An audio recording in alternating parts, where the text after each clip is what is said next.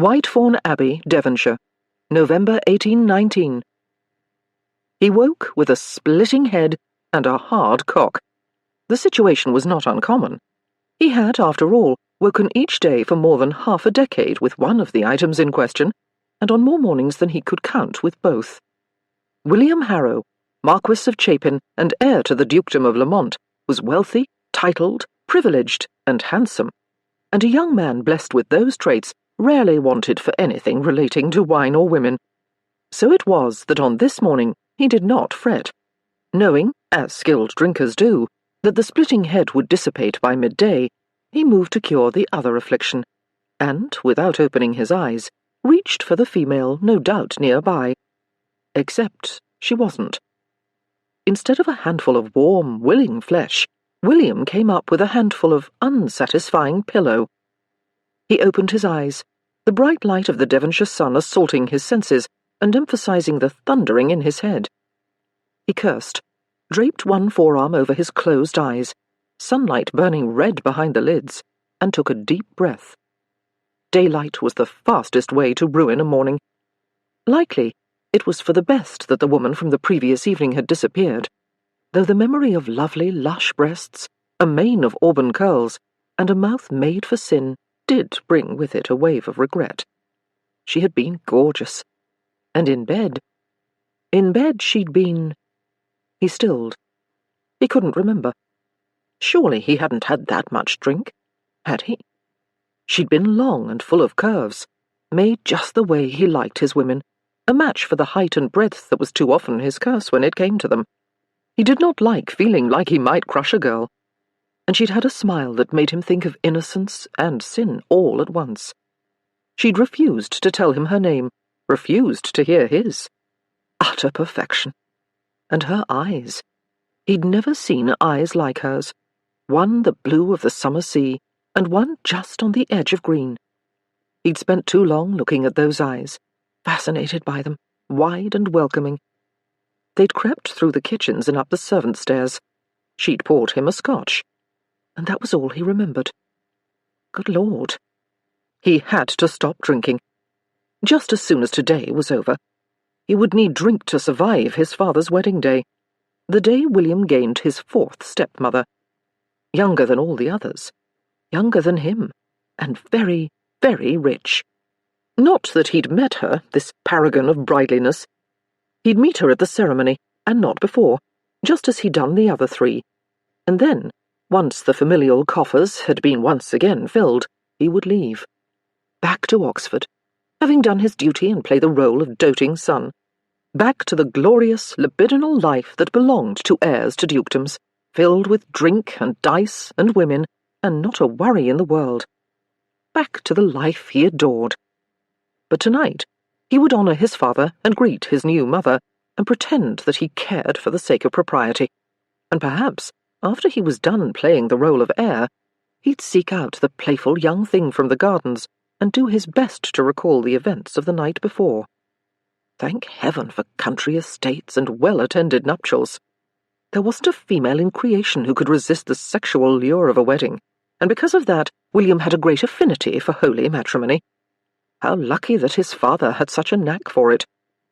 He grinned and stretched across the bed, throwing one arm wide across the cool linen sheets.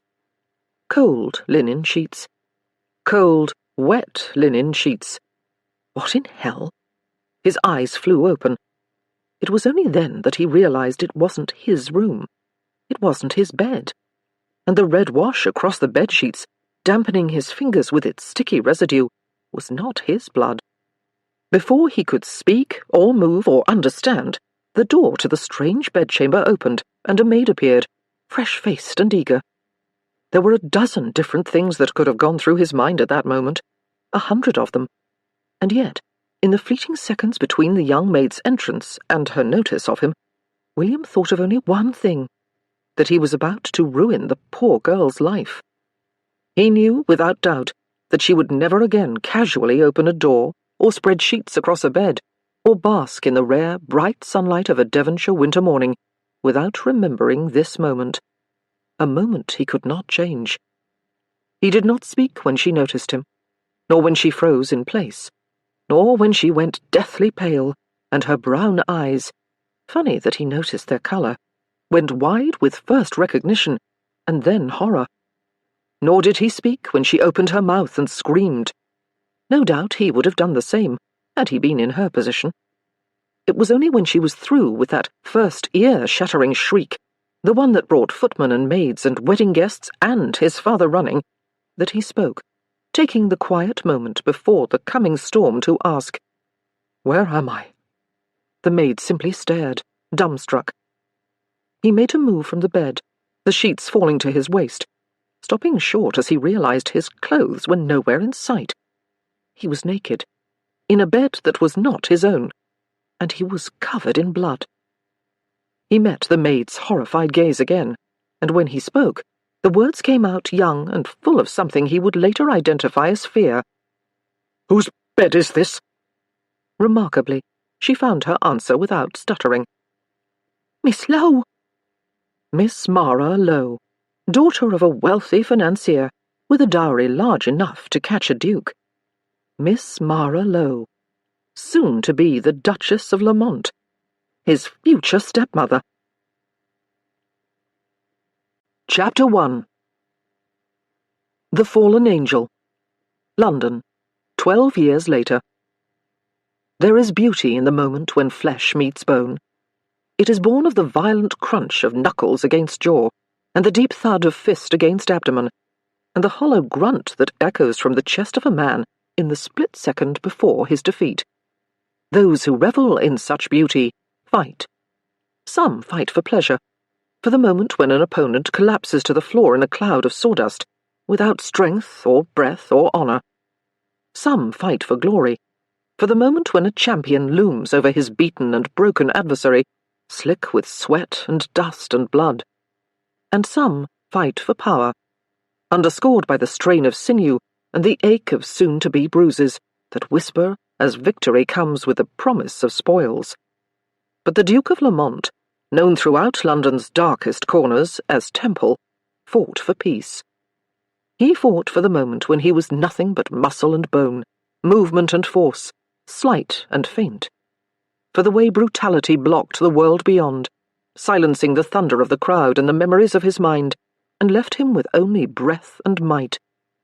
He fought because, for 12 years, it was in the ring alone that he knew the truth of himself and of the world.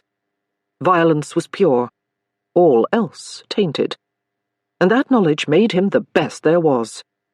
Undefeated throughout London, throughout Europe, many wagered, it was Temple who stood in the ring each night, wounds rarely scarred over before they threatened to bleed again, knuckles wrapped in long strips of linen.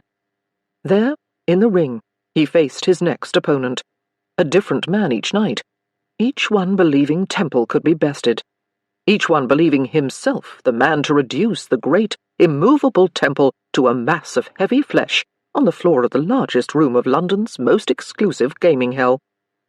The draw of the fallen angel was powerful, built upon tens of thousands of pounds wagered each evening, on the promise of vice and sin that called to Mayfair at sunset, on the men of title and wealth and unparalleled worth who stood shoulder to shoulder and learned of their weakness from the rattle of ivory and the whisper of bays and the spin of mahogany.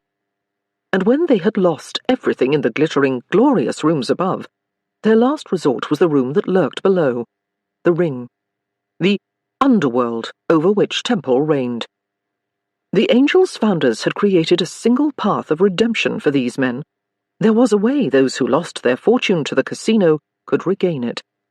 Fight Temple, win, and all was forgiven. It had never happened, of course. For 12 years, Temple had fought, first in dark alleys filled with darker characters for survival, and then in lower clubs, for money and power and influence.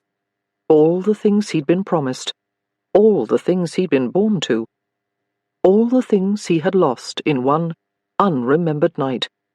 The thought crept into the rhythm of the fight, and for a barely there moment, his body weighed heavy on his feet, and his opponent, half Temple's size and a third of his strength, landed a blow, forceful and lucky, at the perfect angle to jar the teeth and bring stars to the eyes. Temple danced backward, propelled by the unexpected cross, pain and shock banishing thought as he met the triumphant gaze of his unnamed opponent. Not unnamed. Of course he was named. But Temple rarely spoke the names. The men were merely a means to his end, just as he was a means to theirs. 1 second, less, and he had regained his balance, already feinting left, then right, knowing his reach was half a foot longer than that of his foe, sensing the ache in his opponent's muscles, understanding the way the younger, angrier man fell victim to fatigue and emotion. This one had much to fight for. £40,000 and an estate in Essex, a farm in Wales that bred the best racehorses in Britain, and a half-dozen paintings from a Dutch master for whom Temple had never cared. A young daughter's dowry, a younger son's education, all of it lost at the tables above, all of it on the line below. Temple met his opponent's gaze, seeing the desperation there, the hate. Hatred for the club that had proven to be his downfall, for the men who ran it, and for Temple most of all, the centurion who guarded the hoard thieved from the pockets of fine, upstanding gentlemen. That line of thinking was how the losers slept at night, as though it were the angel's fault that loose purse strings and unlucky dice were a disastrous combination, as though it were Temple's fault. But it was the hate that always lost them, a useless emotion born of fear and hope and desire. They did not know the trick of it, the truth of it, that those who fought for something were bound to lose. It was time to put this one out of his misery. The cacophony of calls from the edges of the ring rose to a fever pitch as Temple attacked, sending his opponent scurrying across the sawdust-covered floor. Where he had once toyed with the other man, his fists now delivered unsympathetic, unwavering blows, connecting in a barrage of hits. Cheek, jaw, torso. The other man reached the ropes marking the edge of the ring, tripping backward into them as Temple continued his assault, taking pity on this man who had hoped he might win, had hoped he might beat Temple, might beat the angel. The final blow stole the strength from his opponent, and Temple watched him collapse in a heap at his feet, the din of the crowd deafening and laced with bloodlust. He waited, breath coming harsh, for his opponent to move, to rise to his feet for a second bout, for another chance. The man remained still, arms wrapped about his head. Smart. Smarter than most of the others. Temple turned, meeting the eyes of the oddsmaker at the side of the ring, lifted his chin in a silent question. The older man's gaze flickered over the heap at Temple's feet, barely settling before moving on. He raised a gnarled finger and pointed to the red flag at the far corner of the ring. Temple's flag. The crowd roared. Temple turned to face the enormous mirror that stretched along one side of the room, meeting his own black gaze for a long moment, nodding once before turning his back to the reflection and climbing between the ropes. Pushing through the throng of men who paid good money to watch the fight, he ignored the reach of the grinning, cheering multitudes, their fingers clamoring for a touch of the sweat-dampened skin turned black with ink that encircled his arms, something they could brag about for years to come. They'd touched a killer and lived to tell the tale. The ritual had made him angry at the beginning, then proud as time marched. Now it left him bored. He threw open the heavy steel door that led to his private rooms, allowing it to swing shut behind him, already unraveling one long strip of linen from his aching knuckles. He did not look back when the door slammed closed, knowing none on the floor of the fight would dare follow him into his dark, underground sanctum, not without invitation.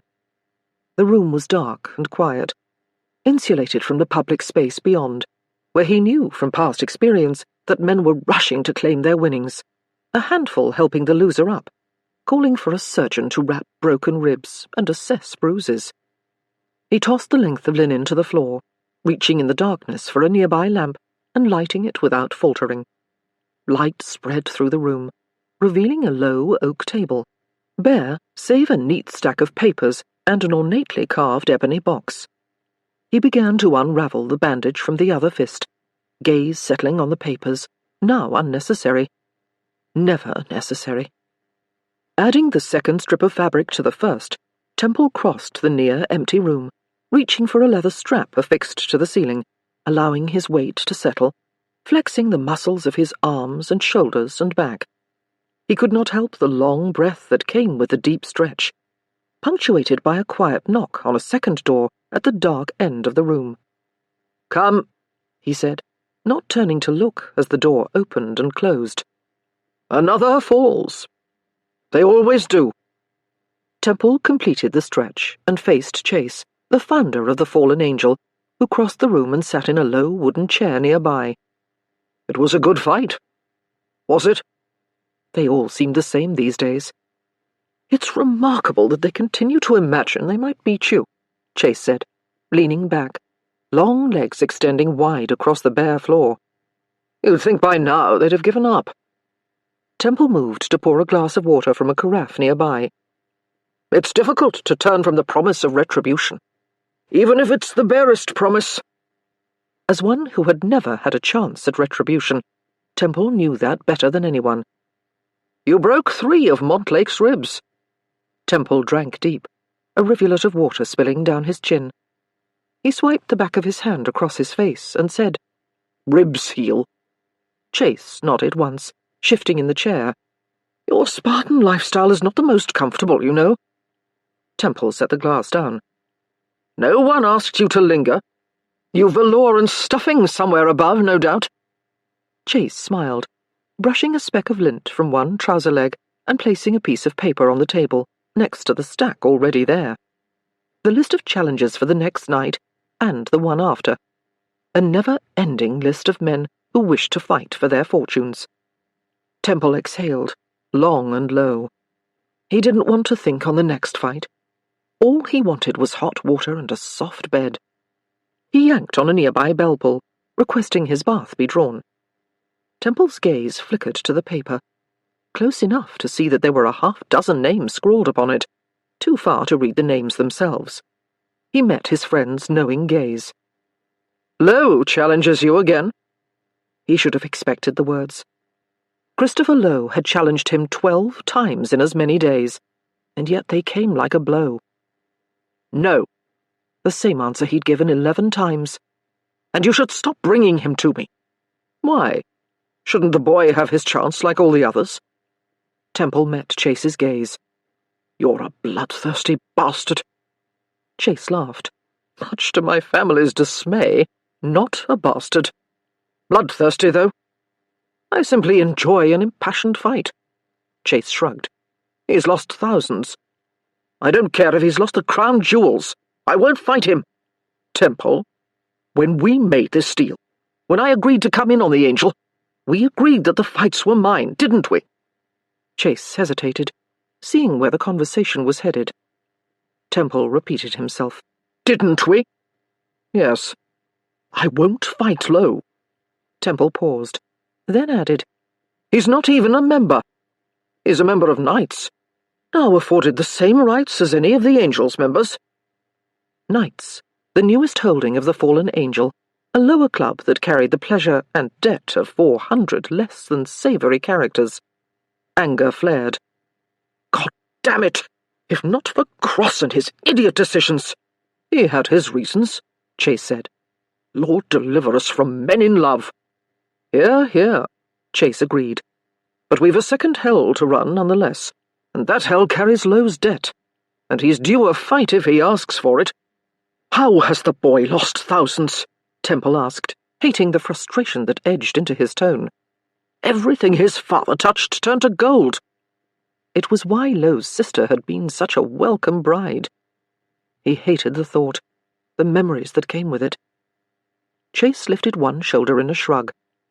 Luck turns quickly. The truth they all lived by. Temple swore. "I'm not fighting him. Cut him loose." Chase met his eyes. "There's no proof you killed her."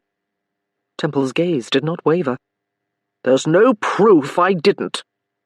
I'd wager everything I have that you didn't. But not because you know it's true." Temple didn't even know it. "I know you." No one knew him. Not really. "Well, Lowe doesn't. I won't fight him, and I won't have this conversation again." If you want to give the boy a fight, you fight him." He waited for Chase's next words. A new attack. It didn't come. "Well, London would like that." The founder of the Angel stood, lifting the list of potential fights along with the stack of papers that had been on the table since before the fight.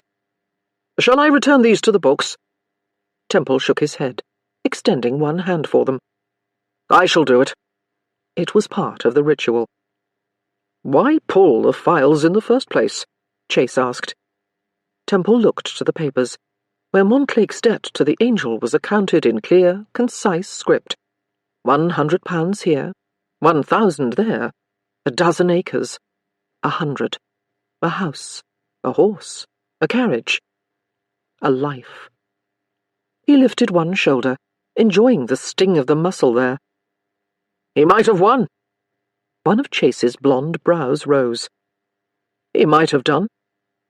But he hadn't. Temple returned the record to the scarred oak table. "They lay everything on the fight. It seems the least I can do to acknowledge the magnitude of their loss. And yet you still win." It was true. But he understood what it was to lose everything, to have one's entire life changed in an instant because of a choice that should not have been made, an action that should not have been taken. There was a difference, of course. The men who came to scratch in the ring beyond remembered making the choice, taking the action. Temple didn't. Not that it mattered. A bell on the wall above the door rang, announcing that his bath was drawn, pulling him back to the present. "I did not say they do not deserve to lose." Chase laughed, the sound loud in the quiet room. "So very sure of yourself. Some day you may not win so handily." Temple reached for a towel, draping the fine Turkish cotton around his neck. "Wicked promises," he said, as he headed for the adjourning bathing chamber, dismissing Chase, the fight, and the wounds he'd inflicted. "Wicked, wonderful promises." The streets east of Temple Bar came alive at night, filled with the worst of London. Thieves and prostitutes and cutthroats set free from their daytime hiding places, released into the wild darkness, thriving in it. They revelled in the way corners rose from shadows, carving welcome blackness from the city, not half a mile from its most stately homes and wealthiest inhabitants, marking territory where proper knobs would not tread, too afraid to face the truth of the city, that it was more than they knew, or perhaps it was exactly what they knew. It was everything that Temple knew, everything he was, everything he had become, everything he would ever be, this place, riddled with drunks and whores, the perfect place for a man to fade away, unseen. Of course, they did see him. They had for years, since the moment 12 years earlier, when he'd arrived young and stinking of fear and fury, with nothing but his fists to recommend him to this brave new world. The whispers had followed him through filth and sin, marking time. At first, he pretended not to hear the word, but as the years passed, he had embraced it, and the epithet turned honorific. Killer. It kept them far from him, even as they watched. The Killer Duke. He felt the curiosity in their gazes. Why would an aristocratic knob, born on the right side of the blanket, with a diamond-crusted spoon in his mouth, have any reason to kill? What devastating, dark secret did the rich and privileged hide so well behind their silks and jewels and coin? Temple gave the darkest souls in London hope. The chance to believe that their lives, dank and layered in soot and grime, might not be so very different from those that seemed so far above, so unattainable. If the Killer Duke could fall, he heard in their furtive gazes, so too might we rise. And in that flickering hope was the danger. He turned a corner, leaving the lights and sound of Longacre, cloaking himself in the darkened streets where he had spent most of his adult life. His steps quieted with years of instinct, knowing that it was this walk, the last 100 yards to his townhouse, where those who lurked found their courage. Because of this, it was no surprise he was being followed. It had happened before, Men desperate enough to take him on, to wield knives and clubs in the hope that a single, well-placed blow would level him long enough to relieve him of his purse. And if it laid him flat forever, well then, so be it. It was the way of the streets, after all. He'd faced them before. He'd fought them before, spilling blood and teeth here on the cobblestones of Newgate with a ferocity that was missing in the ring of the fallen angel. He'd fought them, and won. Dozens, scores. And still, there was always some new, desperate sinner who followed, mistaking the fine wool of Temple's coat for weakness. He slowed, fixed on the steps behind him, different than usual, missing the weight of drink and poor judgment, fast and focused, and nearly on top of him before he noticed what it was that set these footsteps apart. He should have noticed earlier, should have understood immediately why there was something so uncommon about this particular pursuer, so unsettling. He should have sensed it, if for no other reason than because of what this follower was not. Because, in all the years that he had been shadowed down these darkened alleyways, in all the years he'd lifted his fists to a stranger, his attacker had never been female. He waited for her to close the distance. There was a hesitation in her step as she came closer, and he marked time with his stride, long and languorous, knowing that he could turn and eliminate this particular threat at any moment. But it wasn't every day that he was surprised, and the chit behind him was nothing if not surprising. She was close enough to hear her breath, fast and shallow, the telltale sign of energy and fear, as though she were new at this, as though she were the victim. And perhaps she was. She was a yard from him, a foot, 6 inches before he turned, reaching for and catching her by the wrists, pulling her close, the realization that she was unarmed coming on a wave of warmth and lemon scent. She wasn't wearing gloves. He barely had time to register the fact before she gasped, going utterly still for a split second before first tugging at her wrists, and once discovering them caught in his strong grip, struggling in earnest. She was taller than most, and stronger than he expected. She didn't cry or call out. Instead, using all her breath, all her strength, to fuel her attempt to extricate herself, which made her smarter than most of the men he'd met in the ring. She was no match for him, however, and so he held her, tight and firm, until she gave up. He rather regretted that she gave up, but she did, realizing the futility of her actions after a long moment, hesitating briefly before she turned her face up to his and said, "Release me." There was something in the words, a quiet, unexpected honesty that almost made him do it, almost made him let her go, to run off into the night. Almost. But it had been a long time since he'd been so intrigued by an opponent. Pulling her closer, he easily transferred both her wrists into one of his hands, as he used the other to check her cloak for weapons. His hand closed on the hilt of a knife, hidden deep in the lining of the cloak. He extracted it. "No, I don't think I will." "That's mine," she said, reaching for the weapon, cursing as he held it out of her reach. "I don't care for late-night meetings with armed attackers." "I'm not armed." He raised a brow. She exhaled harshly. "I mean, I am armed, of course. It's the dead of night, and anyone with the sense of a trout would be. But I have no intention of stabbing you." "And I'm simply to take your word for it." Her words came straight and true. "If I wanted to stab you, you'd have been stabbed."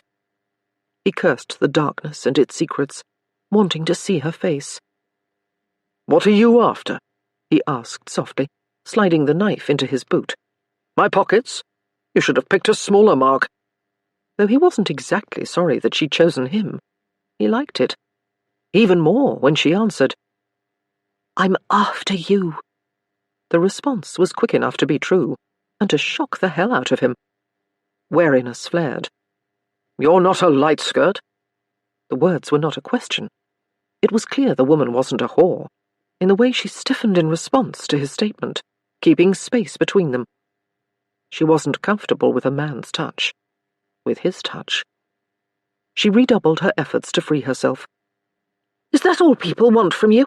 Your purse or your—" She stopped, and Temple resisted the urge to laugh. She most certainly was not a prostitute. "The two options are usually enough for women." He stared into her dark face, wishing for a street lamp, for a shadow of light from a nearby window. "All right, darling. If not my purse or my—" He trailed off, enjoying the way her breath caught before he finished. She was curious. "Prowess. What then?" She took a deep breath, its weight falling between them, as though what she were about to say would change her world, would change his. He waited, barely noticing that his breath held as well. "I'm here to challenge you." He let her go and turned away, irritation and frustration, and not a small amount of disappointment flaring. She hadn't come for him as a man. She'd come for him as a means to an end, just as they always did. Her boots clattered on the cobblestones as she ran after him. "Wait!" He did not wait. "Your Grace!" The title cut through the darkness. Stung. She wouldn't get anywhere with such good manners. "Hold a moment, please." It might have been the softness in the word. It might have been the word itself, one the killer Duke did not often hear, that stopped him, turned him back. "I don't fight women. I don't care who your lover is. Tell him to find his manhood and come after me himself." "He doesn't know I'm here." "Perhaps you should have told him. Then he might have stopped you from making the rash and reckless decision to stand in the dead of night in the middle of a dark alley with a man widely believed to be one of the most dangerous in Britain." "I don't believe that." Something flared deep in him at the words, at the truth in them, and for the briefest of moments he considered reaching for her again, taking her to his townhouse. It had been a long time since a woman had intrigued him. Sanity returned. "You should believe it." "It's nonsense. It has been since the beginning." His gaze narrowed on her. "Go home and find yourself a man who cares enough to save you from yourself." "My brother lost a great deal of money," she said, her words clear in the darkness, tinged at the same time with proper education and an East London edge. Not that he cared about her accent, or about her. "I don't fight women." There was comfort in the repetition, in the reminder that he had never hurt a woman. Another woman. "And your brother seems smarter than most. I also don't lose to men." "I wish to reclaim the money nonetheless." "I want a number of things that I shan't have," he tossed back at her. "I know. That's why I'm here. To give them to you." Something echoed in the words. Strength. Truth. He did not reply, but curiosity had him waiting for her next words. Words that came like a blow. "I am here to propose a trade." "So, you are a light skirt after all." He meant to insult her. Failed. She gave a little half laugh in the darkness, the breathy sound more intriguing than he'd like to admit. "Not that kind of trade. And besides, you don't want me half as much as you want what I can give you." The words were a challenge, and he itched to accept it. For there was something in the stupid, brave woman's words that called to him, that made him consider making whatever idiot trade she was offering. He focused on her, taking a step toward her, her scent coming warm and welcome. In a moment, he'd caught her in his arms, pressed her chest to his.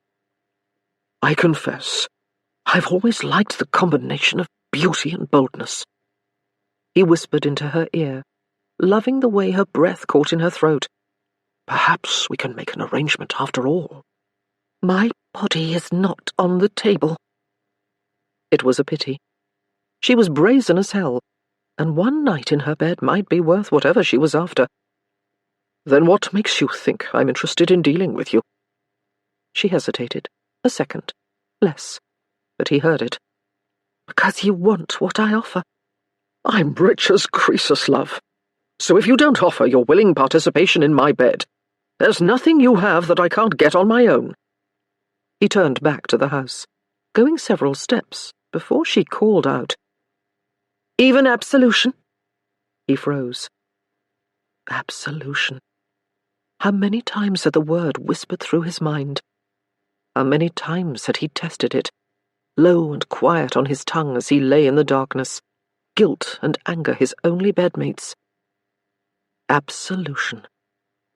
Something rushed through him, cold and furious, and it took him a moment to understand it. Warning. She was dangerous. He should walk away. And yet...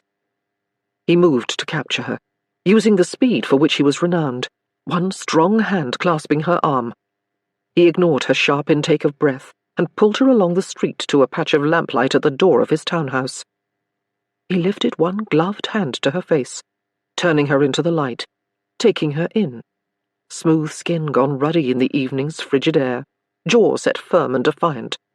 Her eyes wide and clear, filled with honesty. One blue, one green. Too strange to be common, too memorable. She tried to pull her chin away. His grip tightened, making movement impossible. His question came quick and harsh in the night. "Who is your brother?" She swallowed. He felt the movement in his hand, in his whole body. An eternity passed while he waited for her reply. "Christopher Lowe." The name singed him, and he released her instantly, stepping back from the heat that threatened, thickening his blood and setting his ears to roaring. Absolution. He shook his head slowly, unable to stop himself from speaking. "You are—" He trailed off, and she closed her eyes, unable to meet his gaze. No, he wasn't having that. "Look at me."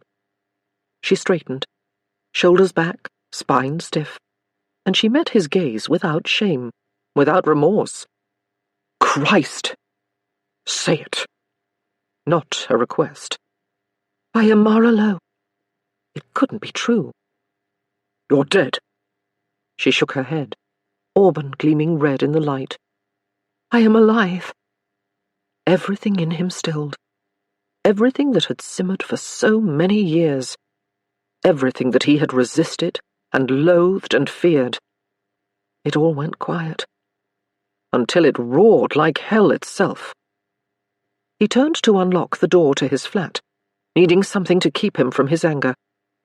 The iron locks moved beneath his strength, clicking and sliding, punctuating his harsh breath. "Your Grace?" The question brought him back to the world. Your Grace. The title to which he had been born. The title he had ignored for years. His once more, bestowed by the one who had stripped him of it. His Grace, the Duke of Lamont. He opened the door wide and turned back to face her, this woman who had changed his life, who had ruined his life. Mara Lowe. The name came out harsh and mangled and coated in history. She nodded. He laughed, a single harsh syllable in the darkness. It was all he could do. Her brow furrowed in confusion. He gave her a quick, mocking bow. "My apologies. You see, it is not every day a killer meets a past kill." She raised her chin. "You didn't kill me." The words were soft and strong and filled with a courage he might have admired, a courage he should have hated. He hadn't killed her. Emotion came, hard and angry. Relief, fury, confusion, a dozen others. Dear God, what in hell had happened? He stepped aside, waving toward the dark hallway beyond the threshold. "In." Again, not a request. She hesitated, eyes wide, and for a moment he thought she would run. But she didn't. Stupid girl. She should have run. Her skirts brushed against his boots as she moved past him, the touch reminding him that she was flesh and blood, and alive. Alive. And his. Chapter 2. As the door closed, clicking locks punctuating the quiet darkness of his home, it occurred to Mara that this could well be the biggest mistake she'd made in her life, which was saying something, considering the fact that 2 weeks after her 16th birthday, she'd absconded from her planned wedding to a duke, leaving his son to face false accusations of her murder. His son, who was no doubt considering turning those false accusations into truth. His son, who had every right to unleash his fury. His son, with whom she stood now in an unsettlingly narrow hallway, alone, in the dead of night. Mara's heart raced in the confined space, every inch of her screaming to flee. But she couldn't. Her brother had made it impossible. Fate had turned. Desperation had brought her here, and it was time she faced her past. It was time she faced him. Steeling herself, she turned to do just that, trying to ignore the way his enormous form, taller and broader than any man she'd ever known, loomed in the darkness, blocking her exit. He was already moving past her, leading the way up a flight of stairs. She hesitated, casting a look back at the door. She could disappear again. Exile Mara Lowe once more. She had lost herself once before. She could do it again. She could run, and lose everything she had, everything she was, everything for which she had worked so hard. "You wouldn't go 10 yards without my catching you," he said. There was that as well.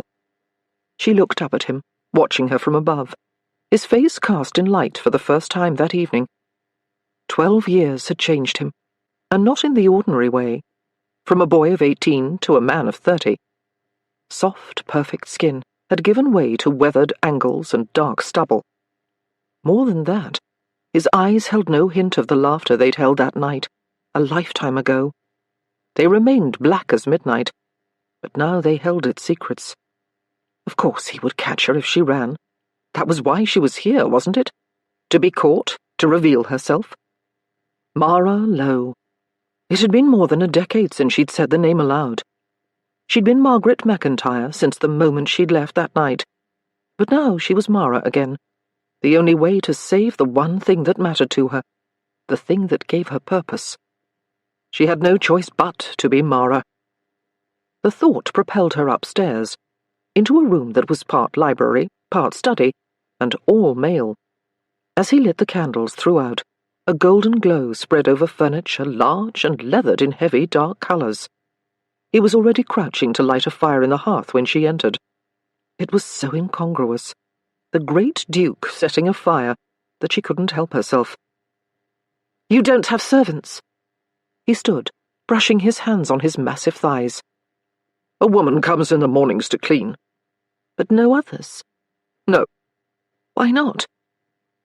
"No one wants to sleep in the same house as the killer Duke." There was no anger in the words, no sadness, just truth. He moved to pour himself a scotch, but did not offer her one, nor did he offer her a seat when he folded himself into a large leather chair. He took a long pull of amber liquid and crossed ankle over knee, letting the glass dangle from his grip as he watched her, black eyes taking her in, watching, seeing everything. She folded her hands to control their trembling, and met his gaze. Two could play at this. 12 years away from money and power and the aristocracy made for a strong will, a will they shared. The thought whispered through her on a thread of guilt. She'd chosen this life, chosen to change everything. He hadn't. He'd been a casualty of a child's stupid, silly plan. "I am sorry." It was true after all. She'd never meant for that charming young man, all muscle and grace and wide, smiling mouth, to become an unwitting victim in her escape. Not that she'd tried to save him. She ignored the thought. It was too late for apologies. She'd made her bed. Now she would lie in it. He drank again, lids shuttering his gaze, as though she could miss the way he stared at her, as though she didn't feel it right to her toes. It was a battle.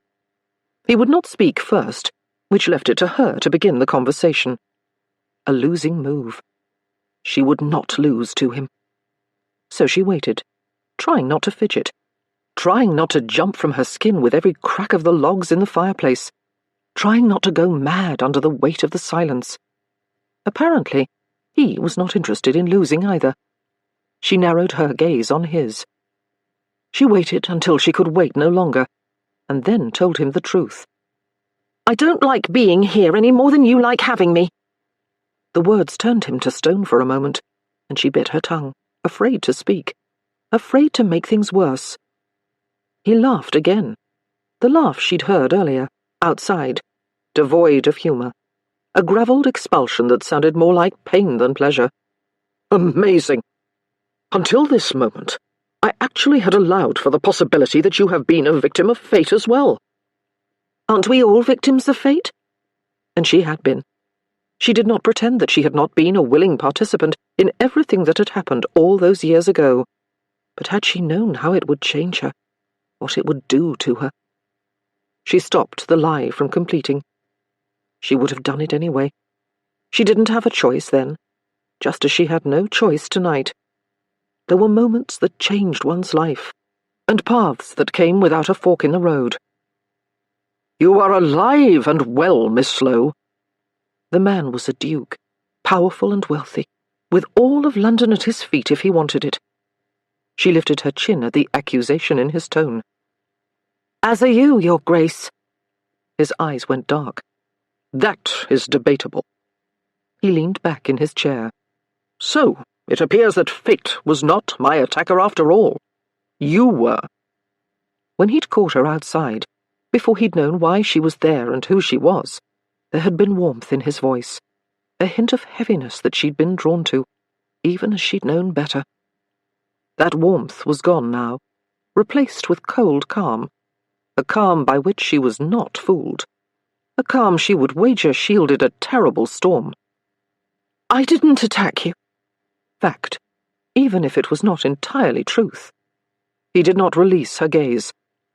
A liar through and through, I see. She lifted her chin. I never lied. No, you made the world believe you were dead. The world believed what it wished. His black gaze narrowed.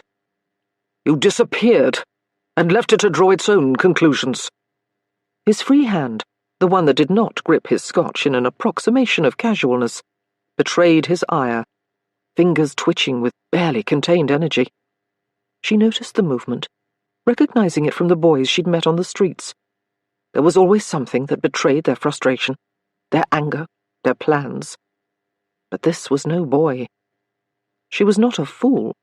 12 years had taught her 100 lessons in safety and self-preservation, and for a moment, regret gave way to nerves, and she considered fleeing again, running from this man and this place and this choice she'd made. The choice that would both save the life she had built and tear it down. The choice that would force her to face her past and place her future in this man's hands. She watched those fingers move. I never meant for you to be hurt. She wanted to say it, but he wouldn't believe her. She knew that. This was not about his forgiveness or his understanding. This was about her future, and the fact that he held its key. I disappeared, yes, and I cannot erase that. But I am here now. And we get to it. Finally. Why? So many reasons. She resisted the thought. There was only one reason, only one that mattered. Money. It was true, and also false. His brows rose in surprise. I confess I would not have expected such honesty. She lifted one shoulder in a little shrug. I find that lies overcomplicate. He exhaled on a long breath. You are here to plead your brother's case. She ignored the flood of anger that came with the words. I am. He is in debt to his eyeballs. With her money. I'm told you can change that. Can is not will. She took a breath, threw herself into the fray. I know he can't beat you. I know the fight with the Great Temple is a phantom, that you always win, which, I assume, is why you haven't accepted one of his dozen challenges. Frankly, I'm rather happy you haven't. You've given me room to negotiate. It was hard to believe his dark eyes could grow darker. You are in contact with him. She stilled, considering the miscalculated reveal of information. He gave her no time. How long have you been in contact with him? She hesitated a second too long. Less. Enough for him to shoot from his chair and stalk her across the room, pressing her back, far and fast enough to send her tripping over her skirts. One massive arm shot out, caught her, the corded strength like steel across her back, pulled her to him. She was caged against him. "For how long?" He paused, but before she could answer he added, "You don't have to tell me. I can smell the guilt on you." She put her hands to his chest, feeling the wall of iron muscle there, pushed. The effort was futile. He would not move until he was ready. "You and your idiot brother concocted an idiot plan, and you disappeared." He was so close. Too close. "Maybe not idiot. Maybe genius. After all, everyone thought you were dead. I thought you were dead." There was fury in the words. Fury and something else. Something she could not help but wish to assuage. "That was never the plan." He ignored the words. "But here you are, 12 years later, flesh and blood, hale and healthy." The words were soft, a whisper of sound at her ear.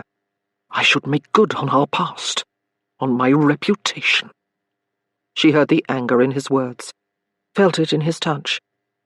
Later, she would marvel at her own courage when she looked up at him and said, "Perhaps you should." But she won't. He released her, so quickly that she stumbled back as he turned away, pacing the length of the room, reminding her of a tiger she'd seen once in a travelling show, caged and frustrated. It occurred to her that she would gladly trade the wild beast for the Duke of Lamont in that moment. Untamed himself. When he finally turned back, he said, "I wouldn't be so certain. 12 years marked as a killer change a man." She shook her head, holding his black gaze. "You are not a killer." "You're the only one who knew that." The words were quiet and rife with emotion. Mara recognized fury and shock and surprise, but it was the accusation that unsettled her. It wasn't possible that he'd thought himself her killer. It wasn't possible that he'd believed the gossip, the speculation. Was it? She should say something. But what? What did one say to the man falsely accused of one's murder? Would it help if I apologized? He narrowed his gaze on her. "Do you feel remorse?" She would not change it. Not for the world. "I am sorry that you were caught in the fray." "Do you regret your actions?" She met his eyes.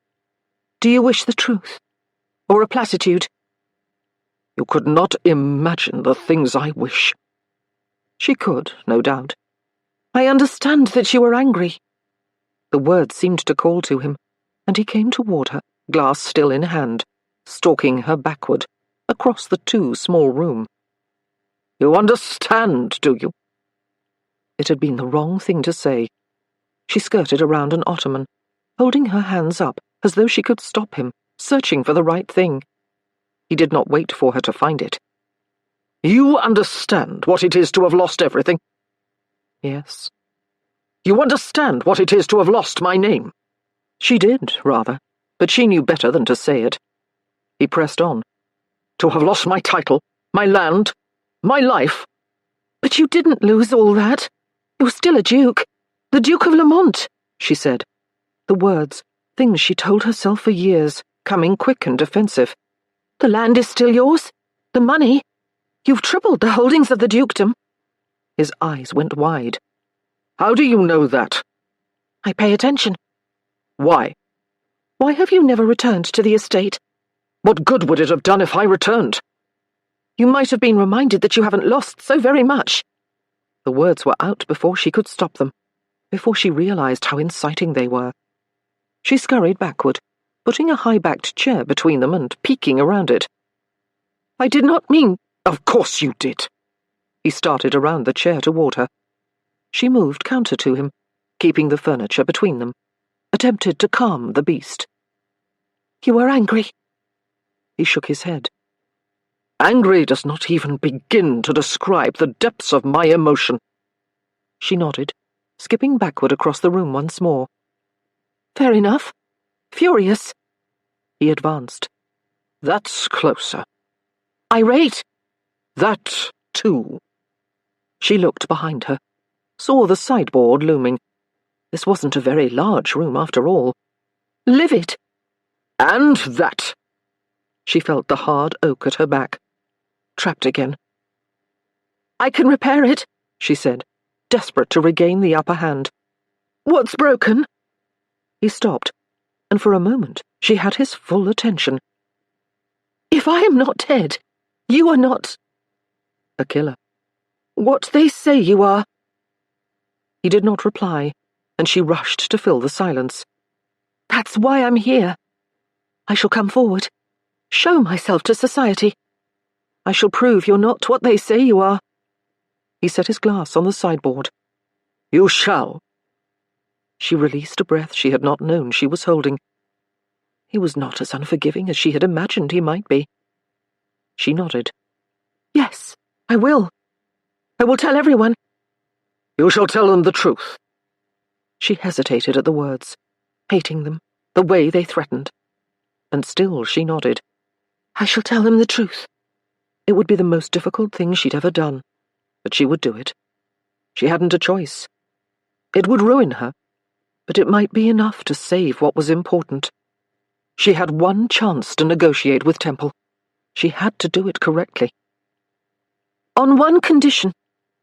He laughed, a great booming guffaw of laughter. Her brow furrowed at the noise.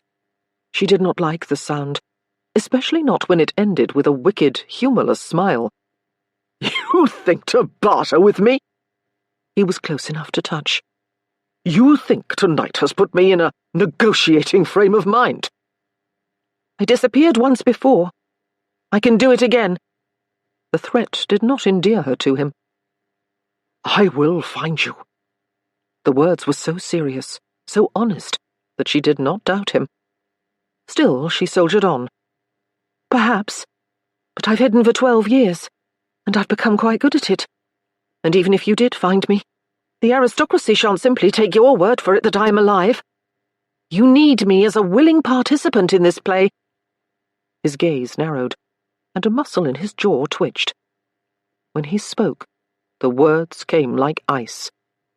I assure you, I will never need you. She ignored him, forged ahead. I shall tell the truth. Come forward with proof of my birth. And you shall forgive my brother's debt. There was a moment of silence as the words fell between them, and for those fleeting seconds, Mara thought she might have succeeded in negotiating with him. No. Panic flared. He couldn't refuse. She lifted her chin. I think it's a fair trade. A fair trade for destroying my life? Irritation flared. He was one of the wealthiest men in London, in Britain for heaven's sake, with women tossing themselves into his arms and men desperate to gain his confidence. He retained his title, his entail, and now had an entire empire to his name. What did he know of ruined lives? And how many lives have you destroyed? She asked, knowing she shouldn't, but unable to keep herself from it. You were no saint, my lord. Whatever I've done, he started, then stopped, changing tack with another huff of disbelief. Enough. You are as much an idiot now as you were when you were 16, if you think you hold a position to negotiate the terms of our agreement. She had thought that at the start, of course, but one look into this man's cold, angry gaze made her see her miscalculation. This man did not want absolution. He wanted vengeance, and she was the path by which he would get it. Don't you see, Mara? He leaned in and whispered. You're mine now. The words unsettled, but she refused to show him. He wasn't a killer. She knew that better than anyone. He might not have killed you, but you haven't any idea what he's done since. Nonsense. He wasn't a killer. He was simply angry, which she'd expected, hadn't she? Hadn't she prepared for it? Hadn't she considered her options before donning her cloak and heading out into the streets to find him? She'd been alone for 12 years. She'd learned to take care of herself. She'd learned to be strong. He moved away from her then, heading for one chair near the fireplace. You might as well sit. You're not going anywhere. Unease threaded through her at the words. What does that mean? It means that you turned up outside my door, Miss Lowe, and I have no intention of letting you escape again. Her heart pounded. I'm to be your prisoner, then? He did not reply, but his earlier words echoed through her. You're mine now. Damn it. She'd made a dreadful miscalculation, and he left her little choice. Ignoring the way he waved at the other seat by the hearth, she headed for the decanter on the far end of the sideboard, pouring first one, then a second glass, carefully measuring the liquid. She turned to face him, noting one dark brow raised in accusation. I am allowed a drink, am I not? Or do you plan to take that along with your pound of flesh? He seemed to think about his response before saying, You are welcome to it. She crossed the room and offered him the second glass, hoping he would not see the shaking in her hand. Thank you. You think politeness will win you points? She sat down on the edge of the chair across from him. I think it cannot hurt. He drank, and she exhaled, staring down at the liquid, marking time before she said, I did not want to do this. I don't imagine you did, he said wryly. I imagine you've quite enjoyed 12 years of freedom. That wasn't what she'd meant, but she knew better than to correct him. And if I told you I haven't always enjoyed it, that it hasn't always been easy? I would counsel against telling me those things. I find that I've lost my sympathetic ear. She narrowed her gaze on him. You are a difficult man. He drank again. A symptom of 12 years of solitude. I didn't mean for it to happen the way it did, she said, realizing even as she spoke the words that they were revealing more than she'd been willing to reveal. We did not recognize you. He stilled. We. She did not reply. We? He leaned forward. Your brother. I should have fought him when he asked. He deserves a trouncing. He was... He hesitated. She held her breath. He helped you run. He helped you. He lifted a hand to his head. Drug me. His black eyes went wide with shock and realization, and she shot up from her chair, heart pounding. He followed, coming to his full height, more than 6 feet, tall and broad and bigger than any man she'd ever known. When they were younger, she'd marveled at his size. She'd been intrigued by it, drawn to it. He interrupted her thoughts. You drugged me. She put the chair between them. We were children, she defended herself. What's your excuse now?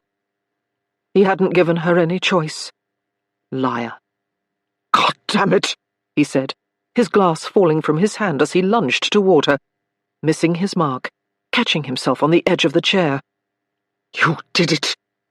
Again. And he collapsed to the floor. It was one thing to drug a man once, but twice did seem overmuch, even in one lifetime. She wasn't a monster, after all. Not that he would believe that when he woke. Mara stood over the Duke of Lamont, now felled like a great oak in his own study, and considered her options. He hadn't given her any choice. Perhaps if she kept telling herself that, she'd believe it, and she'd stop feeling guilty about the whole thing. He'd threatened to keep her prisoner, like some monster. Which of them was the monster? Good Lord, he was enormous, and intimidating somehow, despite being unconscious, and handsome, though not in a classical way. He was all size and force, even motionless. Her gaze tracked the length of him, the long arms and legs in perfectly tailored clothes, the cords of his neck peeking out from above the uncravatted collar of his shirt, the stretch of bronze to his strong jaw and dimpled chin, and the scars.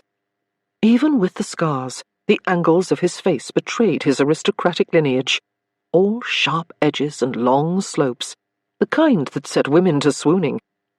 Mara couldn't entirely blame them for swooning. She'd nearly swooned herself, once. Not nearly. Had. When he was young, he'd been quick to smile, bearing straight white teeth and an expression that promised more than pleasantry. that promised pleasure. His size, combined with that ease, had been so calm, so unpracticed, that she'd thought him anything but the aristocracy. A stable boy, or a footman, or perhaps a member of the gentry, invited by her father to the enormous wedding that would make his daughter a duchess.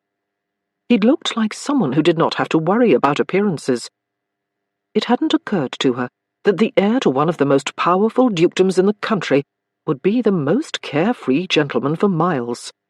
Of course it should have. She should have known the moment that they came together in that cold garden, and he smiled at her as though she were the only woman in Britain, and he the only man, that he was an aristocrat. But she hadn't. And she certainly hadn't imagined that he was the Marquis of Chapin, the heir to the dukedom to which she would soon become duchess, her future stepson. The man sprawled across mahogany and carpet didn't look anything stepson-like. But she would not think on that. She crouched low to check his breathing, taking no small amount of relief in the way his wide chest rose and fell beneath his jacket in even strokes. Her heart pounded, no doubt in fear. After all, if he were to wake, he would not be happy. She gave a little huff of laughter at the thought. Happy was not the word. He would not be human. And then, with the giddiness of panic coursing through her, she did something she never would have imagined doing. Or, rather, she would have imagined doing, but never would have found the courage to do. She touched him. Her hand was moving before she could stop it, before she really even knew what she was about. But then her fingers were on his skin, smooth and warm and alive, and ever so tempting.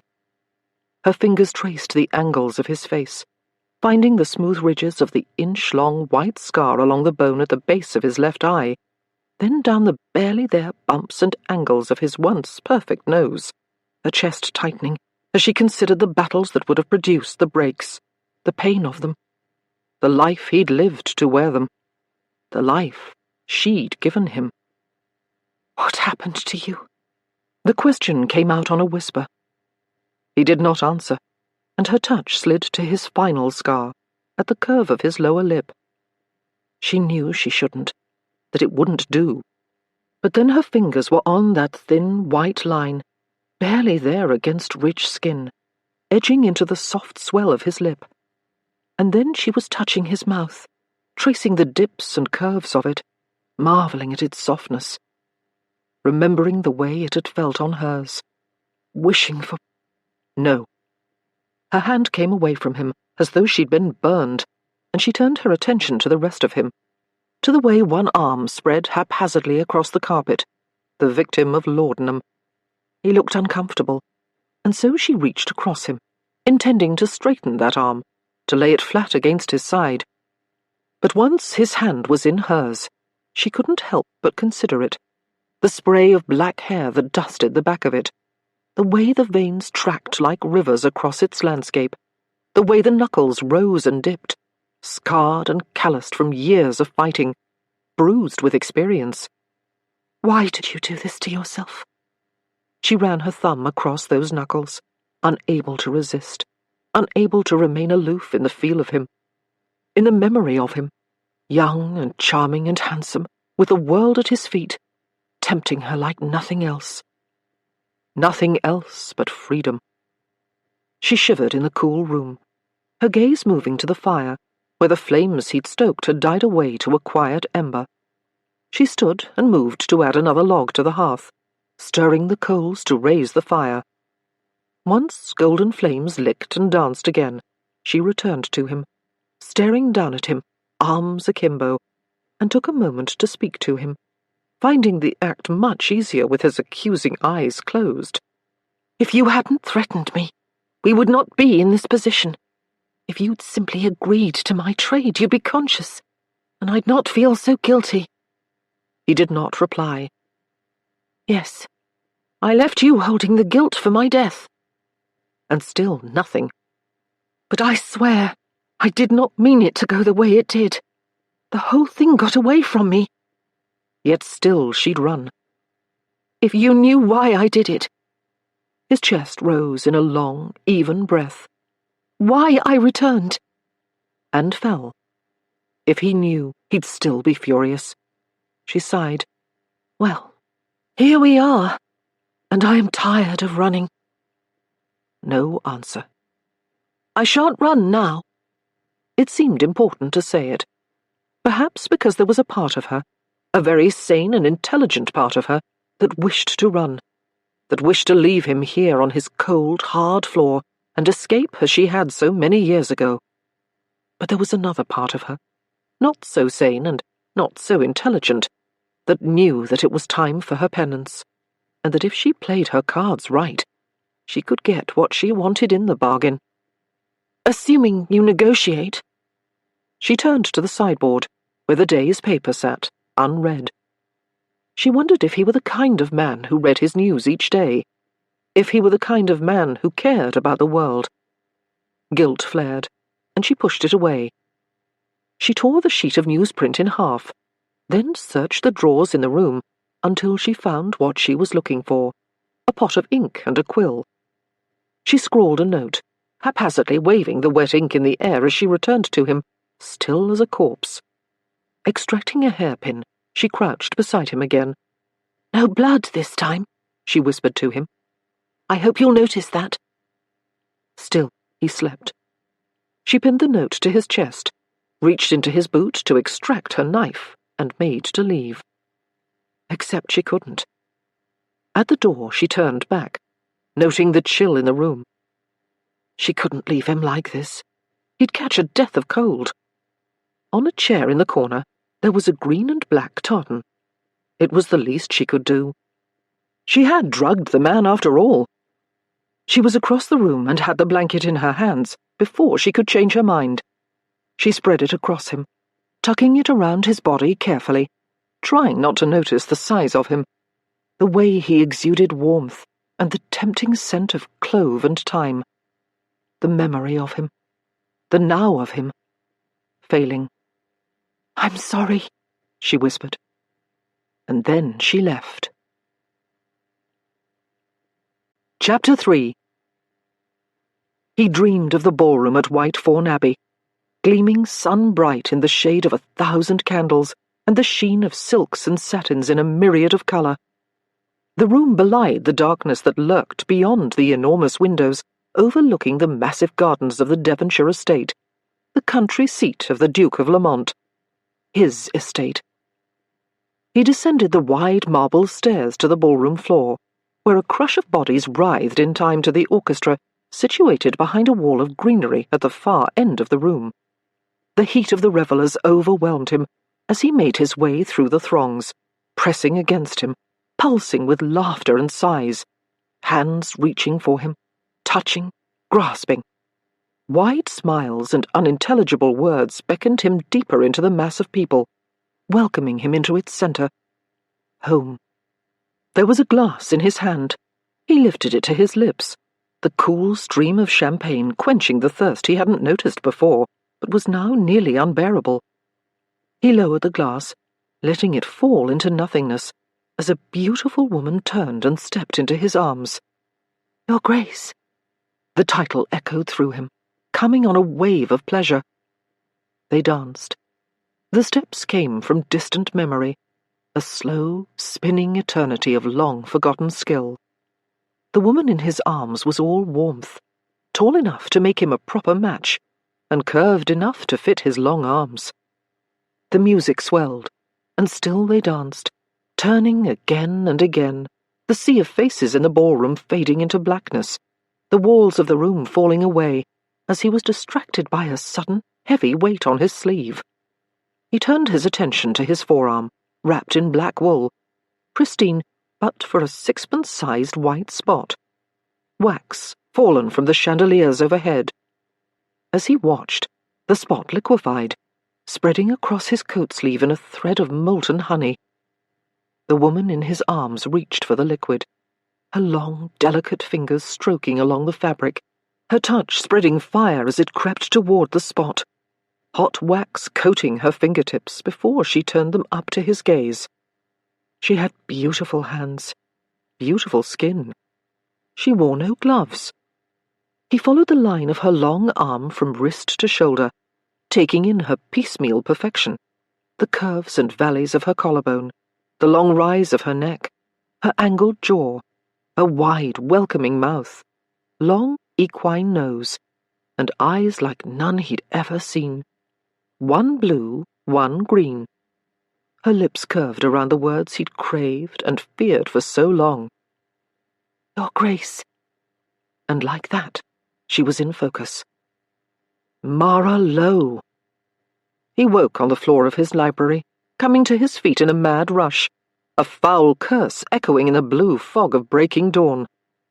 A green and black tartan fell to his feet as he rose, and the fact that the woman had covered him with a blanket after drugging him in the dead of night was no kind of comfort.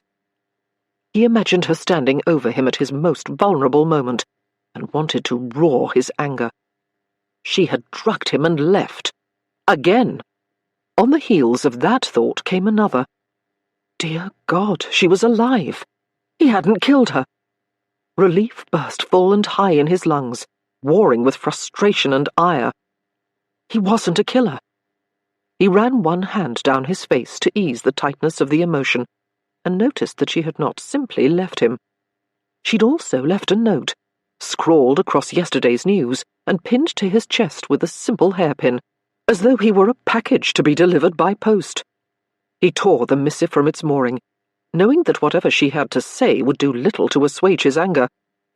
I had hoped it would not come to this, but I will not be intimidated, and I will not be strong-armed.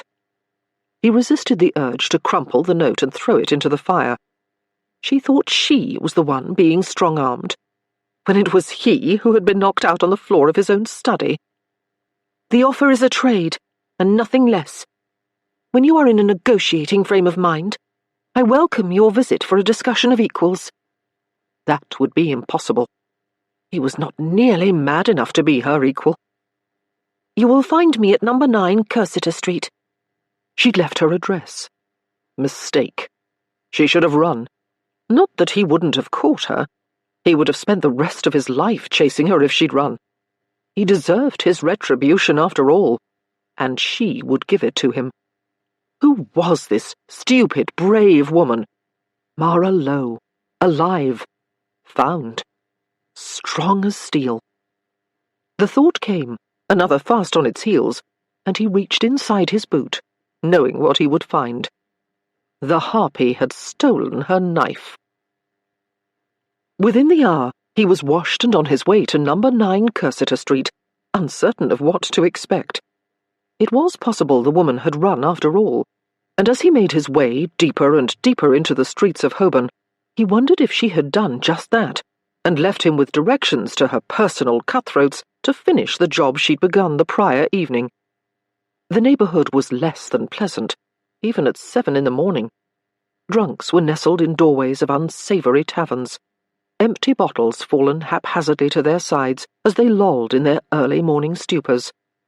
A haggard prostitute stumbled into the street from an alleyway beyond, eyes bloodshot and heavy as she ploughed into him. Her eyes met his, and he recognised the faraway look in them. "What's a fancy bloke like yourself doing here?" Chasing ghosts, like an imbecile. The prostitute's touch was everywhere, and he caught her as she searched his coat for his purse. "No luck today, darling," he said, extracting the empty hand. She did not hesitate to lean in, and he steeled himself against her sour breath. "About a bit of business, then. I've never had one your size."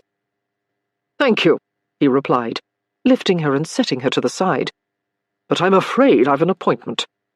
She grinned, 2 teeth missing. "Tell me, love, are you big all over?" Another man would have ignored the question, but Temple had lived a long time on these streets, and he was comfortable with whores. For years, they'd been the only women willing to keep him company. Luckily, he'd never had to settle for ones quite so well used. Fate had dealt the woman an unfortunate circumstance, a truth that Temple understood better than most. She did not deserve scorn for the way she managed. He winked. "I've never had a complaint." She cackled. "Any time you like, love." A right bargain I am."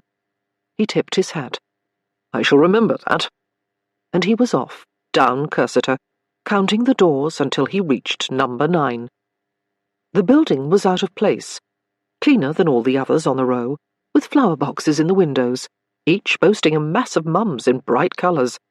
And as he stood outside, staring up at the flagstones, he knew that he'd found the place, and that she hadn't run. But why live here, on a filth-ridden street in Holborn? He raised the knocker and let it fall with a firm rap. "I see I wouldn't be the first to sample the wares." He turned back to the street, where the prostitute stood watching him. She came closer, gaze suddenly knowing. "I know you." He looked away. "You're the killer Duke." He returned his attention to the door, frustration coursing through him. It never went away, that cold thread of anger mixed with something worse, something far more devastating. "Not that I care, love. A girl like me can't be too choosy." But he heard the change in her voice, the edge, wariness and knowledge and a tinge of equality. They both lived in the darkness after all, didn't they? He ignored her, but she continued. "You've a boy for McIntyre?" He looked to the door again, then back at the woman in the street. "A boy?" She raised a brow. "You ain't the first, you know. Won't be the last. It's the way of it. The way of men. Girls ought to be careful these days, especially around the likes of you." The woman hadn't met Mara Lowe, evidently.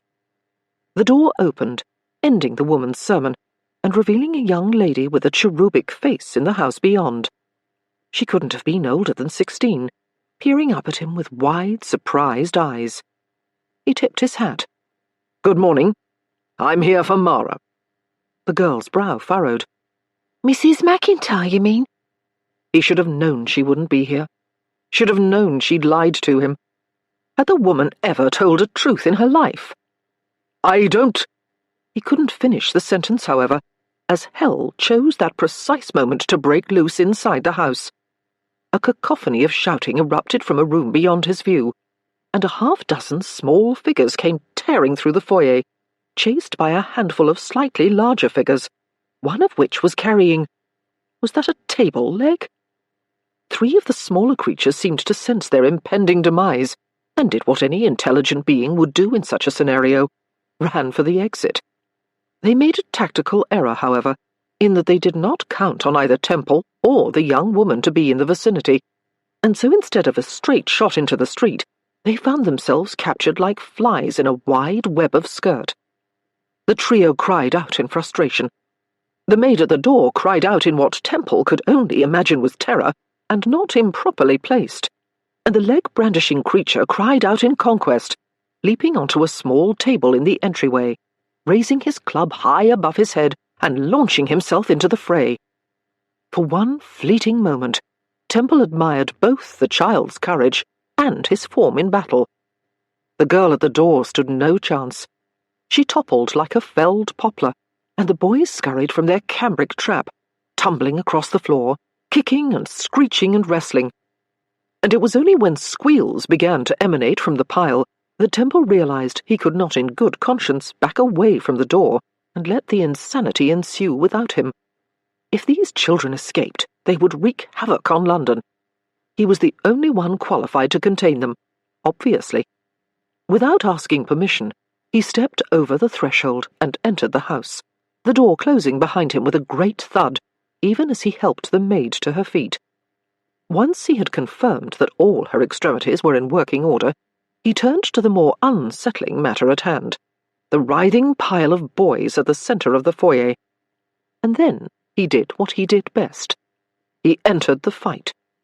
He pulled boys one by one out of the pile and set them on their feet, removing wooden swords and bags of rocks and other makeshift weapons from hands and pockets before setting them free, placing each of them on the ground with a firm, "That's enough," before going back to extract the next. He had taken the last 2 boys in hand, the one with the table leg and another who was quite small, and lifted them clear off the floor, when he saw it. small and pink and unmoving. He leaned in, still holding the two boys. "Oh," said the boy with the table leg, seeming not to mind that his feet were dangling 2 feet above the floor. "She'll get away!" Was that a... The piglet sprang to life with an ear-splitting squeal, running for the nearest room and startling Temple, who leapt back. "Jesus Christ!" And, for the first time since he'd knocked on the door, there was silence inside number 9 Cursitor Street. He turned to face the boys, each of whom was staring up at him wide-eyed. "What is it?" None of them replied, instead all looking to their leader, who still held his weapon, but luckily seemed disinclined to use it. "You took the Lord's name in vain," he said, accusation and something close to admiration in his tone. "Your pig startled me." The boy shook his head. "Mrs. McIntyre doesn't like cursing." From what Temple had seen, Mrs. McIntyre might do well to worry less about the boys' language and more about their lives, but he refrained from saying as much. "Well then," he said, "let's not tell her it happened." "Too late," said the little one in his other hand, and Temple turned to look at the boy, who was pointing to something behind him.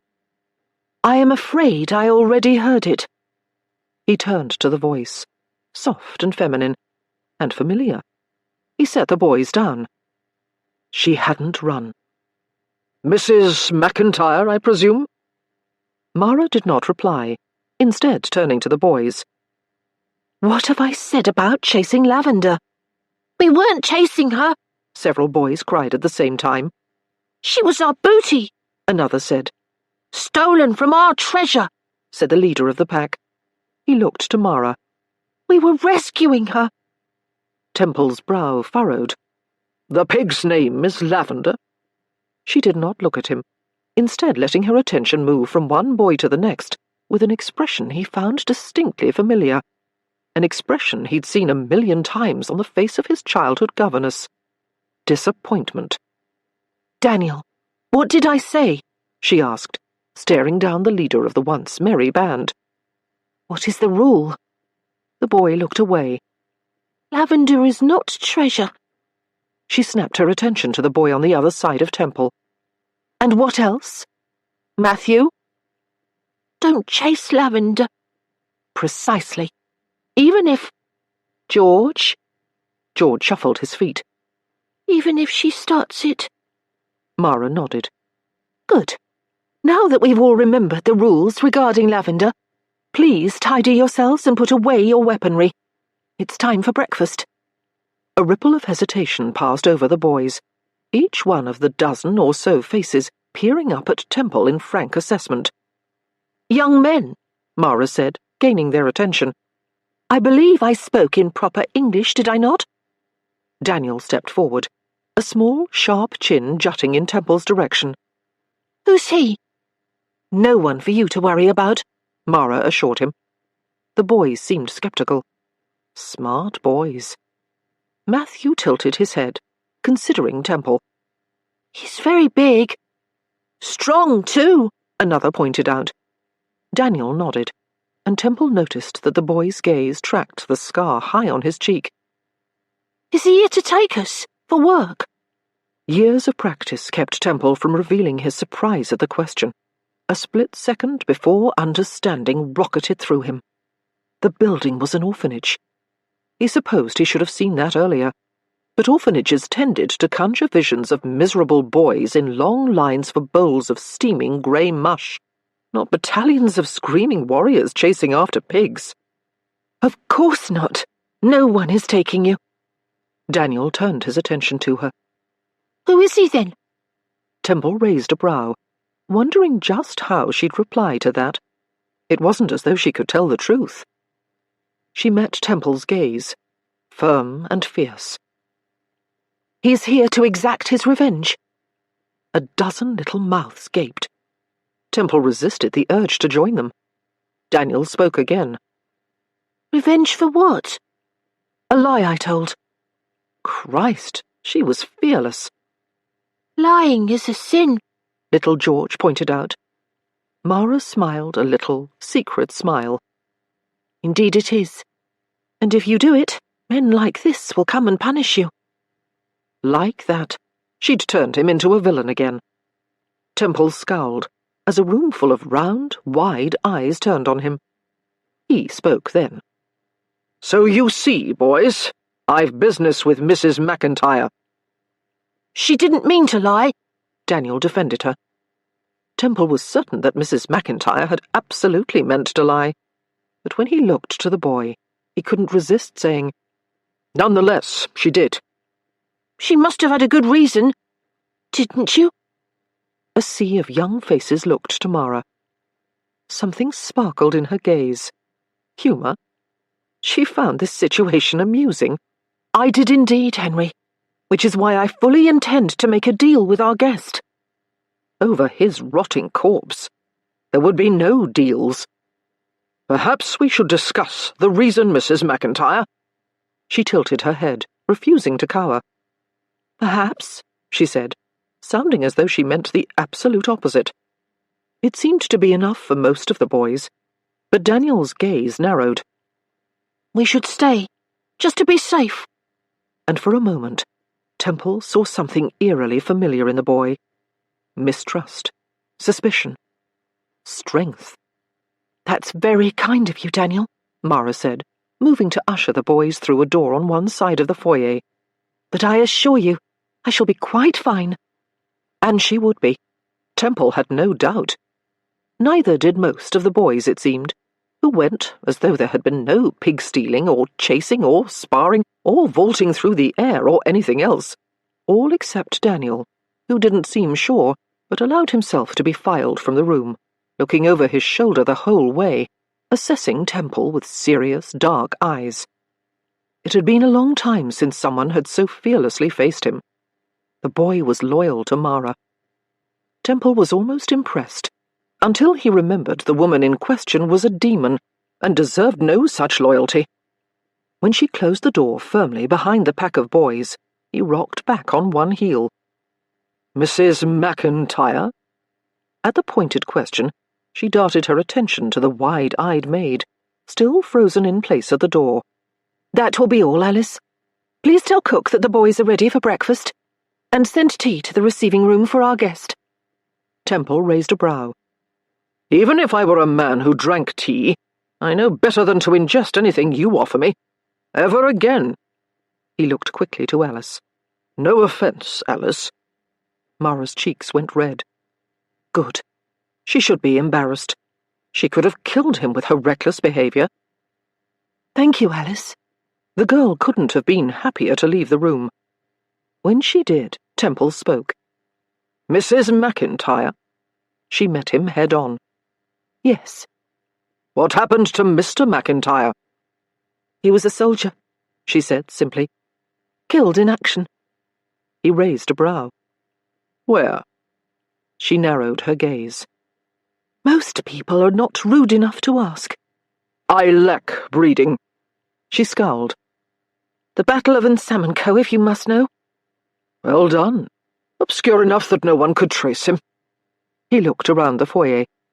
"And respectable enough to land you here." She changed the subject. "I didn't expect you so soon."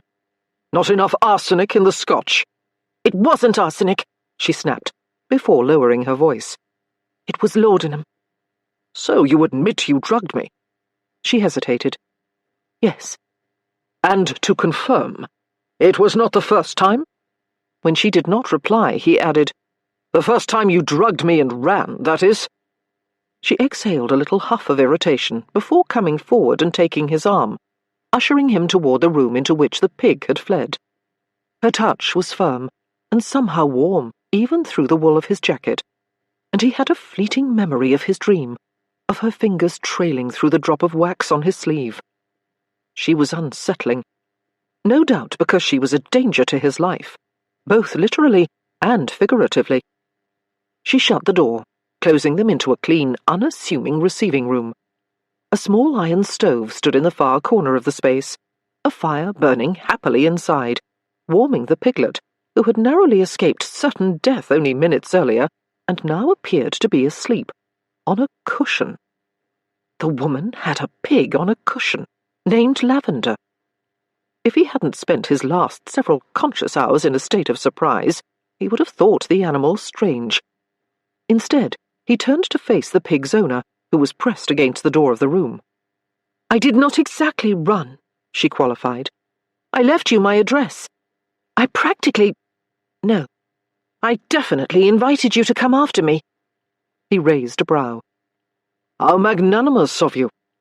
"If you hadn't been so angry," she began. He couldn't help but interrupt her. "You think that leaving me unconscious on the floor of my library assuaged my anger?" "I covered you with a blanket," she defended herself. "Silly me. Of course that resolves everything." She sighed, her strange, compelling gaze meeting his. "I did not mean for it to go the way it did." "And yet you packed an excess of laudanum for the journey to my home." "Well, you're a bit larger than most men. I had to be prepared with an excess dosage. And you'd taken my knife." He raised a brow. "Your sharp tongue will not endear you to me." She mirrored his expression. "A pity, as I was doing such a good job of it beforehand." A laugh threatened, and he quashed it. He would not be amused by her. She was toxic. Toxic was not amusing. She pressed on. "I do not deny that I deserve a modicum of your anger, but I will not be strong-armed." "That's the second time you've used that word with me. Need I remind you that for the duration of our acquaintance, only one of us has drugged the other? Twice?" A red wash appeared on her cheeks. "Guilt? Impossible." "Nevertheless, it seems an apt description of how you might behave with me, Your Grace." He wished she'd stop calling him that.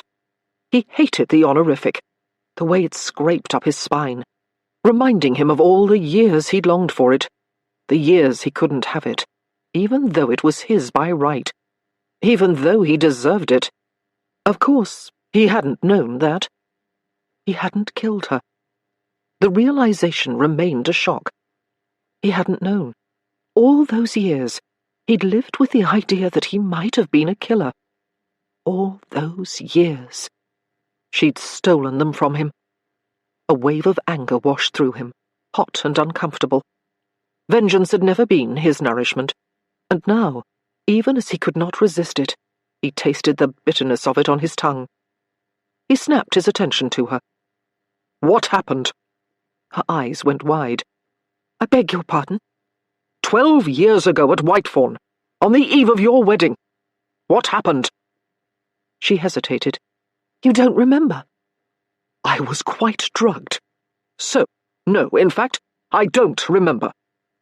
Not for lack of trying. He'd played the evening over and over in his head, hundreds of times, thousands. He remembered Scotch. He remembered wanting a woman, reaching for one. He couldn't picture a face, but he remembered strange eyes and auburn curls and pretty curves and laughter that was half innocence, half sin. And those eyes. No one could forget those eyes. "I remember you were with me." She nodded, and pink scored her cheeks again. He'd known it. It was one of the things he'd never doubted. He'd been young and full of liquor, and had never met a woman he couldn't seduce. Of course he'd been with her. And suddenly, he wanted to know everything. He moved closer, noting the way she stiffened, pressing back against the door. "And before you set me up, before you faked your death and ran like a coward, we were alone?" She swallowed, and he couldn't help but watch the muscles of her throat, the way the muscles there betrayed her nerves, her guilt. "Yes." She looked down at her skirts, smoothed them. He noticed she wasn't wearing gloves, same as the prior evening, as in his dream. But now, in the light of day, he saw the marks of work on them. Blunt, clean nails, sun-worn skin, and a ghost of a scar on her left hand, just pale enough to have been long healed. He did not like that scar, and he did not like that he'd noticed it. "For how long?" "Not long." He exhaled a humorless laugh at that. "Long enough." Her gaze flew to his, wide and open and filled with something. "Long enough for what?" "Long enough for you to incapacitate me?" She exhaled, and he knew she'd hidden something from him. He considered her for a long moment, wishing he were in the ring. There, he saw his opponent's vulnerability, open and raw. There, he knew where to strike. Here, in this strange building, in this strange battle with this strange woman, things were not so easy. "Tell me one thing. Did you know who I was?" For some reason it mattered. Her eyes met his, and there was truth in them for once. No. Of course she hadn't. So what had she done? What had happened in that pretty yellow bedchamber all those years ago? Damn it. He understood combat enough to know that she wouldn't tell him, and he understood it enough to know that if he showed his interest, she held the power, and he'd be damned if he gave her any more power. Today was his. He changed tack. "You shouldn't have returned, but since you did, your mistake is my reward, and the world will know the truth about us both." Mara was never so grateful in her life as she was the moment he shifted the conversation away from that long-ago night and back to the matter at hand. She could handle him here, now, angry. But the moment the present clouded over with past, she lost her nerve, uncertain of how to proceed with this enormous brute of a man, and the years that had passed since the last time she'd seen him. She resisted the thought, and returned her attention to the matter at hand. "Then you are ready to negotiate?" Pretending not to be overwhelmed by him, she returned to her desk, sat. "I shall draft the letter to the news today, assuming you are ready to clear the debts in question." He laughed. "Surely you did not think it would be so easy?" "I would not say easy." It would not be easy. She'd written the letter 100 times in her head, a dozen on paper, for years, and it never got easier. "I would say quick, however. Surely that is of interest." He raised a brow. "I've waited 12 years for this.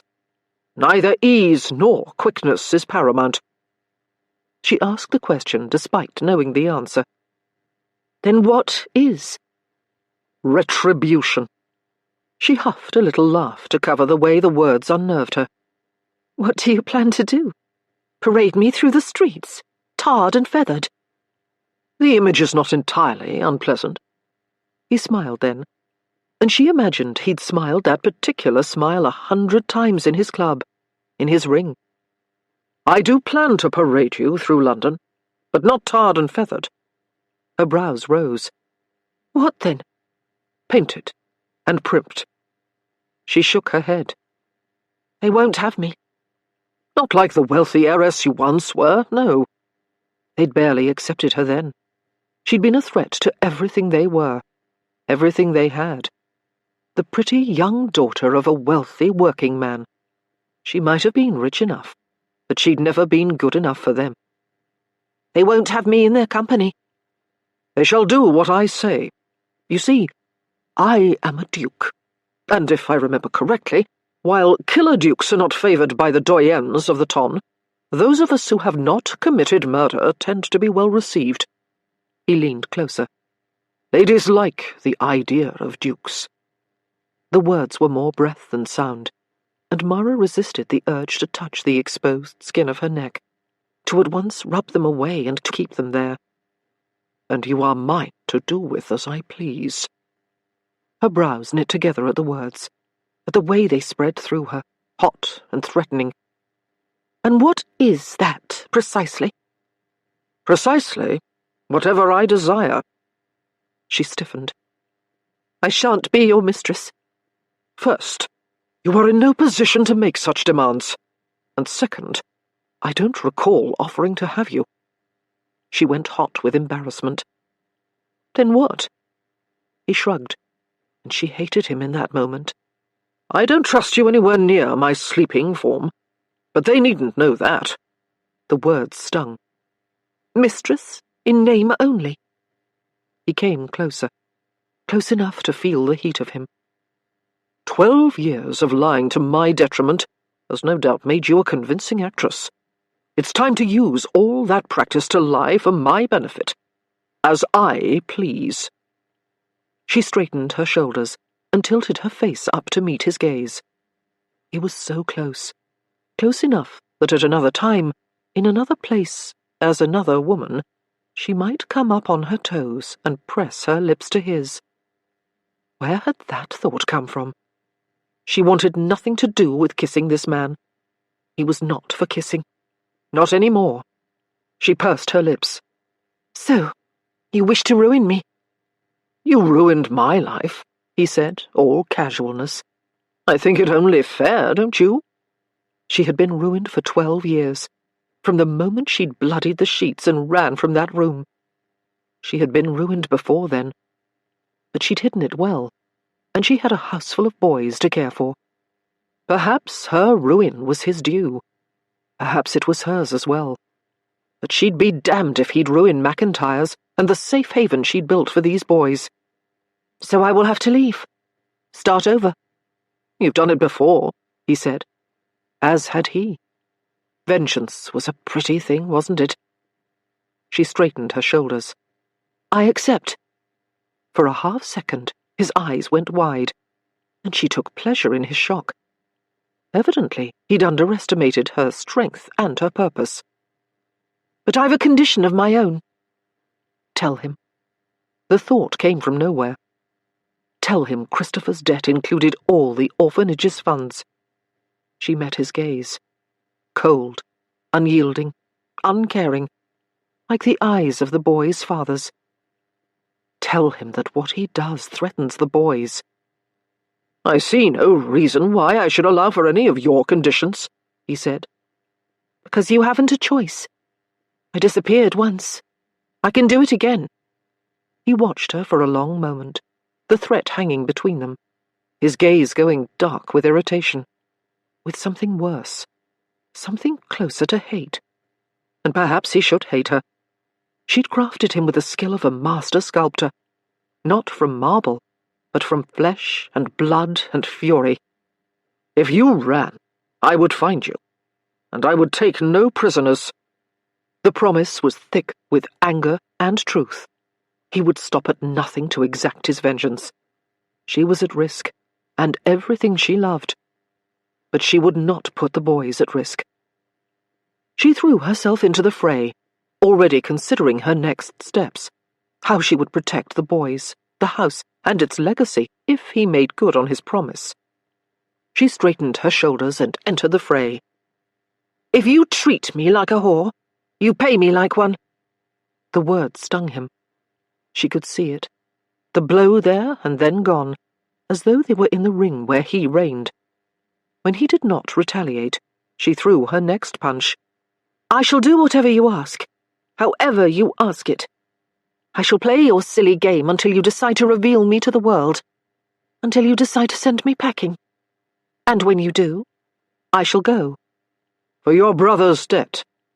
"For whatever I wish." One side of his mouth kicked up in a fleeting half-smile, and for a moment, Mara thought that in another place, in another time, as another woman, she might have enjoyed making him smile. But right now she hated it. "He's not worth you." "He's not your concern." "Why? Some kind of sisterly love?" His eyes blackened, and she let him believe it. Anything to keep him from the orphanage. "His is a face badly in need of a fist." Retribution. "And yet you will not fight him," she said, feeling angrier than she would have imagined. "Are you afraid to give him a chance?" He raised a brow, but did not rise to the bait. "I've never been bested." She smiled. "Did I not best you last night?" He stilled at the words, then looked up. She saw shock in his black eyes, in the way they widened just barely for just a moment. She resisted the urge to grin her triumph. "You gloat over drugging me?" She shook her head. "I gloat over felling you. That is the goal, is it not? You owe me the money." "In the ring, Miss Lowe. That is where it counts." She did smile then, knowing it would annoy him, hoping it would annoy him. "Semantics. You're embarrassed to admit I beat you handily. With the help of enough narcotics to take down an ox. Nonsense. A horse, maybe, but not an ox. And you are embarrassed. I work with boys, Your Grace. Need I remind you that I know one who is embarrassed when I see one? His gaze grew dark and serious again, and he leaned in, closer to her. Close enough for him to tower over her. More than 6 feet of muscle and bone, power and might, scars and sinew. He smelled of clove and thyme. Not that she noticed.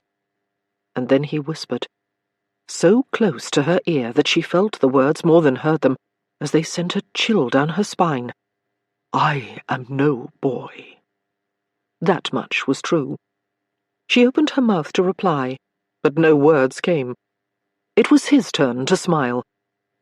If you wish to fell me, Miss Lowe, I encourage you to meet me in the ring. You will have to pay me for it.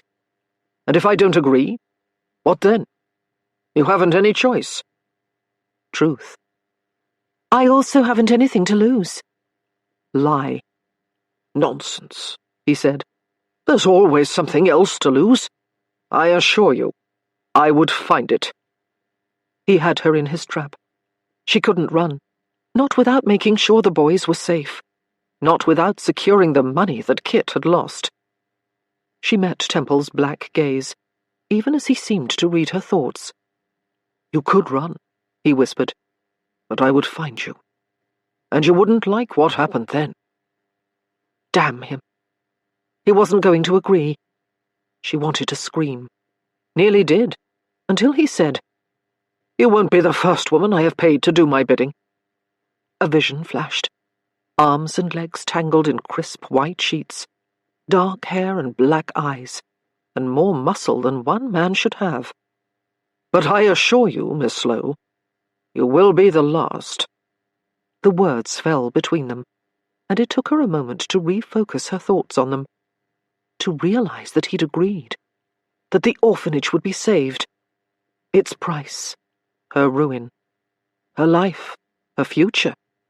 But it would be saved. Relief was fleeting, interrupted by his low promise. We begin tonight. Chapter 4. And who is able to tell me what happened to Napoleon after Waterloo? A sea of hands shot up inside the small, well-appointed schoolroom of the McIntyre Home for Boys. Daniel did not wait to be called upon. He died! Mara chose to ignore the positive glee oozing from the young man as he pronounced the Emperor dead. He did indeed die, but I'm looking for the bit before that. Daniel thought for a moment, and then offered. He ran weeping and wailing from Wellington, and died. Mara shook her head. Not quite. Matthew? He rode his horse into a French ditch, and died. Her lips twitched. Unfortunately not. She chose one of the hands, straining for the ceiling. Charles? Charles considered the options, then chose. He shot himself in the foot. It turned green and fell off, and then he died? Mara did smile then. You know, gentlemen, I am not certain that I am a very effective teacher. The hands lowered, and a collective grumble went through the room, knowing that they would be required to learn an extra hour of history that day. The boys were saved, however, when a knock sounded, and Alice was silhouetted in the door to the boys' schoolroom. Pardon me, Mrs. McIntyre. Mara lowered the book she held. Yes? There is... Alice opened her mouth, closed it, then opened it again.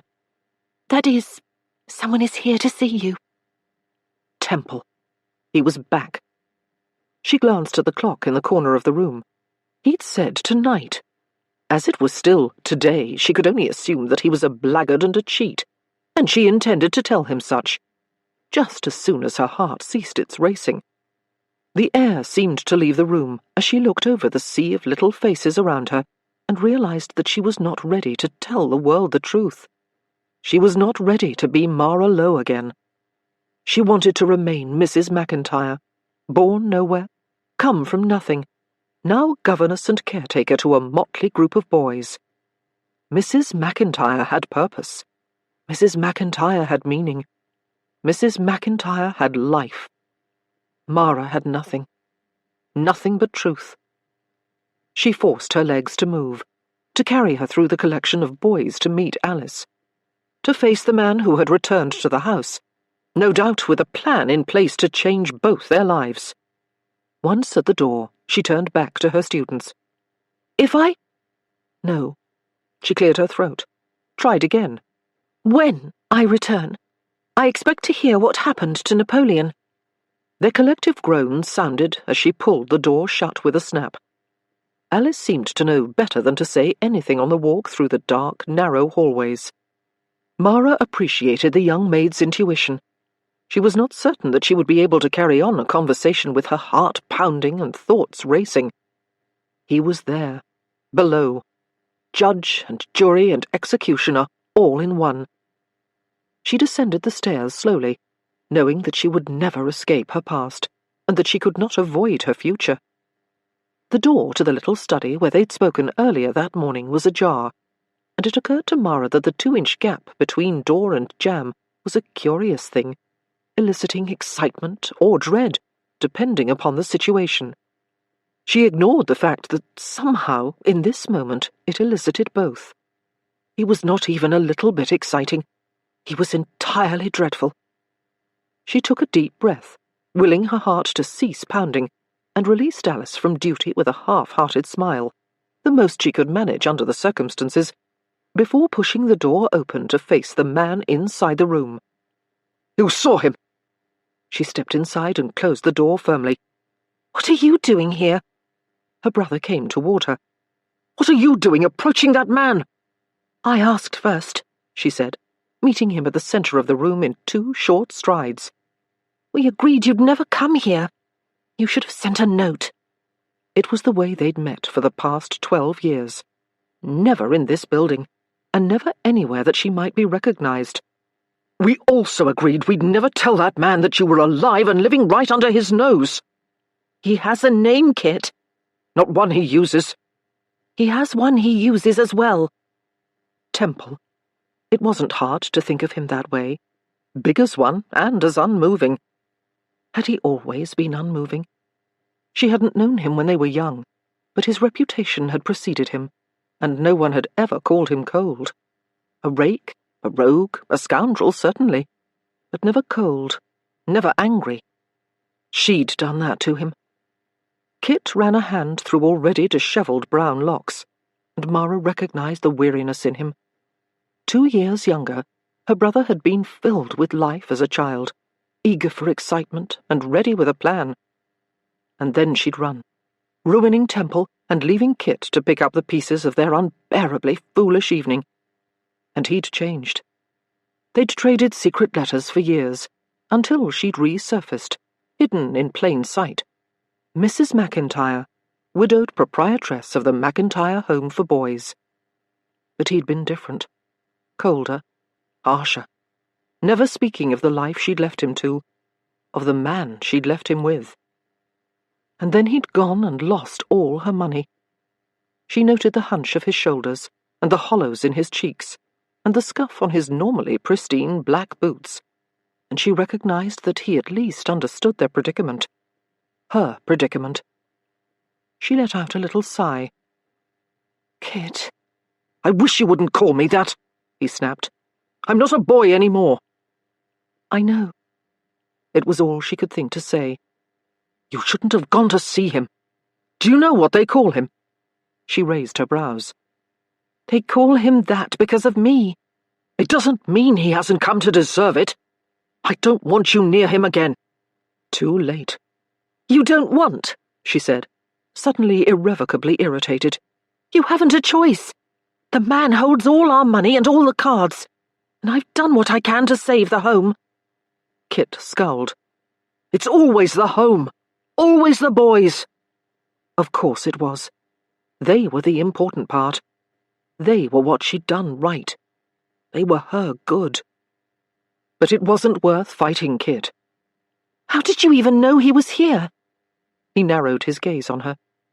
"Do you think I am an idiot? I pay the whore in the street good money to look out for you." "To look out for me? Or to keep track of me?" "She saw the killer Duke. Sent word to me." Anger flared at the idea that her brother would spy on her. "I don't need protection." "Of course you do. You always have." She bit back the retort that she'd faced more demons than he had for years, alone, and returned to the matter at hand. "Kit." She stopped, reframed. "Christopher. I went to him because we needed it. You—" She hesitated, not knowing quite how to say the words. Spreading her hands wide, she tried again. "You lost everything." Christopher pushed his fingers through his hair once more, the move violent and unsettling. "You think I don't know that? Christ, Mara!" His tone was raised, and she was instantly, keenly aware of where they were, of the name he'd used. She looked to the door, confirming it was closed. He did not care. "Of course I know it. I lost everything he left me." Everything of hers as well, scraped together and stupidly entrusted to his keeping. But all that was nothing compared to the funds that had been set aside to run the orphanage. Every cent the men had left with their sons. He'd told her his bank would protect the funds, grow them perhaps. But she was a woman, and without proof of her marriage or her husband's death, and so her brother had made the deposits. A brother who couldn't stop gaming. Anger flared, even as she wished it wouldn't, even as she wished she was 16 again, able to comfort her younger, gentler, sweeter brother, without hating the man he'd become, without judging his transgressions. "You don't know what it was like to live in his shadow," he said. Their father. The man who had unwittingly set them all on this path. Rich as Croesus, and never satisfied. He'd always wanted more, always better. He'd wanted a son smarter and bolder and braver and cleverer. He'd wanted a duchess for a daughter, and he'd received neither. Kit laughed bitterly. "He's no doubt watching from his perch in hell, devastatingly disappointed." She shook her head. "He doesn't own us any longer." Her brother's gaze met hers. "Of course he does. Without him, none of this would have happened. You wouldn't have run. I wouldn't have gamed. I wouldn't have lost." He raised a long arm, pointed in the direction of the street. "You wouldn't live among waifs and whores." He stopped, took a breath. "Why did you go to him?" "He holds our debt." Kit's gaze narrowed. "What did he say?" She hesitated. He wouldn't like it. "What did you agree to?" he pressed. She heard the irritation in his tone, the frustration. "What do you think I agreed to?" "You sold yourself." If only it had been so simple. "I told him I would show myself. Return him to society." He considered the words, and for a moment she thought he might protest. But she had forgotten the desperate men turned mercenary. "And I get my money back." She heard the pronouns, hated them. "It's not only your money," he scoffed. "What was yours was minimal." "What was the orphanage's was enough to run the place for a year, maybe longer." "I've a great deal to worry about, Mara. I'm not about to worry over your whelps, too." "They're children. They rely upon me for everything." He sighed, clearly through with her. "Did you get my money back or not?" It did not matter to him that she would lose everything. This life she'd built, this place that had kept her safe, given her purpose. He didn't care, as long as his money was returned. And so she did what she was so good at. She lied. "Not." Fury crossed his handsome face. "You made a deal with the devil, and you get nothing in return. What good are you? What good was this?" His lips twisted in irritation as he paced the room. "You ruined everything." Her gaze narrowed on her brother. "I did what had to be done. He isn't going to fight you, Kit. Now, at least, he will leave you alone." Kit turned and tossed a chair out of the way, the furniture crashing against the wall and splintering into a dozen pieces. Mara stilled. The anger was familiar, in all senses of the word. She stepped behind her desk, pressing her knuckles to the desktop, hiding the shaking of her hands. She was losing control of the situation. Perhaps she deserved it. Perhaps this was what happened to women who tried to take fate into their own hands. She'd done just that. Changed her future. Changed her life. Lived it for 12 years. But now it was time to let Kit live his. "This is the deal we struck. Your only chance at honor is my agreeing to admit what I did. I brought the man to my room. I drugged him. I bloodied the damn sheets." She shook her head. "I ran. It is I who require forgiveness. I who can give him retribution. And he knows it."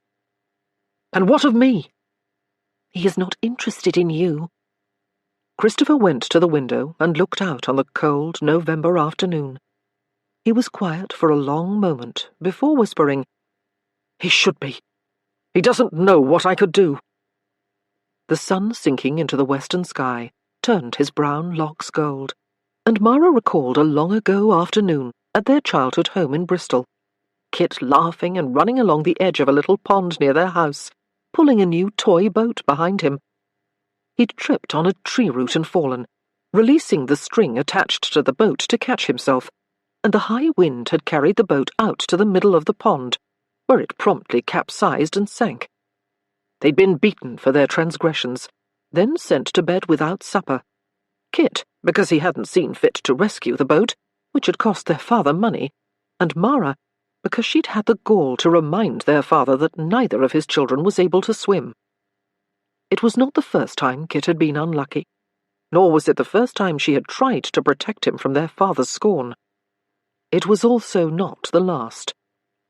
But today she was not protecting him. Today she was protecting something much more important, and she did not trust him to be a part of her plan. "You remain free of this." "And if I don't?" She opened the door to the room with a quick snap, indicating that she was done with the conversation. "You haven't a choice." He turned to face her, and for a moment the light played tricks with her.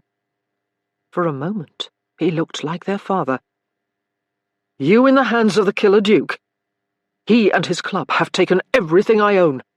I'm supposed to simply allow it. What of my money?" "Not what of you. Not what of my sister." The omission should not have surprised her, and yet it did. But she held back her surprise and lifted her chin. "Money isn't everything." "Oh, Mara," he said, sounding older and wiser than she'd ever heard him. "Of course it is." The lesson of their father burned into them. He met her gaze. "I am not free of this. And now, neither are you." Truth, at last. Hours later, lavender on a cushion at her feet, Mara was attempting to focus on her work when Lydia Baker stepped into her small office and said, "I'm tired of pretending as though I have not noticed." Mara attempted surprise, turning wide eyes on her closest friend. "I beg your pardon?" "Do not pretend to misunderstand me," Lydia said, seating herself in a small wooden chair on the opposite side of Mara's escritoire, and patted her lap to get Lavender's attention. The piglet raised her head, considered the human, and decided to remain on her pillow. "That pig doesn't like me." Mara grasped at the change in topic. "That pig spent half the morning running from a dozen maniacal boys. Better than a farmer with an axe." Lydia narrowed her gaze on the beast. Lavender sighed. Mara laughed. Lydia returned her attention to Mara. "For 7 years, we've worked side by side, and I've never once asked you about your past." Mara sat back in her chair. "A fact for which I am ever grateful." Lydia raised a blonde brow and waved one deceivingly delicate hand in the air. "If it had only been the man who visited this afternoon, I might have ignored it. But combined with this morning's visitor, I'm through with not asking. Dukes change everything." No doubt that was the understatement of the century. Lydia leaned forward, tapping the edge of the letter in her hand on the desk with perfect rhythm. "I may work at an orphanage, Margaret, but I am not completely unaware of the world beyond the door. The enormous man who arrived at the crack of dawn was the Duke of Lamont." She paused, then qualified. "The killer Duke of Lamont." Lord, she was coming to hate that moniker. "He's not a killer." The words were out before Mara could stop them, before she could realize that they were a tacit admission that she knew the man in question. She pressed her lips together in a thin line as Lydia's eyes went wide with interest. "Isn't he?" Mara considered her next words carefully. She settled on, "No." Lydia waited for Mara to continue for a long moment, her blonde curls wild and unruly, barely contained by the 24 pins shoved into the nest. When Mara said nothing more, her first employee, and the closest thing she could call a friend, sat back in her own chair, crossed her legs, rested her hands in her lap, and said, "He wasn't here to deliver a child." It was not unheard of for men of the aristocracy to arrive toting their illegitimate sons. "No," Lydia nodded. "He was not here to retrieve one." Mara set her pen into its holder. "No." "And he was not here to make a generous, exorbitantly summed donation to the orphanage." One side of Mara's mouth kicked up. "No." Lydia cocked her head. "Do you think you might convince him to do so?" Mara laughed. "He is not in a generous spirit when I am near, sadly." "Ah, so he was not here for anything relating to the orphanage?" "No." "Which means he was here because of your second visitor of the day." Alarm shot through Mara as she met her friend's eyes. "I don't understand." "Liar," Lydia replied. "Your second caller was Mr. Christopher Lowe. Very wealthy, as I understand it, having inherited a glorious fortune from his dead father." Mara pressed her lips into a thin line. "Not wealthy any more." Lydia cocked her head. "No, I hear he's lost everything to the man who killed his sister." "He didn't kill—" Mara stopped. Lydia knew. Lydia brushed a speck of lint from her skirt. "You seem very sure of that." "I am." Lydia nodded. "How long have you known the Duke of Lamont?"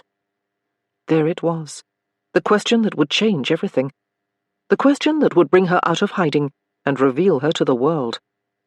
She was going to have to start telling the truth at some point. She should consider it a gift of sorts that she could begin with Lydia, except telling her closest friend, who had trusted her for 7 long years, that she had been lying all that time was about the most difficult thing she'd ever done. Mara took a breath, let it out. 12 years. Lydia nodded slowly. "Since he killed Lowe's sister." "Since he supposedly killed me." It should have been easy to say it. Lydia knew more about Mara than anyone in the world. She knew about Mara's life, her work, her thoughts, her plans.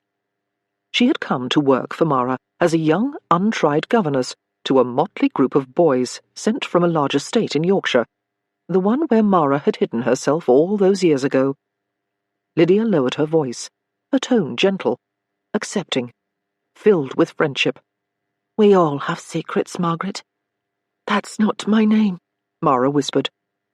"Of course it isn't," Lydia said, and the simple words proved to be Mara's undoing.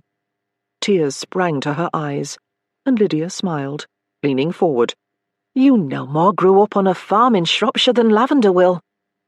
Mara huffed a little laugh in the direction of the pig, who snorted in her sleep. "A farm in Shropshire would quite suit her." Lydia grinned. "Nonsense. She is a spoiled little porker who sleeps on a stuffed pillow and is fed from the table. She would care for neither the weather nor the slop." Her eyes grew large and filled with sympathy.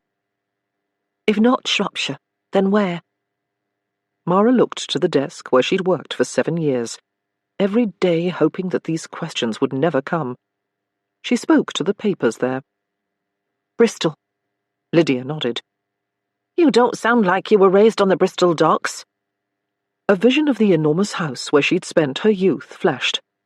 Her father used to say that he could buy Britain if he'd wanted to, and he'd built a house to prove that fact to the rest of the world. The house had been gilded and painted, filled with oils and marbles that made the Elgins look minuscule. He'd been particularly fond of portraits, filling every inch of wall with the faces of strangers. "Someday I'll replace them with my own family," he used to say every time he hung a new one. The house had been exorbitant at best, outrageous at worst, and it had been the only thing he'd loved. "I wasn't. And the Duke?" Lydia knew. No doubt. Mara paused, chose her next words carefully. "I met him. Once." Not false, and yet somehow not true. Met wasn't precisely the word she would use to describe her interactions with him. The hour had been late, the night dark, the situation desperate, and she'd taken advantage of him, briefly. Long enough. "On the eve of your wedding." She had dreaded this moment for 12 years, had feared that it would destroy her, and yet, as she stood on the precipice of admitting the truth for the first time in 12 years, of being honest with her friend, and somehow with the universe, she did not hesitate. "Yes." Lydia nodded. "He didn't kill you?" "No." Lydia waited. Mara shook her head, rubbing her forearm absently. "I never meant for it to look so dire." She'd meant to bloody her sheets, to make it look like she'd been ruined, like she'd run off with a man. He was to have escaped before anyone saw what had happened. But there'd been too much laudanum, and too much blood. There was a long moment while Lydia considered the words. She turned the envelope in her hand over and over, and Mara could not help but watch the small ecru rectangle flip again and again. "I can't remember your name." "Mara." "Mara," Lydia repeated, testing the name. "Mara." Mara nodded, pleasure coursing through her at the sound of her name on someone's lips. Pleasure, and not a little bit of fear. No going back now. Finally, Lydia smiled, bright and honest. "It's very nice to meet you." Mara caught her breath at the words, at the way they flooded her with relief. "When he gets his way, I shall be found out." Lydia met her gaze evenly, knowing what the words meant. Knowing that Mara would be run out of London, that the orphanage would lose everything if she were linked to it. Knowing that she would have to leave. "And will he get his way?" Retribution. The man would not stop until he did so. But she had plans as well. This life she'd built might be over, but she would not leave without ensuring the boy's security. "Not without my getting a way of my own as well." Lydia's lips kicked up in a wry smile. "Just as I expected." "I understand if you want away from here, if you want to leave." Lydia shook her head. "I don't wish to leave." Mara smiled. "Good. As this place will need you when I'm gone." Lydia nodded. "I will be here." The clock in the hallway beyond chimed, as if marking the moment's importance. The sound shook them from the moment. "Now that's done," Lydia said, extending the envelope she held to Mara. "Perhaps you'd like to tell me why you were receiving missives from a gaming hell?" Mara's eyes went wide as she took the offered envelope and turned it over in her hands. On the front, in deep black, close to illegible scrawl, was her name and direction. On the back, a stunning silver seal, marked with a delicate female angel, lithe and lovely, with wings that spanned the wax. The seal was unfamiliar. Mara brought it closer for inspection. Lydia spoke. "The seal is from the fallen angel." Mara looked up, heart suddenly pounding. "The Duke's Club." Blue eyes lit with excitement. "The most exclusive gaming hell in London, where half of the aristocracy wagers an obscene fortune each night." Lydia lowered her voice. "I hear that the members need only ask for what they want, however extravagant or lascivious or impossible to acquire, and the club provides." Mara rolled her eyes. "If it's impossible to acquire, how does the club acquire it?" Lydia shrugged. "I imagine they are quite powerful men."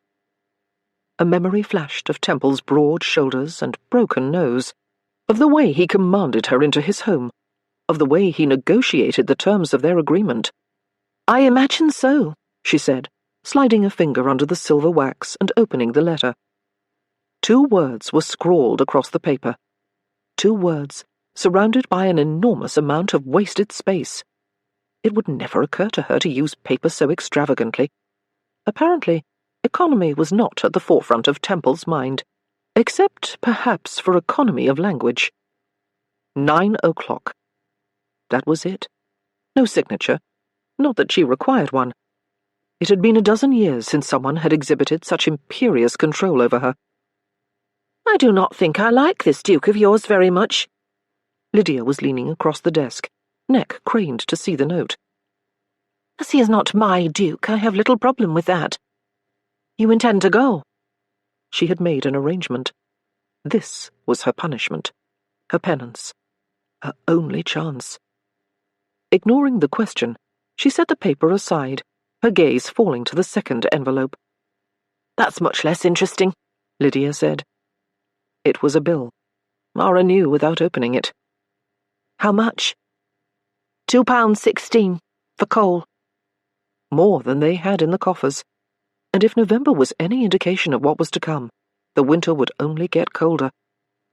Anger and frustration and panic threatened, but Mara swallowed back the emotion.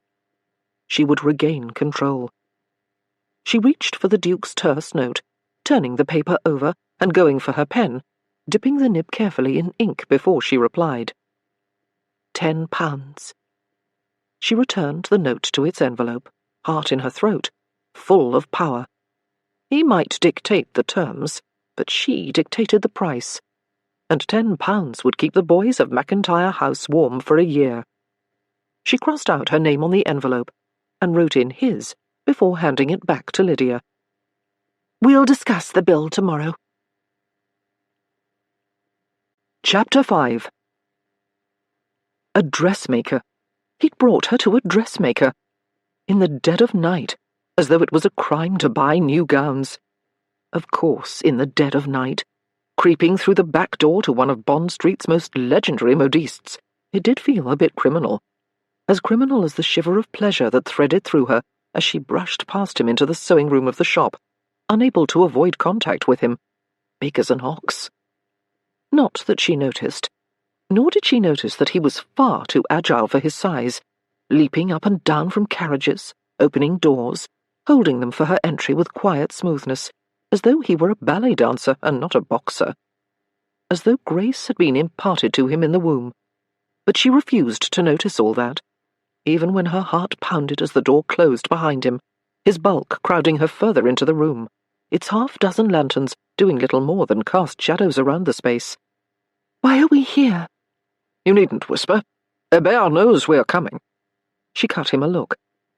"Does she know why?" He did not meet her eyes, instead heading through the shop, weaving in and out of the empty seamstress stations. "I would imagine she thinks I want to dress a woman, and I'd like to keep the situation secret." She followed. "Do you do this often?" He stopped, and she nearly ran into the back of him before he looked over his shoulder at her. "I've little reason to keep women's secret." A vision flashed. Young, handsome Temple full of bold smiles and even bolder touches, tempting her with broad shoulders and black eyes. He needn't keep them secret. No doubt, women fell over themselves to assume the role. She cast the thought aside. "I don't imagine you do." "Thanks in large part to you," he said, and pushed through a heavy curtain into the dressing room, leaving her to follow. She should have expected the reminder that his life had been something else before it was this. He'd been the son and heir to one of the wealthiest, most revered dukedoms in Britain, and now he might still have the wealth, but he spent it in shadows. He had lost the reverence. Because of her. She swallowed back the twinge of guilt she felt at the thought, and instead hovered at the exit. "When do I receive my funds?" "When our agreement is fulfilled." "How am I to know that you will keep your word?" He considered her for a long moment, and she had the keen sense that she should not have questioned his honor. "You shall have to trust me." She scowled. "I've never met an aristocratic male worthy of trust." She'd met them desperate and angry and abusive and lascivious and filled with disgust, but never honorable. "Then you should be grateful that I am rarely considered aristocratic," he replied, and turned away from her, the conversation complete. She followed him into the dressing room of Madame Hebert's, where the proprietress was already waiting, as though she had nothing better to do in all the world than stand here and wait for the Duke of Lamont to arrive. His words, still echoing in her ears, proved true inside the salon. She wasn't here for the Duke of Lamont. She was here for one of the powerful owners of London's most legendary gaming hell. "Temple!" Madame Hebert welcomed him, coming forward to rise up on her toes and deposit kisses on both of his cheeks. "You great handsome beast! Were it anyone else, I would have denied the request." She smiled, the pleasure in the expression matching the tenor of her rich French accent. "But I cannot resist you." Mara resisted the urge to wrinkle her nose as a chuckle rumbled from Temple's chest. "You cannot resist Chase." Hebert laughed, the sound like fine crystal. "Well, a businesswoman must know where, as you English say, her bread is buttered." Mara bit her tongue rather than ask if Temple hadn't sent a fair number of customers in the dressmaker's direction himself. She did not care to know. And then Mara couldn't speak, because the modiste's dark gaze flickered to her, eyes going wide. "This one is beautiful." No one had ever described her as such. Well, perhaps someone, once, a lifetime ago, but no one since that night she'd run. Another thing that had changed. The dressmaker was wrong. Mara was 28, with work-hewn hands and more lines around her eyes than she'd like to admit. She wasn't painted or primped or pretty like the women she'd seen at the Fallen Angel that night, nor was she petite the way ladies in style were, or soft-spoken the way they should be. And she certainly wasn't gorgeous. She opened her mouth, ready to refute the label, but Temple was already speaking, chasing the compliment away with his lack of acknowledgement. "She needs dressing." Mara shook her head. "I don't need dressing." The Frenchwoman was already moving to light a series of candles surrounding a small platform at the center of the dressing room, as though Mara hadn't spoken. "Remove your cloak, please." The dressmaker cast a quick look in Temple's direction. "An entire trousseau?" "A half-dozen gowns. Another 6 day dresses." "I don't—" Mara began, before Madame Hebert cut her off. "That won't see her through 2 weeks." "She won't need more than 2 weeks' worth." Mara's gaze narrowed. "She is still present, is she not? In this room?" The dressmaker's brows rose in surprise. "Oui, Miss," Temple spoke. "You don't need to know her name yet." Yet. That single, small word that held so much meaning. Some day the dressmaker would know her name and her history, but not tonight, and not tomorrow, as she draped and crafted the gowns that would be Mara's ruin. Hebert had finished lighting the candles, each new flame adding to the lovely golden pool into which Mara could only guess she was supposed to enter. Reaching into a deep pocket, the dressmaker extracted a measure and turned to Mara. "Miss, the coat. It must go." Mara did not move. "Take it off," Temple said, the words menacing in the darkness, as he removed his own greatcoat and relaxed onto a nearby settee, placing one ankle on the opposite knee and draping the massive grey cloak across his lap. His face was cast in the room's shadows. Mara laughed, a short, humourless sound. "I suppose you think it is that simple. You command and women simply jump to do your bidding." "When it comes to the removal of ladies' clothing, it often works that way, yes."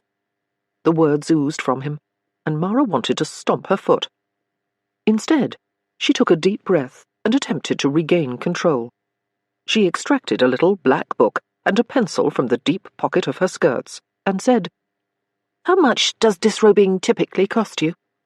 He looked as though he'd swallowed a great big insect. She would have laughed if she weren't so infuriated. Once he collected himself, he said, "Fewer than £10. She smiled. "Oh, was I unclear? That was the starting price of the evening." She opened the book, pretending to consider the blank page there. "I should think that dress fittings are another 5, shall we say?" He barked his laughter. "You're getting a selection of the most coveted gowns in London, And I'm to pay you for it? One cannot eat dresses, Your Grace, she pointed out, using her very best governess voice. It worked. £1. She smiled. 4. 2. 3 and 10. 2 and 10. 2 and 16. You are a professional fleecer. She smiled and turned to her book, light with excitement. She'd expected no more than 2. 2 and 16 it is. The coal bill was paid. Go on, then, he said. Off with the coat. She returned the book to her pocket. You are a prince among men, truly. She removed her coat, marching it over to where he sat and draping it over the arm of the settee. Shall I dispense with my dress as well? Yes. The answer came from the dressmaker, feet behind them, and Mara could have sworn she saw surprise flash through Temple's gaze before it turned to humour. She stuck one of her fingers out to hover around the tip of his nose. Don't you dare laugh. One black brow rose.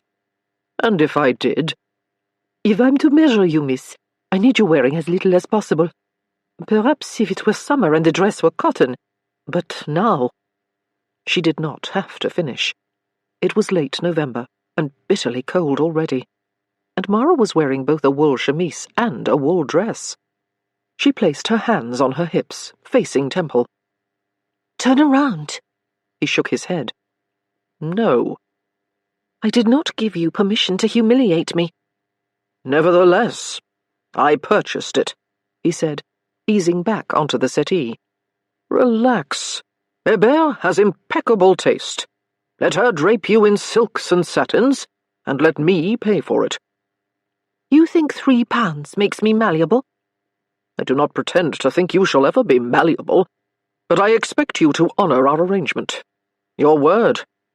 He paused. And think, when all is said and done, you'll have a dozen new frocks. A gentleman would allow me my modesty. I have been labelled a scoundrel more often than not. It was her turn to raise a brow. I do believe that over the course of our acquaintance, I shall call you much, much worse. He did laugh then, a warm, rich promise in the dim light, a sound she should not have liked so much. No doubt. His voice lowered. Surely you're strong enough to suffer my presence while you're in your underclothes. You've a chaperone, even. The man was infuriating, utterly, completely infuriating, and she wanted to hit him. No, that was too easy. She wanted to addle him, to best him in this battle of wits, in this game of words that he no doubt won any time he played. Because it wasn't enough that Temple was strong in the ring. He had to be strong out of the ring as well. Not agile simply with bones and sinew, but with thought and word. She'd spent a lifetime under men's control.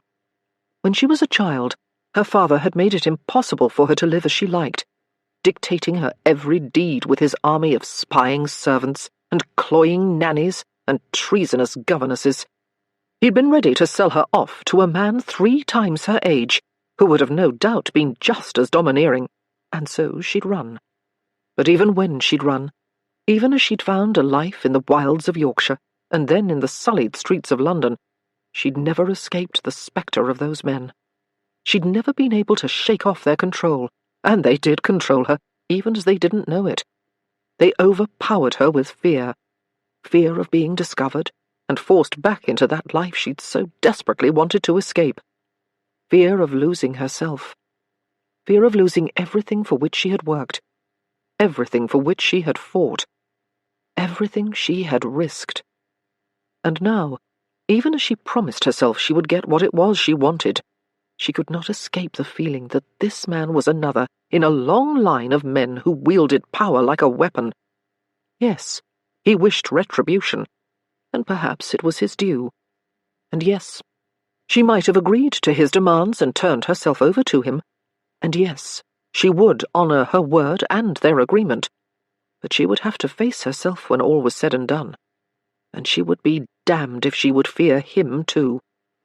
He was smug and self-important, and she badly wished to give him a dressing down, even if it meant she would be the one dressing down.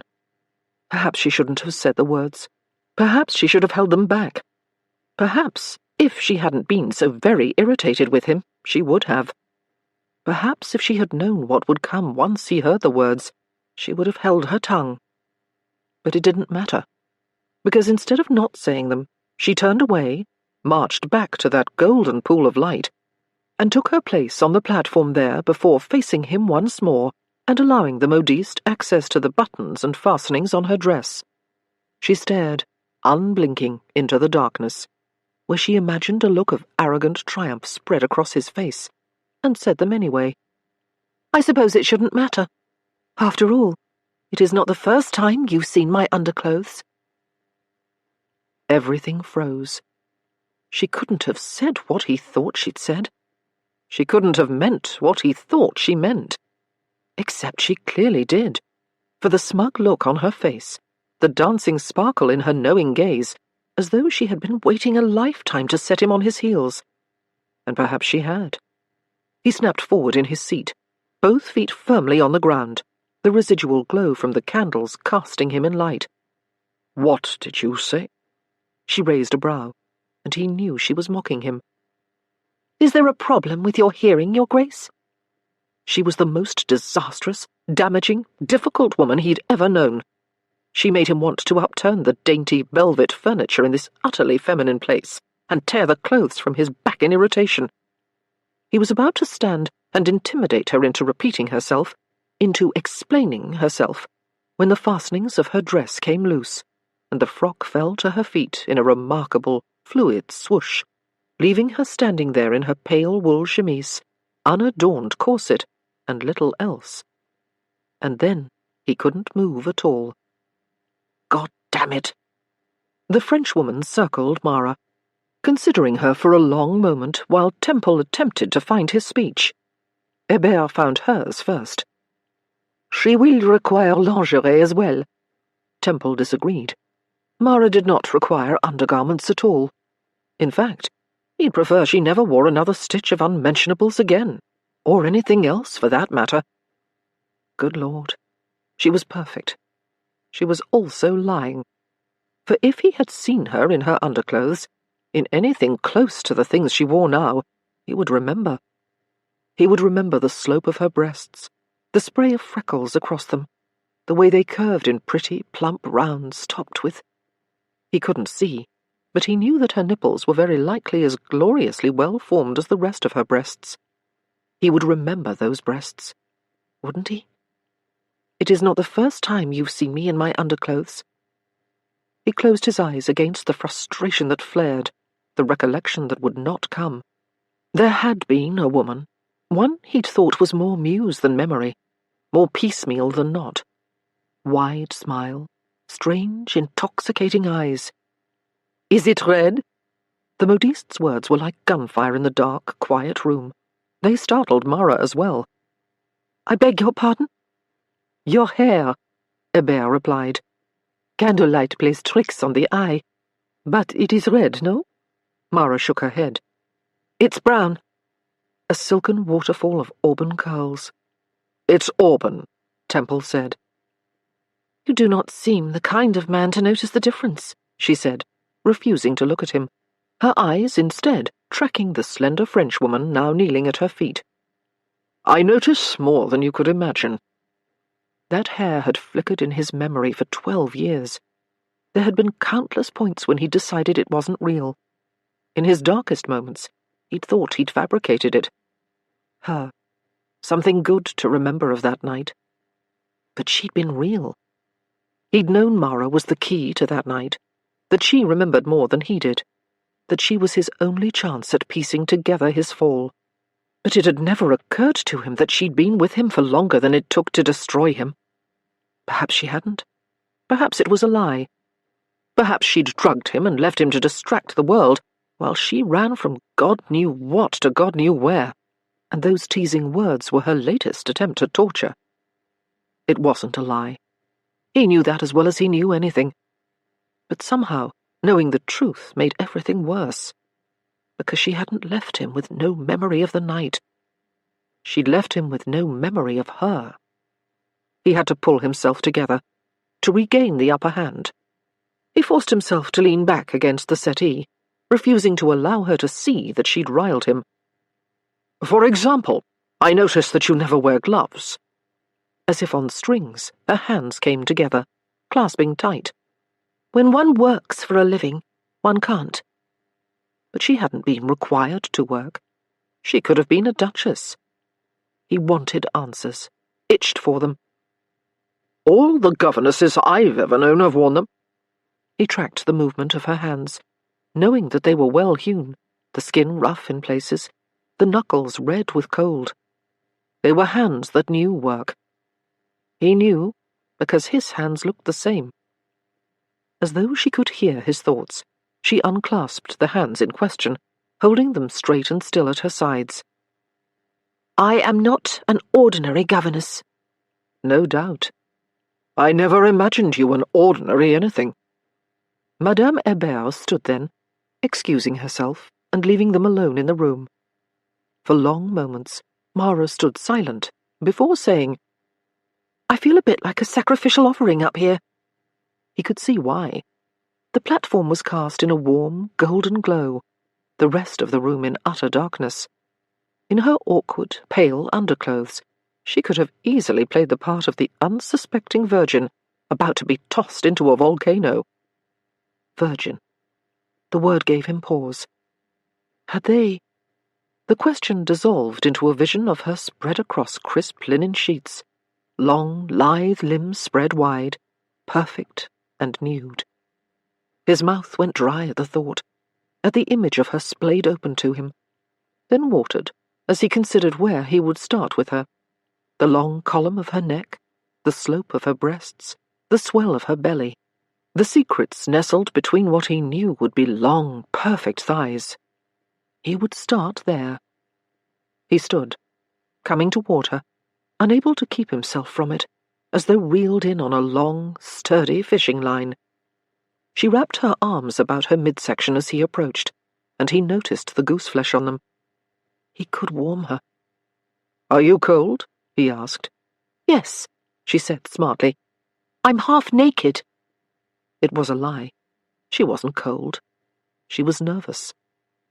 "I don't think so." She cut him a look. "Why don't you take off your clothes and see how you feel?" The words were out before she had a chance to think on them, before she, or he, if he were honest, realized what they might evoke. Curiosity, frustration, more. He stopped just short of the pool of light where she stood, unable to hide her face. "Have I done that before?" he asked, the words coming harsher than he intended, filled with more meaning than he expected. She looked down at her feet. He followed the gaze, taking in her stockinged toes. When she did not answer, he pressed further. "I woke naked that morning, naked and covered in someone else's blood. A damn lot of it," he said, though the blood didn't seem to matter so very much. He stepped into the light. "Not your blood." She shook her head, finally looking up at him. "Not mine." "Whose?" "Pig's blood." "Why?" "I didn't mean—" Damn it. He didn't want apologies. He wanted the truth. "Enough! Where were my clothes?" She shook her head again. "I don't know. I gave them to your brother, no doubt. But why?" She hesitated. "I thought that if you were naked, it would postpone your looking for me. It would give me more time to get away." "Is that it?" He was horrified to discover that the explanation disappointed him. What had he been expecting? That she'd confess a deep, abiding attraction to him? Perhaps. No, God damn it. She was trouble. He didn't know what he wanted from this woman any longer. "I was naked, Mara. I remember your hair. Down. Your body above me." She blushed in the candlelight, and then he knew precisely what he wanted. He stepped up, crowding her on the little round platform, but somehow, by the grace of something far more divine than either of them deserved, not touching her. "Did we—" "Excusez-moi, Your Grace." He did not hesitate, did not move, did not look back. A moment, Hébert. The Frenchwoman knew better than to linger. He snaked an arm around Mara's waist, hating himself for the weakness in the movement. He pulled her close, her breasts pressed tight against his chest as their torsos met, their thighs. She gasped, but there was no fear in the sound. Dear God, she wasn't afraid of him. When was the last time he'd held a woman who did not fear him? The last time he'd held her. Did we, Mara? He spoke in a low whisper at her ear, his lips close enough to brush the soft curve of it, the warm skin. He couldn't resist taking that lobe in his mouth, worrying it with his teeth until she shivered with pleasure. Not fear. Did we fuck? She stiffened at the word, hot and wicked at the sensitive skin of her neck, and a thread of guilt shot through him, even as he refused to acknowledge it. Even as he refused to feel regret insulting her. Not that he needed to. The woman fought her own battles. She turned her own head then, and matched him measure for measure, pressing her soft lips to his ear, kissing once, twice, softly, before biting the lobe and sending a river of desire through him. Good Lord, he wanted this woman like he'd never wanted anything in his life, even as he knew she was poison. Even as she proved it, lifting her lips from him, making him desperate for their return, and saying, "If I tell you, will you forgive the debt?" She was the most skilled opponent he'd ever faced, because in that moment he actually considered doing it, forgiving it all and letting her run. And perhaps he would have, if she could have restored his memory. But she'd taken that too. "Oh, Mara," he said, releasing her in a slow slide, fury and something startlingly close to disappointment threading through him. He harnessed one and ignored the other. "Nothing you could say will make me forgive." He spun off the little platform, calling for Hébert as he retreated into the darkness. The modiste entered again, a pile of satin and lace in her hands, and approached Mara. "Mademoiselle, s'il vous plaît," she said, indicating that Mara should put the dress on. Mara hesitated, but Temple saw the way she eyed the frock, as though she hadn't eaten for days, and there, in the Frenchwoman's hands, was food. Once she was head first inside it, her arms swimming through fabric to find egress, he caught his breath and his sanity, and looked to the dressmaker. "I don't want her in another's clothes. I want everything made, by you." Madame Hébert gave Temple a quick look. "Of course. The dress is for style. You indicated a desire to approve the collection." Mara gave a yelp of disagreement at that, her head finally poking out into the light. "It is not enough that you humiliate me by remaining in attendance as I am fitted. You must choose the gown as well." Hébert was already adjusting the fall of the gown and fastening it up the back, affording Temple a view of Mara in the mauve concoction, slightly too tight in the bodice and slightly too loose in the waist, but a gown nonetheless. He'd never put much credence into the idea that frocks could make a woman more beautiful. Women were women. If they were attractive no matter what they wore. And if they weren't, well, fabric was not magic. And yet this gown seemed to be magic, with its beautiful lines, and the way it shimmered in the candlelight, and the way the colour offset her pretty pale skin, and played with the reds in her hair, and the blues and greens in her eyes. Hell, he sounded like a damn woman. The point was, this was the Mara he'd never known, the one he'd not had a chance to formally meet, the one who had been raised wealthy as sin, with all of London at her feet, the one who had been set to be Duchess of Lamont. And damned if she didn't look remarkably like a duchess in that dress. Too much like a duchess. Too much like a lady. Too much like something Temple wanted to reach out and... No. "The bodice should be cut lower." "Mais non, Your Grace," the dressmaker protested. "The bodice is perfect. Look at the way it reveals without revealing." She was right, of course.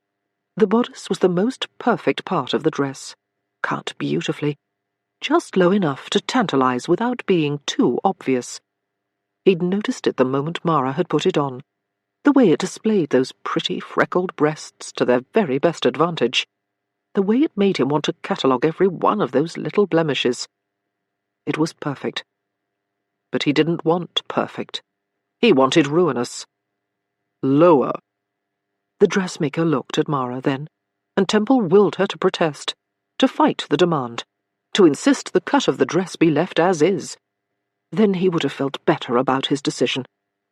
It was as though she knew that, of course, knew that he wished her to fight, because instead she stood straight, her head bowed in obedience he knew held no honesty, and said nothing, leaving him feeling 20 times the ass.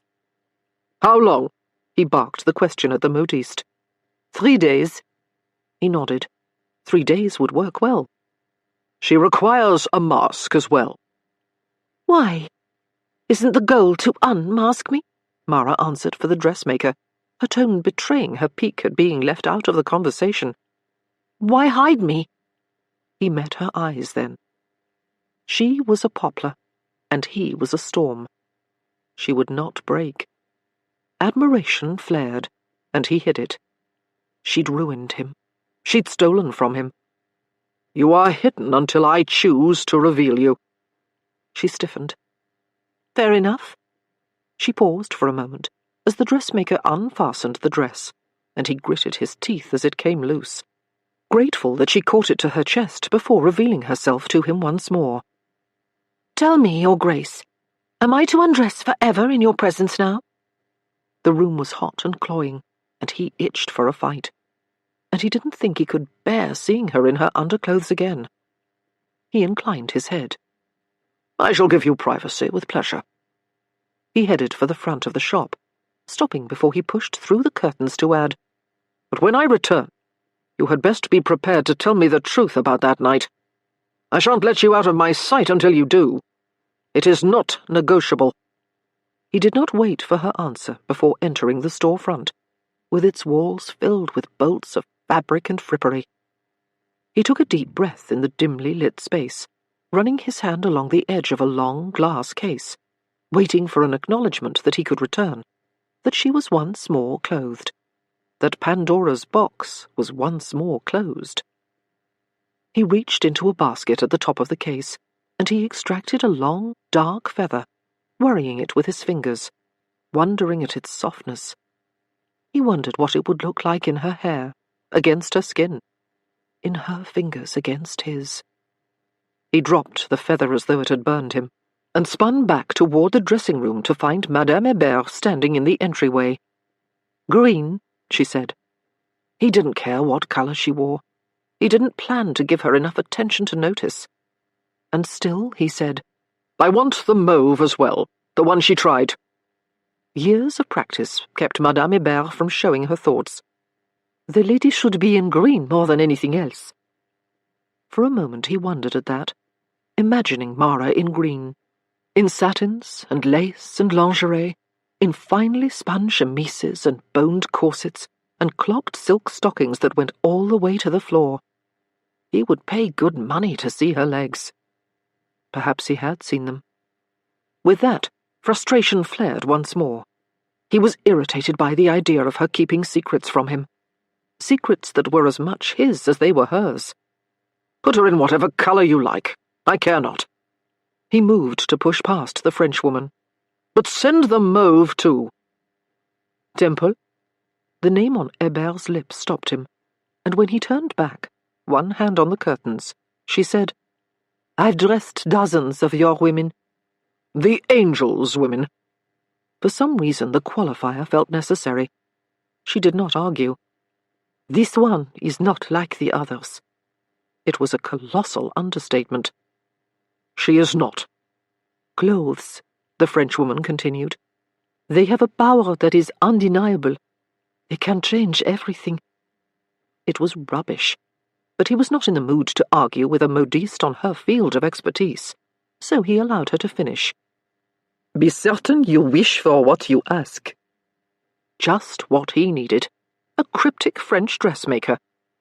He pushed through the curtains, his gaze flying to the platform where Mara had stood in that beautiful gown, proud and tall. The now empty platform. The now empty room. Shit. She had finally run. Chapter 6. 3 minutes, perhaps fewer. She had that long to hide before he would be after her. And if he caught her, the evening would take a turn.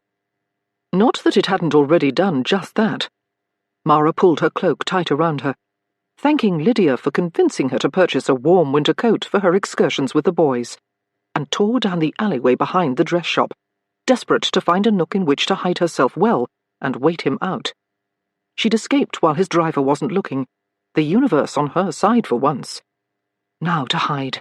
The closer to the shop, the better. Temple would think she'd have run. He'd be calculating the time she'd had and the distance she would have made, and he'd be checking that radius. She simply needed to sit quietly and wait for Temple to pass her. He'd never expect her to stay close. She'd learned well how to hide in the last 12 years. Indeed, she'd learned to hide in the first 12 hours after she'd run. But she didn't have a mail coach with a well-paid driver and a legion of people willing to help her now. Now she was in Mayfair in the dead of night, and she was on the wrong side of one of London's most powerful men. If he caught her, she believed he would force her to tell the truth. But the truth about that night, about her life, was her only power, and she would be damned if he'd get it from her so easily. That wasn't why she'd run, though. She'd run because she worried she might not be able to resist him as well as she'd once thought. Her heart began to pound.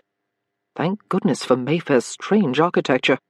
She was quickly lost in a maze of mews and tiny alleyways before long, and she tucked herself behind a large pile of God knew what, trying not to inhale too strongly for the stench.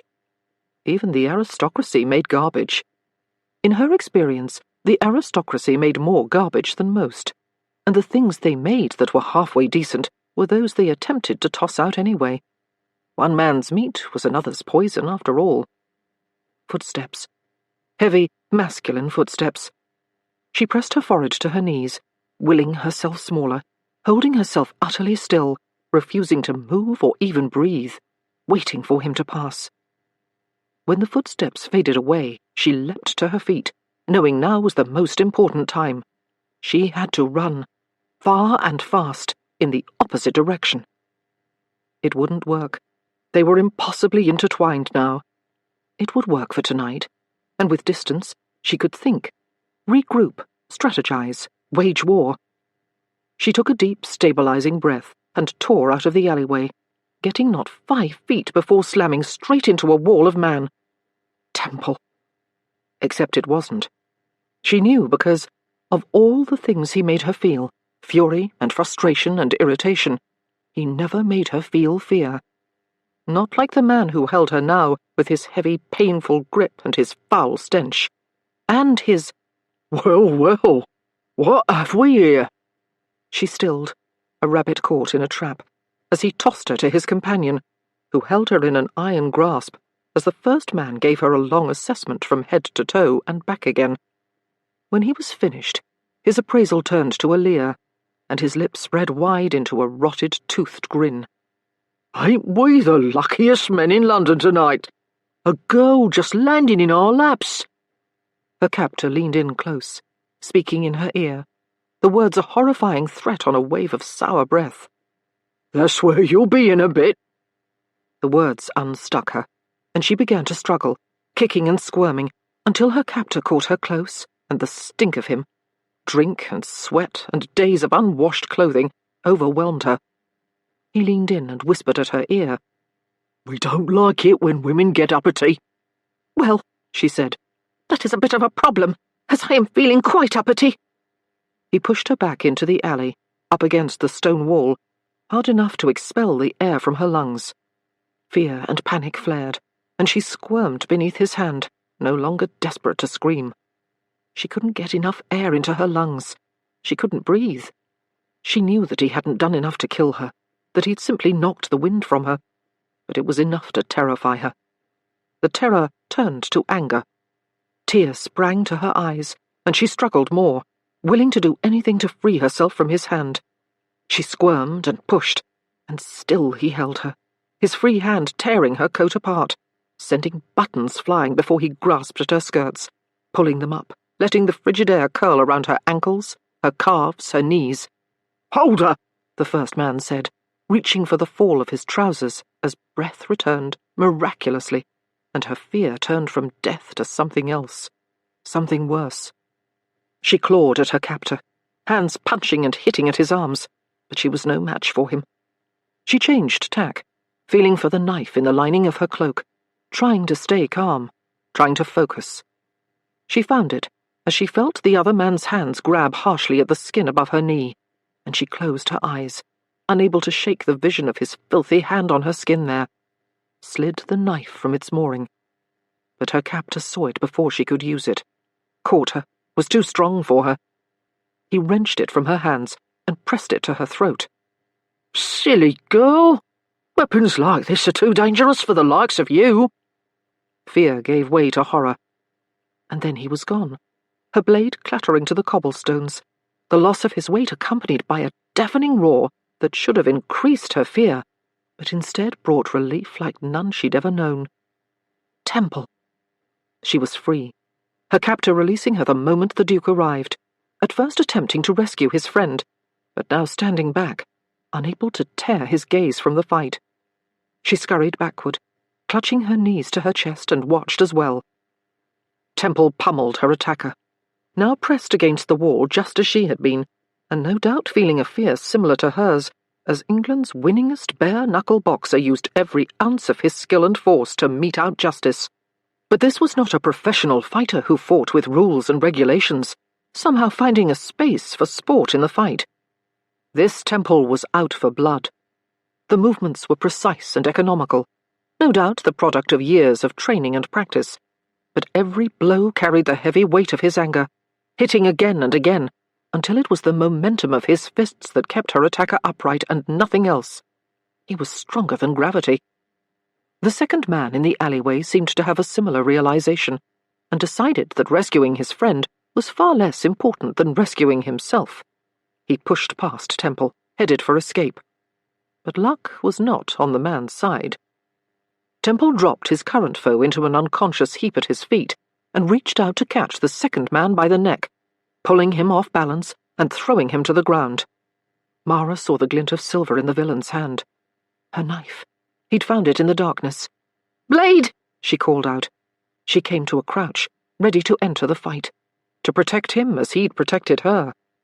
Before she could, however, Temple took a knee next to the man and resumed his battle, as though weaponry could not hurt him, as though he were immune to threat.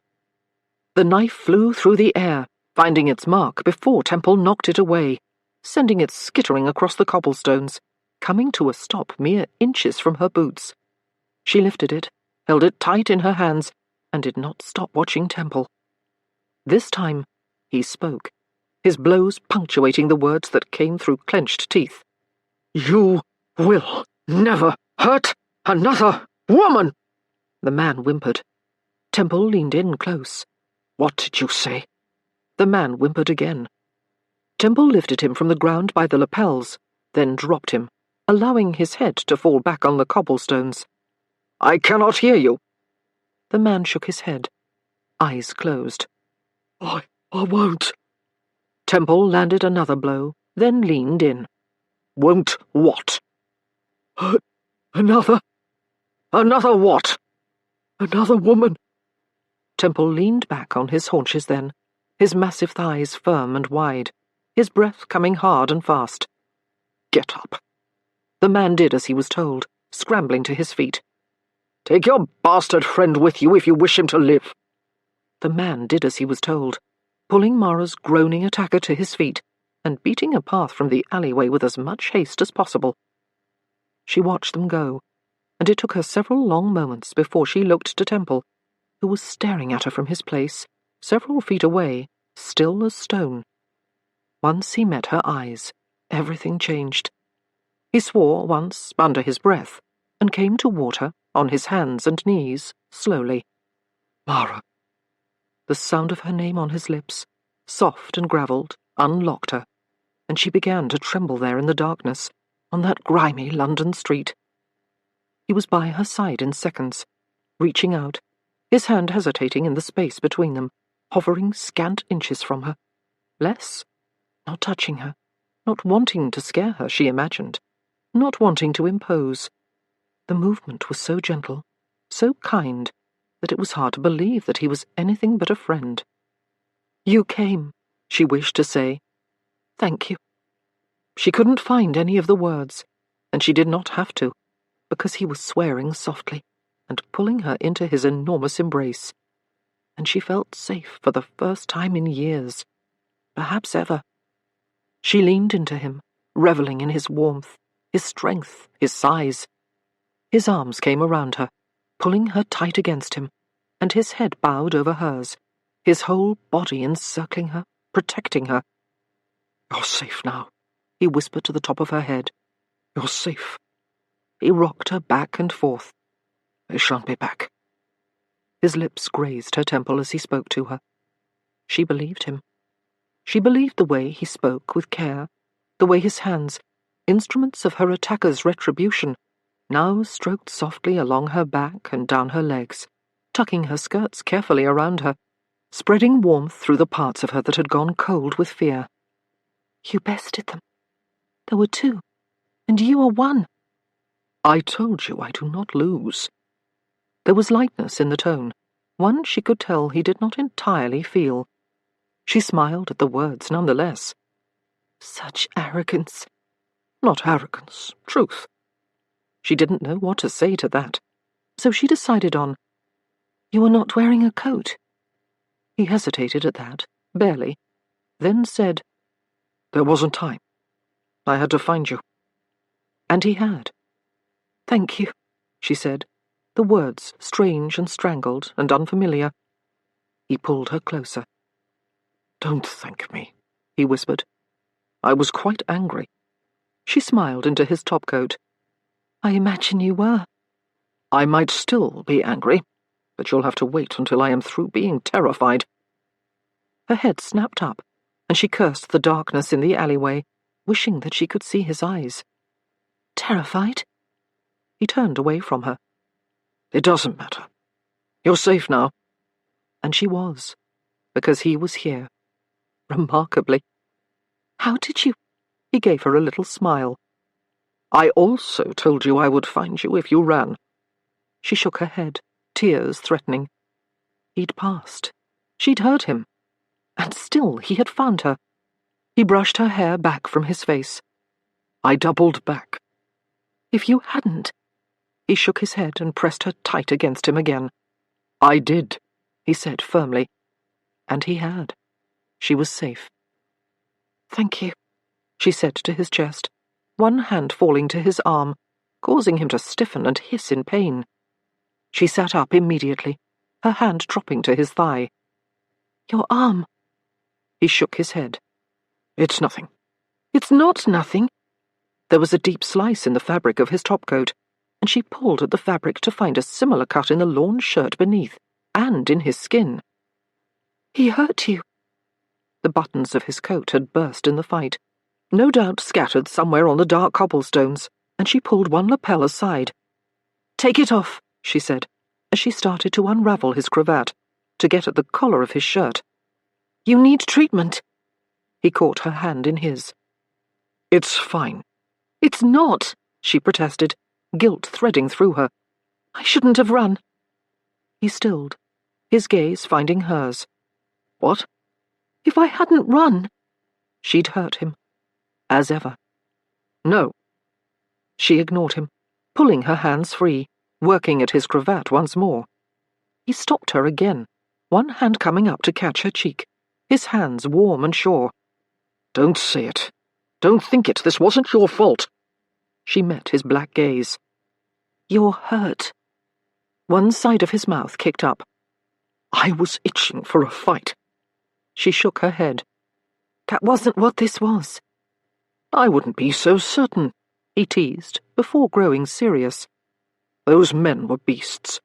And you—" He stopped, but not before the words reminded them both of who he was, of who they were together. But now it was her turn to care for him. "We must get you inside," she said, standing, reaching down to help him up. He ignored her hand, coming to his feet in a single, smooth motion. Once at his full height, he paused for a moment, and she imagined that he was weak from the pain of the wound. She moved to tuck herself under his good arm. "Lean on me."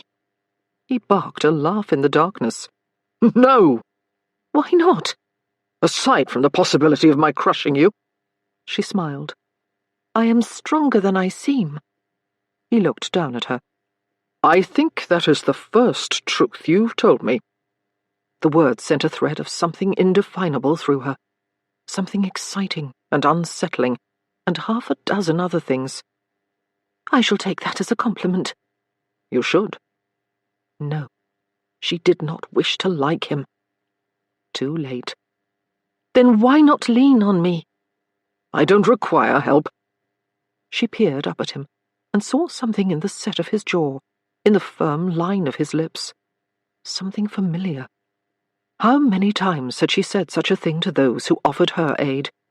She'd spent so much time alone, she immediately resisted the idea that someone might offer help without expecting some form of payment, or, worse, making themselves a part of her life. "I see," she said softly.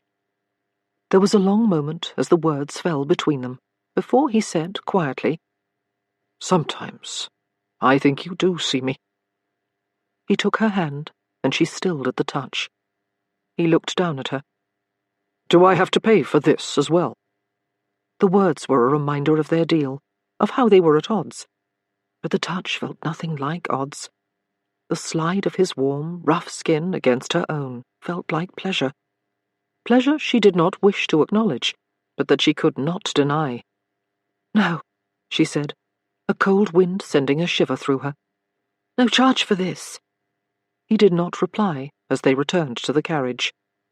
They found a quiet camaraderie in the darkness, something that would no doubt be chased away by daylight, when they would remember their past and their present, and the future, so clearly cast in stone.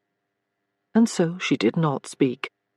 Not as they emerged from the alley, turning back toward his coach, nor when the driver leapt down from his box and came to assist them, nor when they were closed into the quiet, dark space, too confined not to touch, knees brushing against knees, and too proud to acknowledge the touch. She did not speak when they arrived at his townhouse, and he leapt down to the cold, dark London street and said, "Come inside." There was no need for words as she followed him. "The history of our acquaintance is rather too stained with violence, Your Grace," Mara said, when they were inside the library, where she'd first revealed herself, and her reason for reappearing, where she'd drugged him for the second time. He stripped off his topcoat to reveal his blood-stained shirt. "And whose fault is that?" he asked, the words gentler than she would have imagined they might be. Gentle. It was strange that the words seemed to so suddenly define this man, who was known to much of London as a brutal force, all unyielding muscle and indestructible bone. But with her, he was somehow hard angles and soft touch.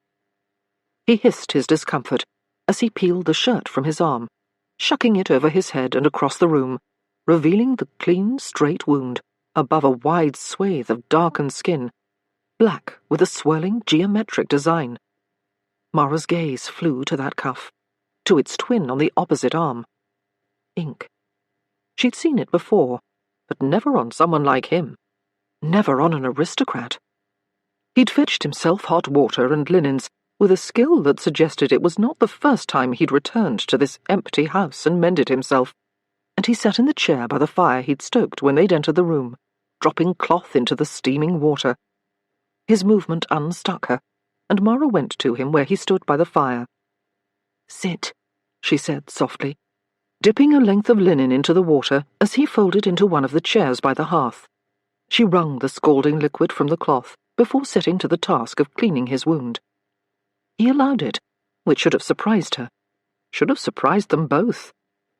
He was quiet for long minutes, and she forced herself to look only at his wound, at the straight slash of torn flesh that served as a reminder of the gruesome violence she might have suffered. from which he had rescued her. Her mind raced, obsessed with not touching him anywhere but there, on the spot just above the wide black swathe of skin, as though the darkness inside him had seeped to the surface in beautiful patterns, so wicked and incongruous with his past, with the Duke he should have been, the darkness she'd had a hand in making. She tried not to breathe too heavily, even as the tang of him, clove and thyme, mixed with something unidentifiable and yet thoroughly temple, teased at her senses, daring her to breathe him in. Instead, she focused on healing him with soft strokes, cleaning his arm of dried blood and stemming the flow of fresh. She watched the linen cloth move from his skin to the now pink-tinged bowl and back again, refusing to look elsewhere, refusing to catalogue the other scars that littered his torso, the wicked hills and valleys of his chest, the dark whirls of hair that made her fingers itch to touch him in another, much more dangerous way. "You needn't tend to me," he said, the words soft in the quiet, dark room. "Of course I must," she replied, not looking up at him, knowing he was looking down at her. "If not for me—" His hand captured hers, pressing it against his now clean chest, and she could feel the spring of his chest hair against her wrist. "Mara," he said, the name coming foreign, as though it was another's. This man, this place was not for her.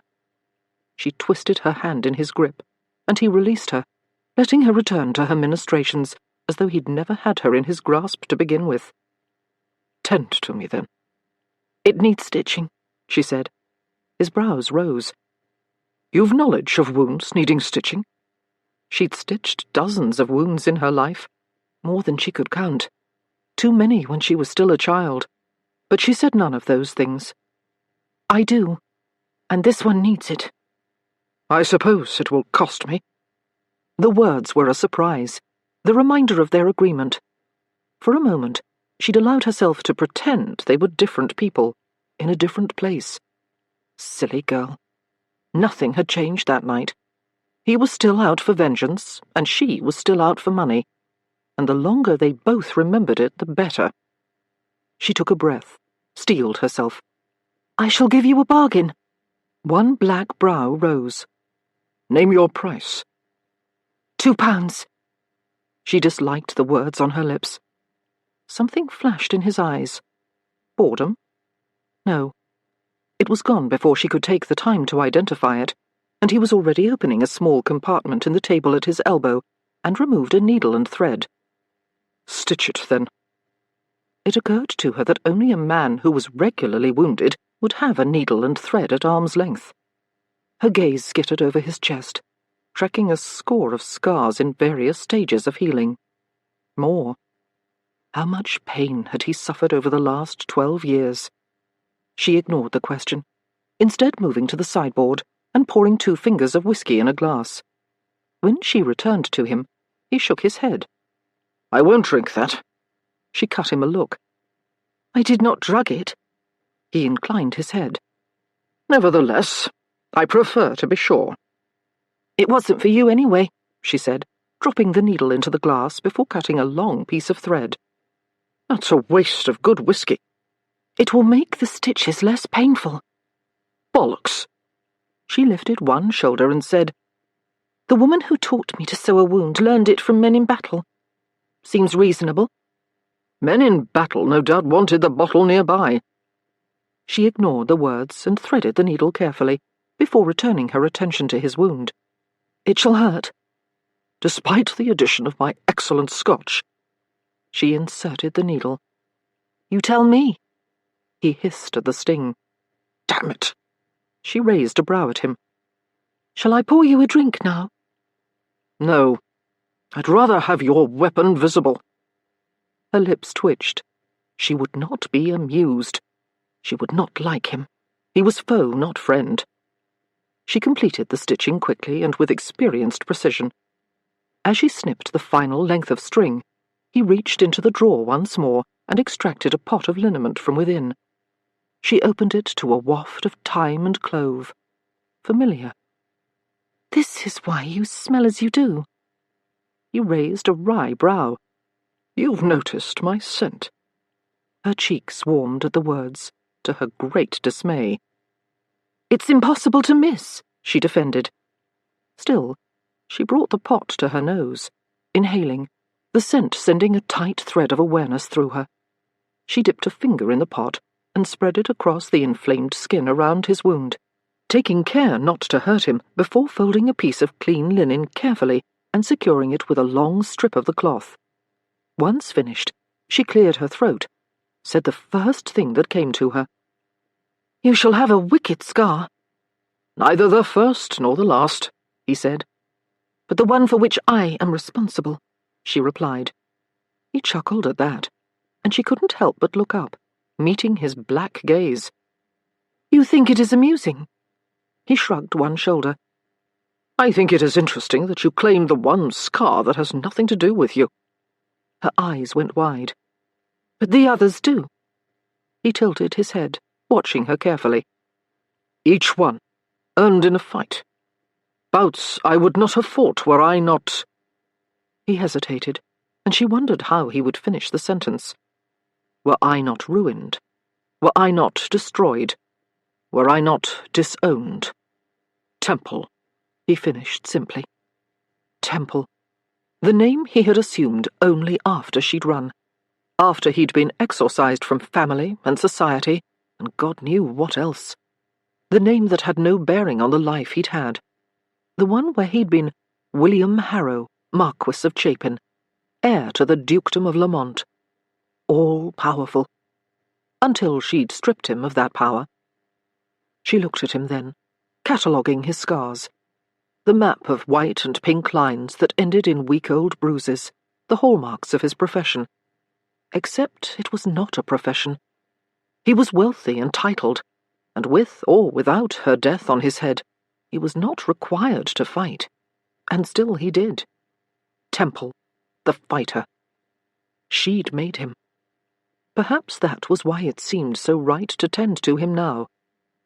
Who had tended to him the other times? Because she could not allow herself to ask that, she asked instead, "Why Temple?" He inhaled at the question, the hand of his good arm flexing into a fist, then back. "What do you mean?" "Why choose that name?" One side of his mouth kicked up. "I'm built like one." It was a flippant, practiced answer. Years of telling truth from lies told her it was the latter, but she did not press him to say more. Instead, her gaze tracked down one massive arm to the place where the wide black band of ink stood stark against his skin. "And the ink?" "Tattoos." Her hand moved of its own volition, fingers inching toward him, before she realized that she was overstepping her bounds. She stopped a hair's breadth from him. "Go ahead," he said, his voice low. She looked up to him, but his gaze was on the band, on her fingers. "I shouldn't," she said, and the words unstuck her. She snatched her hand back. "You want to?" He flexed his arm, the muscle making the ink shift as though it breathed. "It will not hurt." The room was not warm. The fire was new, and it was winter outside the walls of the home, but still his arm was burning with heat. She ran her fingertips across the elaborate markings, all curving lines and dark space, amazed by the smoothness of his skin. "How?" she asked. "A small needle and a large pot of ink," he said. "Who did it?" She met his black gaze. He flickered away, back to where her fingers slid across smooth skin. Comfortable now. "One of the girls in the club." Her fingers stilled. "She is very skilled." He shifted beneath her touch. "She is, and thankfully has a steady hand." "Is she your lover?" Mara wanted to ask, except she didn't want the answer. Didn't want to want it. She didn't want to think of a beautiful woman leaning over him with her keen sense of artistry and her wicked needle. Did not want to think of what happened later, after the needle had pricked his skin 1,000 times. More. Did it hurt? No more than a fight on any given night. Pain was his currency, after all. She didn't care for that thought either. "It's my turn," he said. and she returned her attention to him as he qualified. "To ask questions." The words broke the spell between them, and she let her hand fall away from his arm. "What kind of questions?" As though she didn't know. As though she hadn't known for years that there would come a point when she had to answer them. She wished he would put on a shirt. No, she didn't. Except if he was to press her into telling him about that night, ages ago, when she'd made a dozen life-altering mistakes, perhaps it would be best if he were fully clothed, if he were not so close, if he were not so suddenly compelling. It was not sudden. "How is it that you know so much about tending wounds?" It was not the question she expected, and so she was blindsided by the images that came in response. Blood and screams, knives and piles of red-stained linens, her mother's last gasp of breath, and Kit's tears, and her father's cold, brutal face, revealing nothing. Not emotion, not guilt, certainly not remorse. She looked down at her hands, the fingers now twisted together, a confusing tangle of cold skin, and she considered her words, finally settling on, 12 years has afforded me much opportunity to tend any number of wounds." He did not reply, and the silence stretched for an eternity, before he slipped a finger beneath her chin and urged her to meet his serious black gaze. "The truth, now." She tried to ignore the way the simple touch shattered her concentration. "You think you know me well enough to see when I am lying?" He did not speak for a long while, the tips of his fingers stroking across her cheek to her temple, then around the curve of her ear, reminding her of the way he'd whispered and kissed at that place in the dressmaker's shop. She caught her breath as those wicked fingers slid down the column of her neck, resting on the place where her pulse threatened to thunder from beneath her skin. And through it all, she kept her gaze on his, refusing to be the first to look away, refusing to let him win, even when he closed in on her, tilting her face up and to the side, until her lips were parting at the promise of the caress he threatened. The caress she found she wanted more than anything. He almost gave it to her, his lips stroking once, twice, featherlight across hers, until every inch of her ached for the touch to come firmer, to deliver on the whisper of a promise. She sighed against his lips, and a dark, wicked sound rolled in his throat, sending a thrill through her. Had he growled? How scandalous! How wonderful! But he didn't kiss her properly. Instead, he spoke, wretched man. "I have spent a lifetime watching men lie, Mara, gentlemen and scoundrels. I've become a tremendous judge of truth." She swallowed, feeling his fingers at her throat. "And I suppose you never lie." He watched her for a long moment. "I lie all the time. I'm the worst kind of scoundrel." Now, as she hovered on the edge of the caress with which he teased, she believed it. He was a scoundrel. Worse. But it did not stop her from wondering what it would be like to tell him the truth, to unload it like a bricklayer into a perfect little pile right at his feet. All of it. And if she did, if she told him everything, all she'd done and why, if she laid herself bare and let him judge her for her good deeds as well as her sins. "Tell me the truth." The words were a caress, a temptation. "Who have you healed, Mara?" And the echo of patience in them, as though he would wait an eternity for the answer, was enough to make her ache to tell him. "Nothing you could say would make me forgive." His words from earlier echoed through her, a threat and a promise, a warning not to give herself over to him. He wanted his retribution, and she was the means to that end. She'd best remember that. Truth was a strange, ethereal thing. So few ever used it, and it was so often only noticeable in the lies one told. "No one of consequence," she said. "I am simply good with a needle as well." "I would pay you for the truth," he said, and even as the words came gentle, like a caress, They stung, harsh and unpleasant. This was the game they played. She shook her head. "It's not for sale." He was not through. She could see it in his gaze. And so she did the only thing she could think to distract him. She came up on her toes and kissed him. Chapter 7. If he'd been asked to wager everything he owned on what would happen in that room that evening, he might have laid it on his kissing her. He'd wanted to kiss her from the moment he'd taken her in his arms in that alleyway. From before that. From the moment she'd wrecked him with the hint that there might have been something more between them that night 12 years earlier. From before that. There was always an edge after a handy trancing, one that did not go away until an opponent landed a strong, sure blow. The theory held true if the opponent was a woman, and the blow one of pleasure. So he'd ignored the desire, sure it was no more than a need to ease post-fight tension. He'd experienced the edge enough to know that it would wane. Except it hadn't. It had roared through him as her hands had stroked down his arm in that dark alley, even as she'd worried his wound and sent pain coursing through him.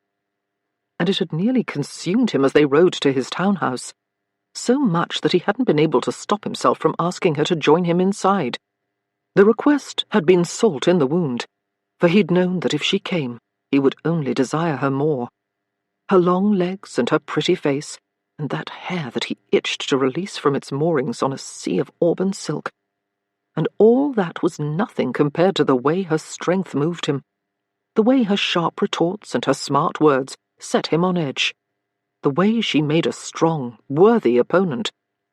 The desire had come to a head as she'd stitched his wound and kept her secrets, and when he'd finally touched her, it had coursed through him, undeniable and dangerous. So, yes, he'd have wagered on kissing her, but he wouldn't have laid a penny on her kissing him. He would have miswagered, for it seemed that Mara Lowe was full of secrets, and willing to do anything to keep them from him, even kiss the killer Duke. And Christ, did she kiss him, her strong, soft hand tilting him down to her, even as she lifted to meet him, capturing his lips with hers, stealing his breath with the soft, tentative, devastating caress, teasing him with the way her lips brushed across his, testing the waters, questioning. He willed himself still, refusing to touch her, to take control, terrified that if he put his giant, brutal hands on her, he would scare her away, that she would run again. And then her mouth opened beneath his, unschooled and still so perfect, and the tip of her tongue edged along his bottom lip, a smooth, slick caress. A man could only take so much. His control snapped. He caught her into his arms, a groan escaping from him, the sound low and likely terrifying for her, but he couldn't stop it. He couldn't stop any part of it, not as he took hold of her, as he tilted his head and lifted her to him, and found the perfect angle at which he could kiss her like she was meant to be kissed, like he'd dreamed of kissing her, claiming her, and damned if she didn't claim him in return. Her hands wrapped around his neck, her fingers sinking into his hair, and he settled into her mouth, stroking deep until she sighed her pleasure, the sound rushing through him, straight to the core of him, where he'd been heavy and hard for what seemed like days, any time he was around her. He worried her lower lip with his teeth, loving the way she shivered in his arms, letting his hands find their way into her hair, scattering pins and setting loose a tide of curls. He traced the silken strands with his touch once, twice, until he couldn't bear not to look any longer. He pulled back, loving the way she followed him, the way she resisted their separation. Temple, she sighed, an edge of irritation in the name. Wait, he whispered. Let me look at you. She was the most beautiful thing he'd ever seen. His gaze devoured her. Her dark hair spread wild around her shoulders, gleaming hints of red in the candlelight. Her strange, gorgeous eyes filled with frustration and desire. Her lips swollen from his kiss. He took those lips again, unable to resist them, kissed her deep and thoroughly, memorizing the sound of her sighs, the spice of her, the feel of her against him, like nothing he'd ever felt before. Except... His head snapped up, and her eyes blinked open. "You really ought to stop stopping," she said with a smile. He shook his head. "At the dressmaker's," he began, hating the way her gaze cleared of sensuality at the words. "What you said." "It is not the first time you've seen my underclothes." "We've done this before," he said. Her eyes flickered to his arm, to his tattoo. Yes. No. It couldn't be the truth. He would remember this. The way his mouth felt right against hers. The way she felt right in his arms. He kissed her again, this time a test, an experiment. He would remember her. Surely he would remember the taste of her, the sounds she made, the way she somehow drove the caress and gave herself up to it. He would remember her. He released her mouth, directing his kiss down the column of her neck to the hollow of her collarbone, dipping his tongue into the indentation there, tasting her, savouring the sigh that escaped from her lips as he slid his hands to the front tie of her bodice and released the tension there, sliding his hand into the fabric to caress the straining tip of one breast, to bear it to the firelight. Dear God, he would remember her. He met her gaze, glassy with desire. "We've done this before." She hesitated, and the pause sent a thread of frustration through him. He wouldn't let her avoid him. He wouldn't let her lie. Not about this. Suddenly, somehow, this seemed far more important than all the rest. He lowered the layers of fabric, watching as dark dress and pale chemise gave way to even paler skin, to perfect skin, tipped with straining flesh turned the colour of honey gold in the firelight. His mouth watered, and he lowered his lips to that place where she strained for him, where, somehow, he strained for her. It took all his strength to pause there, a breath from her skin, and whisper, "We've done this before." "William!" She gasped his name in the firelight. His real name. He froze, as did she. "What did you call me?" She hesitated. No one had called him that for a decade. For longer. Few had called him that before, but he'd always liked his women to do so. He'd liked the way the familiarity of the name brought them closer, made them more accommodating. It had been an easy way to make them love his naive, idiot self. "Say it." The command was not to be refused. "William," she said, beautiful eyes filled with fire, the curve of the syllables on her warm lips making him at once furious and filled with longing. Christ, this had happened. He would remember her. Except he couldn't, because she'd made certain he wouldn't. She'd stolen that night from him, this moment from him.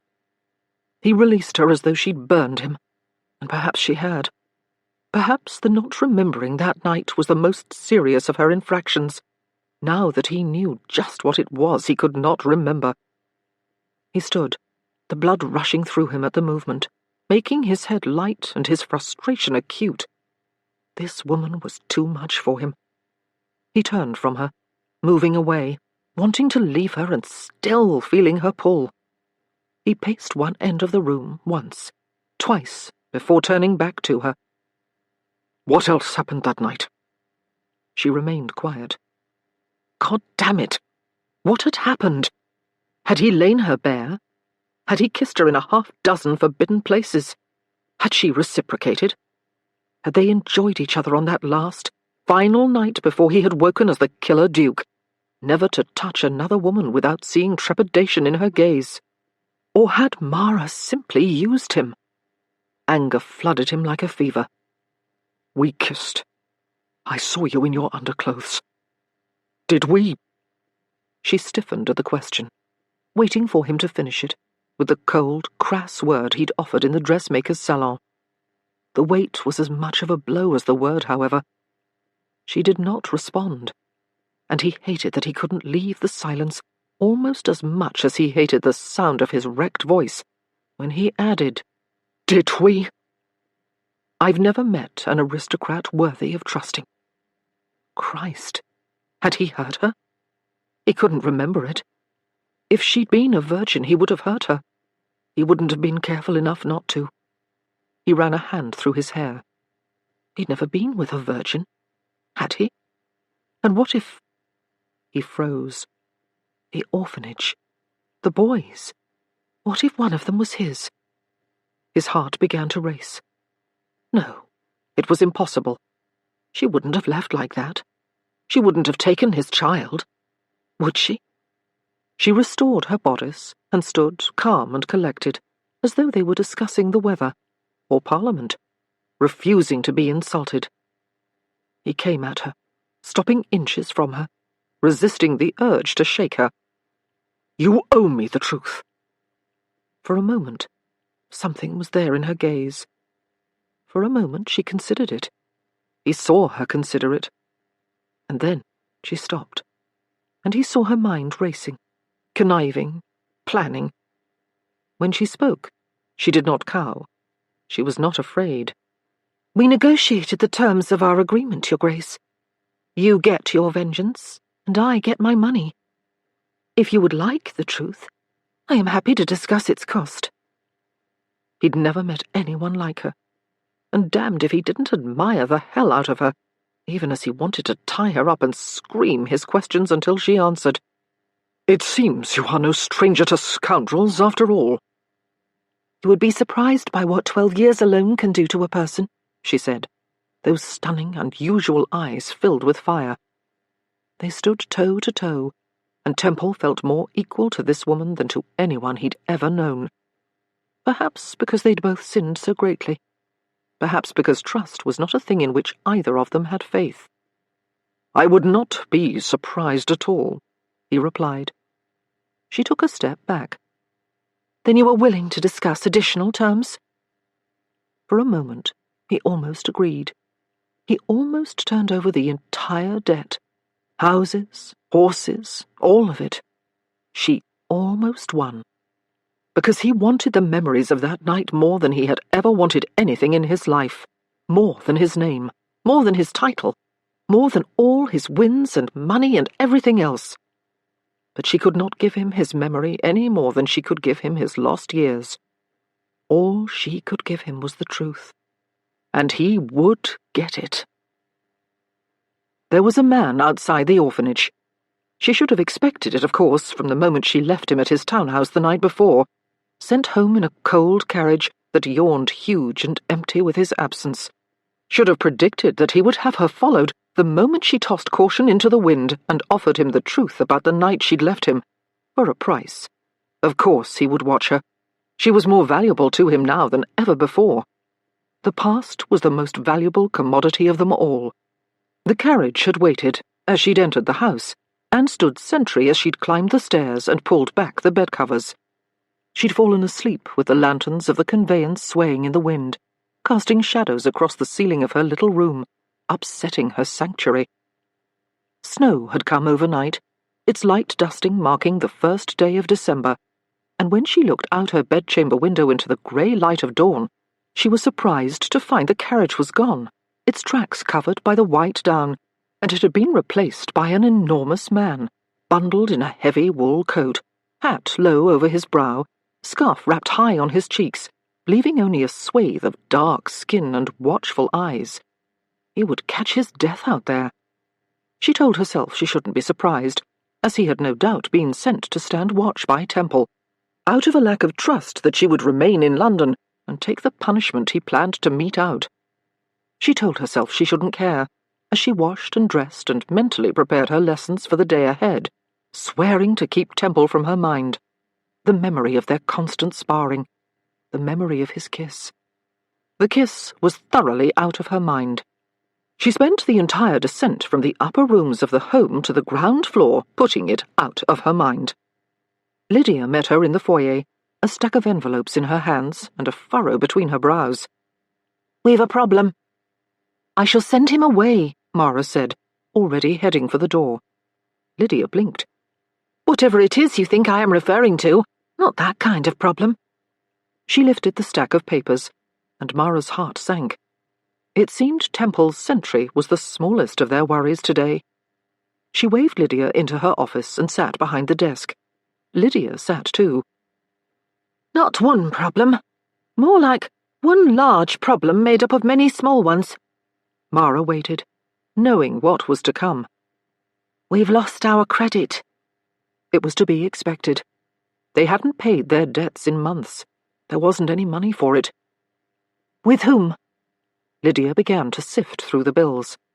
"The tailor, the bookshop, the cobbler, the haberdasher, the dairy, the butcher." Good Lord! Did they all attend some kind of city-wide meeting and decide to uniformly come collecting? It would seem so, but that is not the worst of it. The boys shan't be able to eat, and that's not the worst of it. Mara shivered and moved to the fire, opening the coal bin to discover it empty. She closed it. Lydia held up a single envelope. "That's the worst of it." Mara looked to the bin. Coal. Again. London winters were long and cold and wet, and the orphanage would require coal to keep the boys healthy. Hell, to keep the boys alive. £2.16. Lydia nodded, and Mara said what anyone would say in such a situation. "Damn!" Lydia did not flinch. "My thoughts precisely." Damn bills. Damn bill collectors. Damn her father for sending her into hiding. Damn her brother for losing everything. And damn Temple and his gaming hell for taking it. "We've a house full of boys bred from the richest men in England," Lydia said. "Is there no one who can help us?" "No one who would not expect our lists in return. The lists of bloodlines. 24 names that would scandalize London, and in the process ruin the boys. Not to mention the reputation of the orphanage, which was of the utmost importance." "What of the fathers themselves?" Men who came in the dead of night to pass off their unwanted offspring. Men who made unthinkable threats to keep their identities secret. Men who Mara never wanted to see again, who would not want to see her ever again. "They've washed their hands of the boys." She shook her head. "I won't go to them." There was a long pause. "And the Duke?" Mara did not pretend to misunderstand. The Duke of Lamont, rich as Croesus and doubly powerful, and rightfully furious with Mara. What of him? Lydia hesitated, and Mara knew her friend was searching for the right words, as though she hadn't thought them herself. "If you told him the truth, that your brother's funds were not his to gamble—" "Nothing you could say would make me forgive." The words echoed, their dark promise sending a chill through her. He'd been so angry with her last night, and she'd brought it upon herself, telling him half-tales, tempting him with partial truths, and then asking him to pay for his memories. She sat. No, the Duke would not help. She was alone in this. The boys were her charges, her responsibility. It was she who must care for them. She stood and moved to a nearby bookcase, extracting a fat volume. She held the book in her hands, her breath coming hard and fast, every inch of her resisting what she was about to do. The book was her safety, her future, her promise to herself that she would never go poor or hungry again, that she would never have to rely on the aid of others. It was her protection, cobbled together with 12 years of work and saving. Everything that would keep her from the streets. Everything she'd planned to use once Temple ruined her. But the boys were more important. She set the book on the desk and opened it, revealing a large, hollow space, filled with a cloth sack that jingled when she lifted it. Lydia gasped. "Where did that come from?" From years of work, of saving, of a shilling here and sixpence there. £12, 4 shillings, 10 pence. All she had. Mara ignored the question, extracting coins. "Pay the coal, the dairy, and the butcher. Take your salary, and Alice's and Cook's, and do what you can to put off the others, until the eldest requires new shoes and clothes." Lydia considered the money, shook her head. Even with that. She did not have to finish the sentence. The money wouldn't be enough to carry them through winter. It would barely get them into the new year. There was only one way. More time with the Duke of Lamont. She stood and headed for the foyer, now filled with boys. They were all at the 2 front windows of the house, teetering on chair arms and clinging to window panes, eyes riveted on the man across the street. Lavender sat several feet away, watching them, and Mara lifted her to safety before the piglet could be crushed by a falling boy. "He's been there for an hour at least," Henry said. "He doesn't seem cold at all." "Impossible. It's snowing," Henry replied, as though the rest of them hadn't eyes. "He's nearly as big as the man who came for Mrs. McIntyre," Daniel said, amazement in his tone. He nearly was, but Temple was bigger. "Aye, that one was big as a house." Bigger, and no doubt stronger, and handsomer. She stilled at the thought. She had no interest in his handsomeness, none whatsoever. She hadn't even noticed it, just as she hadn't noticed the way his kisses made her weak. He was infuriating, and impossible, and controlling in the very worst way, and more handsome than the man across the street. Not that she noticed. "Do you think he's here for one of us?" The trepidation in little George's voice brought her back to the matter at hand. "Gentlemen!" The boys started, releasing curtains and unbalancing each other until their strangely crafted structure toppled, leaving 6 boys in a heap on the floor. Mara resisted the urge to laugh at the boys' antics as they scurried to their feet, straightening sleeves and pushing hair from their eyes. Daniel spoke first. "Mrs. McIntyre, you're back!" She forced a smile. "Of course I am." "You were not at supper last evening. We thought you'd left," Henry said. "For good," George added. Mara's heart constricted at the words. Though they played at being fearless, the boys at the McIntyre home were terrified of being left.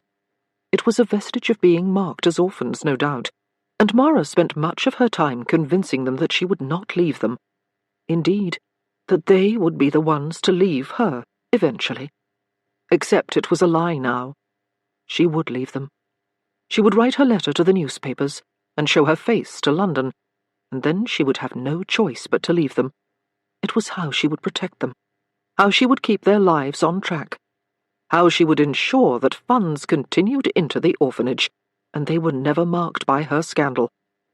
Deep sadness coursed through her, and she crouched low, Lavender struggling for freedom, and pressed a kiss to George's blonde head before smiling at Henry. Never. The boys believed her lies. "Where did you go, then?" Daniel asked, always one to get to the heart of the matter. She hesitated, turning over the answer in her mind. She couldn't, after all, tell the boys that she'd been traipsing about London in the dead of night, being fitted for clothes worthy of a prostitute and chased by villains, and kissed by them. "I had a bit of business to tend to." Henry turned back to the window. "There were 2 men out there now, and with a great black carriage, too. Caw, we could all fit into it, with room to spare." The pronouncement drew the attention of the rest of the boys, and, despite her attempt to resist, of Mara. She knew before she looked out the window, through a web of young, spindly limbs, who would be in the snowy street beyond. Of course it was he. Without thinking, she headed for the door of the orphanage, tearing it open and heading straight for the carriage. Temple's back was to her, as he and his man-at-arms were deep in conversation, but Mara had taken no more than a half-dozen steps before he turned to look over his shoulder at her. "Get back inside, you'll catch your death." She would catch her death. She held her head high, not wavering. "What are you doing here?" He looked back to his companion, saying something that made the other man smirk, then turned to face her. "This is a busy street, Mrs. McIntyre," he said. "I could have any number of reasons to be here." He took a step toward her. "Now do as I tell you and get inside. Now." "I am quite warm," she said, her gaze narrowing. "Unless you're searching for a woman to warm your bed, Your Grace, you really couldn't have any number of reasons to be here." And in your condition, I would think that effort would prove futile. He raised a brow. Do you? I stitched your arm closed not 12 hours ago. He shrugged one shoulder. I am quite well today. Well enough to carry you inside and stuff you into a cloak. She hesitated at the image that wrought, the way he simply oozed strength beneath his greatcoat, which made him look even wider and more unsettlingly large than ordinary. He did look well, wickedly, powerfully well. She resisted the urge to identify the emotion that coursed through her at the look of him. Instead, she said, You should not be cavorting about London with a fresh wound. It shall tear open. He tilted his head. Is that concern you exhibit? No, she said quickly, the word coming on instinct. I think it is. Perhaps the wound has addled your brain. She huffed her irritation. I simply don't want to have to repeat my work. Why not? You could fleece me out of another £2. I checked that price, by the way. Robbery. A surgeon would do it for a shilling, 3. A pity you didn't have a surgeon nearby then. I charged what the market would bear, and it shall cost you double if you tear it open and require me to do it again. He ignored the words. If you won't go inside for yourself, perhaps you will for the pig. She will catch a chill. She looked down at Lavender, asleep in the crook of her arm. Yes, she looks quite uncomfortable. His gaze slid past her, over her shoulder, making her feel slight and small, even as she herself stood a half a head taller than most men she knew. Good morning, gentlemen. She turned at the words to find the wide-eyed residents of the McIntyre Home for Boys collected in the open door, edging out onto the snowy steps leading up to the orphanage. Boys, she said, putting on her very best governess voice, go inside and find your breakfast. The boys did not move. Is every male of the species utterly infuriating? She muttered. It would seem so, Temple replied. The question was rhetorical, she snapped. I see you making eyes at the carriage, boys. Have at it if you like. The words unlocked the children, who tumbled down the stairs as though a tide were pushing them toward the great black conveyance. Temple nodded to the coachman, who climbed down from his perch and opened the door, lowering the steps to allow the boys access to the interior of the coach. Mara was distracted by the exclamations of excitement and amazement and glee that came from the dozen or so boys who were now clamouring about the carriage. She turned to Temple. You didn't have to do that. She did not want him to be kind to them. She did not want them trusting him, not when he held the keys to their full bellies and warm beds.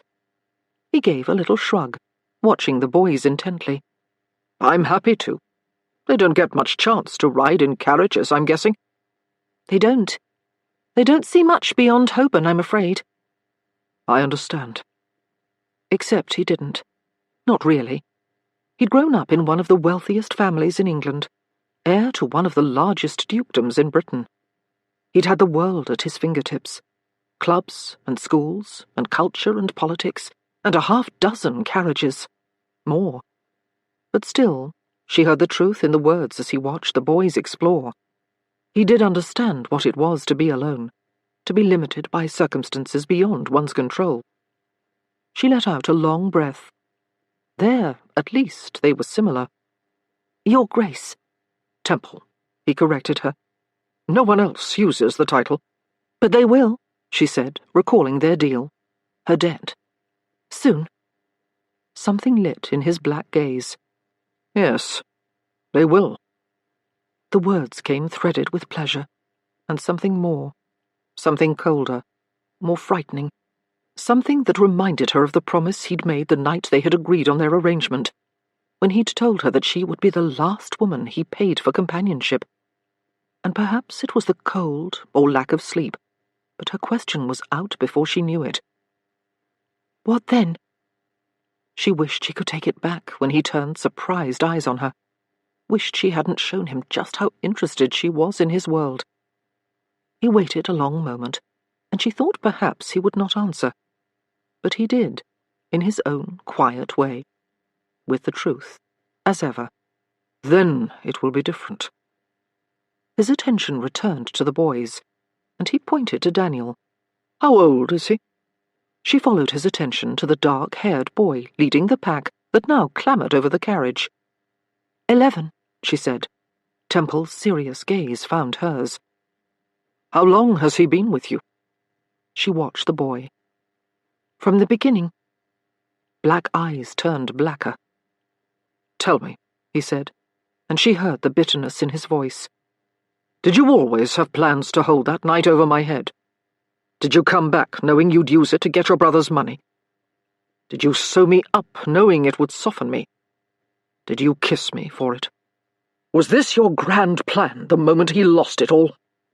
Cacophonous laughter saved her from answering, gave her a moment to collect herself at the thought that he might believe such things of her, at the instant desire to defend herself, to tell him everything.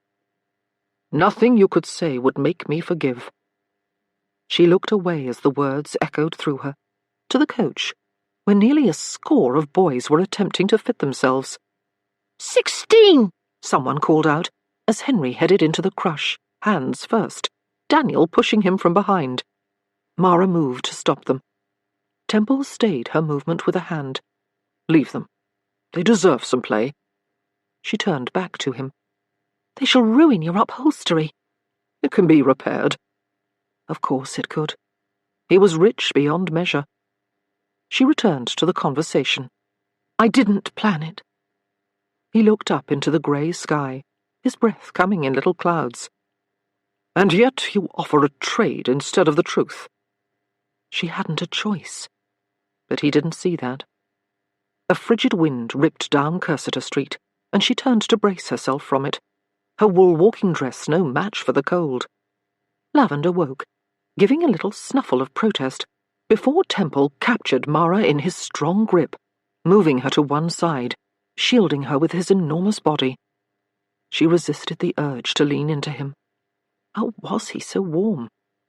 He cursed softly and said, Your pig is getting cold. He had released her once she was shielded from the wind, his free hand stealing between them. Mara watched long fingers stroke down Lavender's little, soft cheek and felt the piglet snuggle into the caress. For a fleeting moment, she wondered how those fingers would feel on her own cheek, and then she realized she was vaguely jealous of a pig, which was unacceptable. She pulled herself straight, looking up into his face, forcing herself not to notice the way his lips twisted in wry amusement at the piglet's abandon. How long will you have me watched? He was watching the boys again. Until I am through with you. The words were cold and unwelcoming, and they made her retort easier. And my trade? He stopped stroking Lavender and returned his cool attention to Mara. I believe I can extract the information in another way. A shiver coursed through her. Trepidation, fear, something else that she did not wish to acknowledge. No doubt you do, but I am stronger than you think. You are precisely as strong as I think. The promise in the words seemed echoed in the cold wind that whipped her skirts against her legs. And until then, I am the lucky recipient of your watchful eye. One side of his mouth kicked up in a humorless smile. It is good that you see the silver lining in this cloud. More like the lightning storm. She took a deep breath. And what is the watch worth to you? Nothing. That was not the agreement. No. The agreement was that I pay you for your time. This is my time. And my men's. Watching us like villains. Does it make you feel better, putting me in the role of the villain? Does it help to absolve you of your sins? The words were soft and unsettling, and far too astute. Mara looked away. I simply prefer that you and your men not scare the children. Temple cut a look at the carriage. I see that we are threats on that account. She followed his gaze, noting that the boys were through with their earlier game and had now set about conquering the huge conveyance. There were 7 or 8 standing on the roof of the coach, and others scaling the sides with the help of his dark sentry and the coachman. He and his men had come here, into her life, and won over her charges with nothing but a handsome carriage and a few kind words. He'd changed her life in mere days, threatening everything she held dear, stripping her of every inch of her control. She wouldn't have it. She clutched Lavender to her chest and extracted the little black book from her pocket. "You've had enough of my time today, Your Grace," she said, opening it. "Shall we call it a crown?" His brows rose. "I did not ask you to join me." She smiled falsely. "But join you I did. Aren't you lucky?" "Oh, yes," he replied, rocking back on his heels. "I have ever been lucky in your presence." She scowled. "A crown it is." She marked the fee in her book, then turned to the carriage. "Boys," she called, "it's time to go in." They didn't hear her. It was as though she did not exist. "Lads," he said, and they stopped, frozen in their play. "Enough for today." The boys descended as though they'd been waiting for those precise words. Of course they did. Of course they listened to him. She wanted to scream. Instead, she headed for the house, making it halfway across the street before she realized he was on her heels, as though his escort was perfectly ordinary. She stopped, as did he. "You are not invited in." His lips twitched. "The truth will out, Mara." She scowled at him. "Not today." His brows rose. "Tomorrow, then." "That depends." "On?" "On whether you intend to bring your purse." He chuckled at that. The laughter there, then gone, and she hated herself for enjoying the sound. "I require you in the evening," he said quietly. "I imagine it's another £10 for the privilege." The words unsettled, the discussion of money somehow powerful on her lips and insulting on his. But she refused to acknowledge the way it made her feel. "That's a fair start." He watched her for a long moment, something equally disquiet in his countenance. Something she ignored. Chapter 8. When Mara entered her office the following morning, it was to discover that Lydia was a traitor. Lydia was perched on the edge of a small chair on one side of Mara's desk, in casual conversation with the Duke of Lamont, as though it was perfectly ordinary for a man of his size and ilk to loiter in an orphanage, and equally ordinary for a governess to keep him company. Lydia was tittering, fairly hanging on every one of his words, when Mara shut the door behind her with a snap. Temple stood, and Mara ignored the warmth that spread through her. It was December, and bitterly cold, as the coal delivery had not yet arrived. This man was not warming. She redirected her attention to Lydia. "We're allowing just anyone in these days?" Lydia had worked alongside Mara for long enough not to be cowed. "The Duke indicated that you had an appointment." "We don't." She rounded her desk and sat. "You may leave, Your Grace. I am quite busy." He did not leave. Instead, he returned to his chair and overflowed the delicate piece of furniture. "Perhaps you don't remember. We agreed that I would return today." "We agreed you would return this evening." "Miss Baker invited me in." "He was outside when I woke," Lydia explained. "It's bitterly cold, and I thought he might like tea." Temple had clearly addled the other woman's brain. "He does not want tea." "Tea sounds lovely." There was perhaps no word stranger on this enormous man's lips than lovely.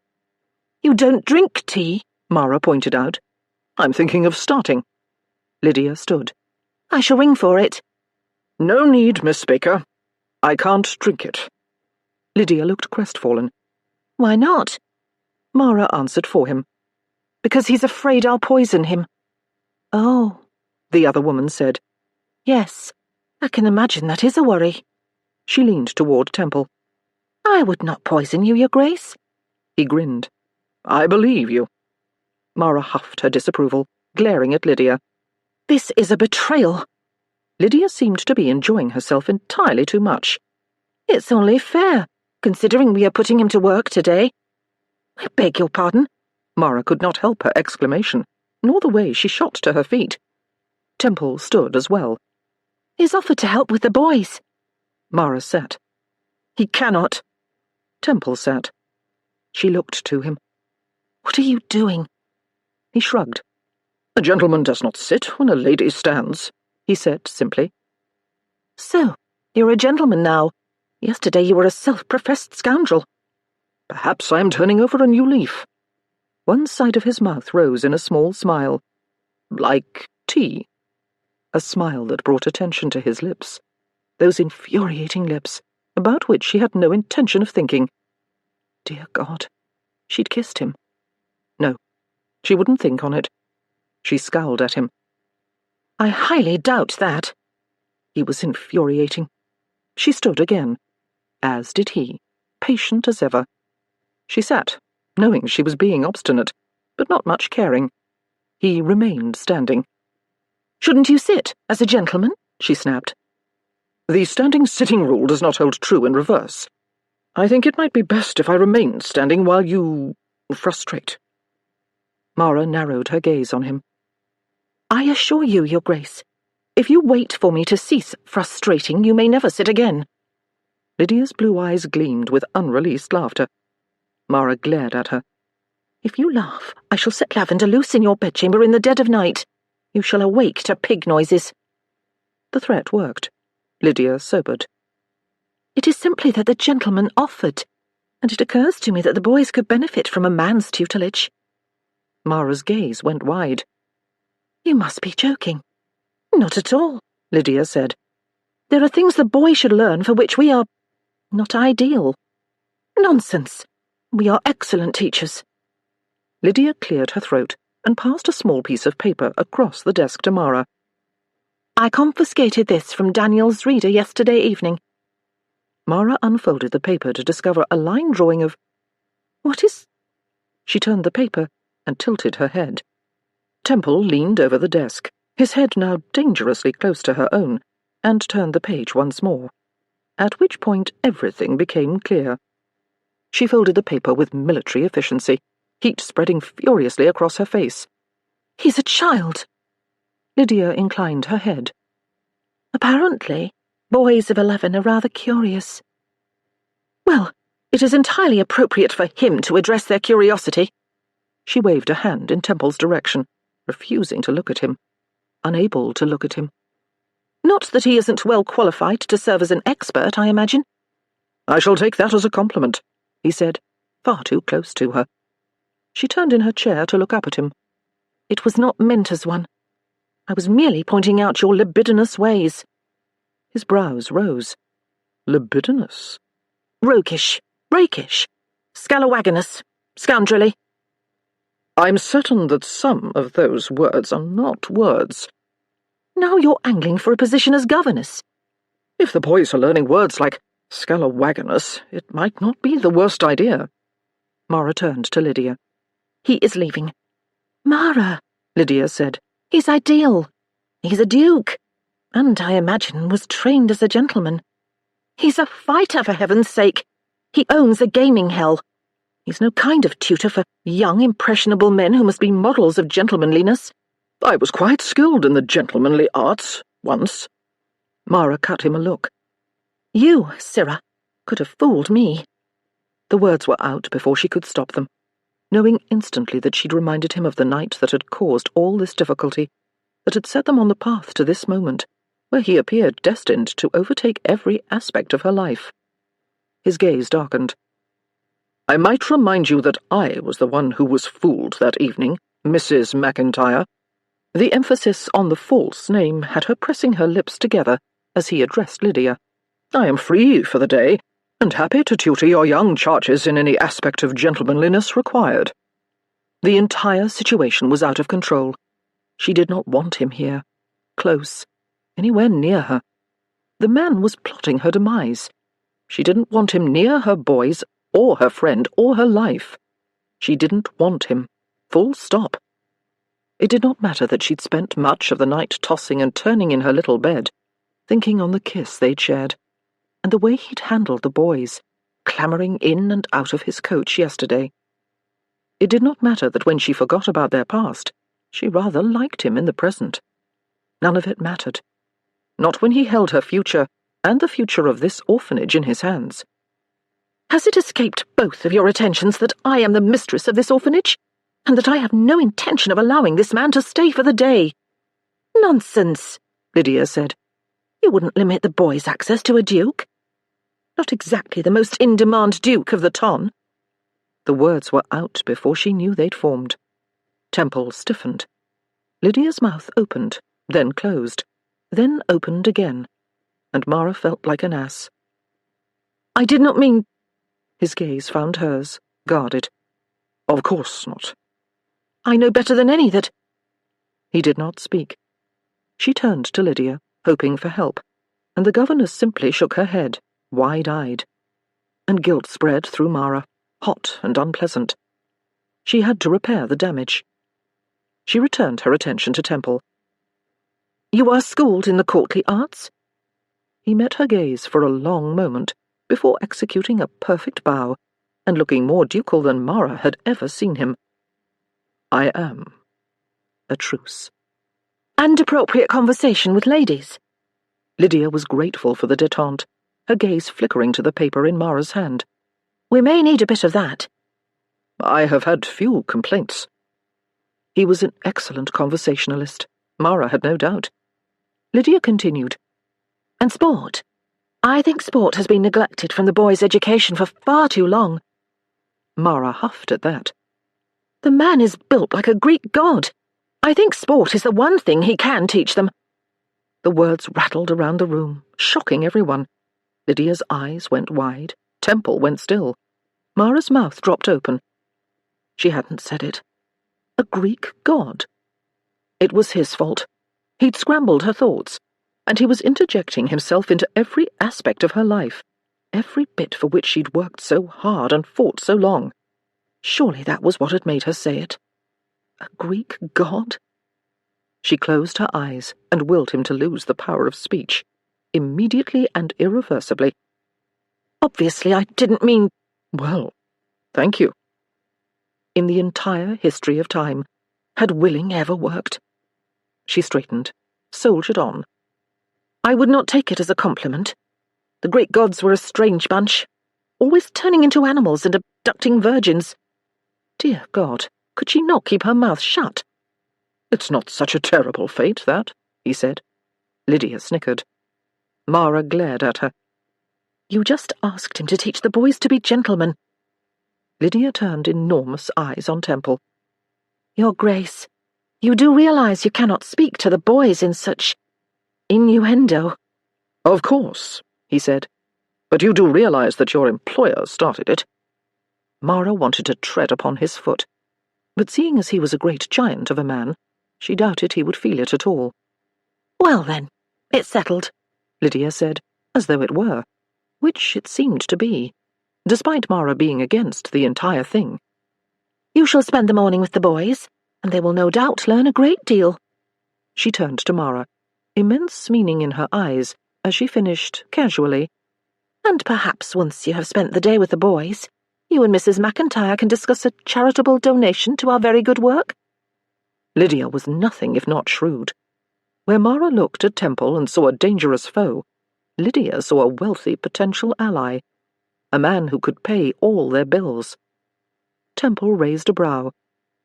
"Your business acumen rivals that of your employer." Lydia smiled. "I shall take that as a compliment."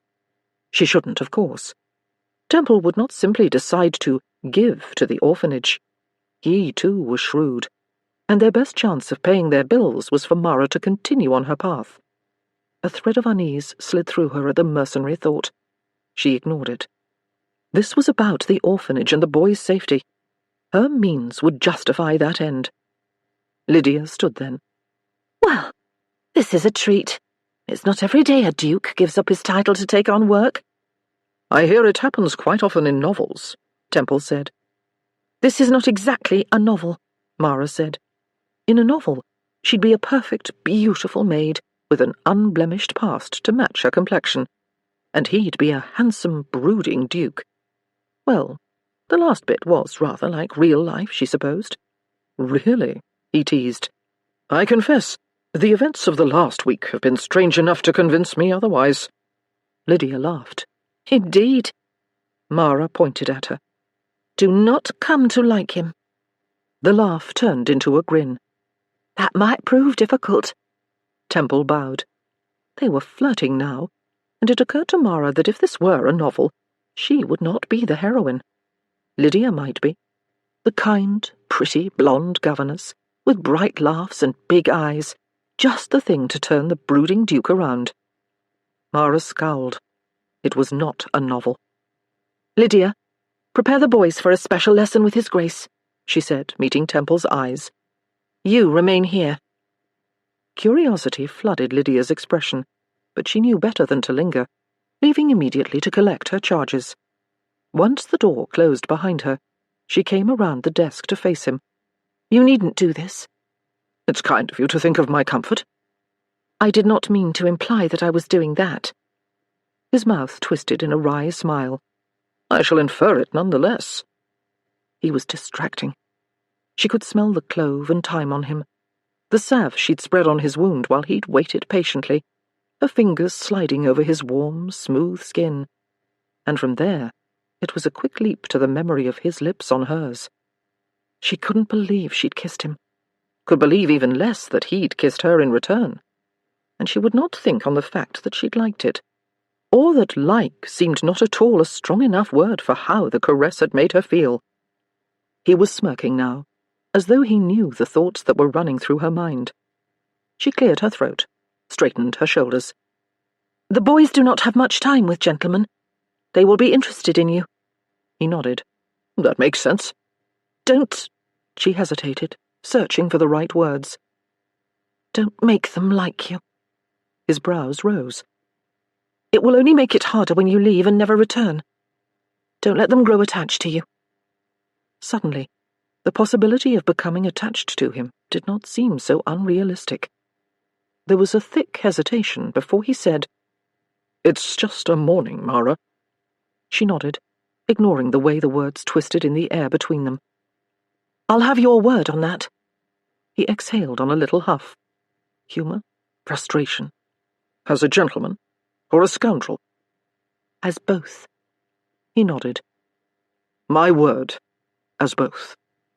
She opened the door, turned back to him, trying not to notice how handsome he was, how tempting. I hope at least one of them sticks. He left, and she closed the door behind him. After several moments of wanting to follow him, she turned the lock and returned to her desk. 1 hour. That was how long it took for her curiosity to get the better of her, and for her to go hunting for him. She found Lydia standing sentry in the main hall of the orphanage. Where are they? Mara asked. Lydia tipped her head in the direction of the firmly shut door to the dining room. He has been with them for 3/4 of an hour. Doing what? I haven't any idea. She approached her friend, lowered her voice to a whisper. I cannot believe you asked him this. Lydia shrugged. He seems a decent man. He was. You don't know that. Lydia's blue gaze turned knowing. I know indecent men, and you yourself said he did not do what the world thinks he did. She paused, then added, And he's rich enough to save us all. If only he knew they were in danger.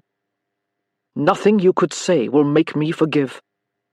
Nothing she could say would make him help. Lydia was still talking. But they seem to be enjoying it. Laughter and excited chatter streamed from the dining room, returning Mara to the present. She knocked and opened the door, the laughter noise immediately subsiding.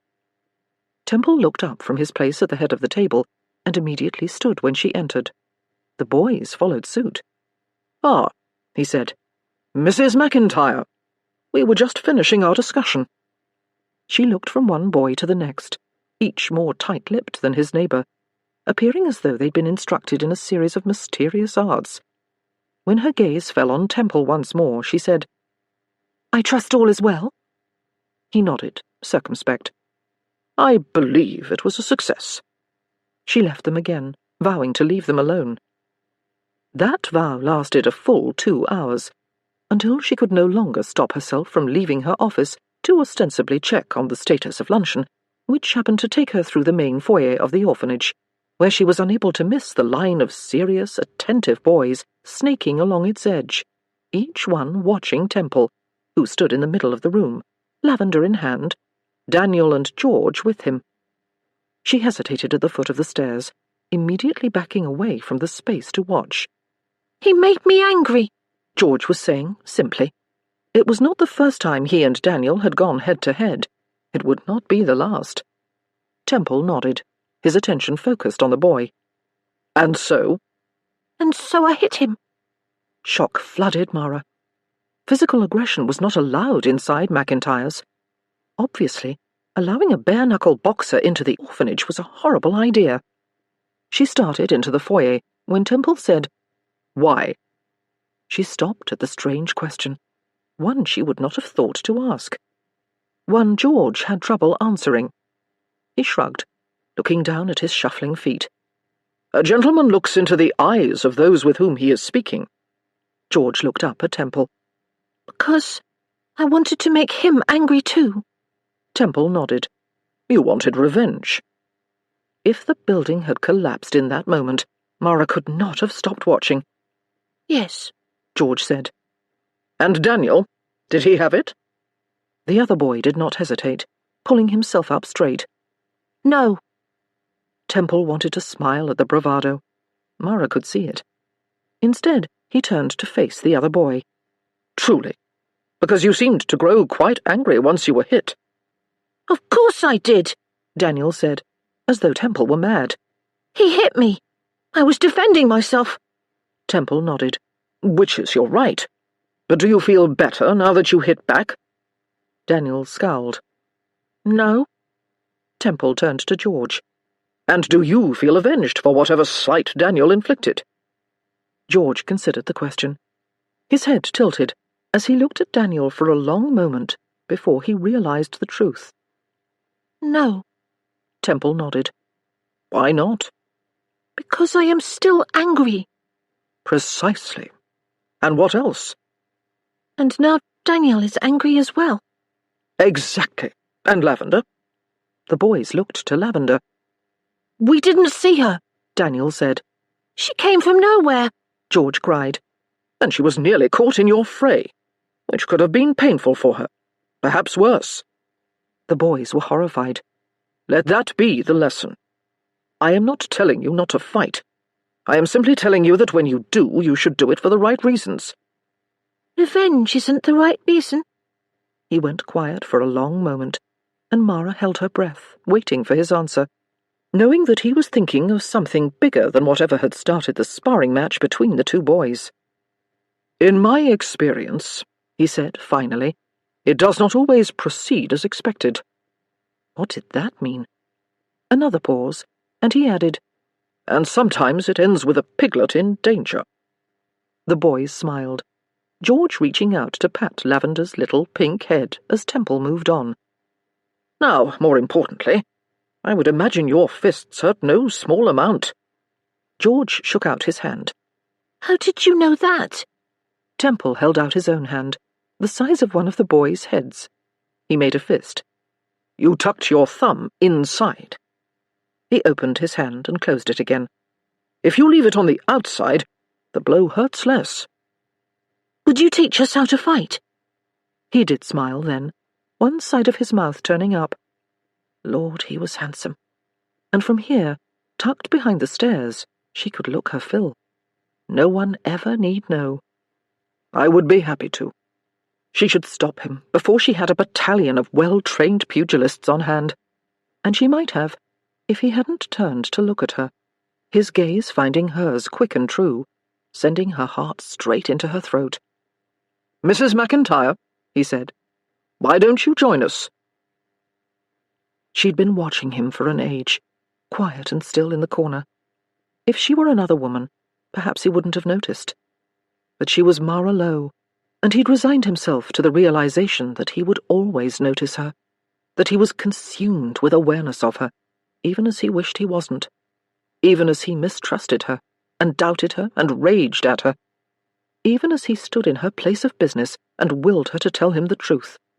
And so, when her young charges gave him an opportunity to bring her closer, he used it. enjoying the look of surprise on her face when she realized she'd been seen. She came forward, doing her best to seem as though she hadn't been eavesdropping. "Good afternoon, gentlemen."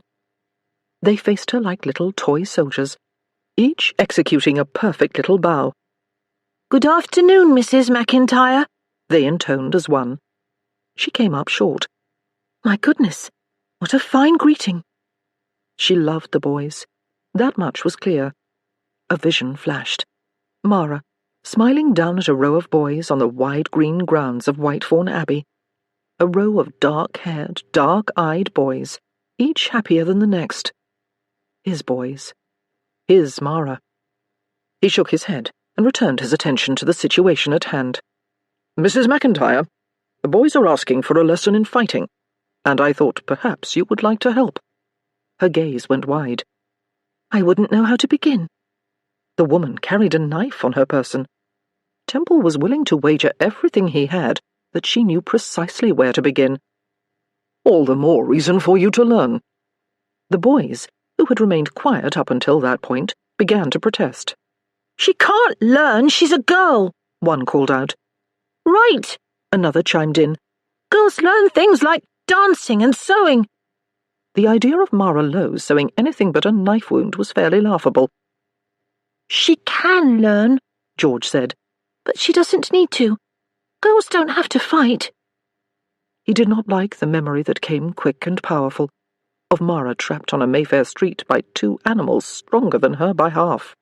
He wanted her safe, protected, and he could give her the tools to keep herself that way. "First, gentlemen don't refer to ladies as girls," Temple pointed out. "Second, you will all be learning to dance soon enough, I would think." That bit drew a chorus of groans from his pupils.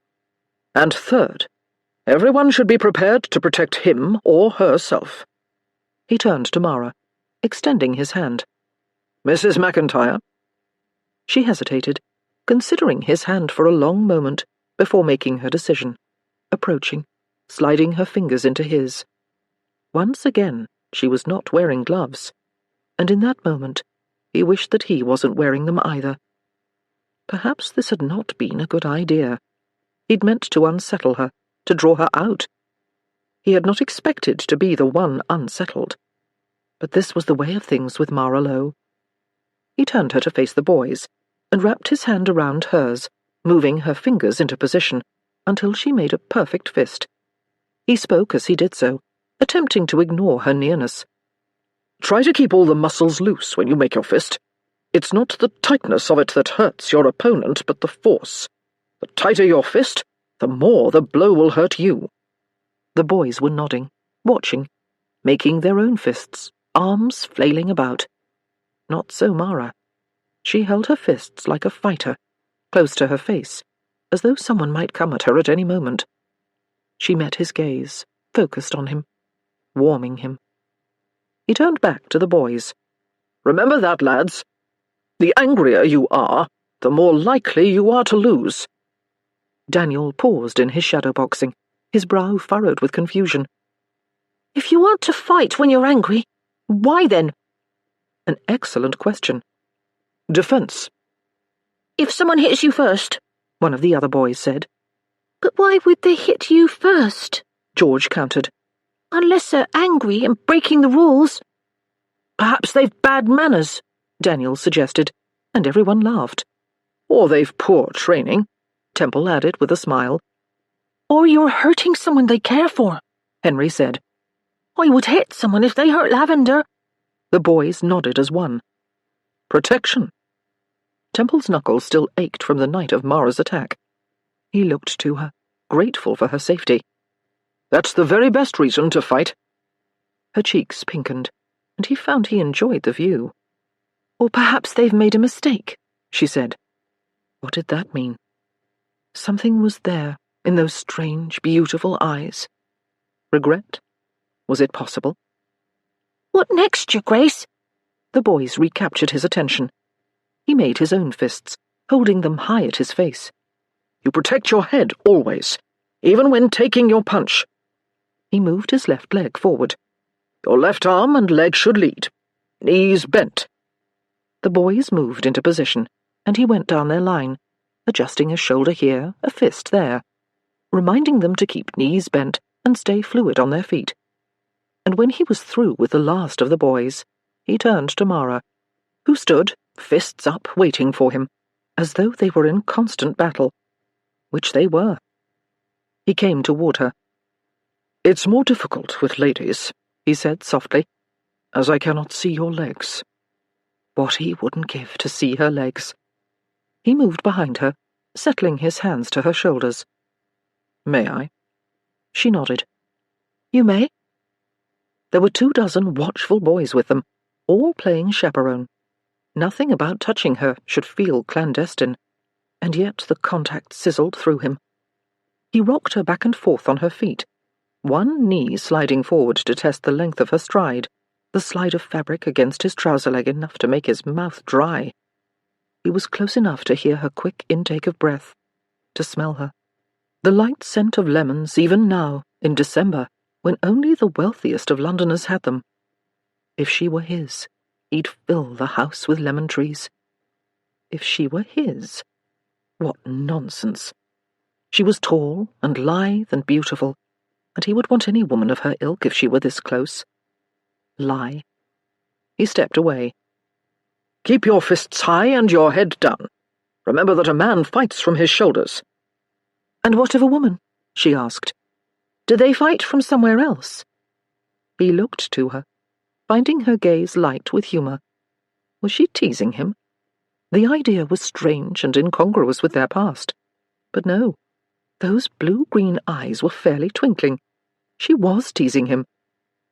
"In my experience, women fight dirty." She smiled then. "Nonsense. We simply fight from the heart." He believed that about her, without question. This was a woman who fought for what she wanted, and for those in whom she believed. She would fight for these boys, and, it seemed, for her brother, despite his being thoroughly despicable.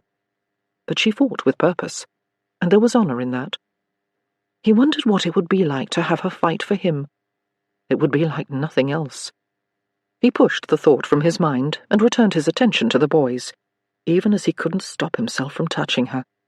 He adjusted her head, making it seem utterly professional, even as each touch rocketed through him. "Keep your heads tilted forward." Had her hair always been so soft? "Don't hold your chin up, or you'll risk being clocked here." He brushed his knuckles beneath her chin, where soft skin tempted him like a pile of sweets. "And here." His fisted fingers slid down the long column of her neck to where her pulse pounded strong and firm beneath his touch. She inhaled sharply, and he knew she felt it too. The pleasure, the want. Who was this woman? What were they doing to each other? With difficulty, he pulled away from her, raised his voice, spoke to the boys. "The blow doesn't come from your arm. It comes from your body, from your legs. Your arms are simply the messenger." He threw a punch into the air, and the boys gasped. "Oh, that was fast! You must be the strongest man in the world." "Now all of you take a turn." The boys were thrilled to punch at the air, bouncing back and forth on their newly light feet. He watched them for a long while, gaze lingering on the eldest, Daniel. The dark-haired, serious boy was focused on his jabs, eager for Temple's approval, and there was something familiar there. Something Temple recognized as like him. Dark hair, dark eyes, 11 years old. The boy had blue eyes, but otherwise he had Temple's colouring. Eyes the blue of Mara's.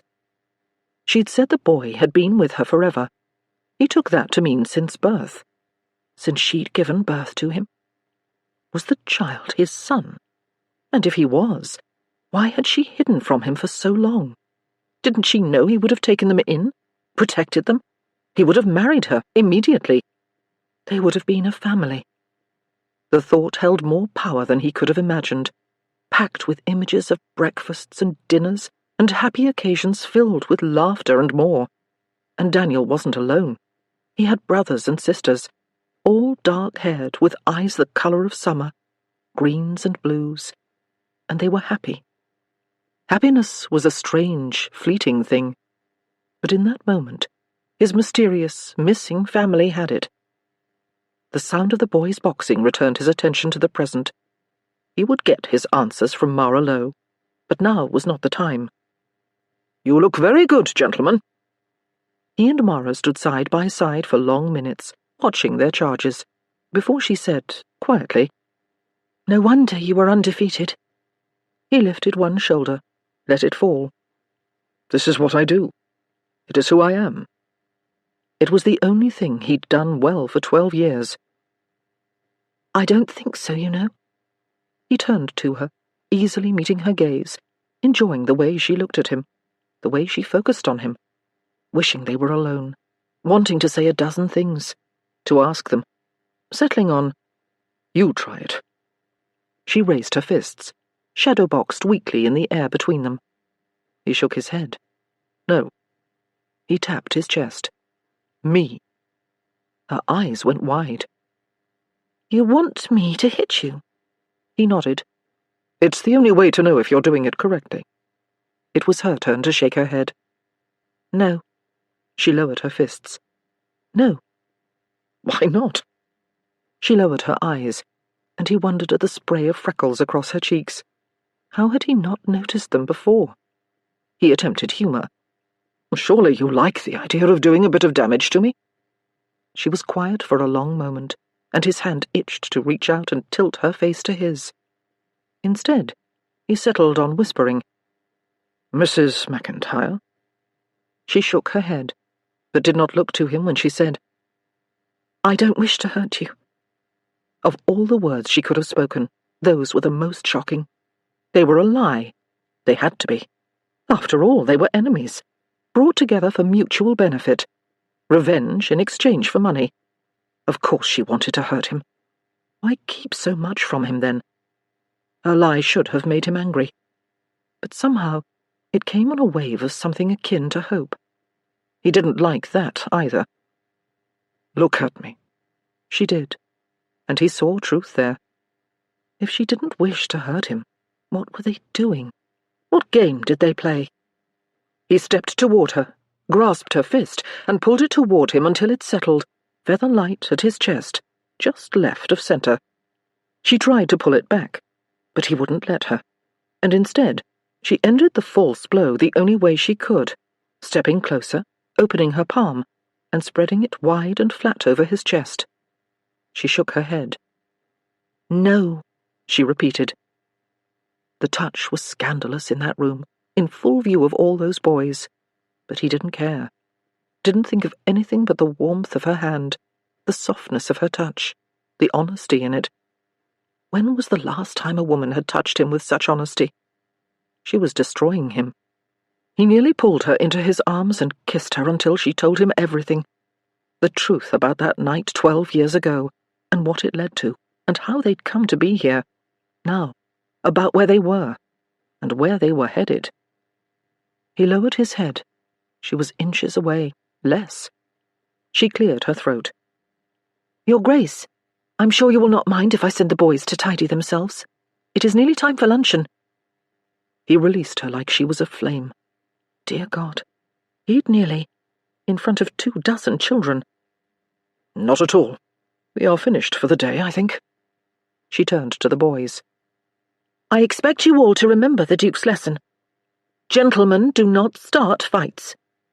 "We only finished them," George announced, and the boys were off instantly, dispersed in their separate ways, except little Henry, who headed straight for Lavender, at Temple's feet.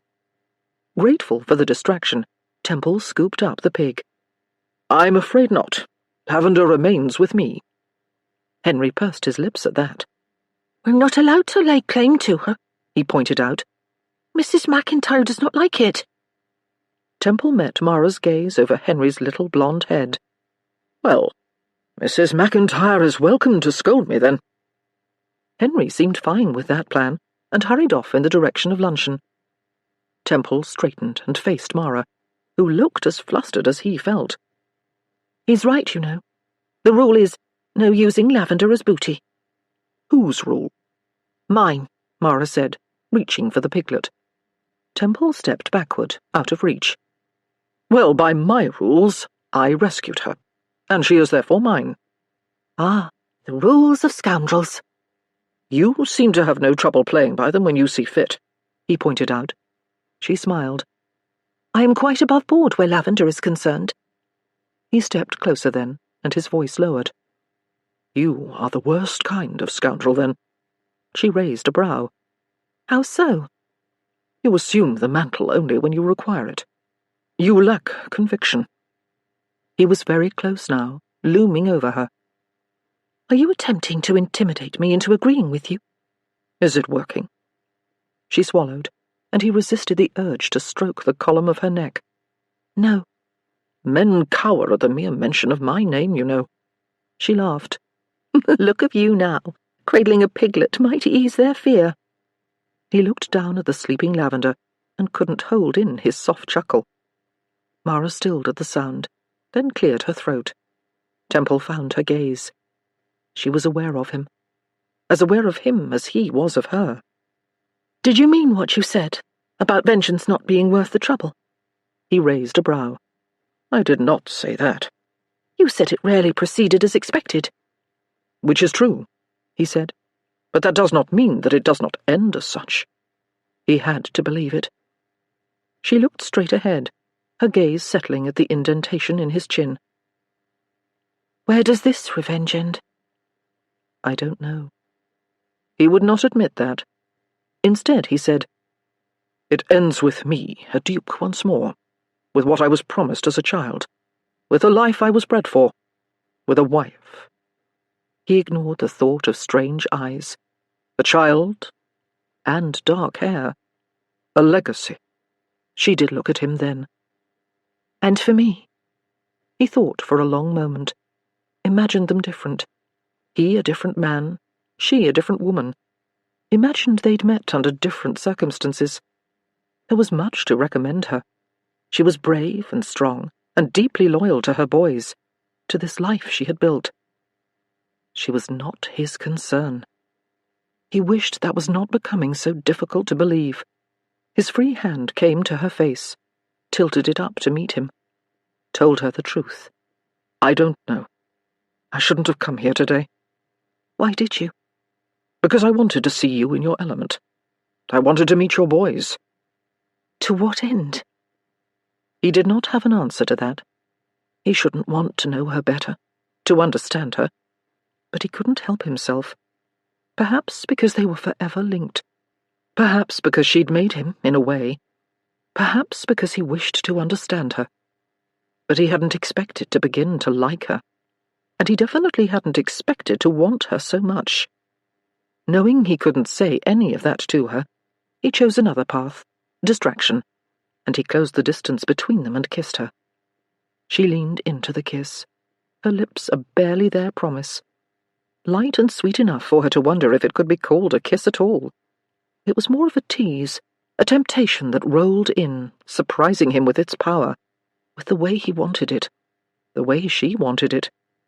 She sighed against him, and it was precisely that for which he was waiting. She offered him entry. He took it. The moment her lips parted, he captured them, deepening the caress, his hand sliding from her cheek to her neck, and finally down her back to wrap around her waist and pull her close. Her sigh became his satisfaction, a deep, primitive growl that surprised him. She tested his control again and again, and he enjoyed it. Then his tongue was stroking across her lower lip, and her hands were in his hair, and she pressed against him, as though there were nothing in the world she wanted more than to be close to him, as though she weren't afraid of him.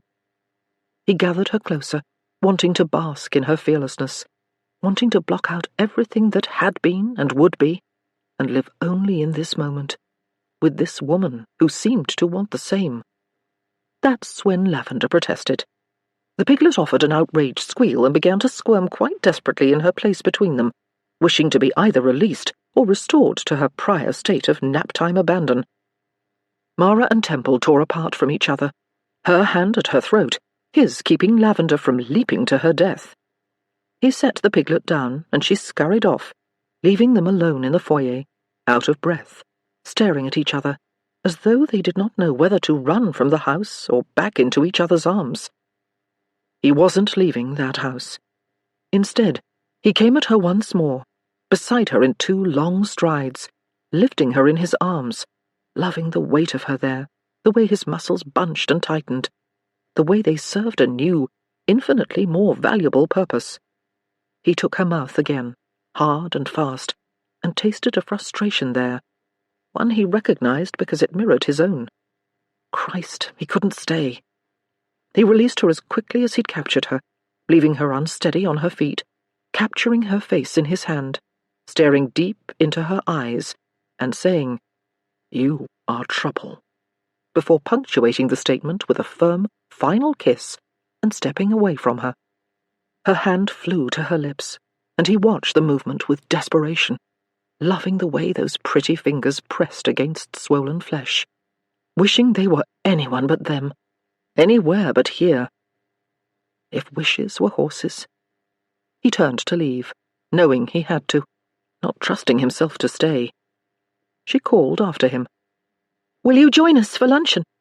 "No, thank you," he said, at sea. "My morning is complete." Too complete. He should not have touched her. She was his ruin, his revenge. Why couldn't he remember that? "You look hungry." He nearly laughed. He'd never been so hungry in his life. "I am fine." "Are you still afraid I might poison you?" He inclined his head, the excuse welcome. "A man cannot be too careful." She smiled. He enjoyed that smile. Too much. He had to stop this. And so he said the one thing that he knew would do just that. "Mara."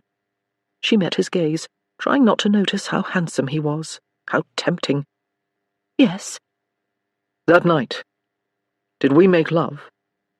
Her eyes went wide. He'd shocked her. She'd been expecting a dozen things, but not that. Not the reminder of their past, of their deal. She recovered quickly, quick enough for him to admire her. "Have you decided to forgive my brother's debt?" Like that, they were on solid ground once more, thankfully. "No." "Then I am afraid I cannot remember." "Well." He turned for the door, fetching his greatcoat from its hook nearby. "I certainly understand that predicament." His hand was on the handle of the door when she said, "Another £2, either way." He looked back, a thread of ice spreading through him. "For what?" She stood tall and proud in the foyer. "For the kiss." He hadn't been thinking of their deal when he'd kissed her, and he'd wager everything he had that she hadn't been thinking of it either. The discussion of funds made the moment base and unpleasant, and he hated that she'd returned them to this place. £2 sounds fine. She needn't know that he'd pay 200 for another moment like that. 2,000. "I shall see you tonight." He opened the door and added, "Wear what arrives from Hébert today." Chapter 9. "You shouldn't fight him." Temple did not look up from lacing his boots. "It's a bit late for that, don't you think? Half the club is already ringside." The Marquis of Bourne, Temple's oldest friend and co-owner of the Fallen Angel, leaned against the wall to one side of the door to the boxing ring, watching as Temple prepared for the fight. "That's not what I mean, and you know it. Tonight you are welcome to fight all you like, though if I were a betting man, I'd have 20 quid on Drake falling in the first minute." He pointed to the low table at the center of the room. "You shouldn't accept the challenge from Lowe." Temple looked to the list of names there. Christopher Lowe at the top, as it had been for weeks, calling him, tempting him, daring him to accept. Evidently, Mara had not told her brother that she'd arranged a deal with the killer Duke, and that she was earning back their money. Either that, or Lowe wanted to free his sister from ruin. But Temple couldn't imagine his sister's reputation had anything to do with the young man's plans. Damned if he didn't want that fight more than anything. Lowe deserved a sound trouncing. "It would be the fight of the year," Temple said. "The Angel would make sinful amounts of money. I don't care if the king and his royal guard sat ringside with the crown jewels on the match. You shouldn't fight him." Temple stretched against the leather strap hanging from the ceiling of his office, letting his weight loosen his shoulders, preparing him for what was to come. In a half an hour, he would enter the ring and fight, and every man in the audience would fight with him. Some would fight on his side, seeing themselves in the fallen duke, who, despite shame and ruin and loathing, could be king here. But most would fight as his opponent, David to Temple's Goliath. They, too, knew what it was to lose to the angel. And even as they paid their dues and basked in the glow of the tables above, a small part of them ached for the club's ruin. "It is the game," he said, pretending not to care about the words. "It is what they come for. It is what we agree to give them." "Bollocks," Bourne said. "We agree to take the bastards' money and give them a fight to watch. We don't agree to put ourselves on show. And that's what you would be doing." He came off the wall toward Temple, lifting Lowe's file from the table. "It would not be a fight. It would be a hanging. They would think that Lowe is finally getting a chance at retribution for his sister's death. If you're even considering fighting him, at least wait until the bitch is revealed. Then the world will be for you." Temple's jaw set at the description, unwelcome. "I don't care who they are for." "What a lie that is!" Bourne huffed a humourless laugh and ran a hand through his hair. "I know better than anyone how you want them to think of you." When Temple did not reply, Bourne continued. "I looked at Lowe's file today. He's lost everything that wasn't attached to him by birth, and a fair amount of money that he'd earned somehow. I'm surprised Chase hasn't said Bruno for the clothes from his back. Houses, horses, carriages, businesses, a fucking silver tea set. What the hell do we need with that?" Temple smirked, working another long strip around his free hand. "Some people like tea." Bourne raised a brow and threw the file to the table. "Christopher Lowe is the unluckiest man in Britain, and he either doesn't see it or doesn't care. Either way, his dead father is rolling in his grave, willing to make a deal with the devil, or worse, to rise up and kill the stupid boy himself. You take issue with a man losing everything at the tables? There's an irony." Bourne's eyes glittered with irritation. "I might have lost it all, but I earned it back. Tenfold, more. Vengeance worked well for you." Bourne scowled. "I spent a decade dreaming of retribution, convincing myself that there was nothing in the world that would satisfy me more than destroying the man who robbed me of my inheritance." Temple raised a brow. "And you did just that." The other man's voice grew soft and serious. "And I nearly lost the only thing that mattered." Temple groaned and reached for the leather strap that hung from the ceiling of the room, using it to lean into a stretch. "If the men in the room beyond knew how you and Cross go soft every time you speak of your wives, the angel would lose all power. As we speak, my wife is warm and waiting. The men in the room beyond can hang." He paused, then added, "Vengeance was my goal, Temple, never yours." Temple met his friend's gaze. "Goals change." "No doubt. But be prepared. Retribution is angry and cold. It makes a man a bastard. I should know." "I'm already a bastard," Temple said. One side of Bourne's mouth twisted in a wry smile. "You're a pussycat." "You think so? Tell me that in the ring." Bourne ignored the threat. "It won't end as you think it will." It would end precisely as Temple thought it would. Mara might have been the mastermind of his ruin, but her brother had played his part, weeping and wailing and feigning accusation and making all the world, Temple included, believe that he'd been dreadfully wronged. Memory flared. Temple on the street 5 years earlier, in broad daylight, all of London giving him a wide berth. No one wished to cross the killer Duke.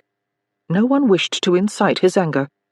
Christopher Lowe had exited a pub with his debauched friends, pouring out onto the road into Temple, so rarely touched in anything but violence or fear that he started at the contact. Lowe had looked up at him, drunk and slurring his words, and blustered for the crowd's approval. "My sister's killer in the daylight! What a surprise!" The crowd of idiot drunks had laughed, and Temple had gone cold, believing Lowe's anger, believing himself worthy of it. believing himself a killer. He looked to Bourne. She might have stolen 12 years, but he kept them from me. And both of them should suffer.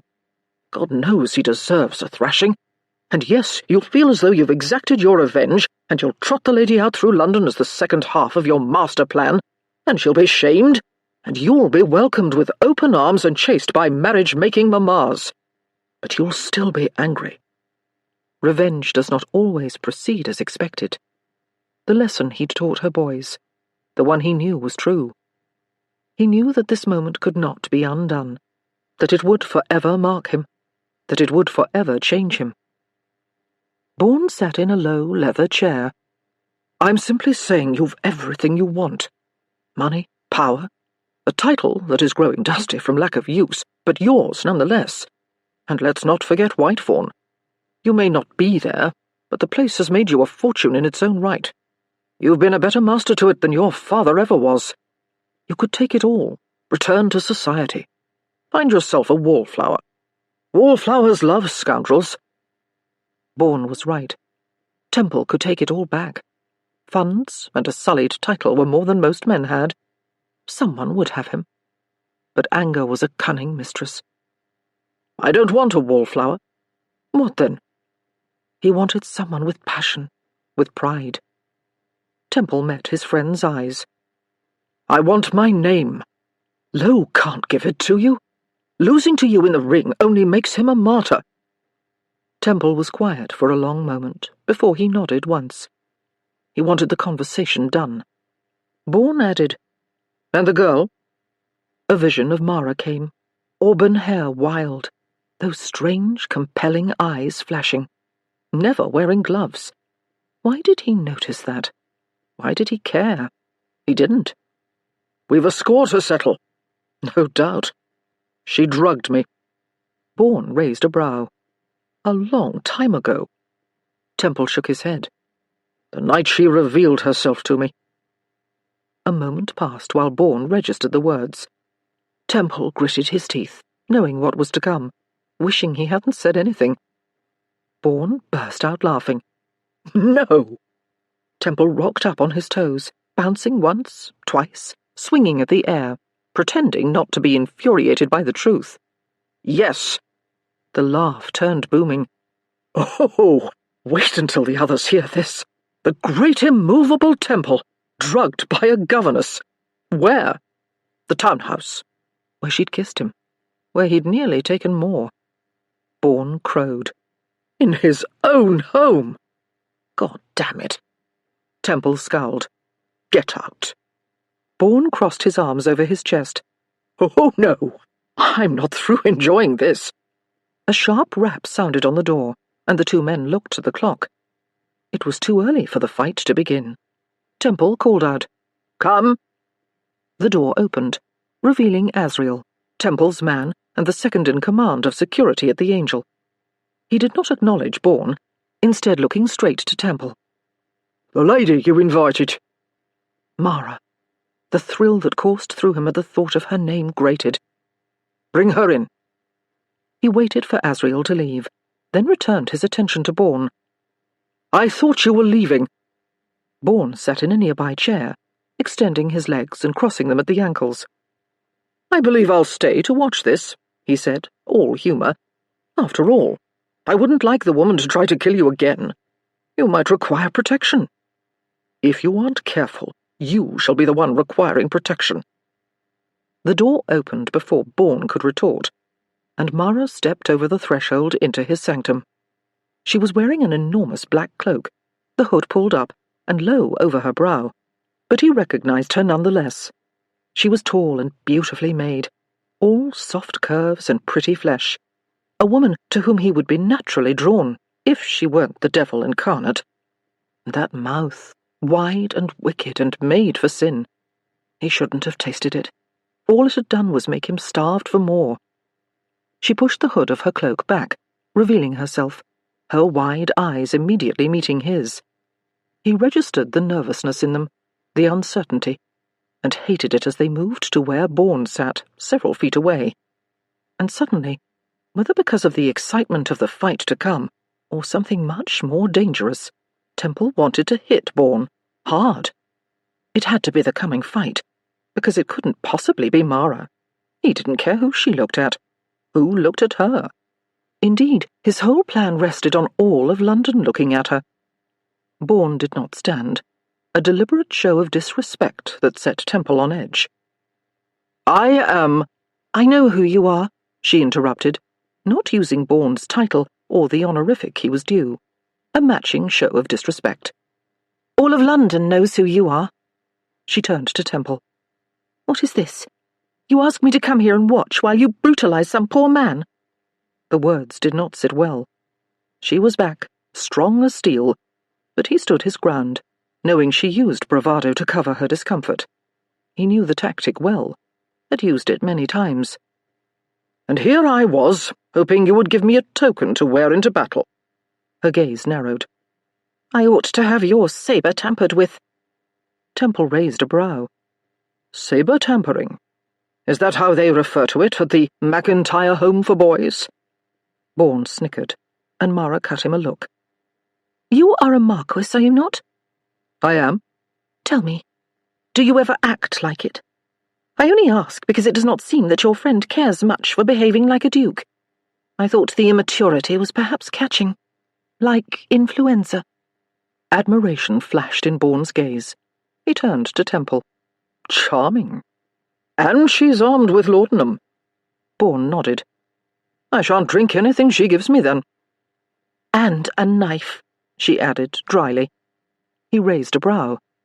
And keep a vigilant watch. It's an intelligent plan, Temple offered. Mara gave a little huff of displeasure. One Temple imagined she often repeated with her young charges. You were about to pummel a man to bits, and you stand here and make jokes. It's interesting that she takes the moral high ground, don't you think? Bourne said from his chair.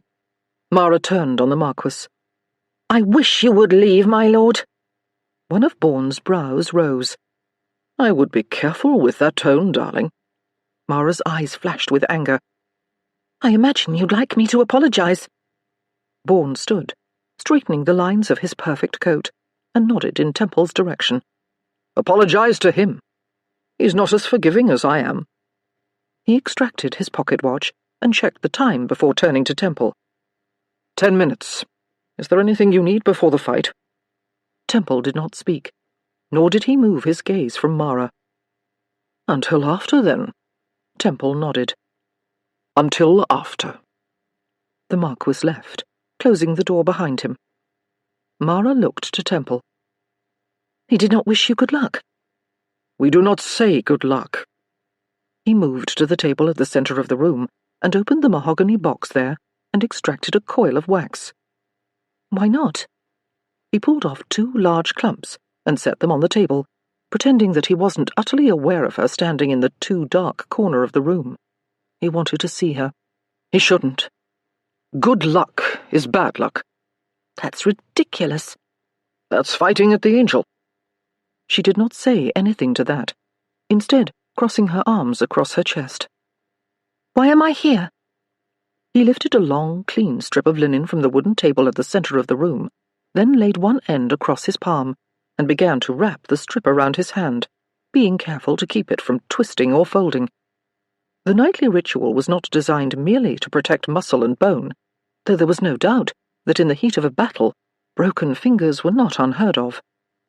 Instead, the easy movement reminded him of the rhythm of the sport, of the way men had stood for centuries in this moment, minutes from battle, calming their mind and heart and nerves. But there was nothing calm about his nerves with Mara Lowe in the room. He looked to her, enjoying the way her gaze locked on the movement. Come. She met his eyes. Why? He nodded to his hand. How much to wrap it for me? She watched the movement. 20 pounds. He shook his head. Try again. 5.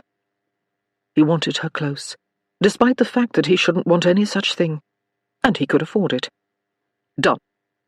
She approached, removing her cloak to reveal the mauve dress Madame Hébert had promised him. She was beautiful in it, with skin like porcelain.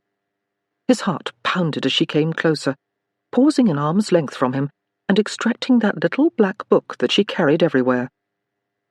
5, she repeated, marking the amount in her register. And 10 for the evening, as always. Reminding him that she had her own reasons for being here. She returned the book to its place and reached for his hand. No gloves. Again. Skin against skin this time. Heat against heat. He was paying for it. Perhaps if he remembered that, it would help him forget her. The feel of her. The smell of her. Lemons in winter. The taste of her. She resumed his ritual, careful to wrap the linen about his wrist and around his thumb, keeping the long strips flat and firm against his skin. "You're very good at that," he said, his voice unfamiliar even to him. She did that to him. She made him feel unfamiliar. "I have wrapped broken bones. I assume it's a similar principle." Again, a little snippet of Mara, of where she'd been, of who she'd been. Enough to make him want to ask a dozen questions she wouldn't answer. So he settled on, "It is." Her fingers were soft and sure on his hands, making him ache for them in other places. Her head bowed over her handiwork, and he stared down at the top of her head, into auburn curls that he itched to touch. He wondered what her hair would look like, spread in wide waves across his pillow, across the floor of this room, across his bare chest, across hers. His gaze moved to her shoulders, to the way they rose and fell with each breath, as though she labored far more intensely than she did. He recognized that breath, experienced it himself. She wanted him. She tucked the end of the linen gently into the rest of the wrap, and he tested the binds, impressed. Another thing she did expertly. He turned away from her, lifted the other length of linen, passed it to her, and held out his free hand. Watched her repeat her ministrations in silence, muscles aching as he tensed beneath her touch, desperate for more of it, desperate to touch her in return. Christ, he needed another stretch. That wasn't all he needed, but it was all he was getting. He extracted a mask from a nearby drawer. "Put that on." She hesitated. "Why?" "You will have your first moment before London tonight." She froze, and he did not like the way it made him feel. "Masked?" "I don't want you seen yet. I don't want it to be over." "Tonight?" she repeated. "After the fight." "If you don't lose, you mean?" "Even if I lose, Mara." "If you aren't brutalized and left for dead. That's the goal, isn't it?" It wasn't, but he didn't correct her. "All right, if I don't lose." He inclined his head. "But I won't lose." "What is your plan?" she asked. "You'll see the fallen angel. Many women would kill for the opportunity." She lifted her chin proudly. "Not I." "You'll enjoy it." "I doubt it." Her obstinacy made him smile, and to hide it, he pulled his shirt off, yanking it over his shoulders, baring his chest to her. She immediately looked away, playing the prim and proper miss perfectly. He laughed. "I am not naked," he replied, smoothing the waist of his trousers and pretending to inspect a long-heeled scar on one of his arms while watching her. "You have seen it before, have you not?" She looked to him, then snapped her attention back to the wall.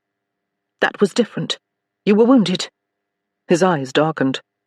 "Before that," he said, knowing he had her when her cheeks went red. He would give his entire fortune to know what had happened that night, but he would not simply hand her what she wanted, on principle. And therein lay the challenge with her, between them, exhilarating even as it made him mad. "Do you not manage a home for boys?" She exhaled in a little frustrated puff and stared at the ceiling. "It is not the same." "It is precisely the same." "They are aged 3 through 11, she insisted. He smirked. "So, they are smaller." She lifted her hands wide in the universal signal for frustration. She was quiet for a long moment before she said, "I did not thank you for giving them time today." A thread of pleasure went through him at the words, something akin to pride. He ignored it. "You needn't thank me." Nevertheless, She looked down at the floor, her shoulders straight. "They enjoyed their time with you immensely." The small acknowledgement was an enormous concession in the battle they waged. He could not resist moving toward her, walking her backward, across the floor of his rooms.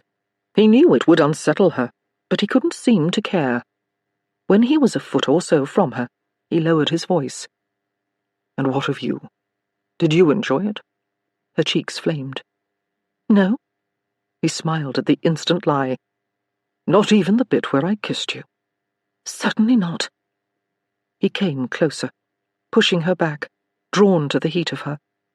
Finally catching her in his arms, loving the way she gasped at his touch, loving the way the silk of her dress, warm from her body, brushed against his bare chest. He slid his hand down her arm, finding her hand, lifting it to the strap that hung from the ceiling above her. She knew precisely what to do, grasping the leather strip as he repeated the movement with the other hand, until she stood long and lush, arms extended overhead, like a sacrifice, like a gift. She could release it at any time, deny him the moment. But she didn't, instead staring up at him, daring him with her beautiful gaze to come closer, to touch her more, to tempt her. He took the dare, cupping her cheek in his hand, spreading his thumb across the high arc of it, loving the softness of the skin there, even as he told himself he did not notice it. "No." "No," she exhaled, and the sound of her breath turned him hard as a rock. He looked down at her, her dress cut scandalously low, her breasts straining at the fabric because of her position, and he at once praised and cursed Hébert for doing his bidding. Mara Lowe was the most tempting thing he'd ever seen. But strangely, it wasn't her face or her body, or the perfect breasts that rose and fell in an unsettled rhythm that convinced him of the fact. It was the way she faced him head-on. It was the way she refused to cow to him, the way she refused to fear him, the way she met him part way, the way she saw him. He was no killer, and she was the only person in the world who had always believed it, the only person who had ever known it to be true. He lifted her chin, exposing the long column of her neck, and pressed a long, lingering kiss to the pulse beneath her chin, then to its mate at the place where neck met shoulder. "Are you sure you didn't enjoy it?" The words teased at her warm skin, and she shook her head in a broken movement, swaying against the strap, holding tight to combat the way the caress impacted her.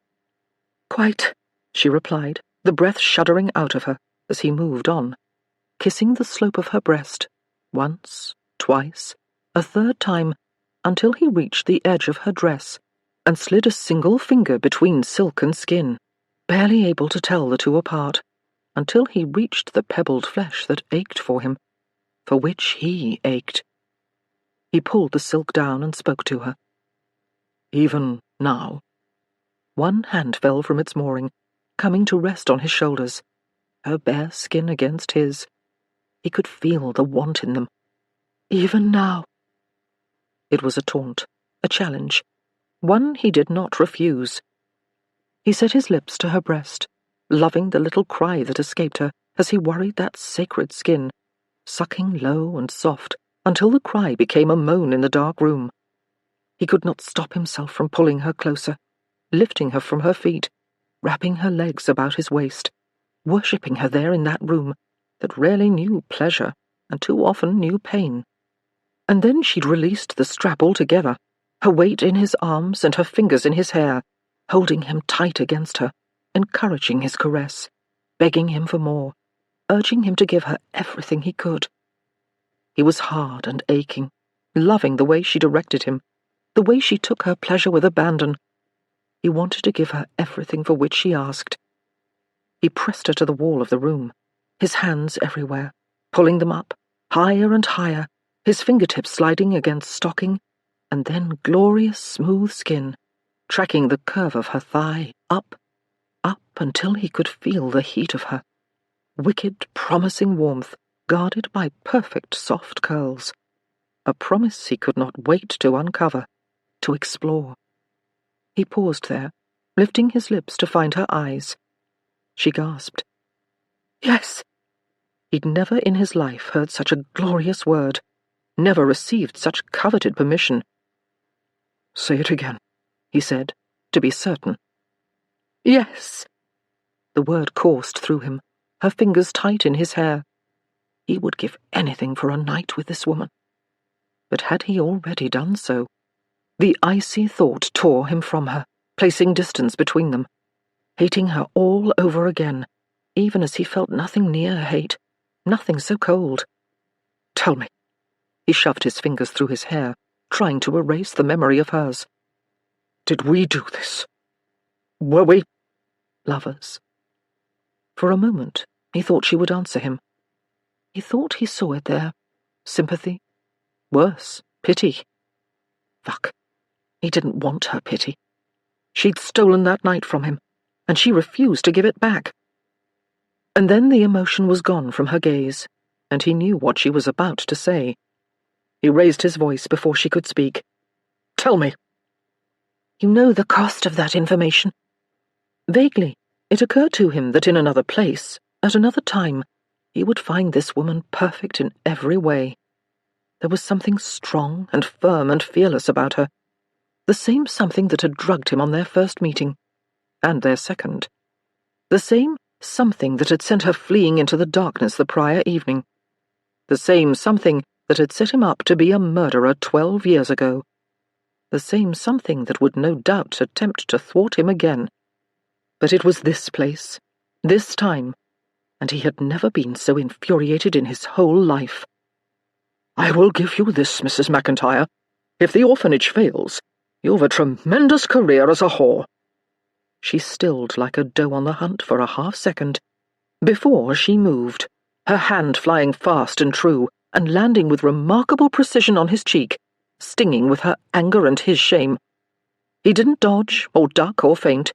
He took the slap as his due, feeling a dozen times an ass. He shouldn't have said it. He'd never said anything so insulting to a woman before. The apology was nearly on his lips, when a bell rang above the door leading to the ring. She lowered her hand, the only sign of the blow the slight increase in her breath and the way her words shook in her throat. What is that? What were they doing? He turned away, refusing to touch the place where a furious red mark no doubt blossomed. My opponent is ready. We shall continue this after the bout. She inhaled, and he hated the way the soft sound filled the room, almost as much as he hated the way she said, I hope he wins. He returned to the table, lifting the wax, moulding it into 2 long strips. I'm sure you do, but he won't. He inserted first 1 strip, then the second into his mouth, and he did not hide the way he moulded the wax along the edge of his teeth, daring her to look away. She watched the coarse movements for a long moment before firing her own parting shot. Good luck, Your Grace. Chapter 10. The unmitigated gall. The unmitigated ass. He'd called her a whore, with the insidious arrogance that came of being a wealthy, unencumbered man, a duke. He'd suggested that the idea that she provide him the information he required for a price made her a trollop. If she'd been a man, the word wouldn't have occurred to him. If she'd been a man, he never would have said it. If you treat me like a whore, you pay me like one. So, she'd used the word first. This was different. He'd turned her inside out with his touch. He'd tempted her. He'd made her like him. And then he'd called her a whore. He deserved an immense setting down. The great, unbeatable temple deserved to be beaten. By her. Seething, a masked Mara followed the guard to whom she'd been assigned through a winding, curving passageway that kept her from view of the club's members. She was too angry to care where they were going or what came next, too lost in her mental evisceration of temple, until her guide waved her into a new space and closed the door behind her, leaving her alone in a sea of people, of women. Surprise coursed through her. Women did not belong in a men's club, in a casino. Her gaze threaded through the room, across the collection of chattering women, recognizing several. A marchioness, 2 countesses, an Italian duchess known for her scandals. Surprise warred with curiosity as Mara considered the rest of the women, all of whom were dressed in stunning silks and satins, some masked, most chattering as though they were at a ladies' tea. These weren't simply women. They were aristocrats. And it was only once she'd recovered from that discovery that she noticed what she should have noticed the moment she'd been shepherded into the room, like a lamb to slaughter.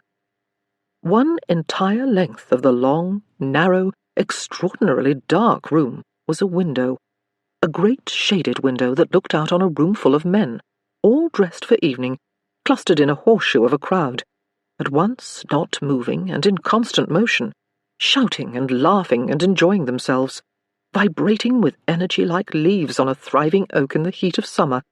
The throngs of men surrounded a great, empty space, blocked by rope and covered in sawdust, of which the women were afforded a perfect, unobstructed view. The ring. Mara moved closer to the glass, unable to stop herself from reaching out to touch it, amazed by the way the room glowed. Thankfully, it occurred to her just in time that the men would see her if she came too close to the window. She stopped, pulling her hand back, even as she could not understand why not one of the men beyond seemed at all interested in the window, or the ladies inside the small, dark room. Were they so used to women watching the fights that they weren't scandalized by the women's presence, that they didn't yearn to control them, to keep them at bay? What kind of place was this? What kind of perfect, wondrous place? "They won't see you," said a lady nearby, drawing Mara's attention to her serious blue gaze, large and unsettling behind thick spectacles. "It's not a window, it's a mirror." A mirror? There was nothing mirror-like about this window. Mara's confusion must have shown, as the woman continued, "We can see them, but they only see themselves." As if on cue, a gentleman crossed in front of the ring, close enough to the window to touch, before pausing for a moment and turning to face Mara. She leaned forward, as he did the same on the other side, lifting his chin to fluff his cravat. She waved a hand in front of his long, pale face. He bared his teeth. She dropped her hand. He lifted one gloved finger, scrubbing it back and forth over the crooked, tea and tobacco-stained grimace, before turning and walking away. A collection of women nearby laughed uproariously. "Well, no doubt Lord Hanswell would be terribly embarrassed to know we have all witnessed the remains of his dinner." The woman smiled at Mara. "Do you believe it now?" Mara grinned. "This must provide you hours of entertainment." "When there isn't a fight to do the job," another woman replied. "Look! Drake's entered the ring." The chatter inside the room dimmed as the women turned their attention to the young man climbing through the ropes into the sawdust-covered space where 2 others waited, the Marquis of Bourne and another pure aristocrat, pale and unnerved. The crowd at the far end of the ring parted to reveal a large steel door, and the air in the room seemed to change, to grow thick with anticipation. "Any minute now." A feminine sigh came from several yards away, and the entire room, on both sides of the window, seemed to still, waiting. They were waiting for Temple, and Mara found that she, too, was waiting, even though she hated him. And then he was there, filling the doorway as though it were cut to his size, broad and tall and big as a house, bare from the waist up, wearing only those scandalous tattoos, and buckskin breeches fitted to his massive thighs, and the long linen strips she'd wrapped along the hills and valleys of his knuckles and around the muscles of his thumb and wrist, as she tried not to notice his hands, tried not to remember how they felt on her skin, tried to remember that he was a weapon. And when he'd kissed her, she'd remembered the truth of all of it. He was a weapon, spreading desire through her body like bullets, wounding her with want. "He's the biggest, most beautiful brute of a man," another woman sighed, and Mara went still, forcing herself not to look, not to care that there was admiration and something more in the tone, something like experience. "Too bad he's never shown interest in you, Harriet," another said, calling forth a symphony of laughter from the rest. Forcing herself not to care that the experience in the lady's words was a lie. And then he was moving toward them, and it might have been her mind playing tricks, but it seemed like he was looking right at her, as though the magic window were a mirror for everyone in the room but him, as though he knew himself well enough to never have to see his reflection ever again. He was through the ropes then, and Bourne, now dwarfed by Temple, moved to Mr. Drake, saying words that Mara couldn't hear. Drake lifted his arms wide, and the Marquis smoothed his palms down his sides, patting the fabric of his breeches in a clinical, if rather shocking movement. Mara could not keep quiet. "What are they doing?" A lady came to her side. "Checking for weapons. The fighters are allowed a second to make sure that the bout is a fair one." "Temple would never cheat," Mara said, the words drawing the attention of the women around her before she could hold them back. Heat flooded her cheeks as she looked from one to the next, finally settling on the woman who had spoken, uncommonly tall and blonde, brown eyes glittering near gold in the reflection of the brightly lit ring. "No," the lady said. "he wouldn't." There was the experience that Mara had misheard earlier. This woman knew him. She was beautiful enough for it. They were no doubt beautiful together, matched only in height, with everything else perfectly contrasted to each other. She imagined this woman's long arms wrapped around his neck, her long fingers threaded through his dark hair, his massive hands at her waist, possessing her, loving her, and she hated him all over again, but now for another, more confusing reason. A long whistle sounded from the other end of the room. "What I wouldn't give to be Drake's second right now." Mara's attention returned to the ring, where the well-dressed aristocrat approached Temple, awkwardly indicating that he, too, should raise his arms. He did, the muscles of his chest and abdomen rippling with the movement, and Mara's mouth went dry at the image he made, waiting for the man to check his person for weapons, smirk on his lips, as though he had the devil himself on his side, and therefore had no need of trickery. She imagined his arms high above his head, caught in the scandalous strap that hung from his ceiling, where she'd held herself still, the cool leather biting into her palms, a contrast with his heat, with his touch, with his kiss. But she hated him. "Go on, man! Touch him! Take him in hand! Make sure to check all the nooks and crannies." The ladies were competing for bawdiest encouragement now, laughing and crying out as the aristocrat in the ring checked the Duke of Lamont with a speed born of fear or embarrassment or both. "Not so quickly. Or so soft. I'd bet my fortune that Temple likes a firm hand." "Don't you mean your husband's fortune?" came the retort, and the redhead at the window turned to the room, a wide grin on her pretty face. "What the Earl doesn't know shan't hurt him. Look at the size of him." "10 quid says he's that big all over." "No one will take that bet, Flora," someone replied, laughter seeping into the tone. "Not one of us wants you to be wrong. I'd risk a night with the killer Duke to find out." The laughter fairly shook the room, nearly all of the women taking immense pleasure from the words, from their own additions to the lewd suggestions. Mara looked down the room, at the long row of silks and satins, and perfect coiffes and maquillage, and the way the women fairly salivated at Temple, remembering his moniker, but not the truth of it, that he was a duke, that he deserved their respect, and that even if he weren't a duke, he wasn't an animal, as they were treating him, as her actions had made them treat him. The realization came on a wave of regret, and the keen knowledge that if she could go back in time, if she could change everything, she would have found another way to escape that life. A way that would have freed her from the chains of a cruel father and a cold husband, and still saved this man from such wicked, unpleasant shame. But she couldn't. This was their life, their dance, their battle. Blessedly, the seconds completed their inspections, leaving Temple to run a line in the sawdust at the center of the ring with his boot. Even that movement, which should have been harsh and unmeasured, was graceful. "The scratch line," her new companion explained. "The men face off on either side of the line, as many rounds as necessary, until one falls and does not rise." "Bets are closed, ladies," The dark-skinned man who had escorted her to this room spoke for the first time, reminding Mara that they were in a gaming hell, that even this moment was worth money to the fallen angel. Temple waited, unmoving for Drake to approach. The narration continued.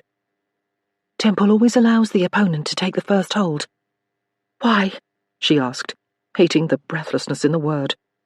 She'd been dragged here, against her will, to watch this expression of utter brutality.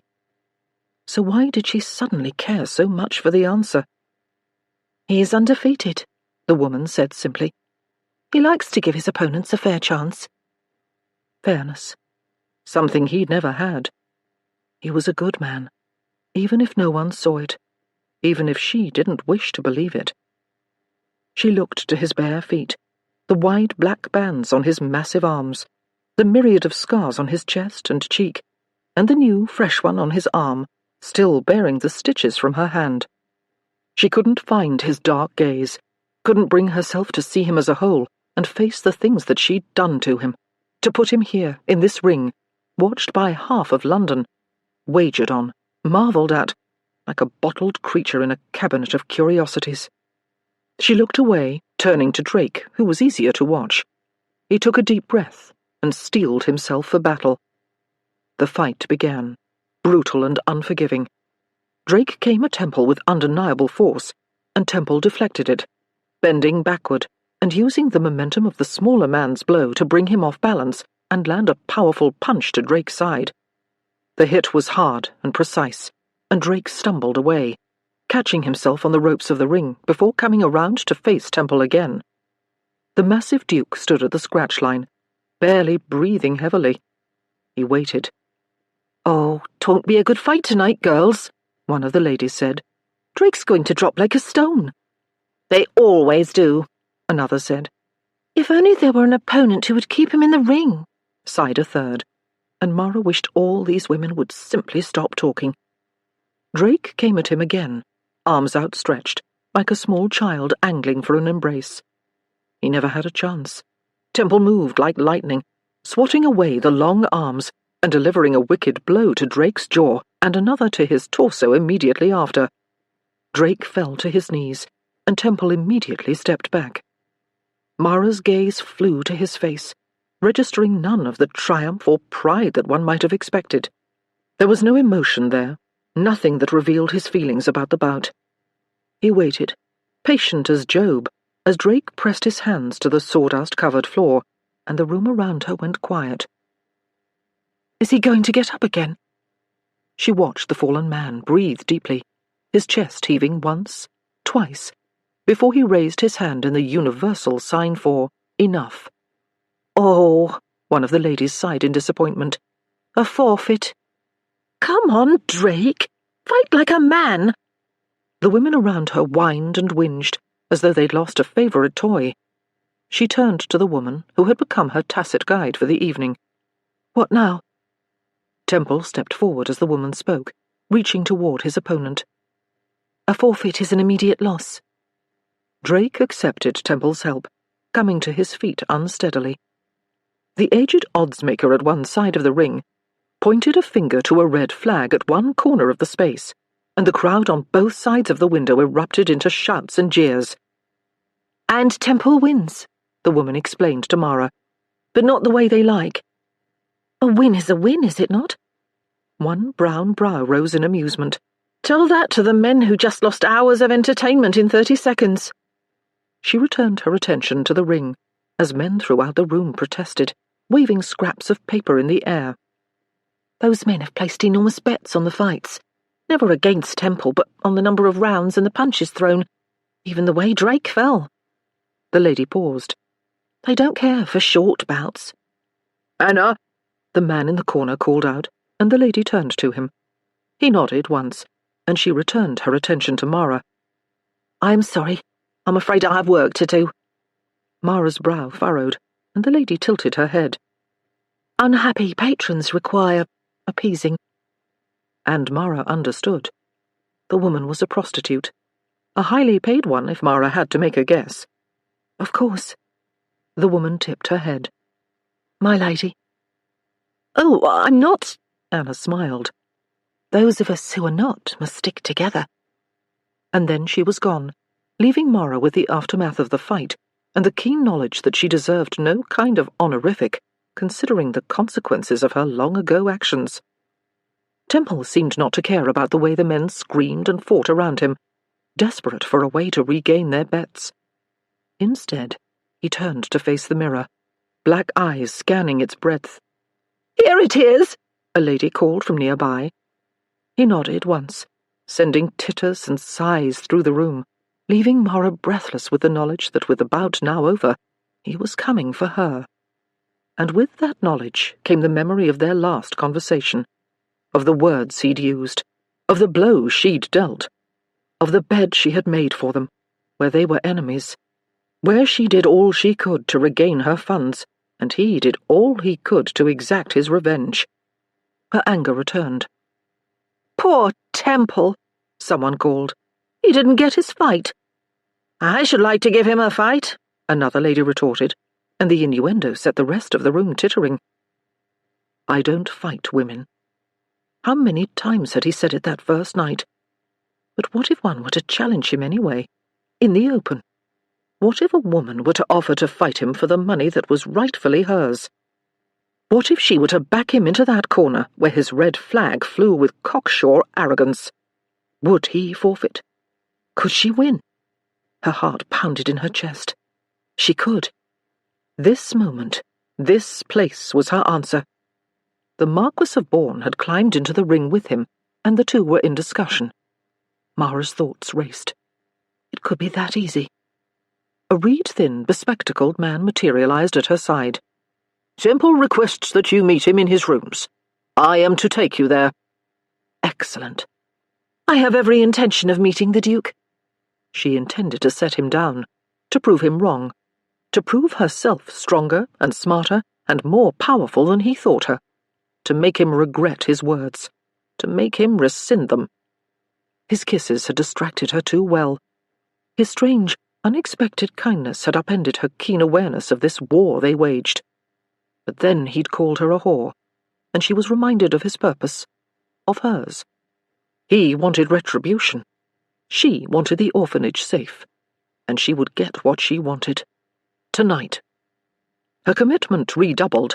She and her guide emerged from the quiet passageway into a crush of bodies beyond, and Mara was grateful for her mask, the way it focused her view, men moving in and out of frame, the wheres and whyfores of their journey made irrelevant by her limited view.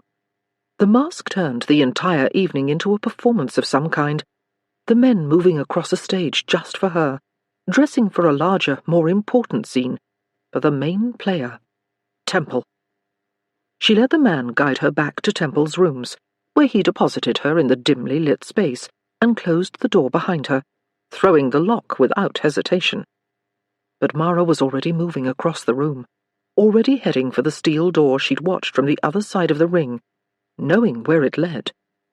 She yanked it open, her plan clear in her mind, as clear as the plan 12 years earlier that had set her on this course, that had led her to here, to this moment, to this man. She ignored the men on either side of the aisle that marked the clear path to the ring, grateful for her mask in those 50 short feet, even as her gaze tracked no one but the enormous man still in the ring, his back to her as he reached for grasping, congratulatory hands. The poor thing had no knowledge of what was to come. She was so focused on Temple, she did not see the Marquis of Bourne before he stepped into her path, catching her by the arms. "I don't think so." She met his eyes. "I won't be stopped." "I don't think you'd like to test me." She laughed at the words. "Tell me, Lord Bourne," she said, considering her options. "Do you really think that you have any place in this? My entire life has led to this moment." "I will not let you ruin his retribution," he said. "If you ask me, you deserve every ounce of it, for the devastation you've wrought." Perhaps it was the implication that he understood the long thread of past that stretched between Mara and Temple. Or perhaps it was the ridiculous entitlement in the words, as though the Marquis of Bourne could stop the globe from spinning on its axis if he wished. Or perhaps it was the smug look on his face. She would never know. But Mara did not hesitate, using all the strength and skill and lessons she'd learned from 12 years living on her own with no one to care for her, and from the man beyond who'd refreshed them. Bourne didn't see the punch coming. The smug aristocrat reeled back, a sound of shock and surprise coming on a flood of red from his nose, but Mara did not have time to marvel at her accomplishments. She was ringside and through the ropes in seconds, and the moment she stood there, in the uneven sawdust, the room began to quiet. The men clamouring to claim their bets and call for a second bout turned to face her, like layers of onion peeling off a stew. It took him a moment to hear the silence, to realize it was directed at him, at the ring. A thread of uncertainty began at the back of her neck, starting its slow, curling journey down her spine. She willed it away. This was her choice. This was her next step. She met his black eyes even as he started toward her, and she saw the surprise there, the irritation, the frustration, and something more, something she could not identify before it was locked away in that unforgiving gaze. She took a deep breath and spoke, letting her voice run loud and clear in the enormous room. "I, too, have a debt with a fallen angel, Duke." One black brow rose, but he did not speak. "So tell me, will you accept my challenge?" Chapter 11. If he'd been offered £10,000 to guess who would step into his ring next, he would not have imagined it would be she. But when the room quieted, and he turned from a collection of men on the other side of the ropes to see what had distracted them, he knew it would be she, even as he was sure it couldn't possibly be. There she was, standing tall and proud and strong at the centre of the ring. Drake's blood splattered at her feet, as though she were in a tea shop or a haberdashery, as though it was perfectly ordinary for a masked woman to enter a boxing ring in the middle of a men's club. She was barking mad.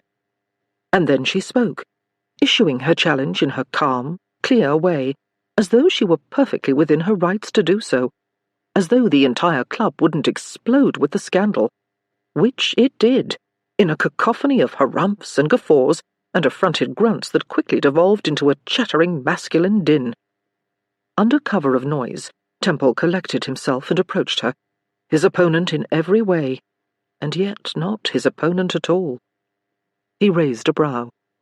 She did not move, and he wished the mask gone so he could read her expression.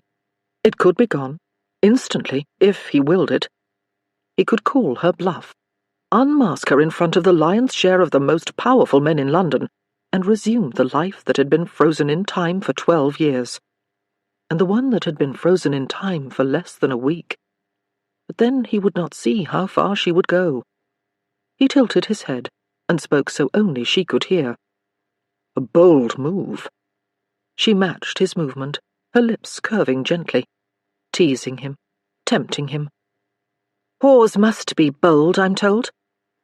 And with that, he understood. She was furious. As well she should be. He'd called her a whore. Guilt threaded through him, somehow discernible from frustration and fascination. She did not let him find the right reply, which was best, as he wasn't sure he could. Instead she added, "As should an opening gambit, don't you think?" Guilt was chased away by the words, by the challenge in them, by the excitement that thrummed through him every time they faced each other. This was more powerful than any bout he'd ever had. "You think I will allow you to win?" The curve became a smile. "I think you haven't a choice." "You've miscalculated." "How so?" He had her. "My ring. My rules." He raised a hand to the room, and the collection of men, 200, perhaps more, went quiet.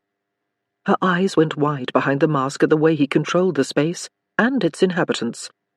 "Gentlemen," he called to the room at large, "it seems tonight's entertainment is not complete." He stepped closer to her, and the soft scent of lemons curled around him. Clean where this place was filthy, light where it was dark. She did not belong here, and somehow she did. Perhaps it was simply that he did not wish her to leave, even as he knew she should. She was close enough to touch, and he pulled her close to him, sliding one leg between hers, loving the way her silk skirts clung to his trousers, loving the feel of her in his arm, firm and right, hating it, too, the way she seemed to consume his thoughts when she was near him, the way she distracted him from his goal. Retribution. He pulled her close, and she gasped, her bare hands coming up to rest on his bare chest, her touch cool and smooth against his sweat-dampened skin. He lowered his voice for her ears only. "You have made your bed." She stilled at the words, as though they meant something to her, for a half-second, maybe less. "Then by all means, Your Grace. It is time I lie in it." The words surprised him, the thread of daring and conflict and something more in them. He wondered if the imagery that clattered through his mind echoed in hers. Both of them in bed, naked, entwined, glorious, equal. He turned to the crowd, hating the hungry gazes fixed upon her, even as he knew they were necessary. "Shall I check her for weapons?"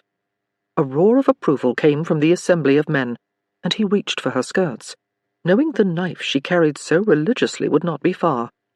She gasped as his hand slid over her torso and hip, recognized the sound as one of pleasure. He met her gaze. "I never thought you an exhibitionist." She pursed her lips. "I would not begin to do so now." He let the sound ooze over her. "Your actions tonight suggest otherwise."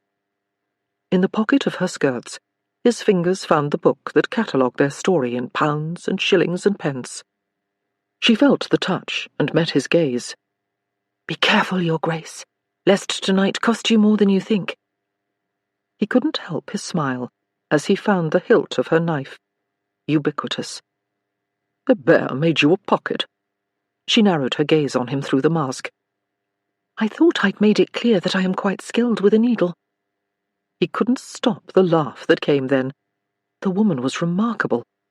She'd received a dress that cost more than her salary for a year, and immediately installed a pocket to keep her weapon close. He removed the knife and held it high above their heads. "The lady is equipped with steel." In more ways than one. The men roared their own laughter as Temple tossed the knife across the ring, ignoring the way it slid through the sawdust. Too focused on her. "A woman cannot be too careful, Your Grace." It was her turn to raise her voice, to play to the crowd, to win their laughter. She smiled at him, bright and brilliant, and he wished they were anywhere but here. "But what of my challenge? Are we not evenly matched now that you've taken my blade?" The crowd erupted in guffaws, and a chorus of "uh-ohs," and Temple realized what she was doing. "Not in the ring, my love. But perhaps we can find another place to discuss it."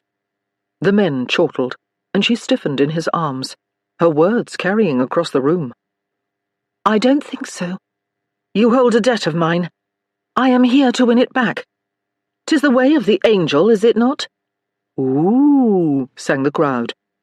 He shook his head slowly, playing to the crowd, even as he spoke to her, quiet and serious. "I don't fight women." Remembering the first time he'd said it to her, the man he was then, unsure of himself, uncertain of his actions. No longer.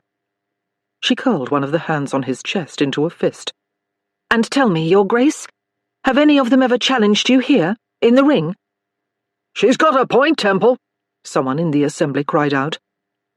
"I'll give you £100 to let me accept the challenge for you, Temple." "100 only? I've got 5 for a chit like that.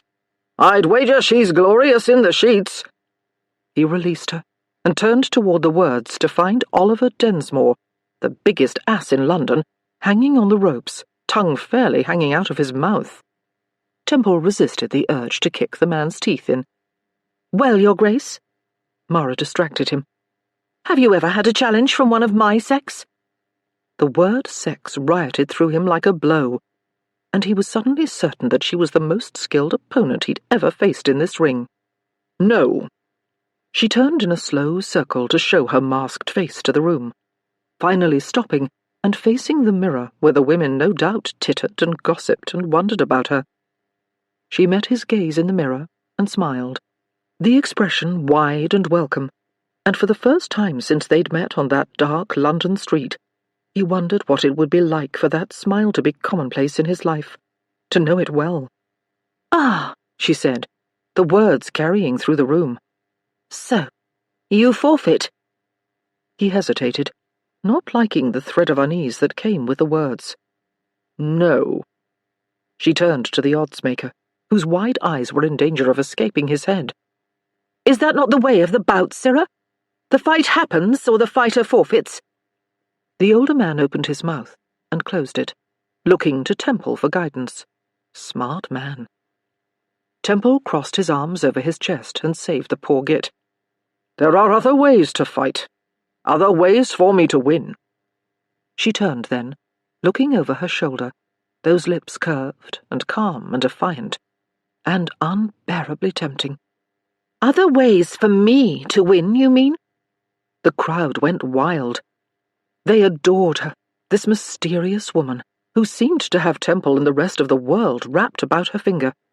And somehow, in that moment, he did too. He was beside her in an instant, collecting her in his arms, pulling her tight to him, and taking her lips, claiming her in front of God and London, tasting her sweetness, her spice. The roar of those assembled faded away as he consumed her, the kiss too rough, too searing, until he realized that she was matching it with her own passion, her own fervor. She'd felt it too. She wanted him just as he wanted her. What a disaster! One he would worry about later. He kissed her again and again, his hands coming to cup her face and hold her still, as he claimed her with lips and tongue and teeth, until the whole world had disappeared and there was nothing but her, and him, and this moment, and the way they matched, the way she saw him, the way he saw her. But they weren't alone, of course, and he was close to ravishing her in front of all of London. Christ, he was kissing her in front of all of London. He was ruining her. He stopped, lifting his mouth from hers, loving the way she followed his lips, loving the way she ached for him as he ached for her. No, she was ruined, as though she were the whore he'd called her, the whore he'd meant them to think her. Except now the plan seemed flawed. Christ, what had he done? It had been the goal, had it not? Retribution? But somehow it was all wrong. The plan hadn't included desire, or passion, or emotion. What had she done to him? She lifted one auburn brow. "Well, Your Grace, do you fight, or forfeit?" "Neither." He did not wait for her to reply, instead lifting her into his arms, grateful that her mask was still affixed to her face, and carrying her from the ring, the cheers of all of London in his ears. It would have been an excellent plan, if not for the man blocking his path. Christopher Lowe. Heart pounding, Mara was caught up in Temple's arms, too distracted by the strength of him and the excitement of their verbal bout, and the euphoria of her unsettling him, to realize that he'd stopped. She didn't notice until he set her down, her body sliding along his, until her feet found the sawdust-covered floor. "Lowe," he said, low and dark, and she spun toward the word. He was revealing her now. She supposed it was a good move, the checkmate of their game, but disappointment came nonetheless, until she realized he wasn't looking at her.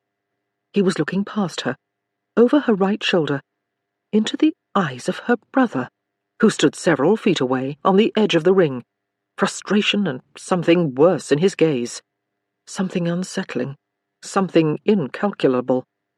"You think you have won? You think you can take everything of mine?" He paused. "And my sister?" The room went silent, every man present leaning forward to hear the conversation. She stepped toward her brother, knowing that he was furious, eager to calm him, to keep him from Temple, from ruining her plans, from ruining what she was building. The good and the bad. Temple stopped her with a hand on her arm, immediately placing himself between her and her brother. Kit was already shaking his head, coming forward, driven by stupidity, his voice loud and angry. "All of London thinks you a winner, a hero. But the killer Duke is nothing more than a coward." He looked to Mara, and she saw the loathing there, her father's as much as Kit's. "A coward and a whoremonger!" The gasp that rippled through the room was Mara's as much as any other's. The words were a blow, dealt from the one man who should have been concerned for her reputation. Temple would have to fight him now. He wouldn't have a choice, and Kit knew it. One did not call a man a coward and not receive a fight. She stepped toward him, wanting to stop it, wishing she could hurt him herself. Temple's arm came across her chest. He turned to her, spoke softly, for her ears only. "No, this is my fight." There was anger in his gaze, too, but it was different somehow.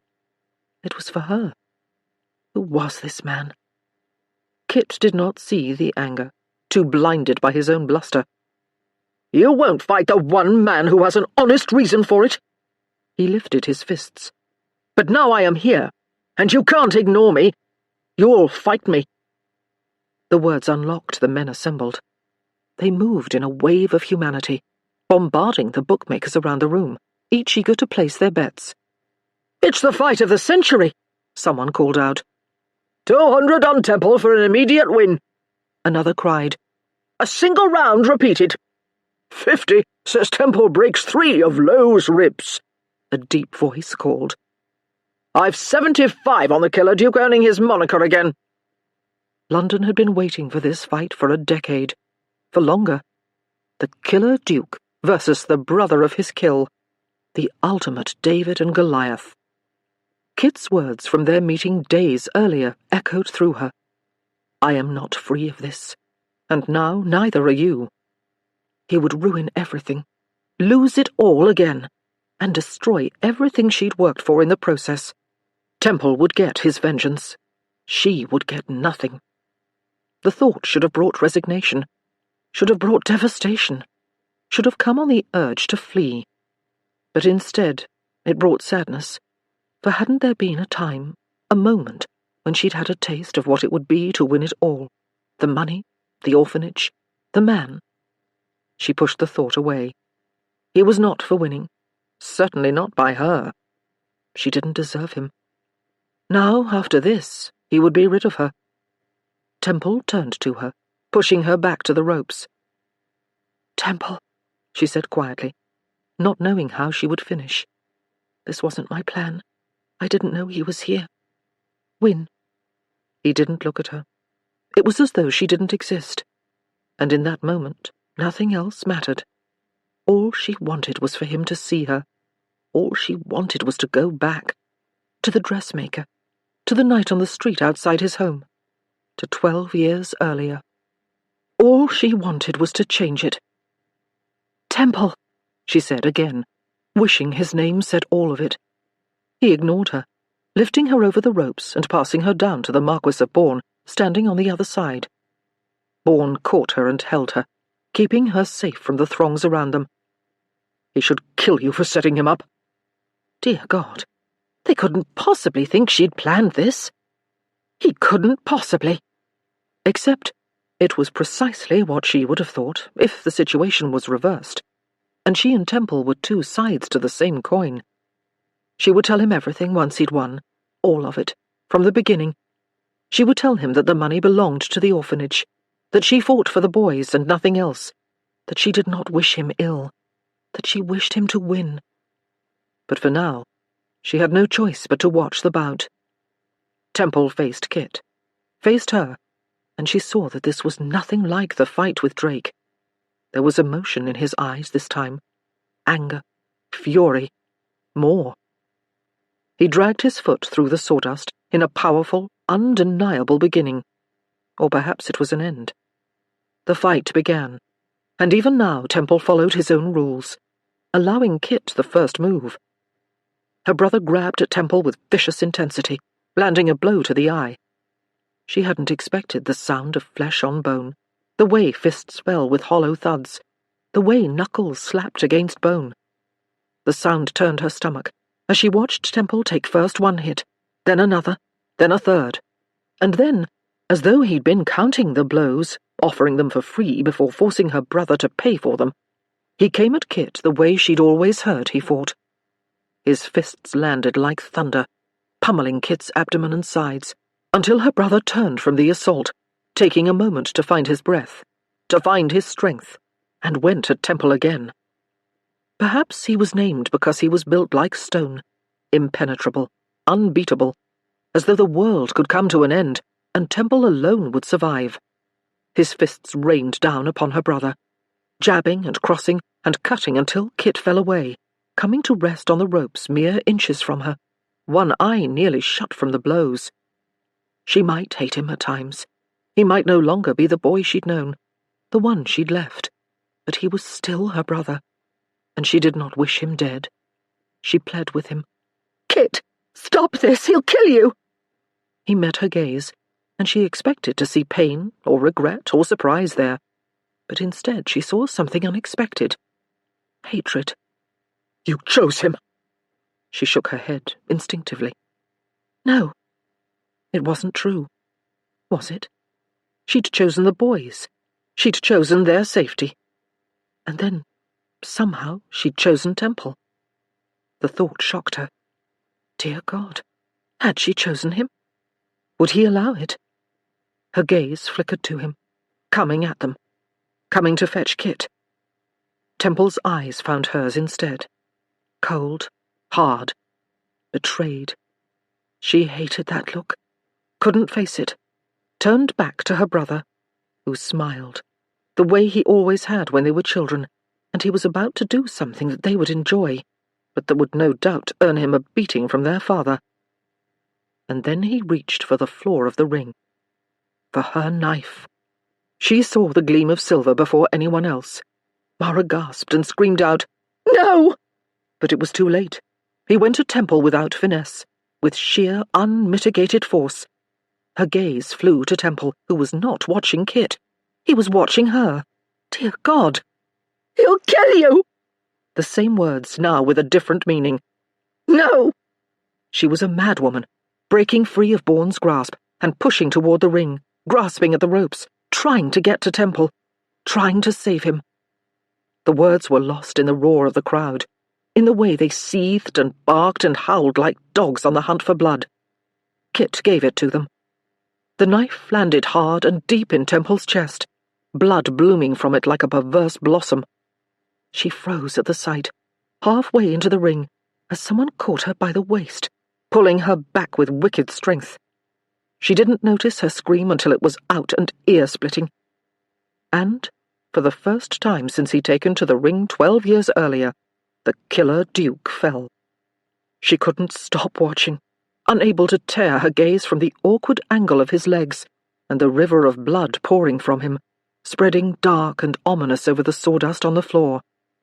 A tall, ginger-haired man was in the ring then, on his knees at Temple's side, stripping off his coat, barking orders, bending over to inspect the wound. And then Mara couldn't see it all, her view blocked by the dozen men already in the ring, trying to get to him, each eager to be the first to make the call. "He's dead!" "No," she whispered, refusing to believe it. What had she done? Temple was too strong, too big, too alive for it to be true. She struggled against the arms holding her in an iron grip, desperate to be free, desperate to get to him, to prove the words wrong. "No, it can't be true."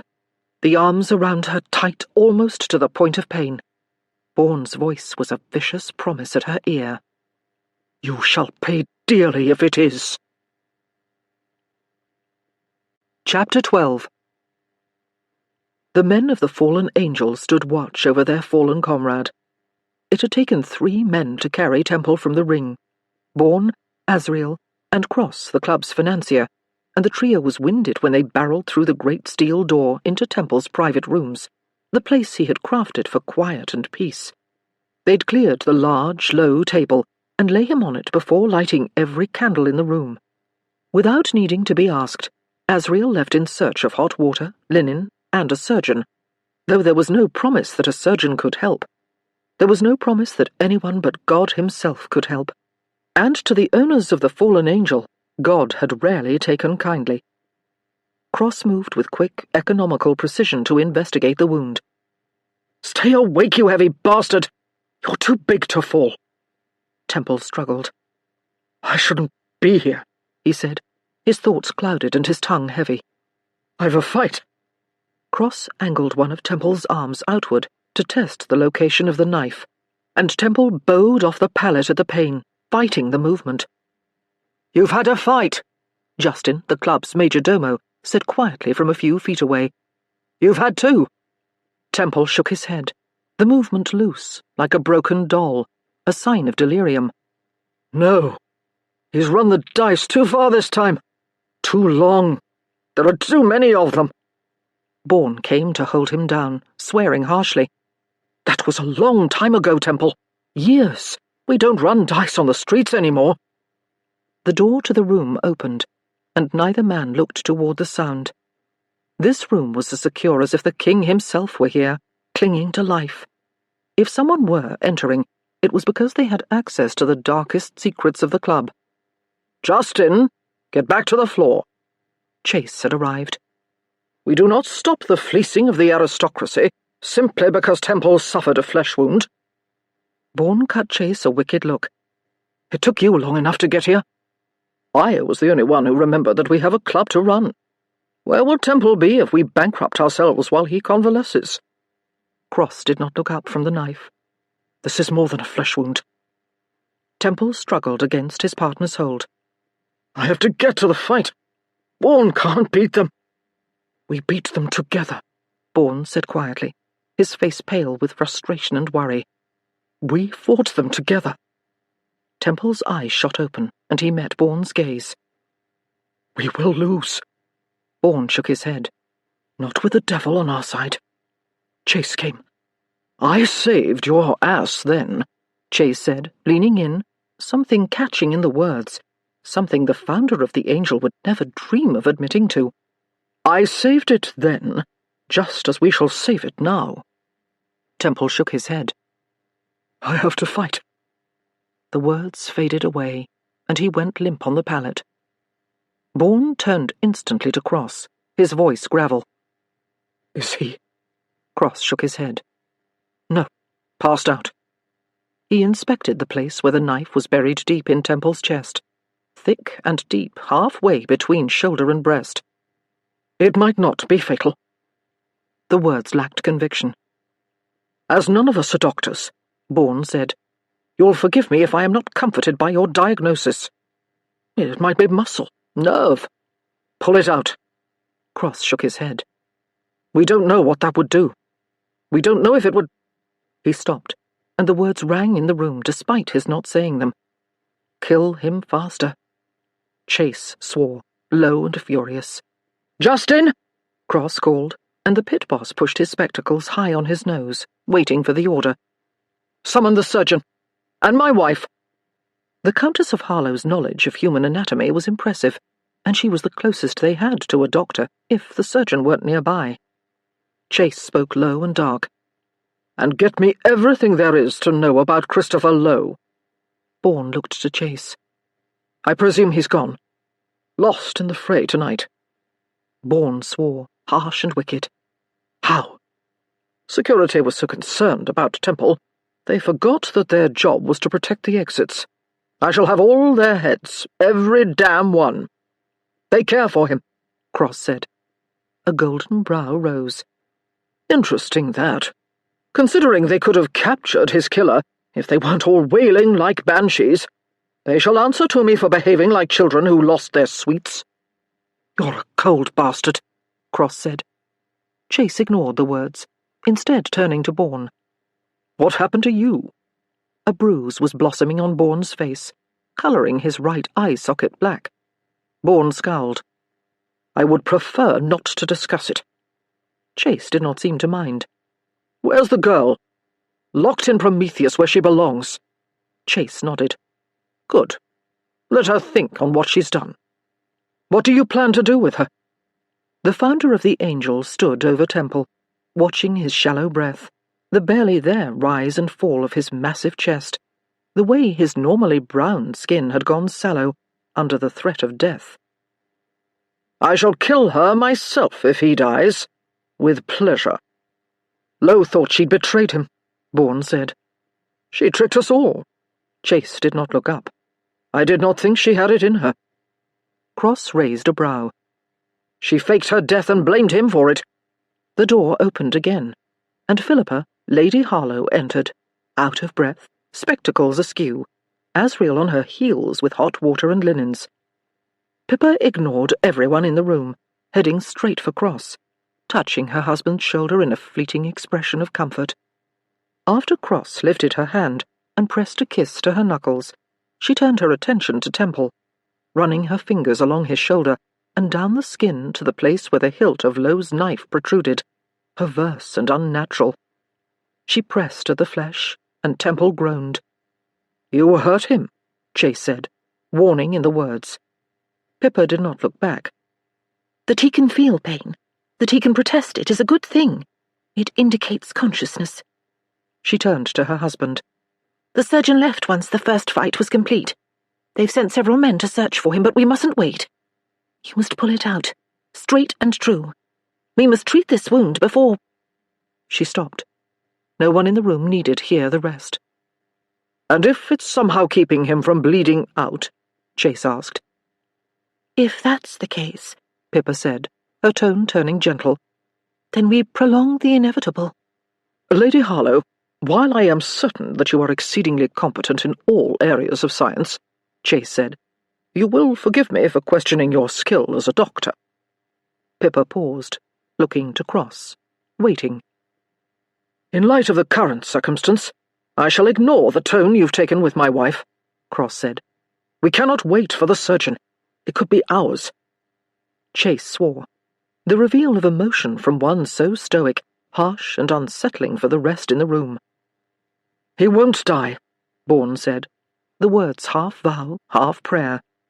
"He's Temple, stronger than all of us. Haler. Christ, he's big as an ox, unbeatable." Except he had been beaten. "Bring me the girl," Chase said. Cross was simple and direct. "No." Bourne was more colourful. "Over my rotting corpse does that bitch gain access to this room?" Chase did not rise to the anger. "She will see what she's done to him.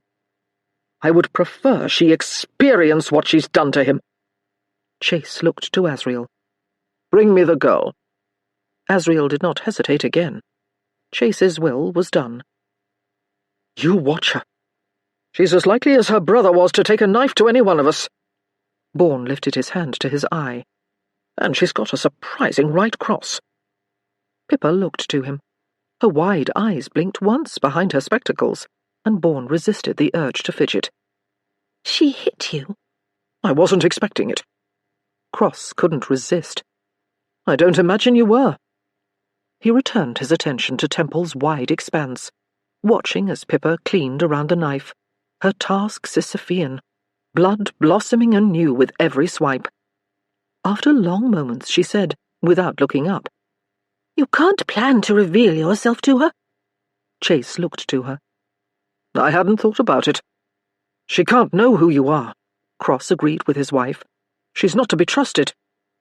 Pippa brought a clean cloth to Temple's brow as they all watched, wiping away the sweat and sawdust that clung to him from the ring. Bourne spoke. "If she knew—" The words trailed off, completion unnecessary. If Mara, if anyone aside from a trusted few, knew Chase's true identity, the angel would be in peril. And the angel's peril belonged to them all.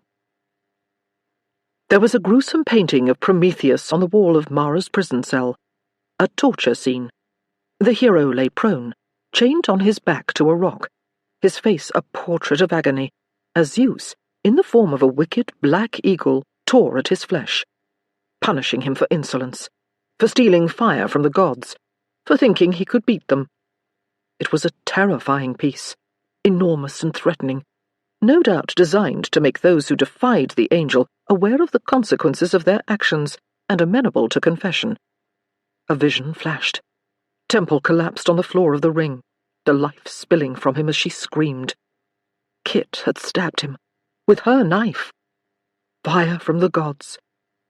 The door opened, and she turned, her words out before she could stop them. "The Duke? He lives." Temple's second, the man who had stood sentry outside the orphanage, tall and broad, with skin dark as midnight, did not reply.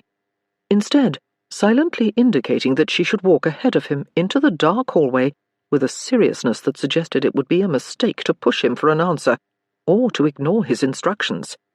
He'd clearly been trained by Temple. Heart pounding, she did as she was bid, and as she passed him, he did speak, his voice low and gruff. "Try nothing." She wanted to tell him she wouldn't, that she hated what had happened, that had she known it would come to pass, she would have done everything in her power to stop it, that even at her most angry, she'd never intended to hurt Temple. But she knew the words would be futile, and their meaning mistaken for lie or worse. And so instead she held herself straight and tall and made her way past him into the dimly lit hallway. The corridor was lined with men and women in a variety of uniforms, from livery to lady of the evening, each face pale with shadow and concern, each gaze hot with loathing. She longed for the mask that had been taken from her after the fight. They watched her with angry eyes as she made her way through the already unsettling passageways, designed to overpower with their size and curvature, designed to make it exceedingly clear to all who passed who held the power, designed to dissuade Prometheus from thinking he might fare well in his quest. "I hope you're taking her to chase," one of the women said, blonde and beautiful and filled with vitriol. "I hope he plans to deal with her." A murmur of agreement rolled through the too small space at the suggestion, and a man nearby added, "She deserves everything Temple got." "She deserves more!" A wicked shout came from behind her, and Mara crossed her arms tightly, moving more quickly, desperate to get away from them, from their hate. And then her escort opened a door, and she threw herself from the hallway into the chamber, pulling up short as she realized where she was, wishing she had remained in the corridor beyond. She was in Temple's rooms, where she'd watched him strip his shirt earlier in the evening, where they'd sparred, where he'd kissed her on lips and more, giving her a taste of a vast amount of pleasure to which he had access, where she'd tried to stand firm and tried not to notice his muscles and sinew and bone, his warmth, his vitality that was gone now. A woman and two men leaned low over him, candlelight wrapping him in its warm glow, highlighting the paleness of his skin, still as death. She closed her eyes against the words, wishing she hadn't thought them, willing the word death away. She stepped toward him, a knot in her throat. "My God," she said, her chest heavy with fear and sorrow, unable to stop herself from reaching for him, before her guide placed a strong hand on her arm and stopped her forward momentum. The Marquis of Bourne turned at the sound of her voice, and she noted the bruise blossoming at the inner corner of his eye, feeling the related sting in her right hand. He pointed at her. "You don't come near him." There was hatred in the words, and a different woman might not have replied, but she could not bear another moment of not knowing. "Is he dead?" "You'd like that, wouldn't you?" "No," she said, the truth coming on a flood of relief, knowing that the quiet word would mean nothing in this room, but wanting to say it nonetheless, wanting to remind herself that she'd never intended to hurt Temple. Never. Not since the beginning, and certainly not now. "No." He raised a brow. "I don't believe you." She met his gaze. "I didn't expect you would." "Enough, Bourne." The woman at the table looked up, and Mara recognized the blonde, bespectacled woman from the mysterious room where they'd watched the fight earlier. "We can't wait any longer. We must extract the knife." It had been an hour. Longer. Mara could not keep quiet. "Straight and true, as it went in." "She would know how it went in, as she fairly put it there herself," Bourne said. "Look upon your work, you fucking harpy." As though Mara couldn't see it, as though she hadn't seen her brother plunge it deep into Temple's chest, as though she didn't will it away. She met Bourne's hating, hazel gaze. "I did not do this." "Of course you did." This from the other aristocrat in the room, tall and ginger-haired. When she looked to him, he added, "You did this the moment you set him up for a murder he didn't commit." 12 years end here, with this. It was a... Mara trailed off, shaking her head. They did not understand. Few did. It was a mistake. She did not say it because they neither cared to hear her story, nor deserved to. Temple was another tale. Temple deserved the truth. If he lived, she'd give it to him. All of it. She would lay herself at his feet and give him his chance at retribution, at vengeance, and she'd give him the truth. If only he would live. She moved toward his still form, and was stayed once more by the strong grip of his man-at-arms. She looked to the pile of linen near Temple's head on the low table. "You must remove it swiftly, and immediately apply pressure," she said, deliberately avoiding the gazes of the men in the room, looking only to the surprised eyes of the Countess. "You'll need more linen than that." Her gaze flickered to the knife. "The wound is deep." "You're a doctoress now?" The words oozed lazy condescension. She steeled herself and met the Marquis's eyes. "I've extracted knives before." "From whom?" She looked back to Temple. "From whomever."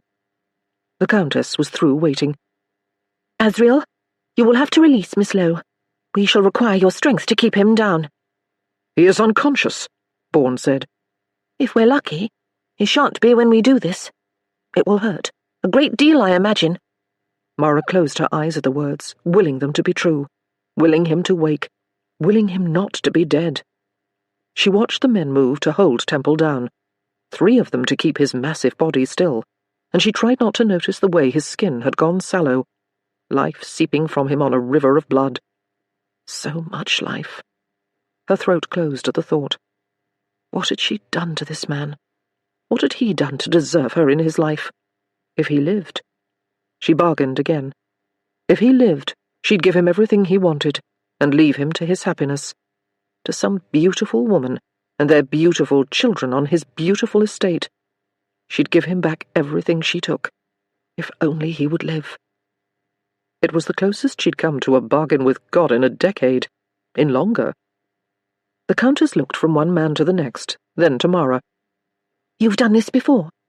Mara nodded, thinking of another knife, another time, more pale skin. "I have." "You should do it."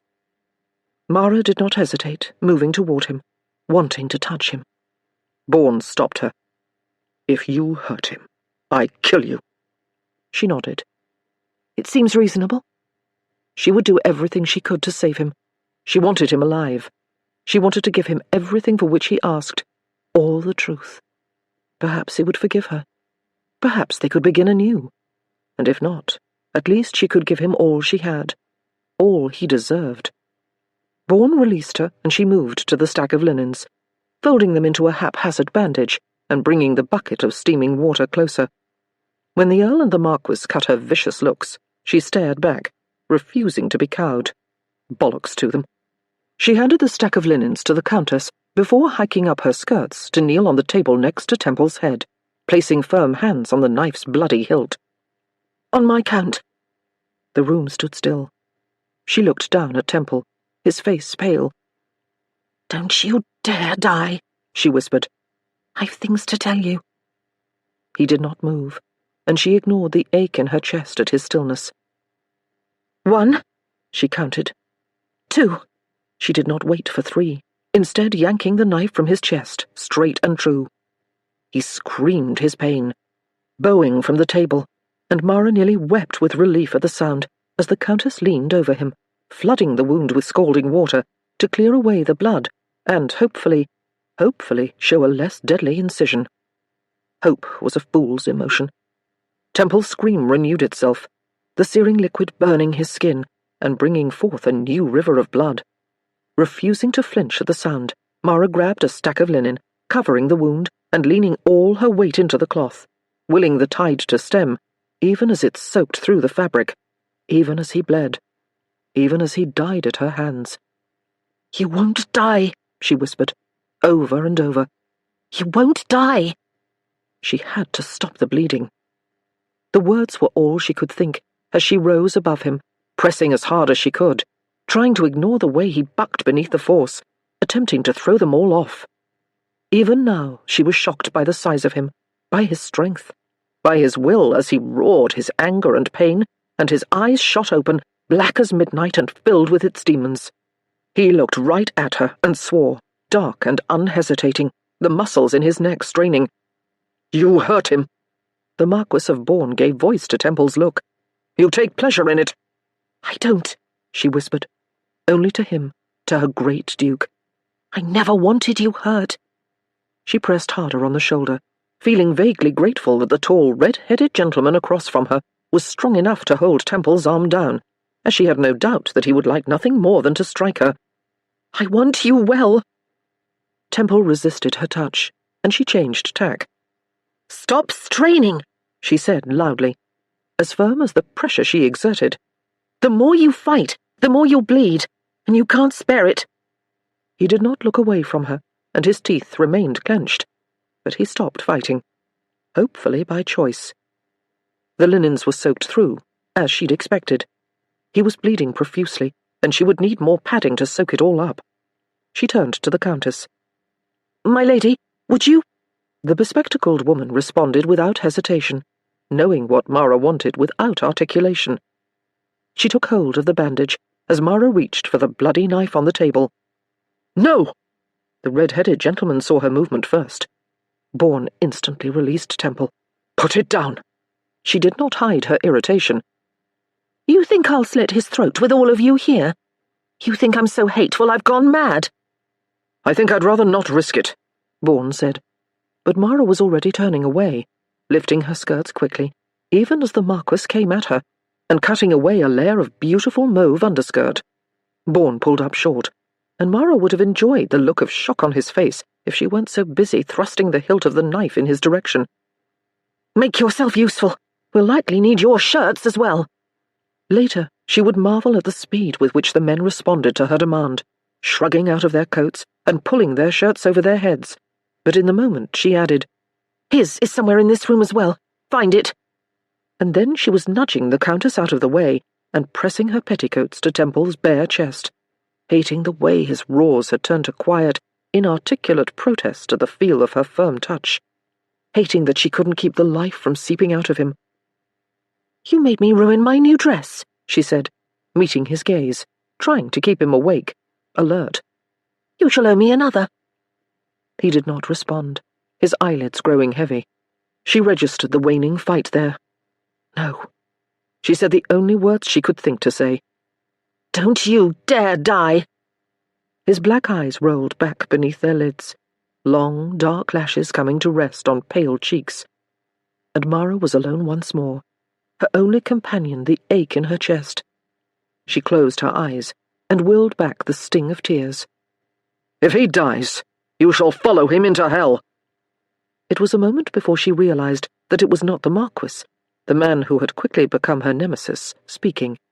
It was the other man, the ginger-haired, circumspect aristocrat with the lean face and the square jaw. She met his gaze, noting the way his grey eyes shone with barely contained emotion, and she knew without doubt that the threat in the words was true. They would kill her if Temple died. They would not think twice of it. And perhaps she would deserve it. But he did not. And so she would keep him alive if it took every ounce of her being. She took a deep breath and exchanged her skirts for the man's shirt. "Then he shall not die." He did not die that night. Instead, he fell into an unsettling sleep, which continued when the surgeon arrived, instantly fussing over the wound. "You should have waited for me to return before extracting the knife," he said, inspecting the wound, deliberately not looking to the women in the room. "You did not come," Bourne said, anger in his tone, and Mara was happy to see it directed to one who so rightly deserved it. "We were to do nothing?" "I have other business," the doctor replied without remorse, lifting the linen from Temple's shoulder and inspecting the now dry wound. "Nothing would have been better. You could have caused more damage. Certainly putting him in a woman's hands was a questionable decision." The Countess of Harlow raised a brow at the words, looking to the red-headed aristocrat, whom Mara had discovered was her husband, but said nothing, obviously not wishing to scare the elusive doctor away now that he had arrived. Mara did not feel the same way. She'd seen too many doctors arrive, magic potions and tools in hand, and leave having done nothing but make the situation worse. Temple had never been luckier than when the doctor had been delayed 8 hours. I prefer a female doctor to none at all. The surgeon looked to her then. You were no doctor. She'd faced stronger and worthier adversaries than this little surgeon, including the unconscious man on the table. I might say the same of you, for all the evidence I have seen of your medical acumen this evening. The Countess of Harlow blinked large eyes behind her thick spectacles, her lips tilting upward at one corner. When Mara met her gaze, the other woman looked away, but not before Mara caught the admiration there. An ally, perhaps, in a roomful of enemies. The surgeon had turned away and was already speaking to the Earl of Harlow. He should be bloodlet. Mara winced, a vision coming fast and unsettling. Leeches dotting flesh, each one fat with her mother's blood. No! No one looked to her. No one seemed to hear her. Is it necessary? The Earl did not seem convinced. The doctor looked to the wound. Yes. No, she repeated, louder this time. Bloodletting killed, and it would take Temple's life as sure as it had taken her mother's. The doctor continued. And who knows what else the woman did to him? What might need to be reversed? Bloodletting is the answer. Bloodletting is not the answer, Mara said, placing herself at Temple's side, between him and the surgeon, who was now extracting a large square box from his bag. No one listened. No one but the Countess of Harlow. I am not certain that this is the right course of treatment either, she said, all seriousness, coming to stand next to Mara. You are not a doctor either, my lady. We may not be doctors, Sirrah, but we were the best he had, were we not? The surgeon pursed his lips. I will not stand for being spoken to in such a way. And by... He waved a hand at them. Cross stepped forward, ready to do battle for his wife. By whom, precisely? The doctor noticed his misstep. Of course I don't mean Lady Harlow, my lord. I mean... He waved at Mara. This woman. He said woman like it was a filthy word. Mara might have cared, if Temple's life were not hanging in the balance. She ignored the insult. Have you blooded him before? There was a pause, and she thought the surgeon might not answer her, until the Countess stood her ground and added, It's an excellent question. The doctor hesitated, until Cross prompted, Doctor? No, he's never required it. Mara looked to Temple, still as death on the table. Of course he hadn't. The man was unbeatable. He'd doubtfully required any treatment at all, until now, until he'd nearly died. She looked to the Countess. My lady, she asked, letting her feelings on the matter sound in the words, show on her face. Don't allow this. Please let him live. The Countess nodded once and turned to her husband. We should wait. He is healthy and strong. I would rather he be given the opportunity to mend on his own than lose additional blood. Mara released the breath she had not known she was holding, hot emotion burning at her eyes. Women cannot possibly understand the basics of this kind of medicine.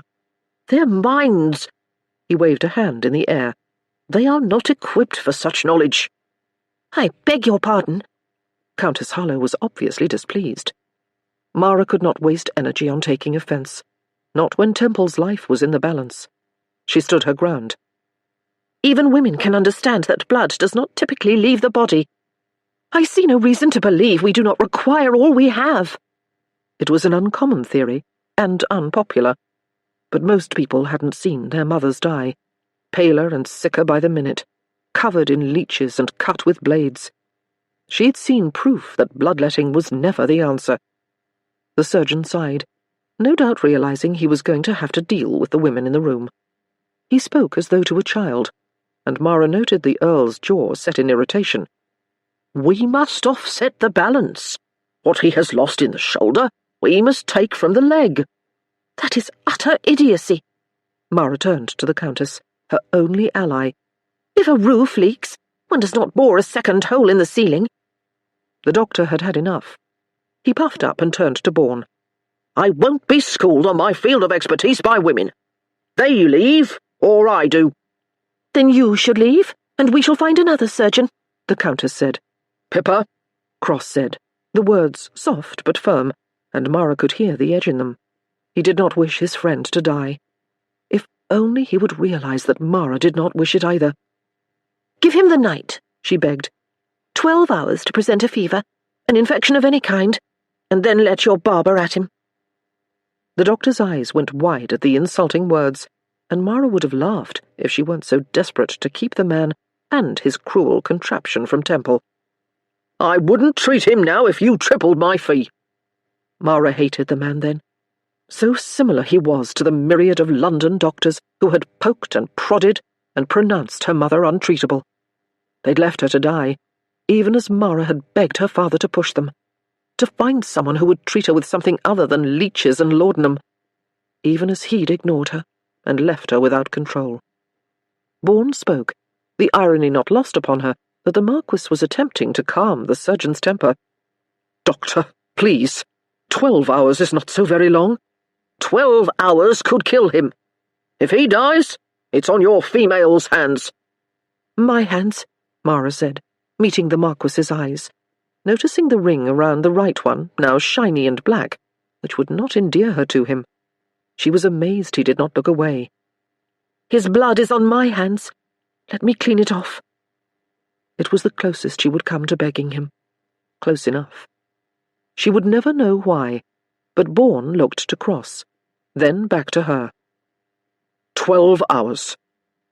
Relief coursed through her, and she was tempted to apologize to the supercilious Marquis. Almost. I shan't be back, the doctor said, acid in his tone. She was already wringing hot water from a clean cloth. "We shan't need you."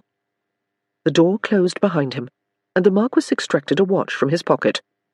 12 hours begins now. He looked to Cross. Chase shall have our heads for letting him leave. The words did not make sense to Mara, but she was too focused on Temple to care to understand. Instead, speaking to the Countess. "We must do what we can to stave off a fever."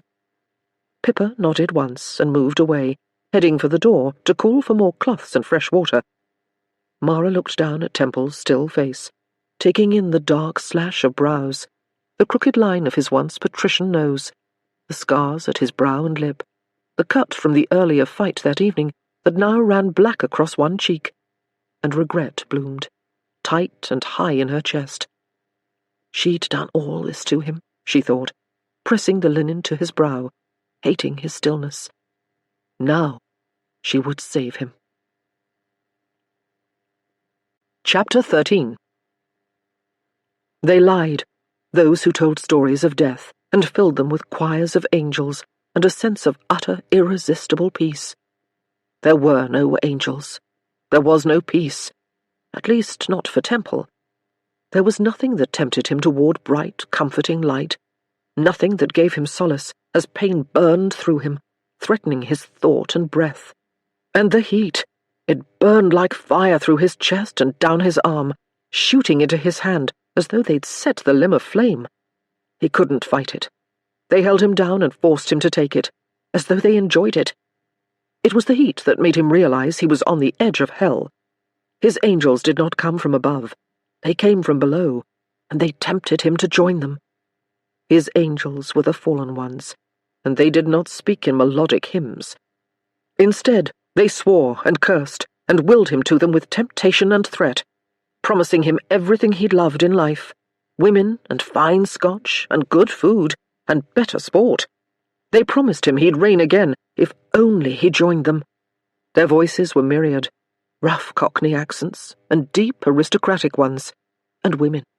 The women whispered to him, promising him immense pleasure if only he'd follow them. By God, he was tempted. And then there was she, the one who seemed to whisper most harshly, the one who bordered on berating him, the one who spoke the words that called to him more than any of the other pretty promises. Words like revenge, and power, and strength, and duke. Of course, he hadn't been a duke in a very long time, not since he'd killed his father's bride.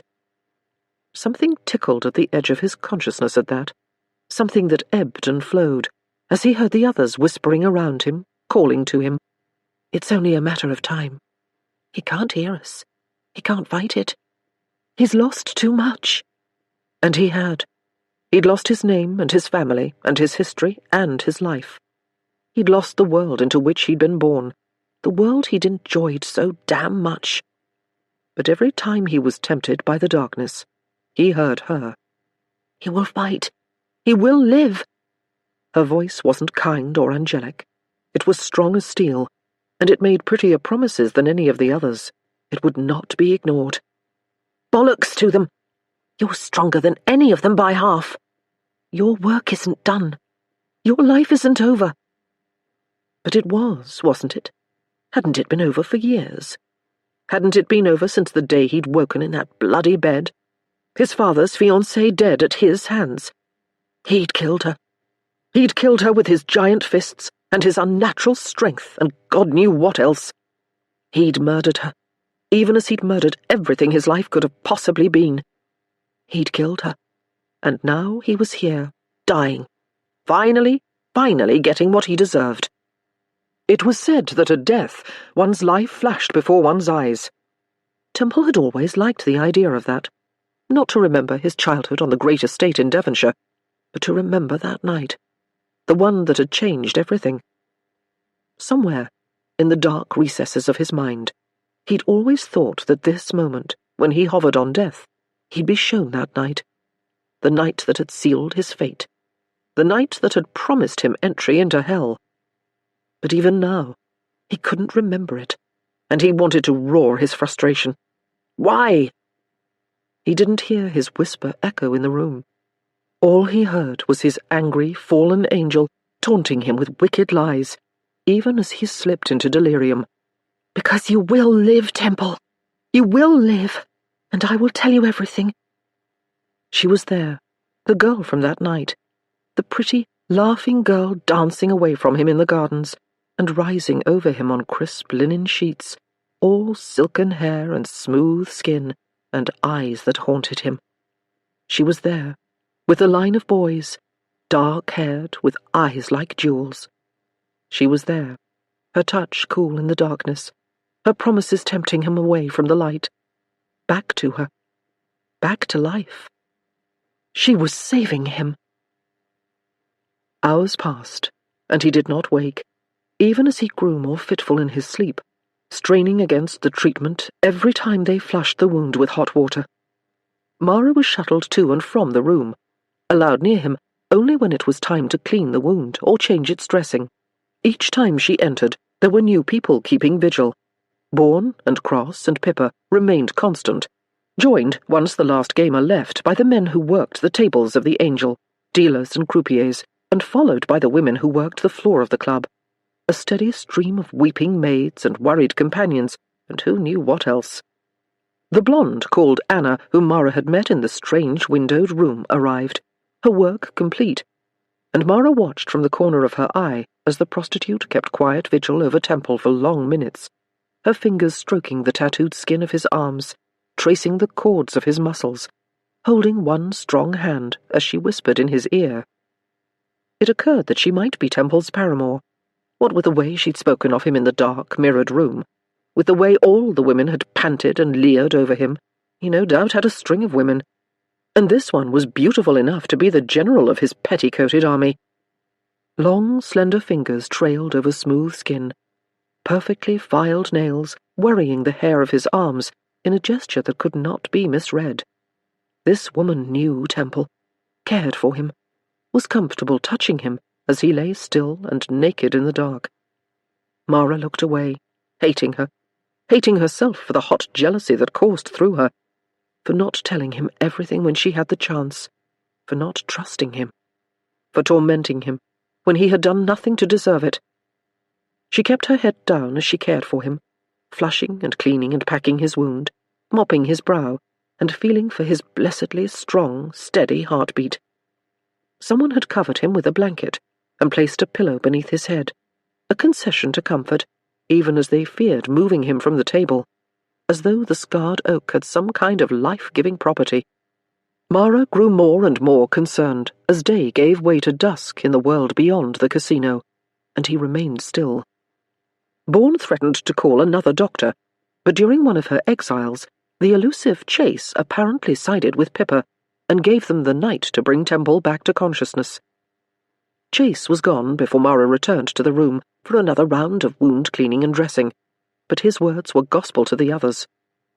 When she was near Temple, she spoke to him, desperate to wake him, to bring him back to consciousness, desperate for him to open his eyes and see. "Sometimes I think you do see me." Words whispered in the darkness on a London street. She hadn't seen him then, not really, but now she did, and now she wanted him to see her. She needed it.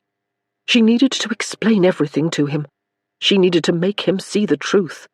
Her truth. But he did not wake except to struggle and fret when they washed the wound with near-boiling water, the discomfort enough to rouse him into some new layer of consciousness, where he seemed unable to do anything but ask, over and over, why?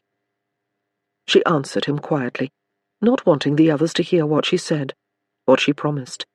Answers, and truth, and even vengeance, hoping that something she said would bring him back from wherever it was his mind had gone, before the others decided that she and the Countess were mad and sent for the cruel man who called himself a doctor. The Countess had become her one ally, seeming to understand, after several hours of ministrations, that Mara shared her goal, all their goals. More.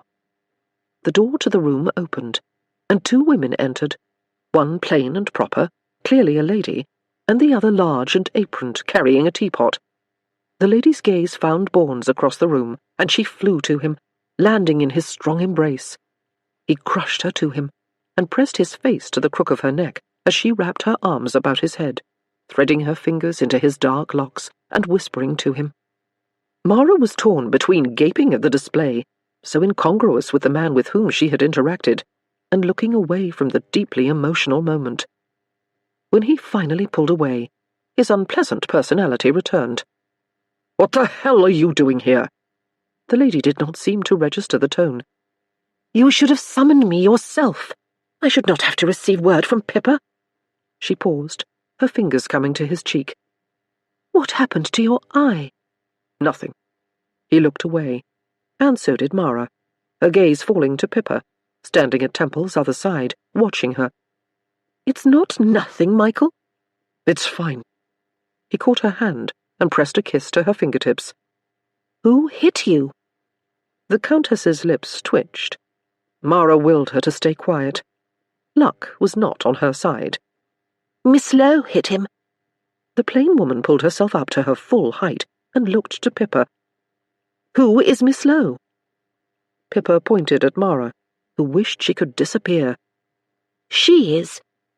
The other woman faced her, her gaze tracking her bloodied dress and haphazard hair, and no doubt haggard face, before landing on Mara's right hand, which had dealt the blow.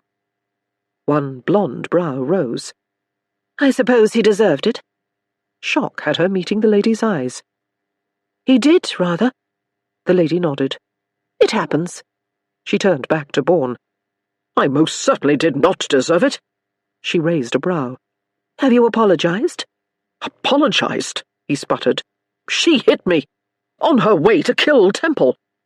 Mara opened her mouth to protest, but the woman did not give her a chance to finish her sentence. "Miss Lowe, have you plans to kill Temple?" It was the first time anyone had thought to ask the question. Mara told the truth. "No." The woman nodded, and returned her attention to Bourne. "Then my husband no doubt deserved it." Bourne's gaze narrowed, as Mara registered the meaning of the words. This woman was the Marchioness of Bourne, and willing to stand up to the horrible man without hesitation. Surely she should be sainted. "You should not be here," Bourne grumbled. "Why not? I'm a member, and married to one of the owners of the club." "This is no place for a woman in your condition." "Oh, for heaven's sake! I am increasing, Michael, not infirm. Pippa is here." The Marchioness indicated the Countess, who was indeed with child. "It is not my fault that Cross does not love his wife the way I love mine." Cross raised a brow at the words, before looking seriously to Pippa. "I love you a great deal." "I know," Pippa said, and Mara wondered at the simplicity in the words. the Countess's perfect understanding that she was loved. She imagined what it would be like to be loved with such certainty. Her gaze flickered to the man on the table, to his strong jaw and long arms, and the hand that lay flat against the wood, palm curved and empty. She wondered what it would be like to slide her hand into that space, to fill it, to love and be loved. Mara returned her attention to the Marchioness of Bourne, whose attention remained fixed on her husband. "Michael," she said softly, "Temple is as much mine as any of yours." The woman turned to face Temple's still form, and worry etched her brow as she reached for him, her fingers grazing his good shoulder before pushing dark hair from his brow. Bourne came to stand with his wife, pulling her tight against his side, anger and pain etched on his handsome face. "Good God," she whispered, leaning into her husband's embrace. "He will live!" The words were harsh, torn from Bourne's throat, equal parts will and worry. Something tightened in Mara's chest as she watched the tableau. This man, whose life she'd toyed with, she hadn't ruined him. He had dozens who cared for him, friends who would go to any lengths to save him. How long had it been since someone had worried for her? How long since she'd dreamed of it? How long since she'd deserved it? She did not like the answer that threatened. She turned to the woman with the teapot. "Is that the tepid tea?" The woman nodded, her own gaze glassy as she watched Temple. "Oui, I brewed it myself." "Thank you, Didier," Pippa said, as Mara took the pot and poured the brown liquid into a tumbler she pulled from a nearby decanter of scotch. "I hope there's some magic in that brew. Lord knows he could use it," said the Marchioness. "Willow bark," The Countess replied. "It's said to fight fever, which he does not seem to have. Would that it would remain as such," Mara added, looking to Cross. "Help me lift his head. We must try to get him to drink." Cross came forward, and he and Asriel lifted Temple's limp body to a seated position. Mara righted his lolling head, tipping the liquid into his mouth by the teaspoonful. "You've got to drink if you're going to heal," she said firmly, after several unsuccessful attempts. Trying again, she lost another batch of liquid down his chin and chest, along with her patience. He would drink if she had to force the tea down his throat. She tipped the liquid in. "Swallow, damn you!" His eyes flipped open, alert and bright, and he sputtered against the flow of tea, a lukewarm spray covering her face and neck as she squeaked her surprise, and his partners swore their disbelief. Temple coughed, his black gaze finding hers as he pushed the glass away. "Christ!" he said, the words harsh in his throat. "Haven't you tried to kill me enough?" The words elicited a low, reverent curse from Bourne and a wide grin from Cross. Relief came quick and nearly overwhelming to Mara, and she closed her eyes against tears and laughter for a moment, collecting herself, before moving to bring the glass to his lips once more. He shook his head, holding her hand at bay. "Who made that swill?" He looked to the woman who brought the pot in. "Didier?" The Frenchwoman came forward, tears of relief in her eyes. "Oui, Temple, je l'ai fait." She nodded again, found her English. "Yes, I made it." He looked to Mara, wariness in his gaze. "And you didn't touch it?" She shook her head, finding her tongue. "Only to pour it." He pushed the glass to her. "Drink." Her brows furrowed. "I don't—" "You drink it first." Understanding dawned, and then she did laugh, the sound light and foreign and remarkably welcome as his black gaze, free of hallucination. Something lit in those handsome eyes, and he pushed the glass toward her again. "Drink it, Mara." Her name was beautiful on his lips. "Wharton?" The Marchioness of Bourne stepped forward, stayed by Bourne. She turned on her husband. "It's preposterous." "It's Temple's choice." He didn't trust her. He was conscious enough to mistrust her. She lifted the glass to her mouth and tossed the liquid back, before opening her mouth and sticking her tongue out wide at him. "I am not in the market to poison you today." He watched her carefully. Good. She ignored the pleasure that coursed through her at the word. turning instead to refill the glass. "That is not to say that you do not drive a woman to consider it." His hand met hers, guiding the tea to his lips. Another day, then? She wanted to smile, wanted to say a dozen different things. Things he wouldn't hear, things he wouldn't believe, things she couldn't say. So she settled on, "Drink, you great ox."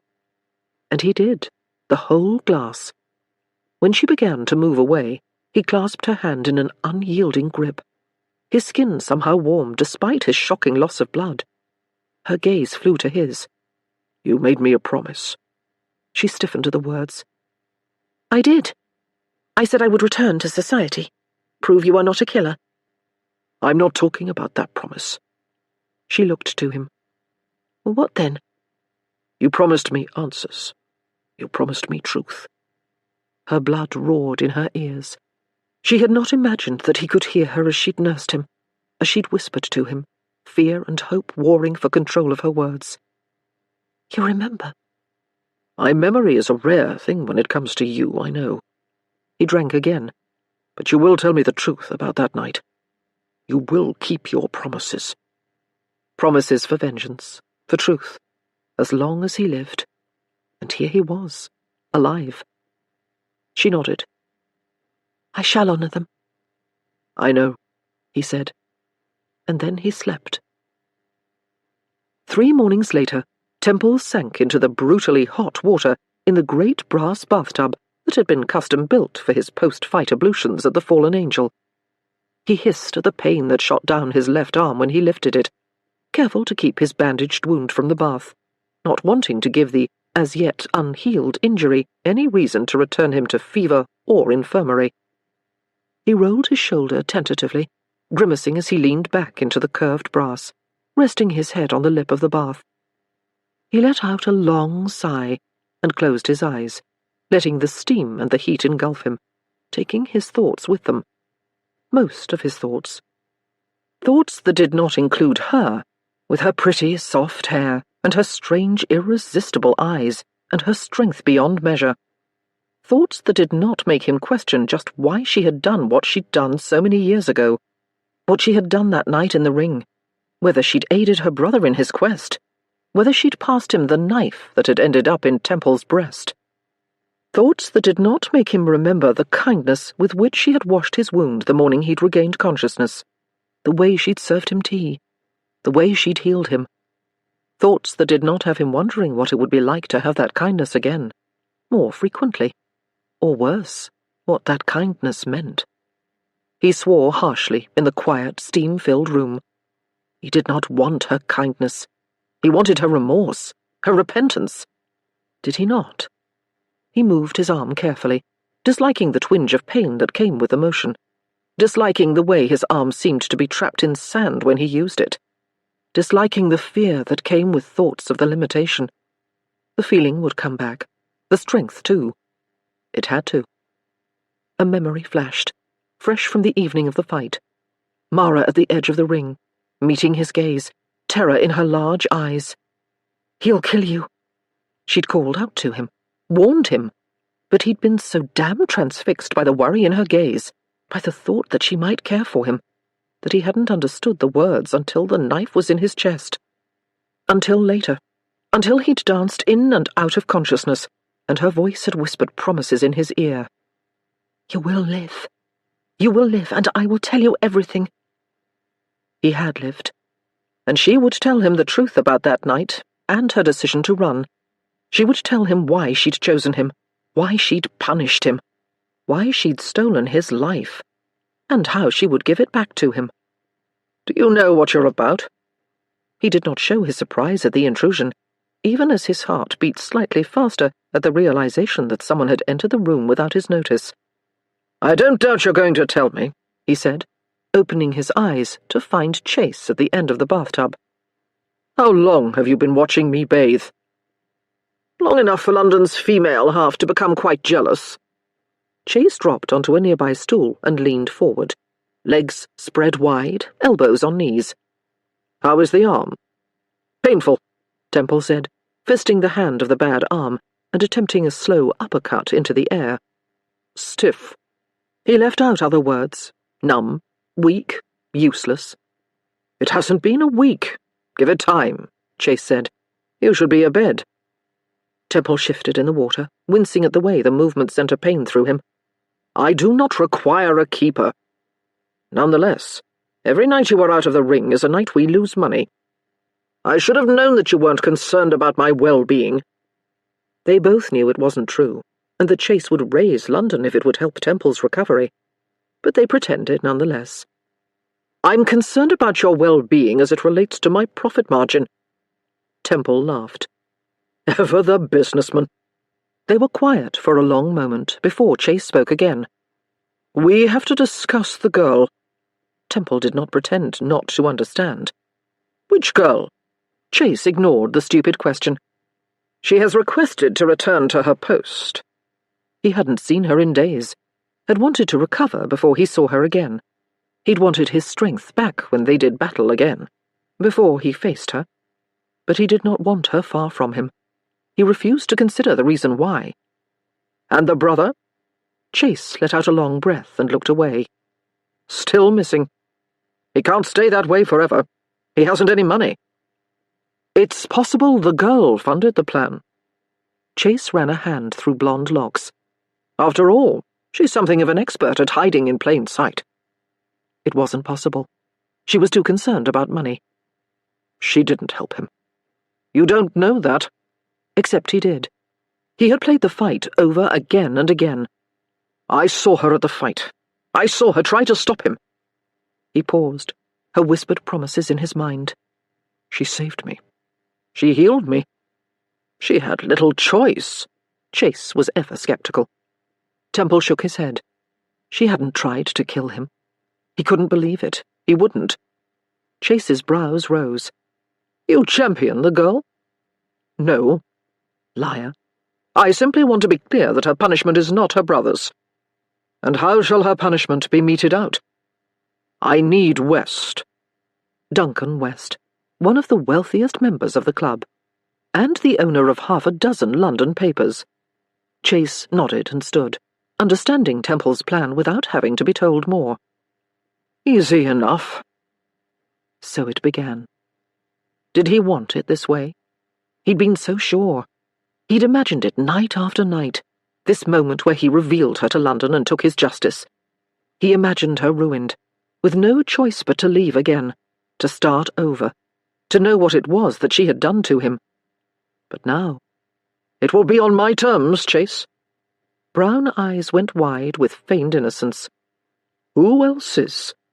I know how you like to meddle. Nonsense. Chase straightened one sleeve, brushing a speck of lint from the cuff. I merely remind you that women are excellent actresses, Temple. Yours is no different. Temple resisted the thread of pleasure that coiled through him at the possessive. She was scandalizing London and causing the biggest distraction the angel had ever seen minutes before her brother stabbed you.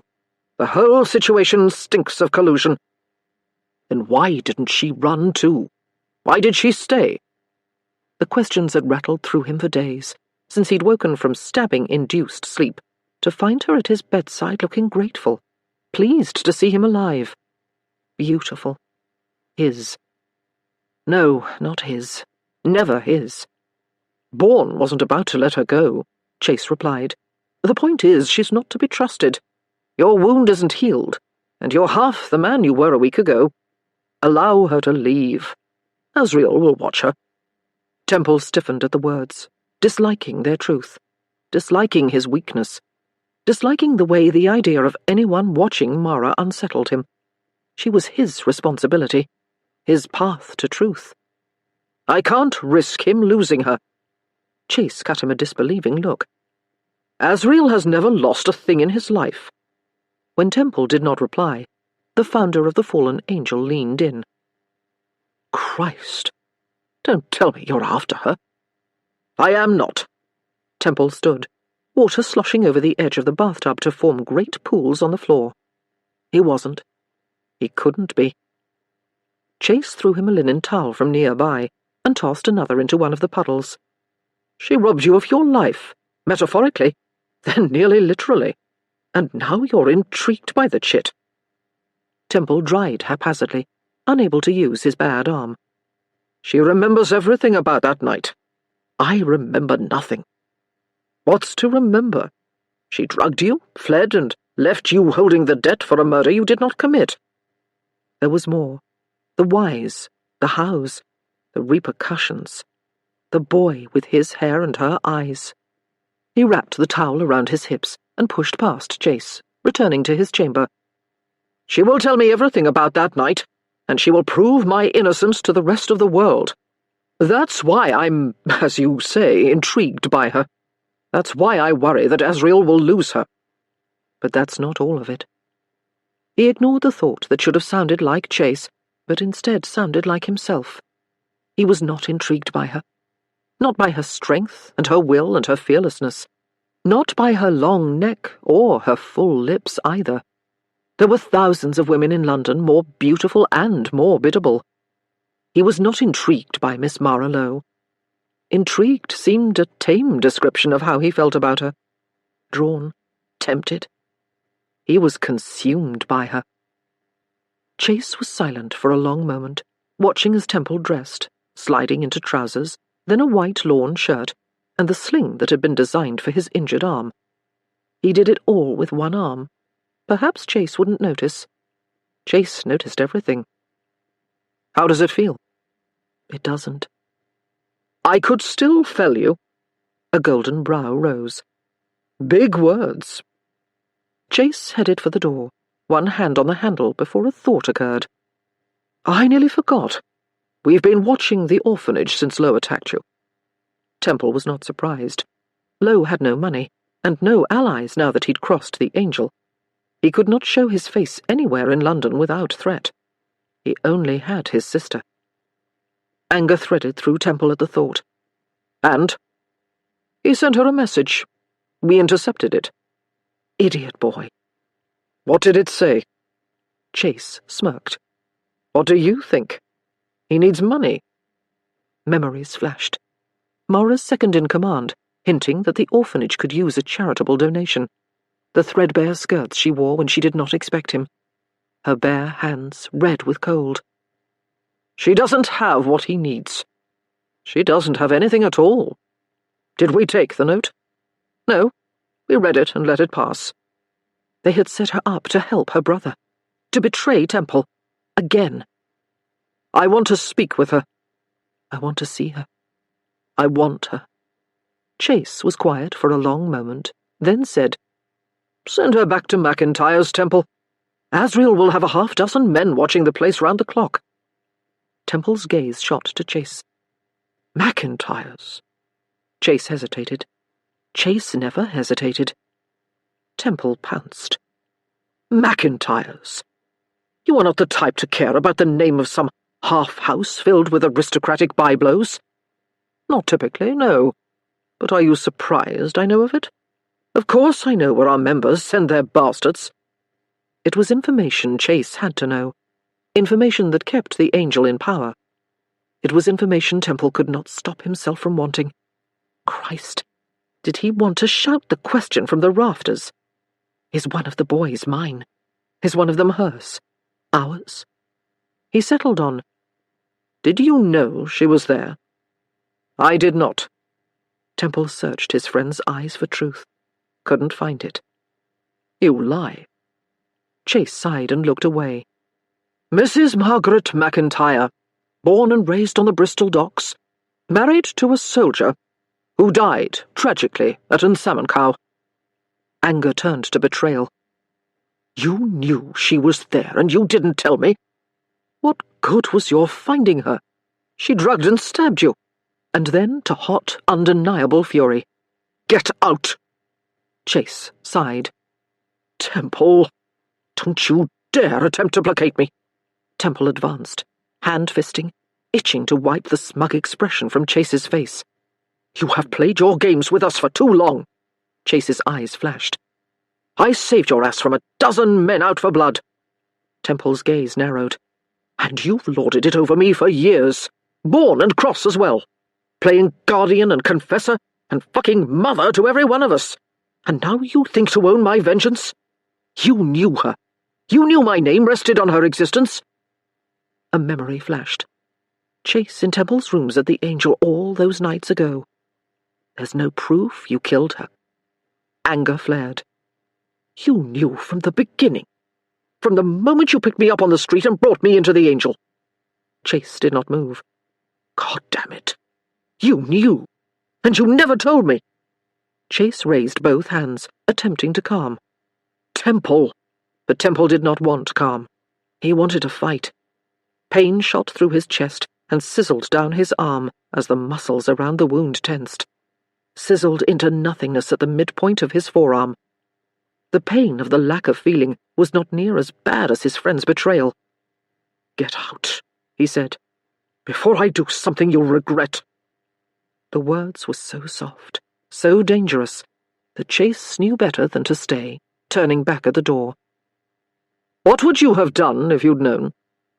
The question landed like a blow. I would have ended it. Chase's blonde brow rose. You still can. But Chase was wrong. There was no ending it. Not now. They were all too far down the road. Get out. Chapter 14. She'd prepared for battle that morning. She'd been ready to fight her imprisonment, ready to negotiate her release. She'd spent 3 days locked in the Fallen Angel, given the freedom to move about the myriad of hallways and secret rooms, though always with a companion. Sometimes Asriel, the solemn, quiet guard. Sometimes with the Countess of Harlow, when she arrived to check on Temple's wound, and sometimes with beautiful Anna, who was at once filled with words and empty of them.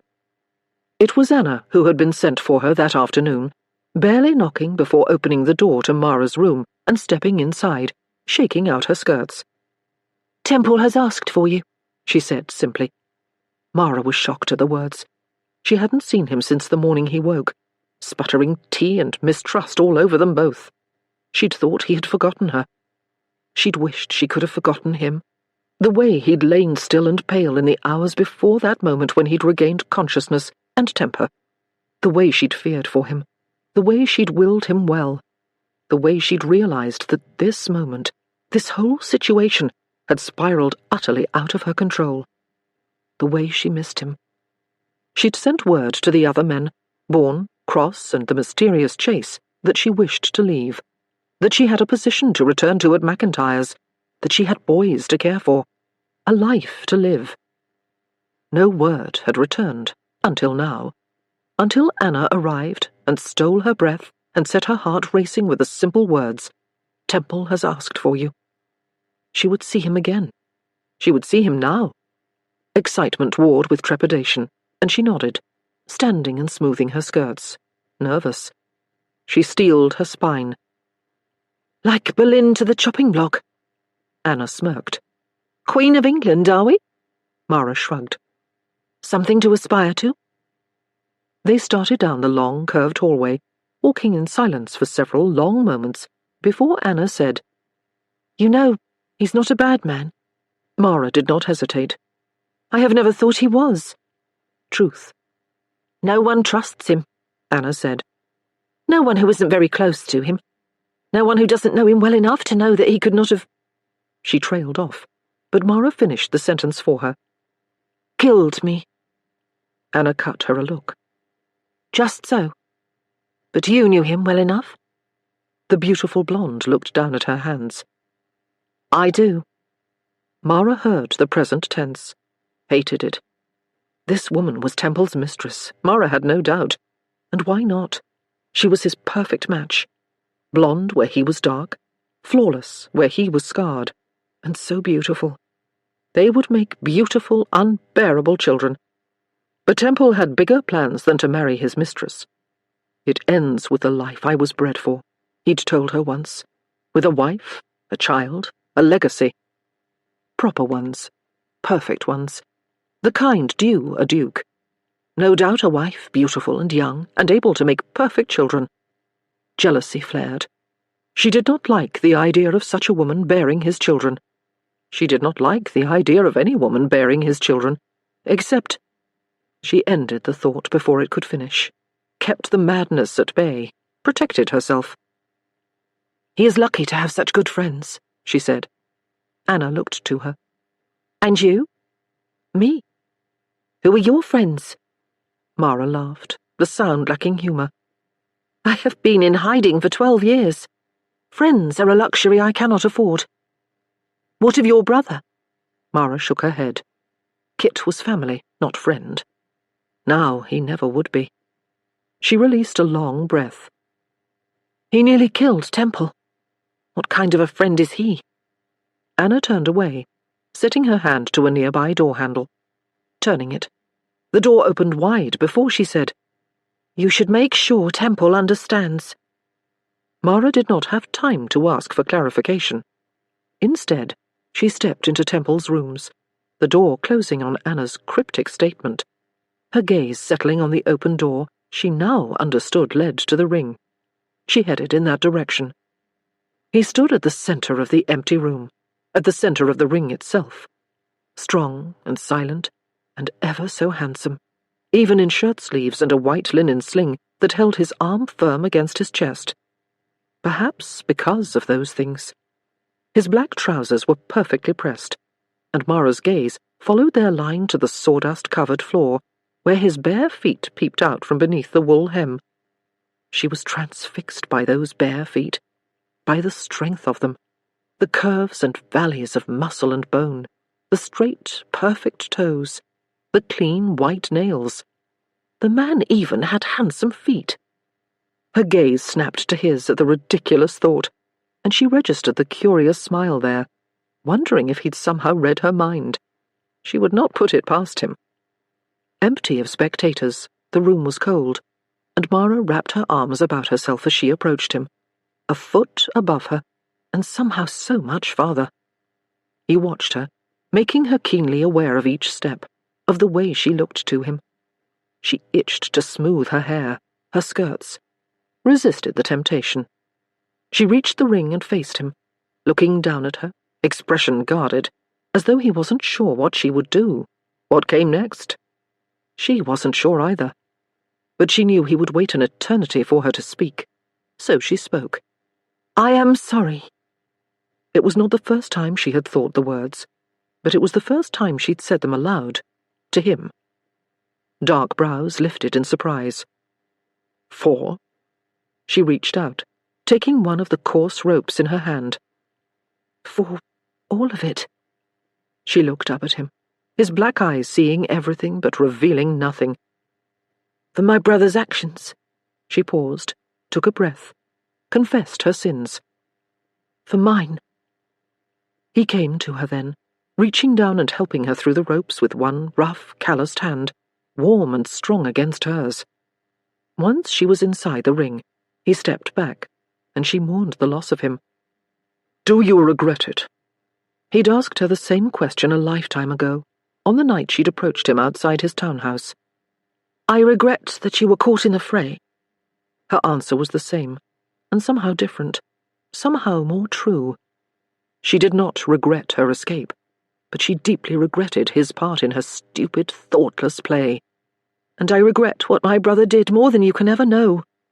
She paused. He waited. "Yes." She told the truth. "I regret it. I regret your pain. I regret the way I took your life, toyed with it. I would take it back if I could." He leaned back against the ropes on the far side of the ring.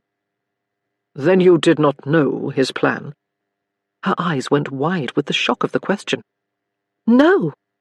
How could he think she would—" How couldn't he think it? She shook her head. "I would not hurt you." His lips tilted in a half-smile at that. "I called you a whore. You were quite angry." The words stung, even now. She did not look away. "I was, indeed. But I was handling the situation." He chuckled at that, the sound warm and welcoming. "So you were." He was quiet for a long moment, until she could not help but look at him again. He was watching her, those dark eyes somehow seeing everything. Perhaps it was because of those eyes that she said, "I am happy you are recovered, Your Grace." The truth. Or perhaps a terrible lie. because Happy did not begin to describe the flood of emotions that coursed through her as she watched him, restored to his power and might, to his strength and health, relief, gratitude, elation. She released a long breath, and he came off the ropes, approaching her, sending a thrill of anticipation through her. He reached for her, and she did not hesitate, leaning into the touch, to the stroke of his thumb high on her cheek. She lifted her hand, holding him there, skin against skin against skin, and whispered, "You are alive." Something flashed in his gaze. "As are you." For the first time in a dozen years she felt so. This man made her feel it somehow. This man who should have been her enemy, who likely remained her enemy, who no doubt wanted her destroyed for all the things she'd done, all the sins she'd committed, and who, somehow, saw her for all she was. "I thought you would die." He smiled. "You wouldn't have it. I did not dare disappoint." She tried to match his smile, failed, instead thinking of another patient, another death. He saw it on her face. Had to have. "Tell me." And suddenly, she wanted him to know. "I couldn't save her," she whispered. He didn't move. "Who?" "My mother." His brow furrowed. "Your mother died when you were a child." "I was 12. "A child," he repeated. She looked down between him, at her silly silk slippers, peeping out from beneath her plain borrowed frock, toes nearly touching his bare ones. So close. "I was old enough to know that she was going to die." "She contracted a fever," he said, and she heard the consolation in his words. You couldn't have known. There was nothing to be done. A dozen people had said the words to her, 100. They'd all believed the same story, except she hadn't had a fever. Or rather, she had, but not the way her father told the story. It hadn't come with sickness.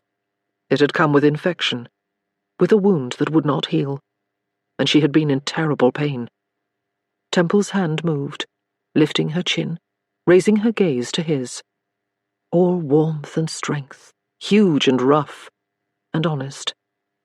She looked up at him, into those eyes, dark as midnight, and with its focus.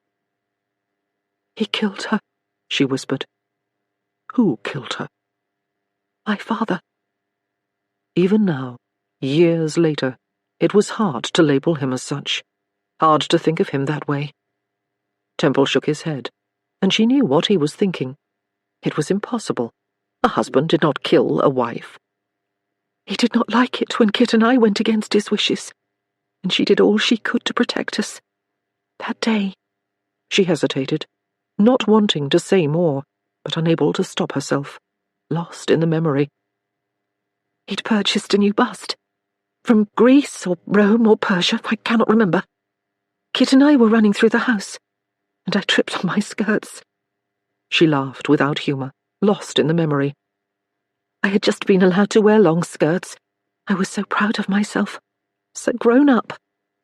I tumbled into the statue, which was perched atop a table on the upper landing of the house," she said, and Temple inhaled sharply, as though he could see what was coming, what she had been unable to see as a child. She shrugged.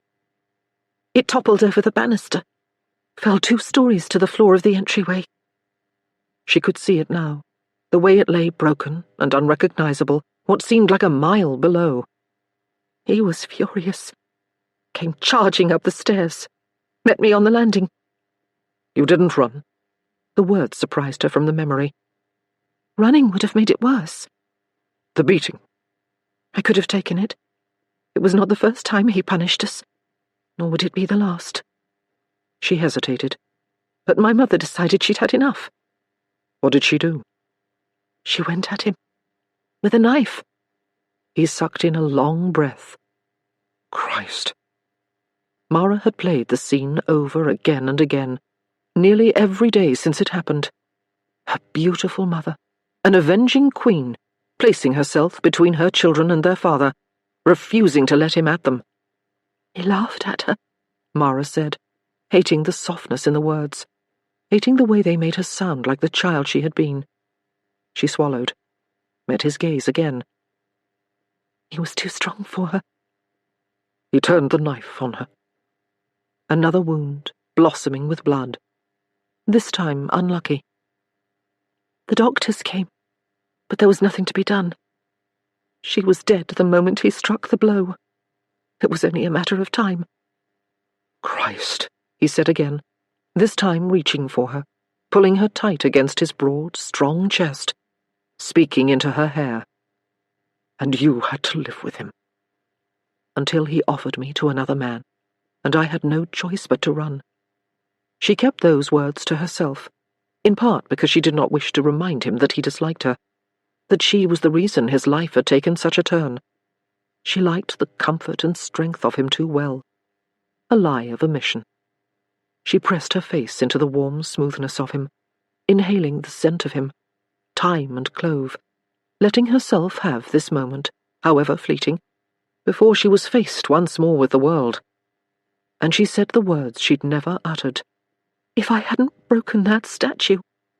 His hand came to her chin then, long, blunt fingers lifting her face to the light, to his gaze. Mara, he said, the name still foreign to her ears after a decade without it. It is not your sin. She knew it, even if she did not believe it. I paid for it nonetheless. One corner of his mouth twitched in the threat of a smile, and she read the irony there. Paying debts that do not belong to you. You would know a great deal about that.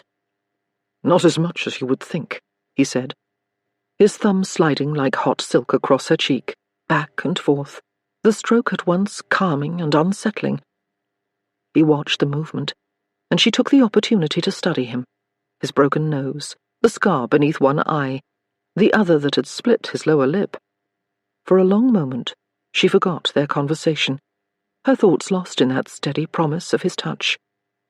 When he spoke, she saw the words curving on his lips. I thought it was my debt.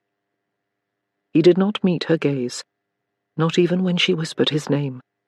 That name that he'd taken when he'd become a new man, forged from exile and doubt.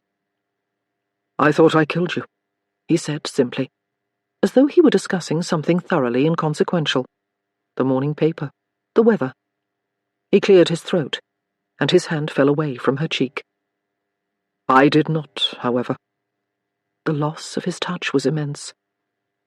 I'm sorry, she wanted to say. Instead, she lifted her own hand to his cheek, the shadow of his beard tickling her palm, tempting it. He met her gaze then, and she saw the regret in his eyes, tinged with confusion and frustration, and, yes, anger, so well concealed that she would have missed it if she weren't looking so closely. I never meant to hurt you. She paused, her gaze flickering over his shoulder to the mirror, where the women had watched the fight. It never occurred to me that you would suffer. He didn't say anything. Didn't have to. The idea that her actions would have no consequences for him was pure idiocy. She kept talking, as if her words could keep the past at bay. But when I heard them, when they watched you... Who? He asked. She nodded in the direction of the mirror. The women. I hated the way they spoke of you, she said, her fingers sliding away from his chin, down his chest, tracing the hills and valleys of his muscles beneath the linen. I hated the way they looked at you. Are you jealous? She was, but that wasn't what she meant. I hate the way their eyes devour you, like you're an animal, a treat, something to be consumed, something less than what you are. He captured her hand and pulled it from him, and she hated the loss. I don't need your pity. Her eyes went wide. Pity? How could he possibly think that this emotion, this wicked, unsettling feeling that coursed through her and upended everything she thought she knew, was pity? It was nothing so simple as that.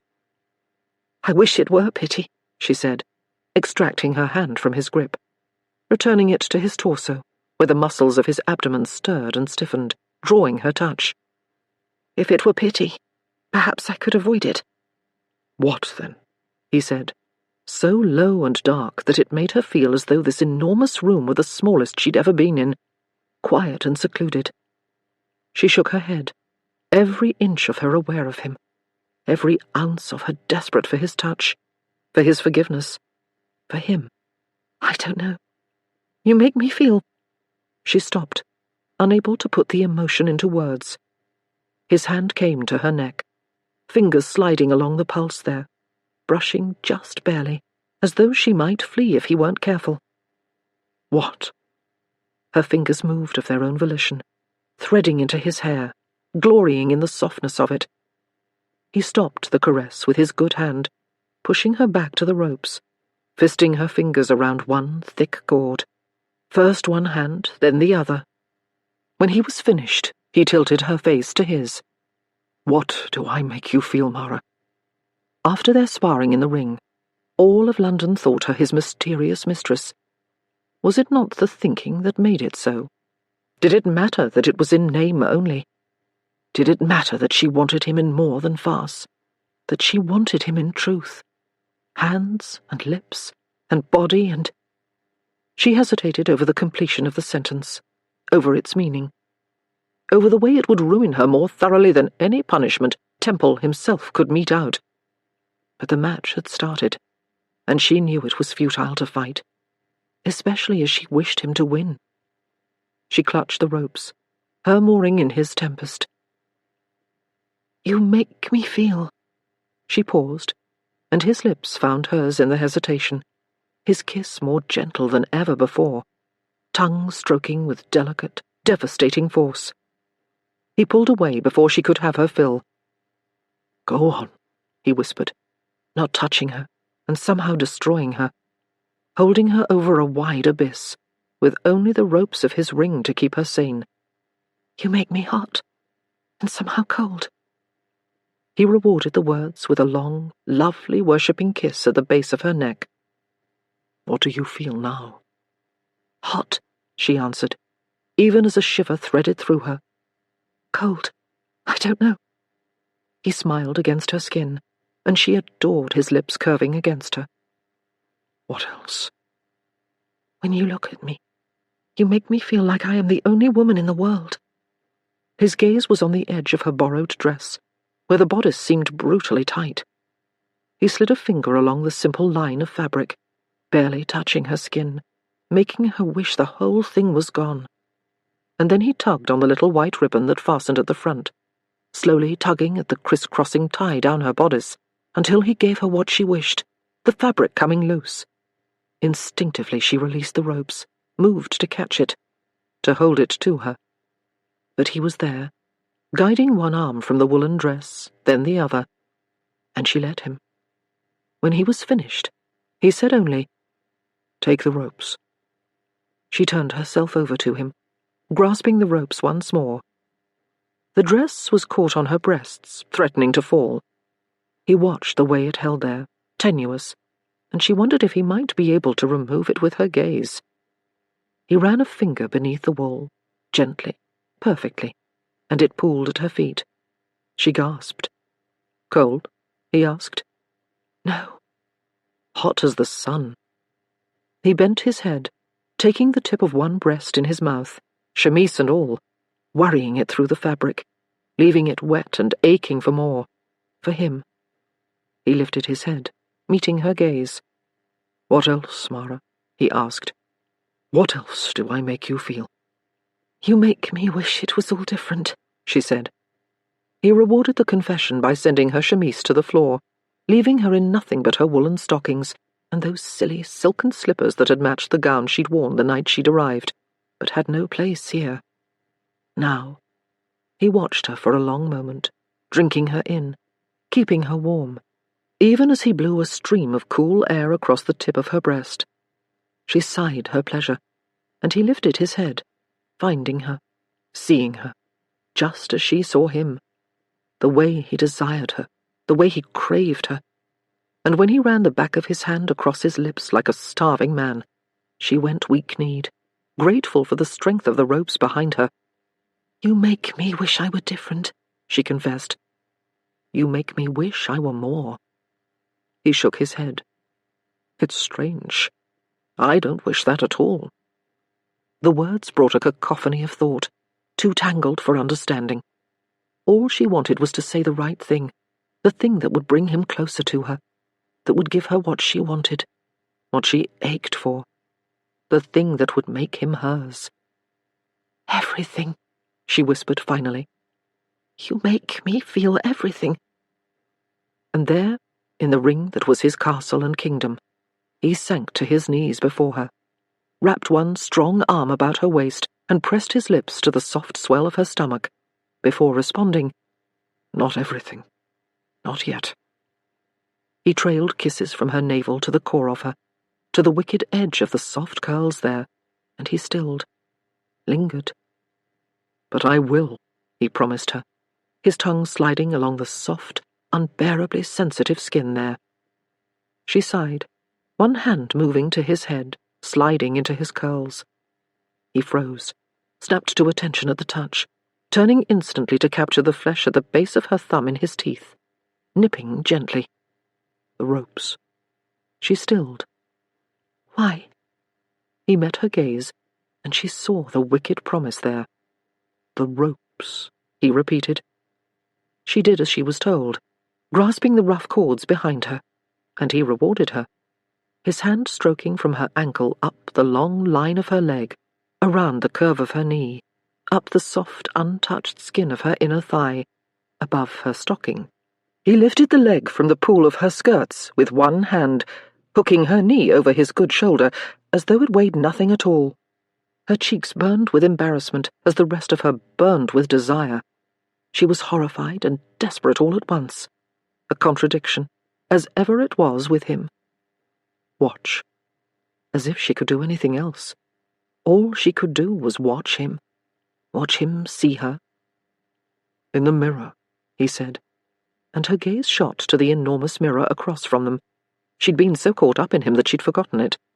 Forgotten that it could give her a view she'd never imagined, never dreamed.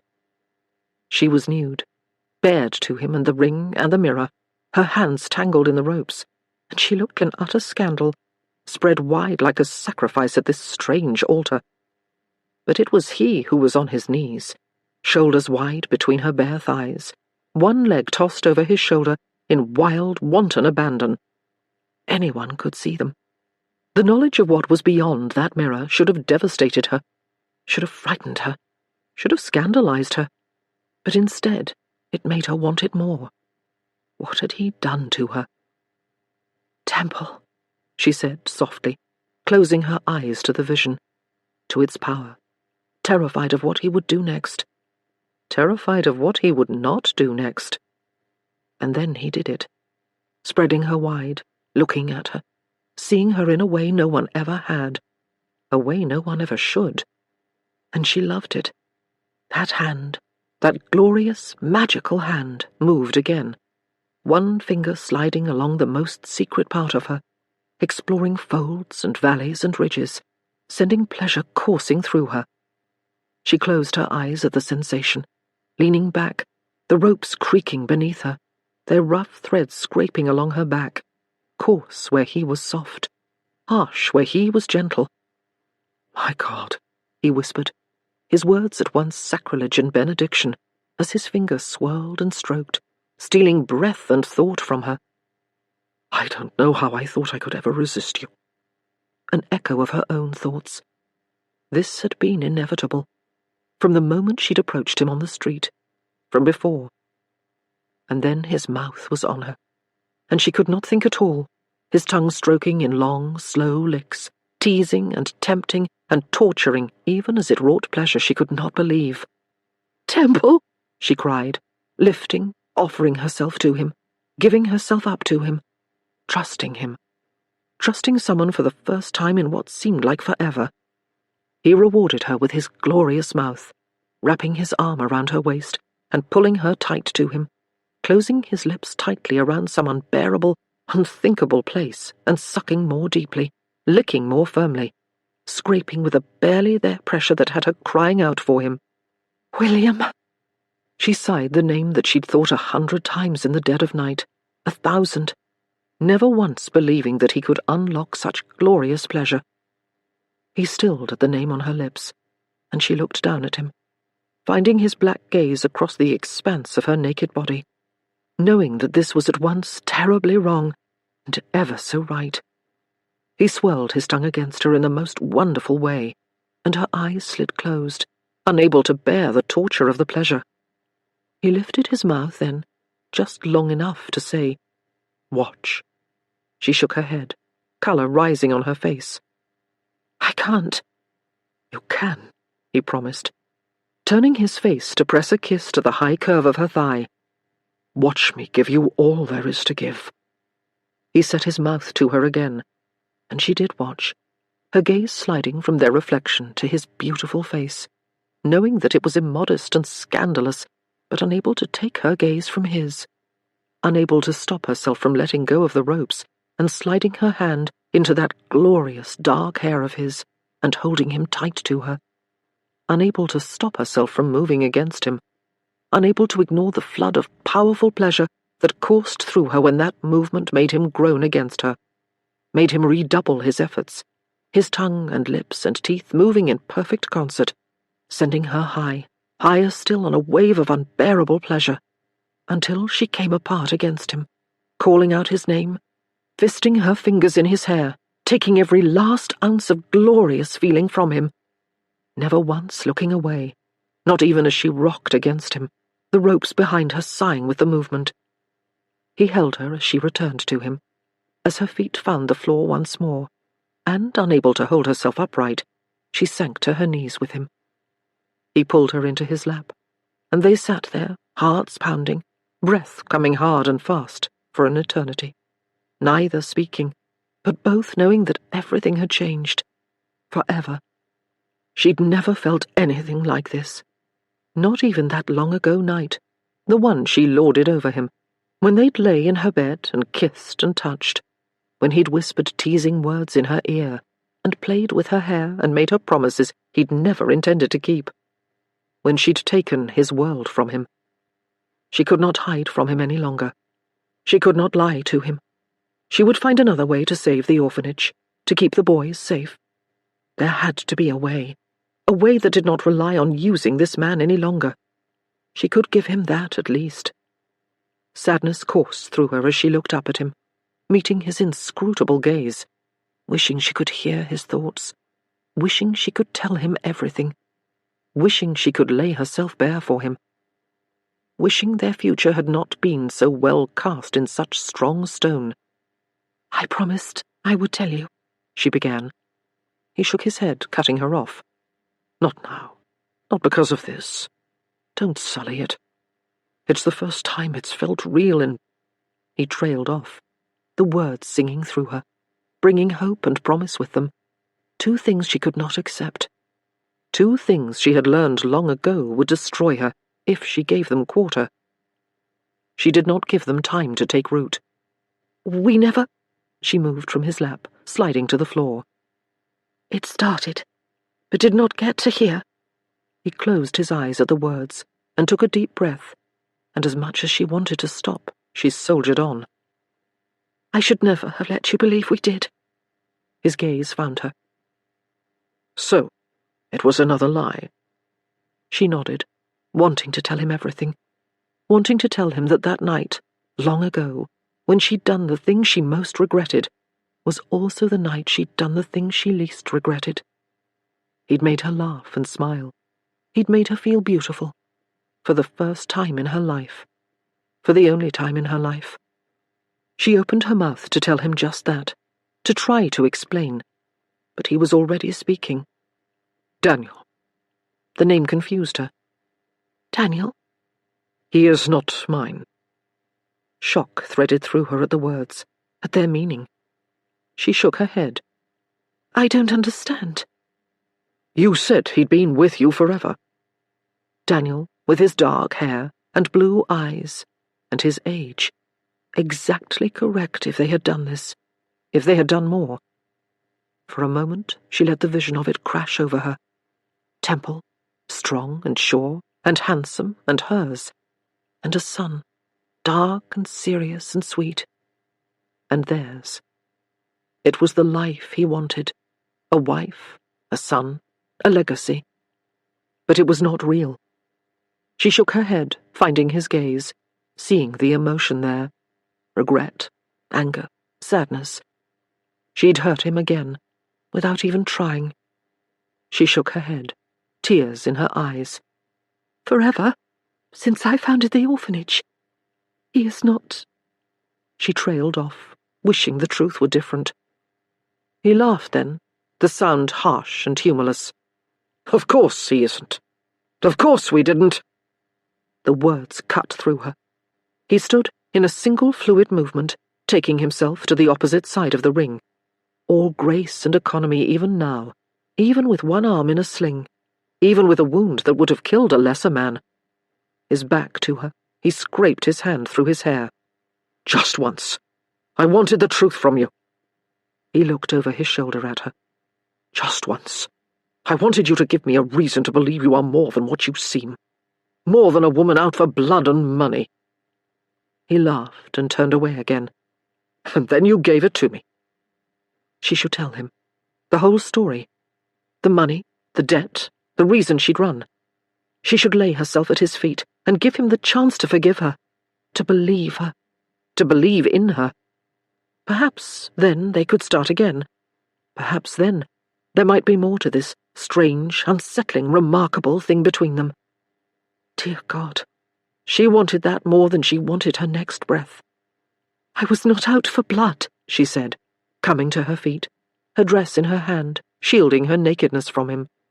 And not for money either. She took a step toward him. Please, let me explain. No. He turned to her, hand slashing through the air. She stopped. No, he repeated. I am tired of it. Of your lies. Of your games. I am tired of wanting to believe them. No more. She pulled her dress around her, knowing that she deserved this, knowing that for 12 years her life had been heading for this, for the day when she faced this man and told him the truth and suffered the repercussions. But it had never occurred to her that the pain would come from losing him, from hurting him, that she might care for him. Care for him. What a silly, tepid phrase in comparison to the emotion that coursed through her now, as she watched this remarkable man battle his demons. Demons she had sent after him. I don't care what your reasons are, or how well you fabricated them. I am done. How much was this worth, this afternoon? The words were a blow. He couldn't believe she would ask to be paid for... Of course he could. It was the arrangement they'd made. She shook her head. And now you are too high for our agreement? She didn't want it now. She didn't want any of it. She only wanted him. And like that, like a sharp, wicked blow, she understood. She loved him. And if that was not bad enough, he would never believe it. But still she tried. William, please, if you'll just... Don't! The word cut through the air, frigid and frightening. And she realized that now, here, she faced Temple, the greatest fighter London had ever seen. Don't you ever call me that again. You don't have the right. Of course she didn't. She'd stolen the name from him when she'd stolen his life.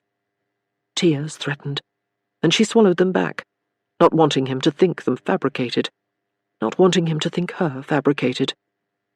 She nodded. Of course. He was cold and unmoving, and she couldn't look at him any longer. She wrapped her arms about herself as he took his final shot, as he ended it. Tomorrow this is over. You show your face, you restore my name. I'll give you your money, and then you get the hell out of my world. He left her there, at the center of his ring, in the heart of his club. It was only once the door to his rooms was closed, and the lock thrown, that she dressed, and allowed the tears to come. Chapter 15.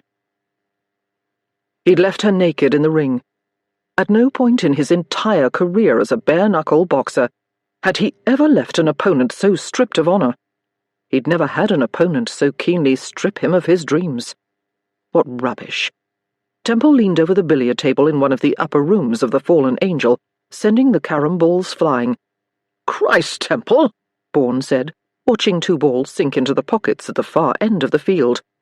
"Should we leave and let you play on your own?" He tossed back the remainder of his scotch. "And with one arm." The mention of his arm, still lacking feeling and weak from the fight, brought back his anger. Her brother had taken his strength, his power, but she'd done one worse.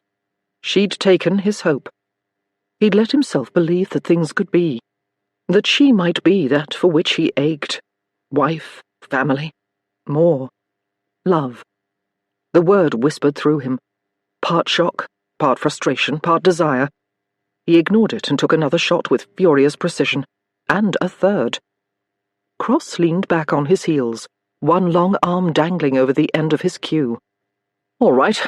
It's clear you're not interested in the game so much as the win," he said. "So what is it that is at you?" "It's the woman," Bourne said, as he headed across the room to pour himself a glass of scotch. Of course it was the woman. Temple ignored the thought and sank another ball. Cross looked to Bourne. "You think so?" Bourne passed a glass to Cross. "It's always the woman." Cross nodded. "You are right." "He's not right," Temple said. Bourne raised a brow.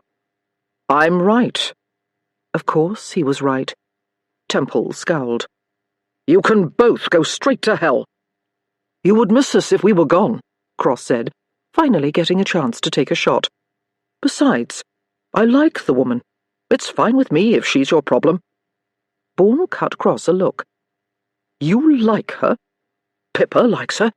Thinks she cares for Temple. I believe her." Memory flared. Mara's eyes liquid with tears as she sat naked in the ring, as he treated her abominably. Temple gritted his teeth. She had robbed him of his life, then lied to him, again and again. She didn't care for him. It was impossible. Cross was still speaking to Bourne. "And she took a fist to your face." "You needn't say it with such glee," Bourne retorted. "There is glee. You were tranced by a woman." "You're a bastard," Bourne grumbled. "And besides, how was I to know she threw a punch like Temple?" Memory flashed. Mara in the foyer of the McIntyre Home for Boys, her hand flat against his chest, strong and warm. "I don't wish to hurt you." Another lie. Cross interrupted his thoughts. "So, Temple, what have you done wrong?" A vision flashed. Mara in the center of his ring, begging him to listen to her. What would she have said? What would she have told him? He pushed the memory aside. When had she ever told him the truth? Minutes prior. "Nothing." "Oh, that means you've definitely done something." Bourne collapsed into a nearby chair. "When did the lot of you turn into chattering magpies?" Cross leaned against the billiard table. "When did you lose your sense of humor?" The question was not out of bounds. Had it been Bourne or Cross in such a foul temper, Temple would have been the first to ask questions. Indeed, in the past year, Temple had had the great pleasure of watching both men flirt with insanity as they resisted, then courted their wives. He'd laughed at them more often than not, and been happy to add to their misery. But while this might involve a woman, this was not about a wife. This was about absolution, a much more important goal. "I let her go," he said simply. "Where?" Bourne asked. "Home."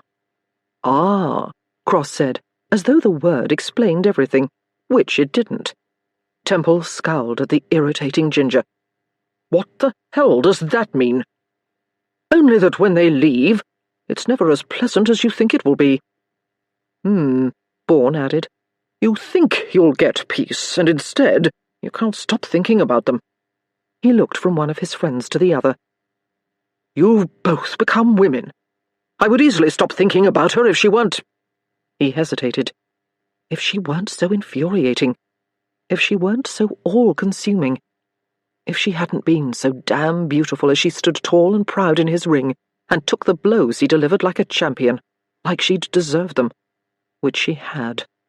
But what if she hadn't? "If she weren't—" Cross prodded. Temple poured himself a glass of scotch, drank deep, hoped the burn of liquor would erase the burn of her memory. If she weren't my link. To? To Lowe. To the past. To truth. To the life he'd so desperately wanted for so very long. More than that. She was his link to everything.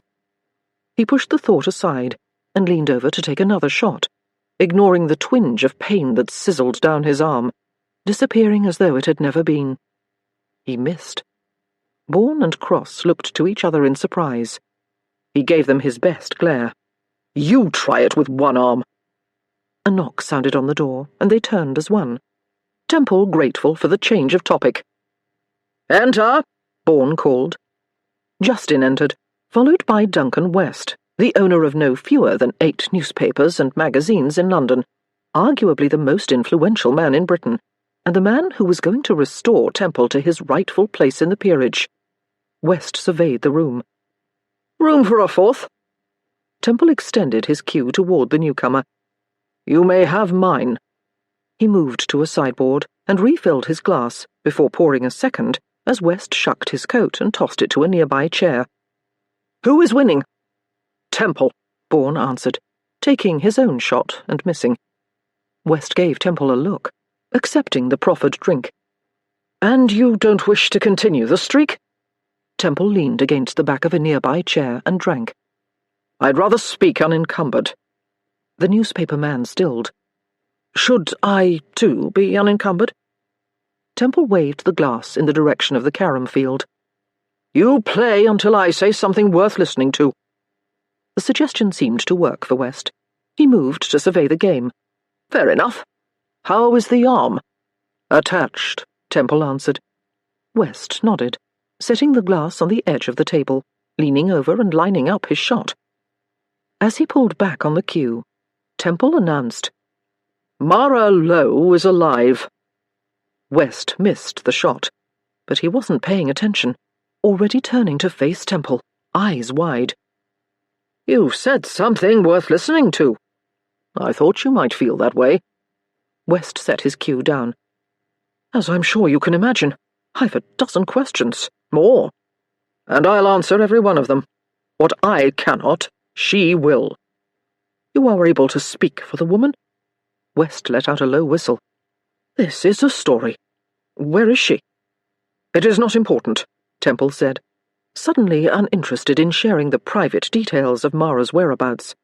He drank again. Liquid courage. Where the hell had that thought come from? Do you plan to attend the Leighton Christmas Masque? West knew a good story when he saw one, and he knew better than to refuse. I assume Miss Lowe will be in attendance? She will be. And you intend to introduce her to me? Temple nodded. West was intelligent and able to put the pieces together. That's not it, though. Is it ever? Cross said from his place at the carom table. You want the girl ruined, West said. Did he? I don't blame you, the newspaper man continued. But I won't be your puppet in this. I came because Chase summoned me, and I owe him. I'll hear your story, your side, but I'll hear hers as well, and if I don't think she deserves the shaming, she won't get it from me. Since when are you so noble? Bourne interjected. The story will sell papers, will it not? A shadow crossed West's face. There, then gone so quickly that Temple would have missed it if he hadn't been watching so closely. Suffice to say, I've ruined enough people with my papers that I am no longer required to do the bidding of every aristocrat with a vendetta. He met Temple's eyes. Does she deserve it? It was the question Temple had hoped he wouldn't be asked. The question he'd hoped he'd never have to answer. Because a week ago he would have said yes, unequivocally. A week ago he would have argued that the girl deserved everything that came her way, every ounce of justice he could mete out with his power and strength and influence. But now the unequivocal was becoming more complex, and he could not think of her simply. Suddenly, he thought of the way she teased him when he forgot that they were enemies, the way she faced him as his equal, the way she dealt nimbly with her students and with the men at his club, the way she gave herself up to his kiss, to his touch. The way she cradled that idiot pig in her arms, as though she were the best companion for which a woman could ask. The way insidious little thoughts inched into the back of his mind, teasing him into wondering if he couldn't be something better than the damn pig. He downed the rest of his scotch, turning back to get more. Christ, he was comparing himself to a pig now. So, did she deserve his vengeance? He didn't know any longer.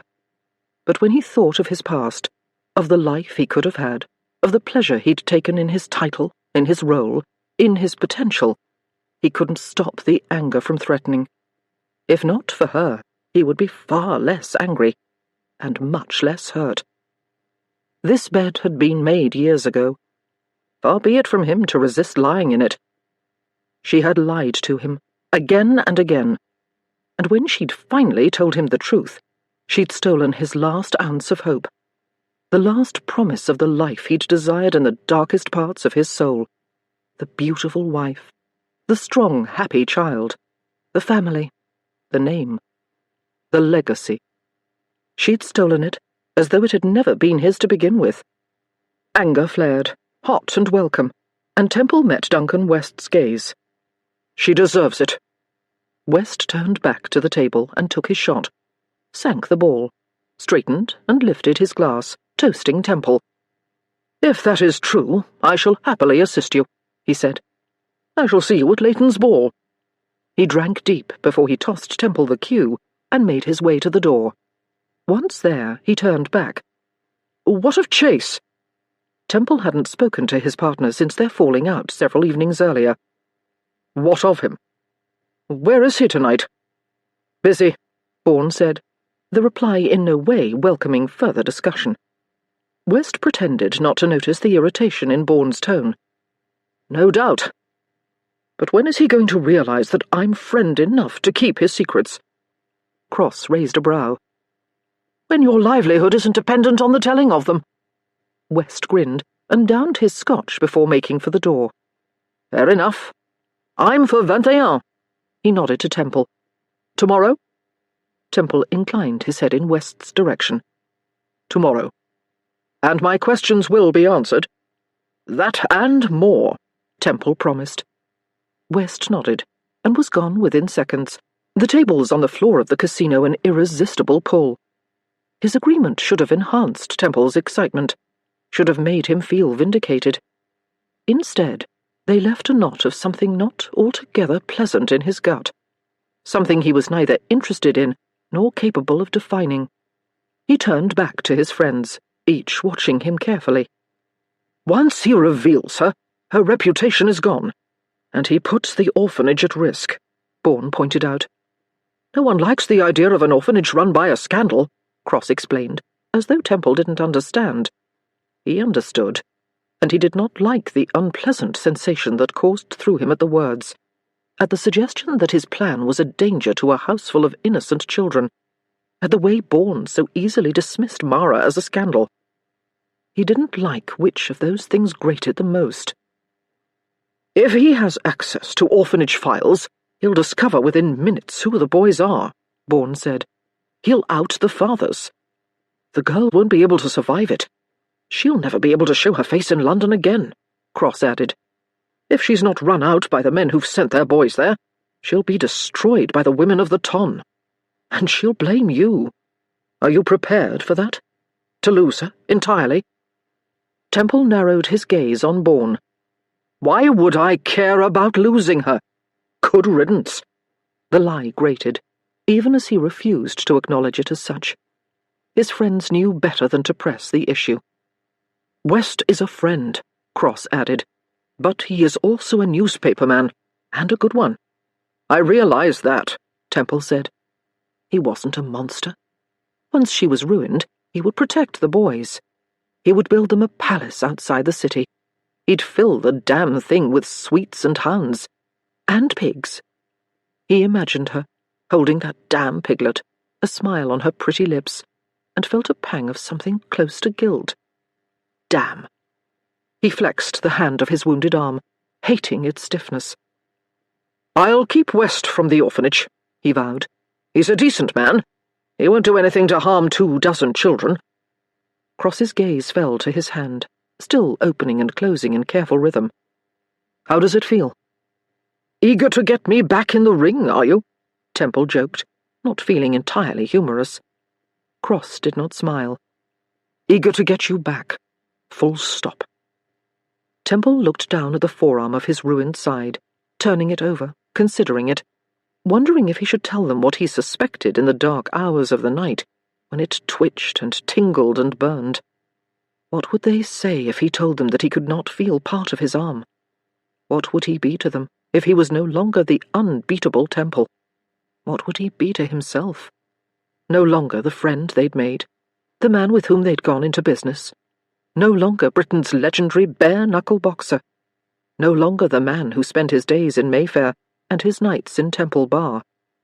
Instead, he was something else, some perversion of identity. Born aristocrat and raised on the streets, the Duke of Lamont, who had not seen his land or his family in 12 long years. No longer the killer Duke. Of course, he never had been. A vision flashed. Mara in the ring, standing proud and unmoving, stronger than any of his prior foes, fiercer, far more compelling. Who would he be to her? He ran his good hand over his face.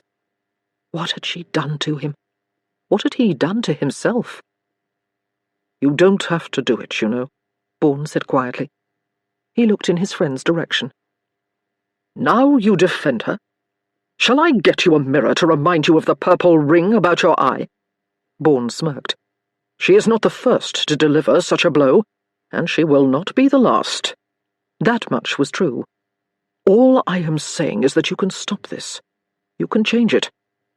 "What put you in such a forgiving frame of mind?" The Marquis shrugged. "You care for the girl, obviously, or you wouldn't be so destroyed by her. I know what that is like, and I know what it is to give up revenge for it." For a moment, he entertained the idea.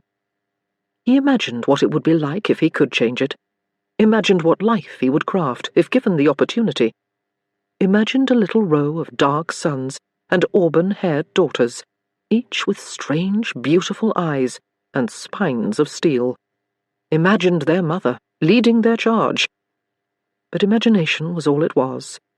Reality was a different thing entirely. The Duke and Duchess of Leighton had hosted their annual Christmas masque every December since their first year as man and wife, and the party had become so legendary that most of London made a point to return to the city, despite the cold, dreary December weather, to attend. According to Lydia, who was much more of a gossip than Mara had ever realized, the Duchess of Leighton prided herself on filling out the guest list with dozens of impressive, if not aristocratic, London dignitaries. Lydia had actually used the phrase, "everyone who is anyone," in the excitement that followed Mara's receipt of Temple's invitation.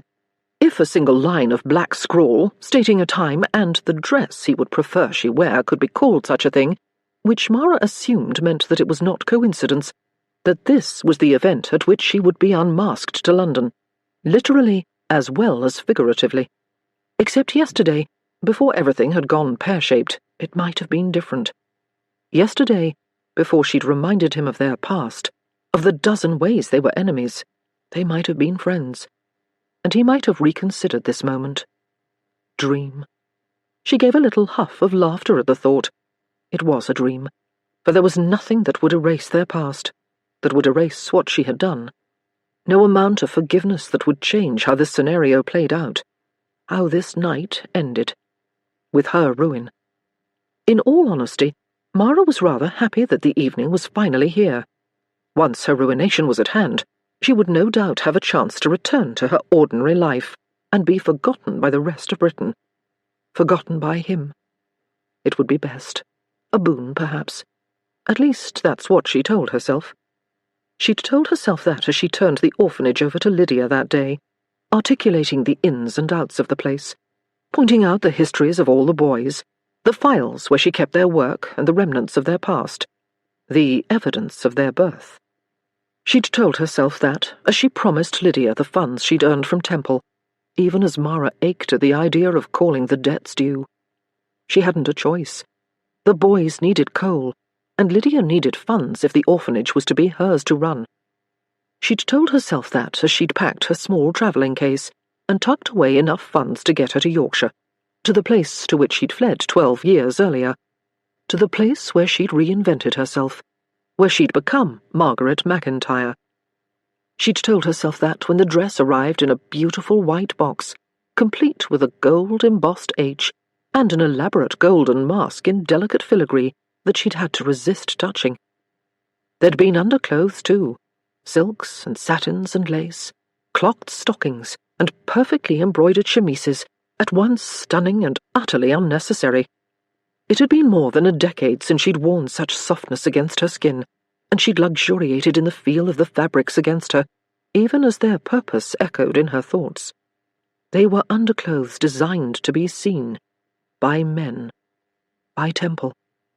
And the cloak, a stunning green shot through with golden threads to match the rest of the ensemble, lined with ermine, worth more than a year's worth of the orphanage's bills.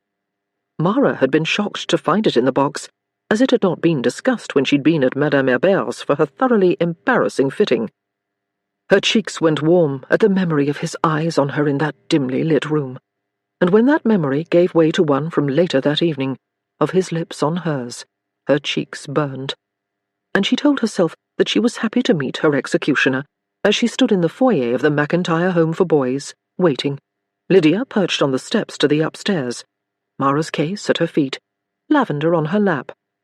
Now, as she stood in the foyer of this place she'd built with work and tears and passion, she realized that she was no longer Margaret McIntyre, and no longer Mara Lowe, no longer headmistress, no longer sister, no longer caretaker, no longer friend. She was blank again, her heart constricted, and somehow none of it mattered but one devastating truth. She was nothing to Temple either. She turned to Lydia. "If my brother comes, you'll tell him I've left. You'll give him my letter." Kit's message had been waiting for her when she returned from the Angel, requesting funds to leave the country, promising that this was the last he'd ask of her. Mara had written him a letter articulating the truth, that she had no funds to spare, and that they were both in a place where they had to flee. She'd thanked him for the years he'd kept her truths from the world, and she'd said goodbye. Lydia pursed her lips. "I shall, though I don't like it. What if he comes after you?" "If he does, so be it. I would rather he come after me than you." "Than this place," Mara said, adding quietly, "than Temple." The words brought the echo of that night, her knife high in Temple's chest. Kit gone, disappeared into the crowd as Mara panicked. This was the solution. It would end it. It would free Temple. Kit would never bother him again. And after tonight, neither would she. She sighed, desperate to resist the emotions that came more and more readily at the thought of him. "And everything else?" Lydia nodded, and set lavender down, coming to Mara, taking her hands. "And everything else." They stood like that for a long moment. Friends. "You don't have to do this, you know. We could fight it." Tears threatened, and Mara blinked them back. "But I do. For you. For the boys." She spread her hands down the smooth silk of her skirts, forcing herself to remember that tonight he would make good on his promise, and she would make good on hers. Finally. Tonight it would end. Lydia knew better than to argue. "It's a beautiful dress." "It makes me look like I'm for sale," Mara said. "It does not." Lydia was right. Yes, the neckline was low, but Madame Hébert had somehow given in to Temple's request without making Mara appear indecent. But Mara did not wish to acknowledge the fact that the dress was stunning. "It makes you look like a princess." She pulled the cloak around her. It was her turn to say, "It does not." Lydia grinned. "A duchess, then." Mara cut her a look, but she kept speaking, scooping lavender up from where the piglet danced at their feet. "Cool, imagine that. You married to his father." "I'd rather not," Mara said. "The man's stepmother." She closed her eyes. "Don't say it. Imagine that life. filled with impure thoughts about one's stepson. Lydia! Mara protested, grateful for the distraction. Oh, tosh, Lydia said. The man's older than you are.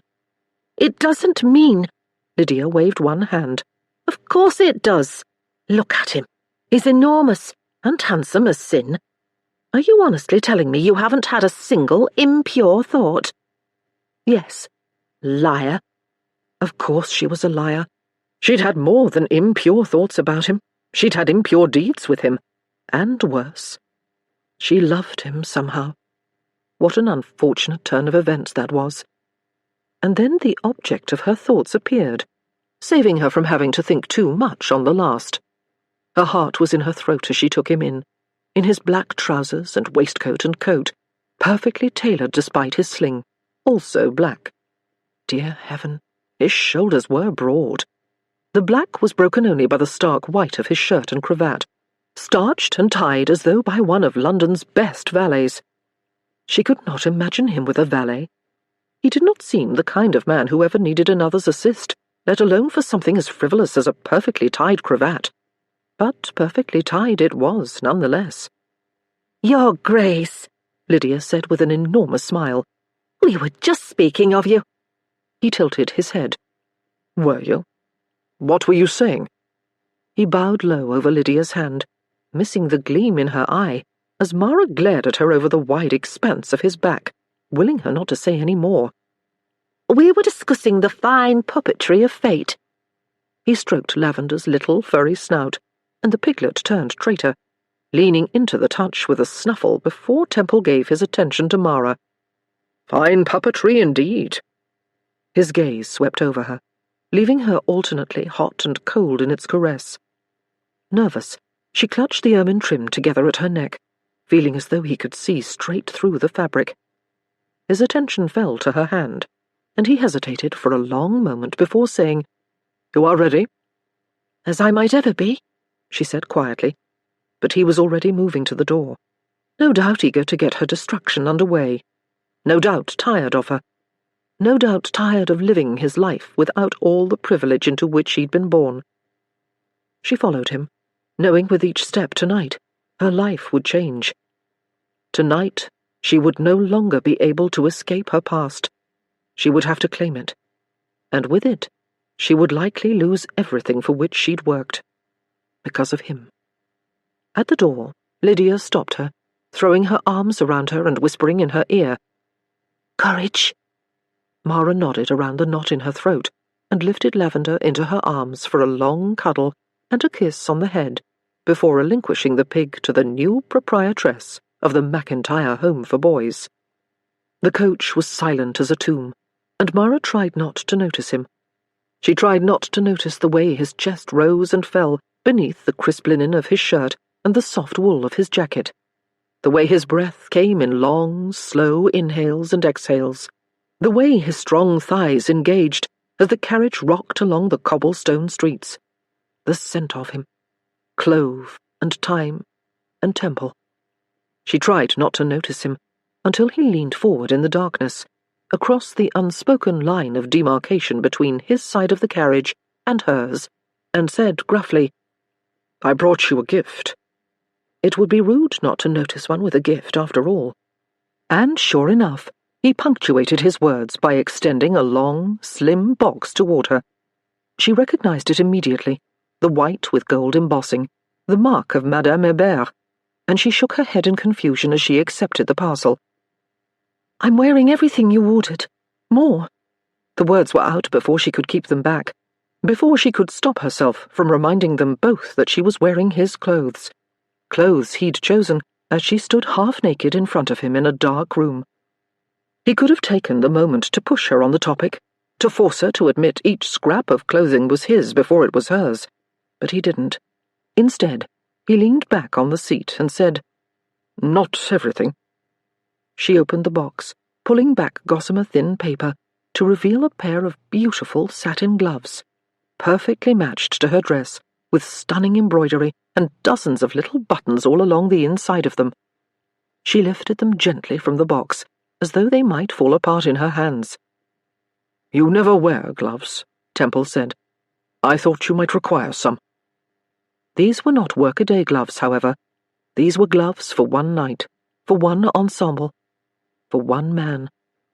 She pulled one glove on before realizing that she would not be able to fasten them one-handed.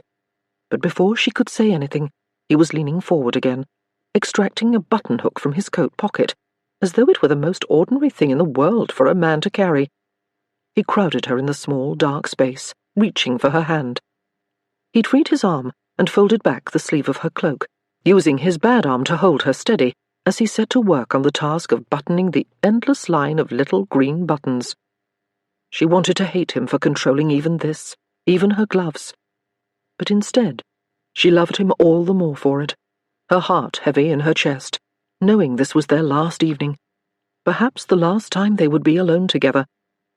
"Thank you," she said softly, uncertain of what else to do as she sat, her free hand worrying the paper from the box. He was quiet, focused on his task, and she settled into watching the top of his dark head, unable to take a deep breath for his nearness, wishing he weren't so very close to her imperfect, scarred hands, grateful for the fact that she had covered the years of history written on her palm before relinquishing the extremity to him, utterly unsettled by his gentle, deft touch. She could feel the softness of his breath on the skin of her wrist as he hid it from view, the soft touch of his fingers along the inside of her arm, the last thing chased away by silk. No, not chased away, imprisoned by it, because it felt that way, as though the glove itself was protecting his touch from ever escaping. He finished the first glove after an eternity, and she released the long breath that she had not known she had been holding, realizing that he had clasped her other hand in his without any warning. She tugged on it, but his grip was steel. "Thank you. I can—" "Let me," he said, lifting the second glove from her lap. "No," she wanted to say. "Don't look at it." Heat washed across her cheeks, and she was thankful for the darkness of the carriage. He saw it anyway. "You are embarrassed of them," he said, the pad of his thumb rubbing softly, maddeningly across her palm. She tugged on the hand again, futilely. "You needn't be, you know," he said, that slow, circling stroke an endless torture. "These hands helped you survive for 12 years. They worked for you. They won your funds and shelter and safety for more than a decade." Her eyes flew to his, coal-black in the dim light. "Women's hands aren't supposed to show their work," he continued, his voice barely above a whisper. "But what I cannot understand, Mara, is why you required it of them." "Fear, fate, folly. I wish they were untried, soft, the way ladies' hands should be. The way you no doubt prefer them." No, she did not care how he liked his hands, her hands. He slid the silk glove over her hand, working her fingers into the fabric channels, pressing his own fingers into the valleys between hers. Who could have imagined that the skin in those places was so sensitive? "They are your hands," he said, lifting her hand, lowering his head, whispering to the bared skin at her palm. "They are perfect." "Don't say that," she whispered. "Don't be nice to me. Don't make me love you any more than I already do. Don't hurt me any more than you already plan." He pressed a kiss to the soft pad of muscle at the base of her thumb, before he fastened the buttons and made his way to her wrist, where he pressed another soft kiss and fastened more.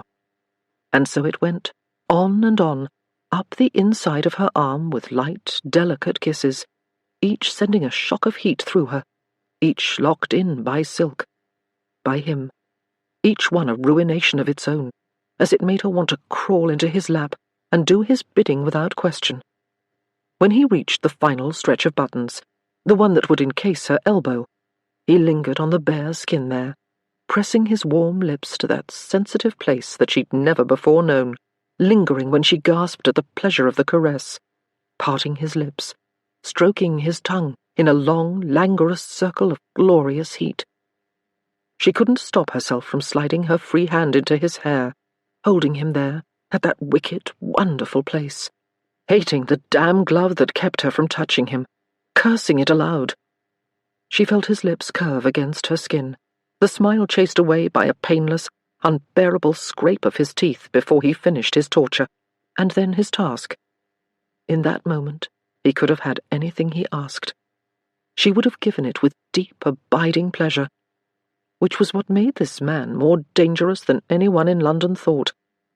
He could control her with a touch, and his control was more serious, more dangerous than that of any of the men who had controlled her before. And it was terrifying. "Temple," she whispered in the dark. She trailed off, a million things wishing to be said. "I'm sorry. I wish it could be different. I wish I could be the perfect woman you want, the one who will erase the past. I love you." He didn't give her a chance to say any of it. "It's time for you to put on your mask."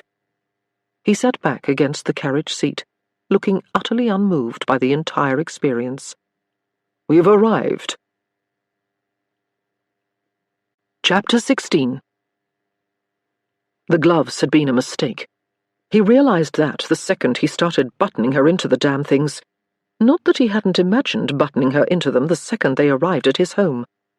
Not that he hadn't imagined unbuttoning everything else and leaving her in nothing but those long silk gloves. Except imagination paled in comparison to reality, at least when it came to Mara Lowe, and he hadn't been able to stop himself from touching her, from kissing her, from tasting her skin, from making himself impossibly distracted and unbearably hard in the process. In his life, he'd never been so thrilled and so furious to arrive somewhere. Except as he climbed down from the carriage, reaching back to help her descend, the silken glove sliding through his grasp, he realized that he'd made an enormous mistake. After all, he'd have to touch her all evening, and every stroke of silk against his skin would be a lick of flame, a reminder of what he'd touched, of what he would never touch again. He guided her up the extravagantly decorated steps to Leighton House, and inside, where he watched as a footman removed the fur-lined cloak from around her shoulders, revealing an extraordinary expanse of smooth, pale skin. A too-bare expanse. Shit. He never should have pushed Hébert to keep the line of the dress so low. What had he been thinking? Every man in attendance would be watching her, which had been his plan all along. Except now, as she adjusted that stunning gold mask that only highlighted her strange, beautiful eyes, and faced him with a quiet smile, he did not like the plan at all. But it was too late. He had handed over his invitation, and they were inside the ballroom in moments, part of the teeming mass of revellers, all of whom had made special return to the city to attend this event, which was why he'd chosen this event for her unveiling, for his own return. His hand fell to the curve of her lower back, and he shepherded her through the throngs of people clustered around the door, resisting the urge to throttle the men nearby, whose roving eyes lingered on the high swell of Mara's breasts. He cast a sidelong gaze at the bosom in question, considering the perfect pink skin there, the 3 small freckles that stood sentry just above the edge of the jade-green silk. His mouth went dry, then watered.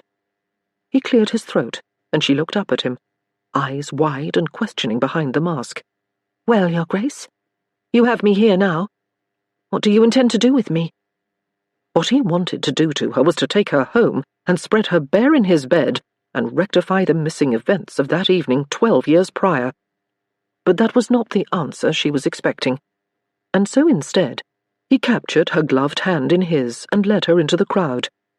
"I intend to dance with you."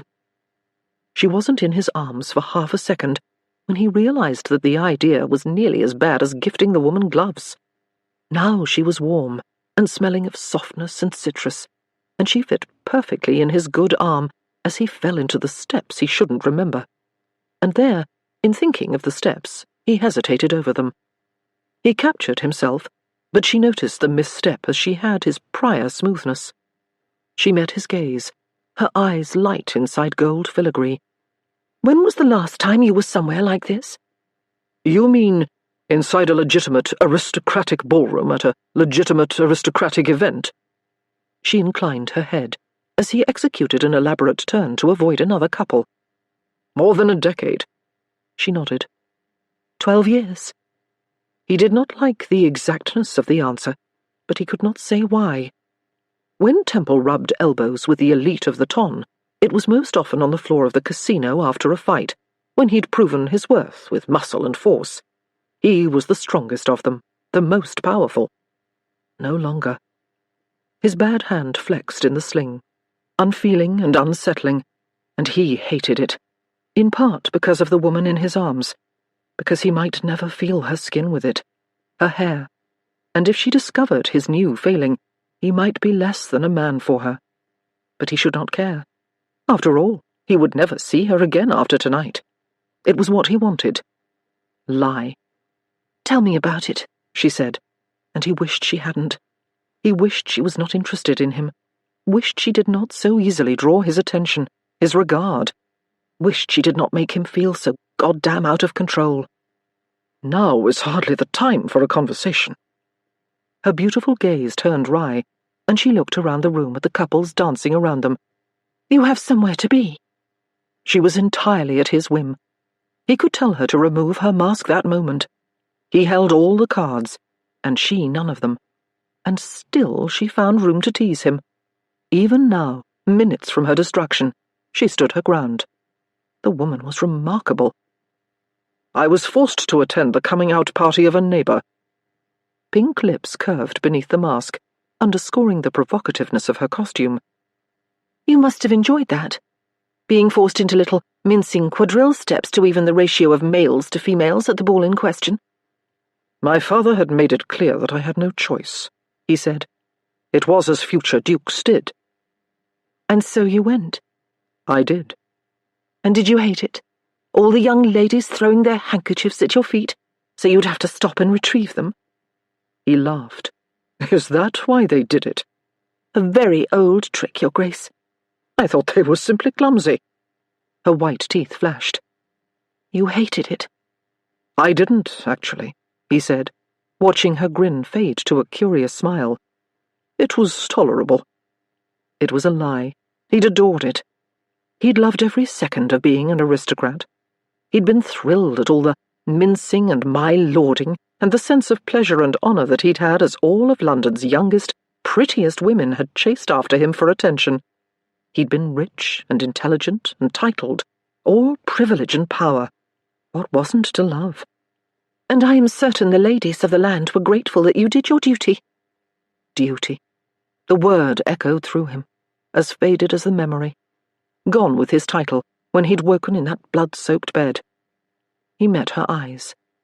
Why the blood? Confusion passed through her gaze, chased by understanding. She hesitated. It was not the place for the conversation, in the home of one of London's most powerful men, surrounded by hundreds of revellers. But the conversation had come nonetheless, and he could not resist pressing her. Why not simply run? Why fake your death? He wasn't sure she would answer, and then she did. "I never planned for you to be saddled with my death." He'd expected a number of possible answers, but he hadn't expected her to lie. "Even now, you won't tell me the truth." "I understand why you do not believe me, but it is the truth," she said quietly. "They weren't supposed to think me dead. They were supposed to think me ruined." He couldn't help the bark of shocked laughter that escaped at that. "What kind of perverse acts were you expecting them to think I'd performed?" "I'd heard there was blood involved," she said, clearly not amused. His brows rose behind his domino. "Not that much blood." "Yes, I rather gathered that once you were accused of murder," she grumbled. "It must have been."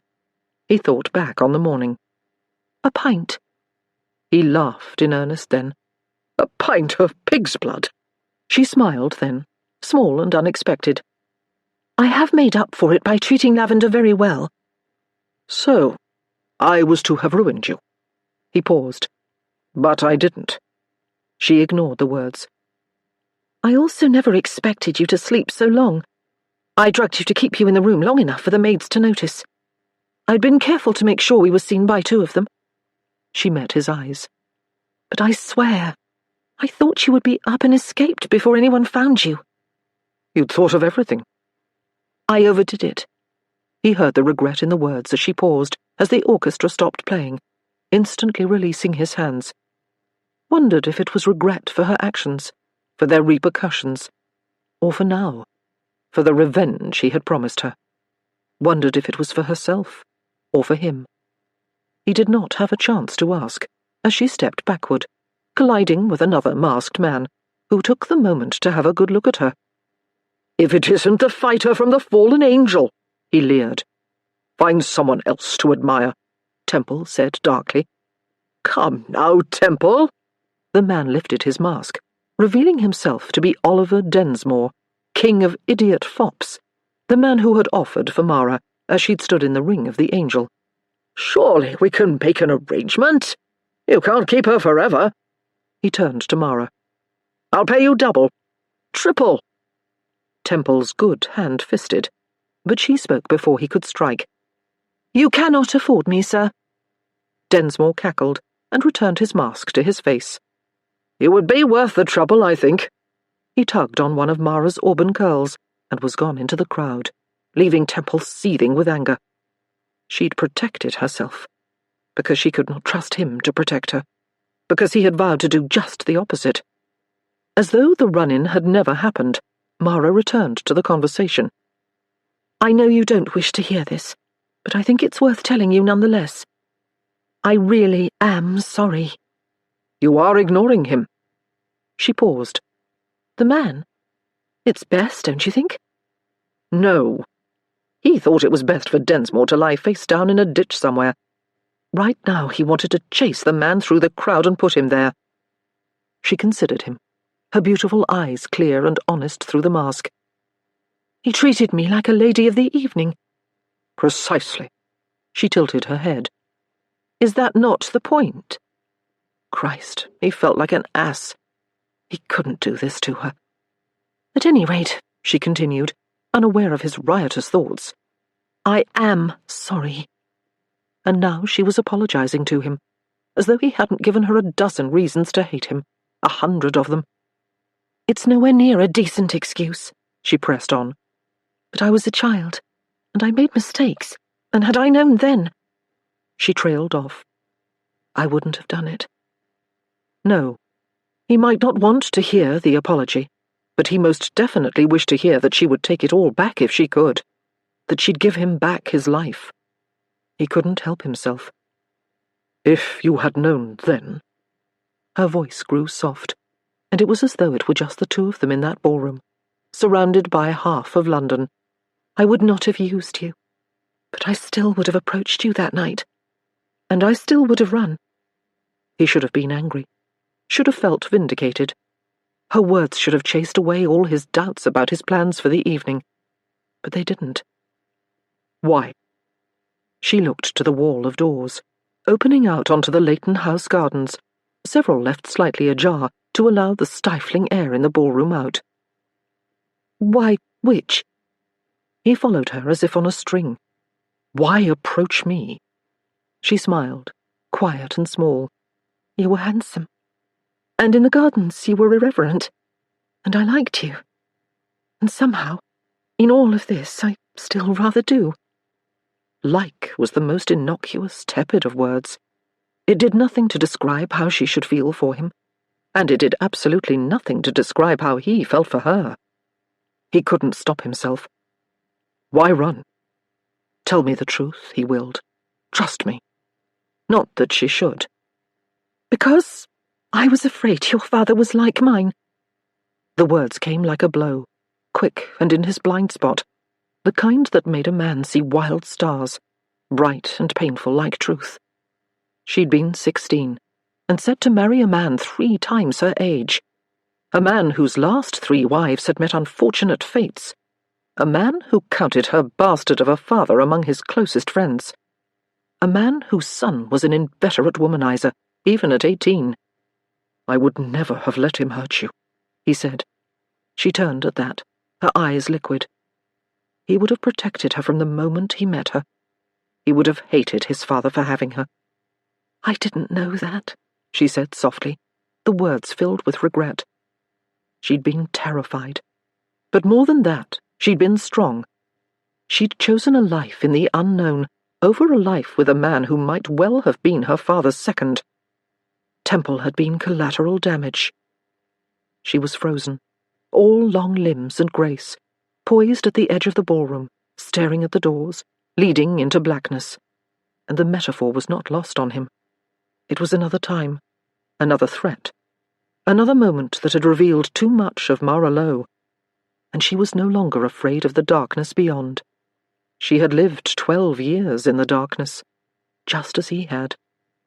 Christ. It did not matter how they had come to be here, how different their paths had been. They were the same. He reached for her, her name soft on his lips, not knowing what came next, not knowing what he would say or do, knowing only that he wanted to touch her. His fingers slid over her silk-clad wrist, even as she pulled away from him, already in smooth, graceful motion, already heading to the doors. He let her go. It was bitterly cold, and she wished she'd thought to fetch her cloak before escaping the stifling ballroom, but she couldn't very well head back inside. She wrapped her arms tight across her chest, telling herself she'd been colder and worse off. It was true. She was comfortable with cold. She understood it, was able to combat it. What she could not combat was his warmth. I would never have let him hurt you. She took a deep breath and hurried down the steps from the stone colonnade to the dark gardens of Leighton House, disappearing into the landscape, thanking heaven for the shadows. Leaning back against a large oak, she stared up at the stars, wondering how she had come to be here, in this place, in this dress, with this man. A man against whom fate had pitted her, with whom she was intertwined. Forever. Tears threatened, as she heaved great, cloudy breaths in the fading light from the ballroom, as she wondered what would come next. She wished he would go ahead and unmask her and be done with it, so she could hate him and blame him and get on with her life, so she could get on without him. How had he become so very vital to her in so short a time? How had he changed so much? How had he come to say such things to her, to be so kind and gentle when they'd started their recent acquaintance with his vowing to destroy her? How had she come to trust him? As if summoned by the traitorous thought, her brother stepped from the blackness. "This is fortuitous." Mara took a step back, away from him. "How did you know I was here?" "I followed you from the orphanage. I saw him fetch you," Kit said, eyes wild, face unshaven. "You make a handsome couple." "We are no such thing."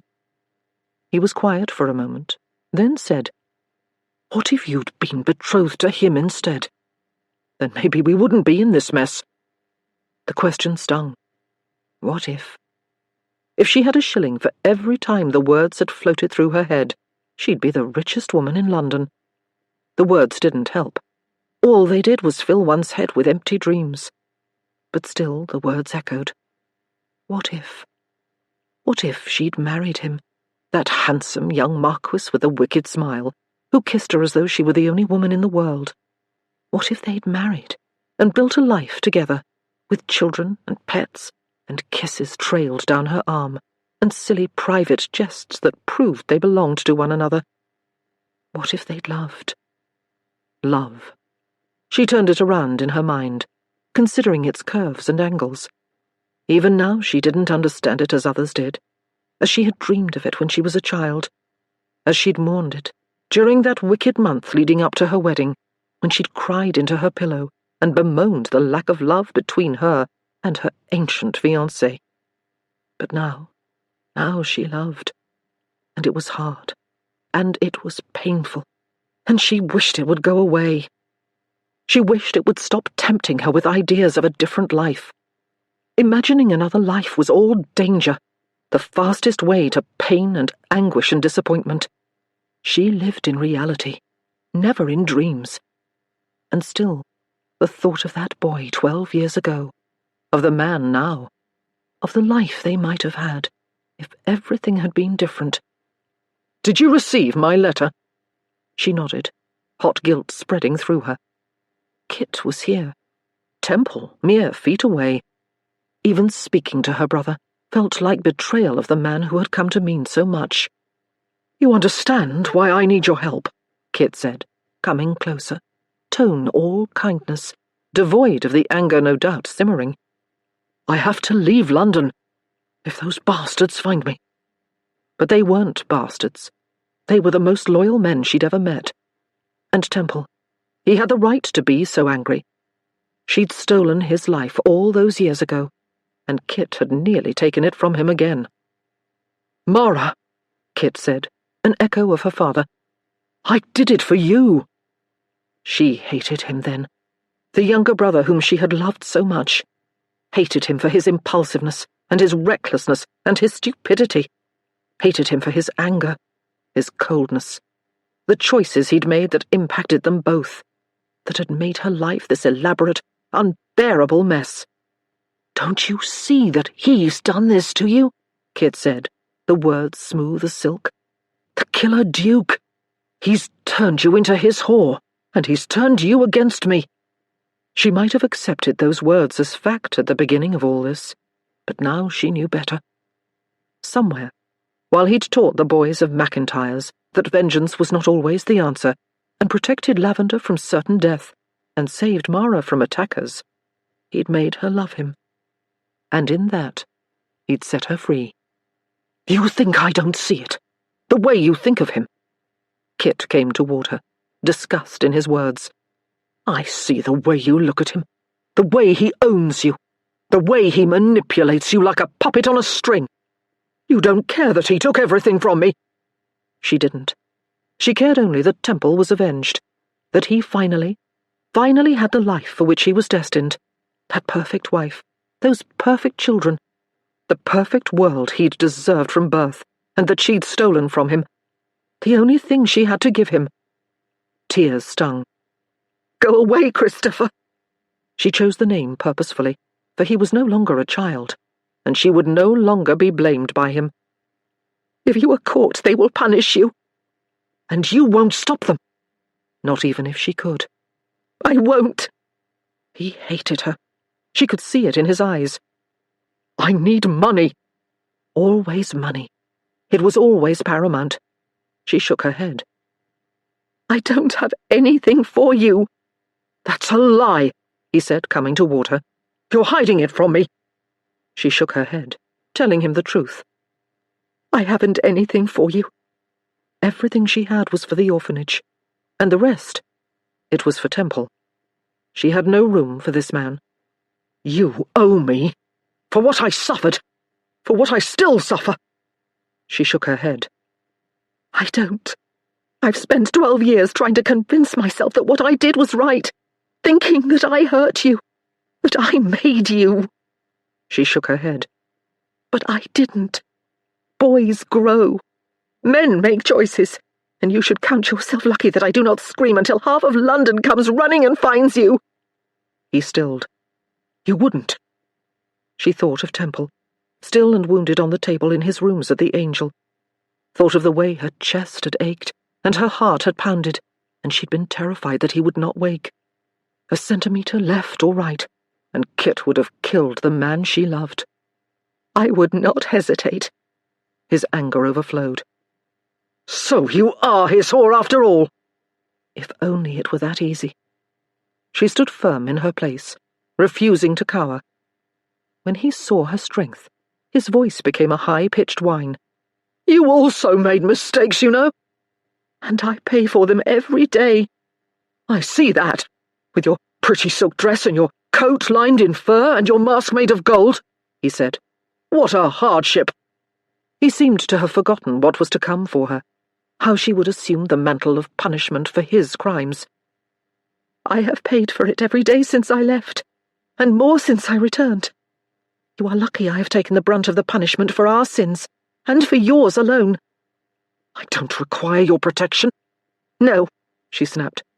"You require my money." He stiffened at the words. She knew that she had no choice but to drive the point home. "I should turn you over to him. You nearly killed him." "I wish I had." She shook her head. "Why? He never hurt us. He was innocent in all of this."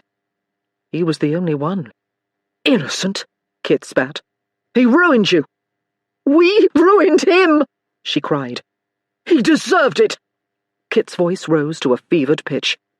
"And the rest of them took every penny I owned." 26, and still a child. "Every penny of mine as well, brother."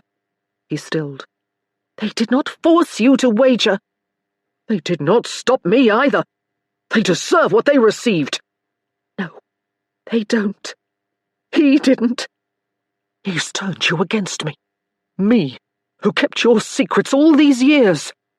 And now you choose him over me." By God, she did. She chose Temple over all else. But it didn't mean she could have him. She was sorry for Kit in that moment. Sorry that he'd lived the life he had, that they hadn't been able to protect each other, to support each other.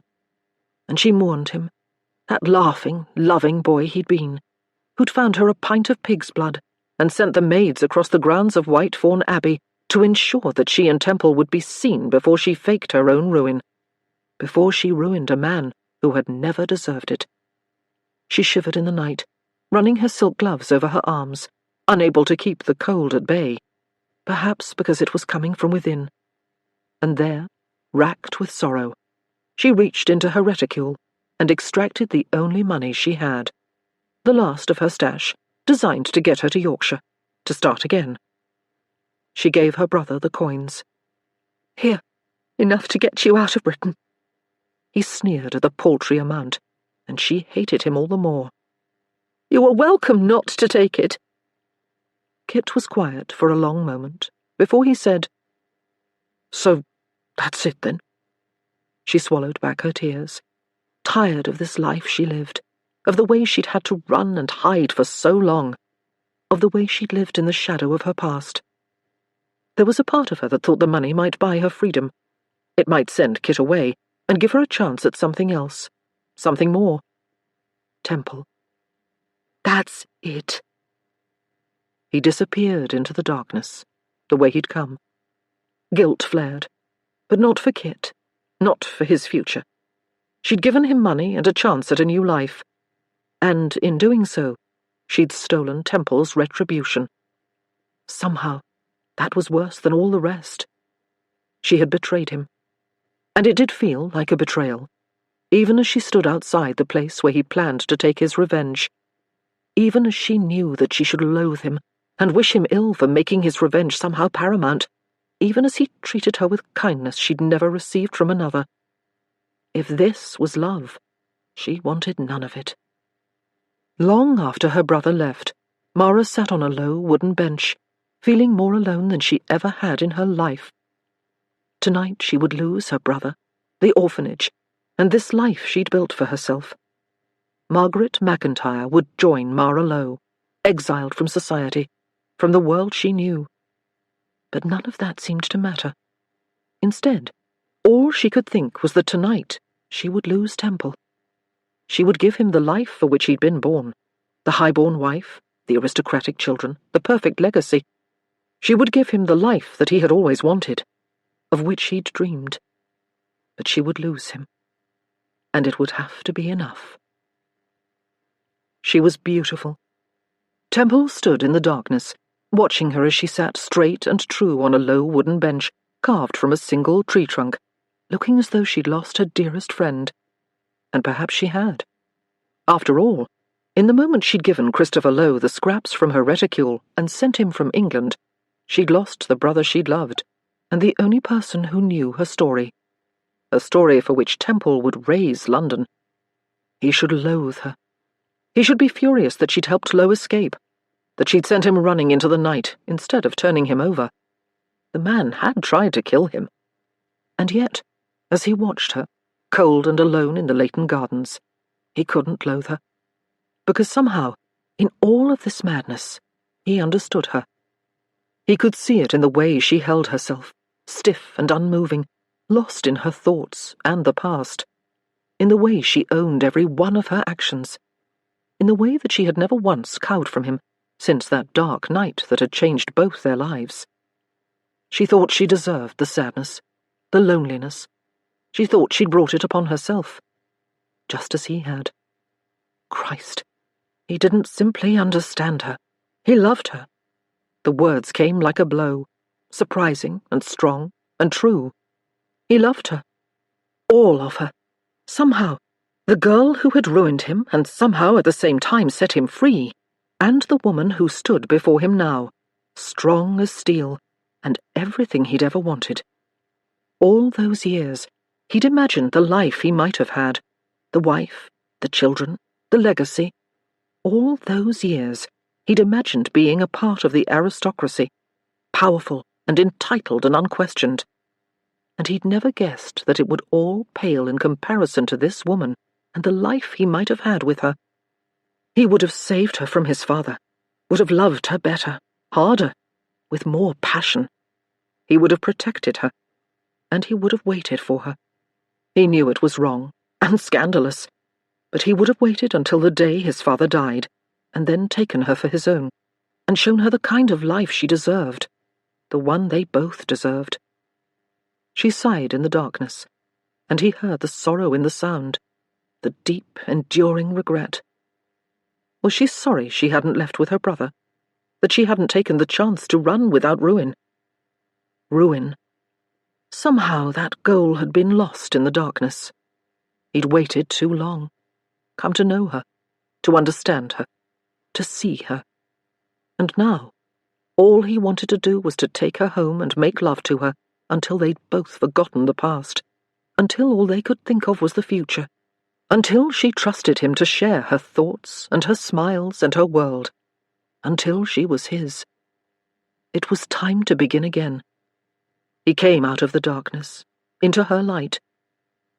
"You must be frozen," she gasped, her chin snapping up, her eyes finding his in the small clearing. She shot to her feet. "How long have you been there?" "Long enough. To see you betray me, and, somehow, to realize I love you." She nodded, her arms wrapped tightly about her. She was cold. He shrugged out of his coat, holding it out to her. She shook her head. "No, thank you." "Take it. I am tired of standing by as you shiver in the cold." She shook her head. He tossed it to the bench. "Then neither of us will use it." For a long moment, he thought she might not take it. But she was cold, and not an idiot. She pulled it on, and he took the movement as an excuse to come closer, wrapping the enormous coat around her, loving the way she curled into the heat of it, the heat of him. He wanted to wrap her in his heat forever. They stood in silence for a long moment, the scent of lemons curling around him, all temptation. "I wish you would get on with it," she said, breaking the quiet with anger and frustration. He tilted his head. "With what?" "With my unmasking.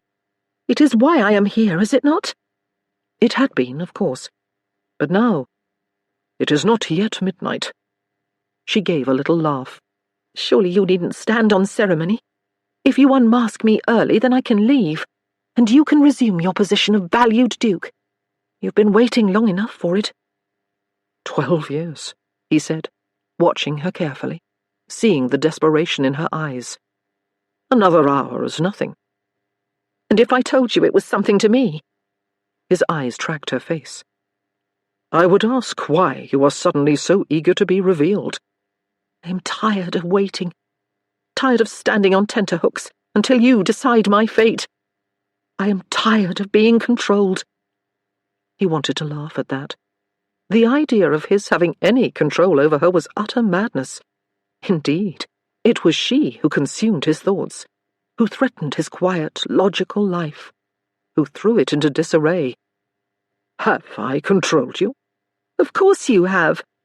You've watched me, purchased my clothes, inserted yourself into my life, into the life of my charges. And you've made me—" She trailed off. "Made you?" he prompted. For a moment, he thought she might say she loved him, and he found that he desperately wanted the words. She stayed quiet, of course, because she didn't love him. He was a means to her end, as she was to him, or rather as she had been in the beginning. Anger flared, frustration. How had he let this happen? How had he come to care for her even as she fought him? How had he forgotten the truth of their time together? What'd she done? How did he no longer care? The fighter in him pushed to the surface. "I know he was here, Mara," he said, seeing the shock on her face. After a moment he said, "You are not going to deny it?" "No." "Good. At least there is that." "Tell me the truth," he willed. "For once in our cursed time together, tell me something I can believe." As if she'd heard him, she did. "The night I found you," she said, "I came to you because of Kit." He looked to the sky, frustrated. "I know that," he said. "To restore his funds." She shook her head firmly. "Not in the way you think. When I opened the orphanage, pretending to be Margaret McIntyre seemed like the easiest solution. A soldier's widow was respectable, would not tempt questions." She paused. "But no bank would allow me to manage my own funds, not without a husband." "There are women who have access to banking facilities." She smiled, small and wry. "Not women with false identities. I could not risk questions." Understanding dawned. "Kit was your banker." "He held all the funds, the initial donations, and the money that came from each aristocratic father who left his byblows with us. All of it." Temple exhaled his frustration. "And he gambled it away." She nodded. "Every penny." "And you were desperate to get it back." She lifted one shoulder. "The boys needed it." Why hadn't she told him? "You think I would have let them starve?" "I did not know." She hesitated. "You were very angry." He paced the little copse of trees, finally placing his hand flat on one trunk, his back to her. She was right, of course, but still the words stung. "I'm not a goddamn monster." "I didn't know that," she tried to explain, and he spun to face her. "Even you thought I was the killer Duke." Even then, disappointment raged through him. She was supposed to know him, to understand him, better than any. She was supposed to know he was no killer. She was supposed to see that it was all lies. But she'd doubted him too. He wanted to roar his frustration. She saw it, raised a hand to stop him. "No, Temple." More lies, but he couldn't stop himself from asking. "Then why?" She spread her hands wide. "You told me that nothing I could say—" The memory flashed, intertwined on the platform in Hebert's shop, at odds. He'd been furious with her. "Christ! I told you there was nothing you could say to make me forgive you." She nodded once. "I believed you." He released a long breath, a cloud in the cold air. "So did I." "And there is a part of me that believed I deserved to pay for his sins. I turned him into that as much as I turned you into this," she said. "I left you both that night, and my father no doubt punished him brutally just as London punished you." She grew quiet. "My mistakes seem never to end." He was quiet for a long time. "What utter nonsense." Shock coursed through her. "I beg your pardon?" "You didn't make him. You saved yourself. The boy made his own choices." She shook her head. My father. Your father is the greatest bastard in creation, and if he weren't dead, I'd take great pleasure in killing him myself, he said. But the man was not a god. He did not mold your brother from clay and breathe life into him. Your brother's sins are his, and his alone. He paused, the words echoing in the darkness, and added, softly, as are mine. She shook her head, moved toward him. Not so. If I hadn't drugged you, left you, failed to return. You are not a god either. You are just a woman, as I am just a man. He exhaled, harsh in the darkness. You didn't make me, and we have made this mess together. Her eyes were liquid in the darkness, and he wanted to hold her, to touch her, to take her home and make her his. But he didn't. Instead, he said, I only wish it were over. She nodded. It can be, she said. It's time. She meant the unmasking, and perhaps it was time. God knew he'd waited long enough to have this life back, the one he'd been promised, the one he'd loved and missed with a stunning, stinging ache. But as he stared down at her, it was all gone, lost to this woman who owned him in some remarkable, unbearable way. He lifted his hand to stroke her cheek in a long, slow caress. She leaned into the touch, and his thumb traced the curve of her lips, lingering. Something had happened. He whispered her name, and in the darkness it sounded like a prayer. I can't. Tears sprang to her eyes, betraying her confusion, her frustration. Why not?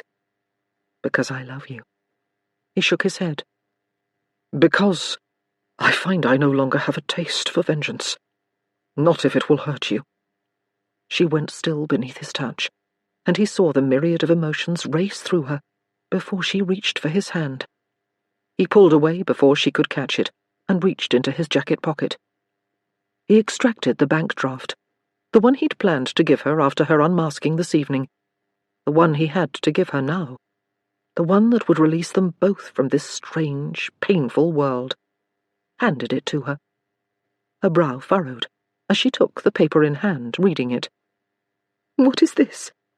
Your brother's debt. Free and clear. She shook her head. It's not what we negotiated.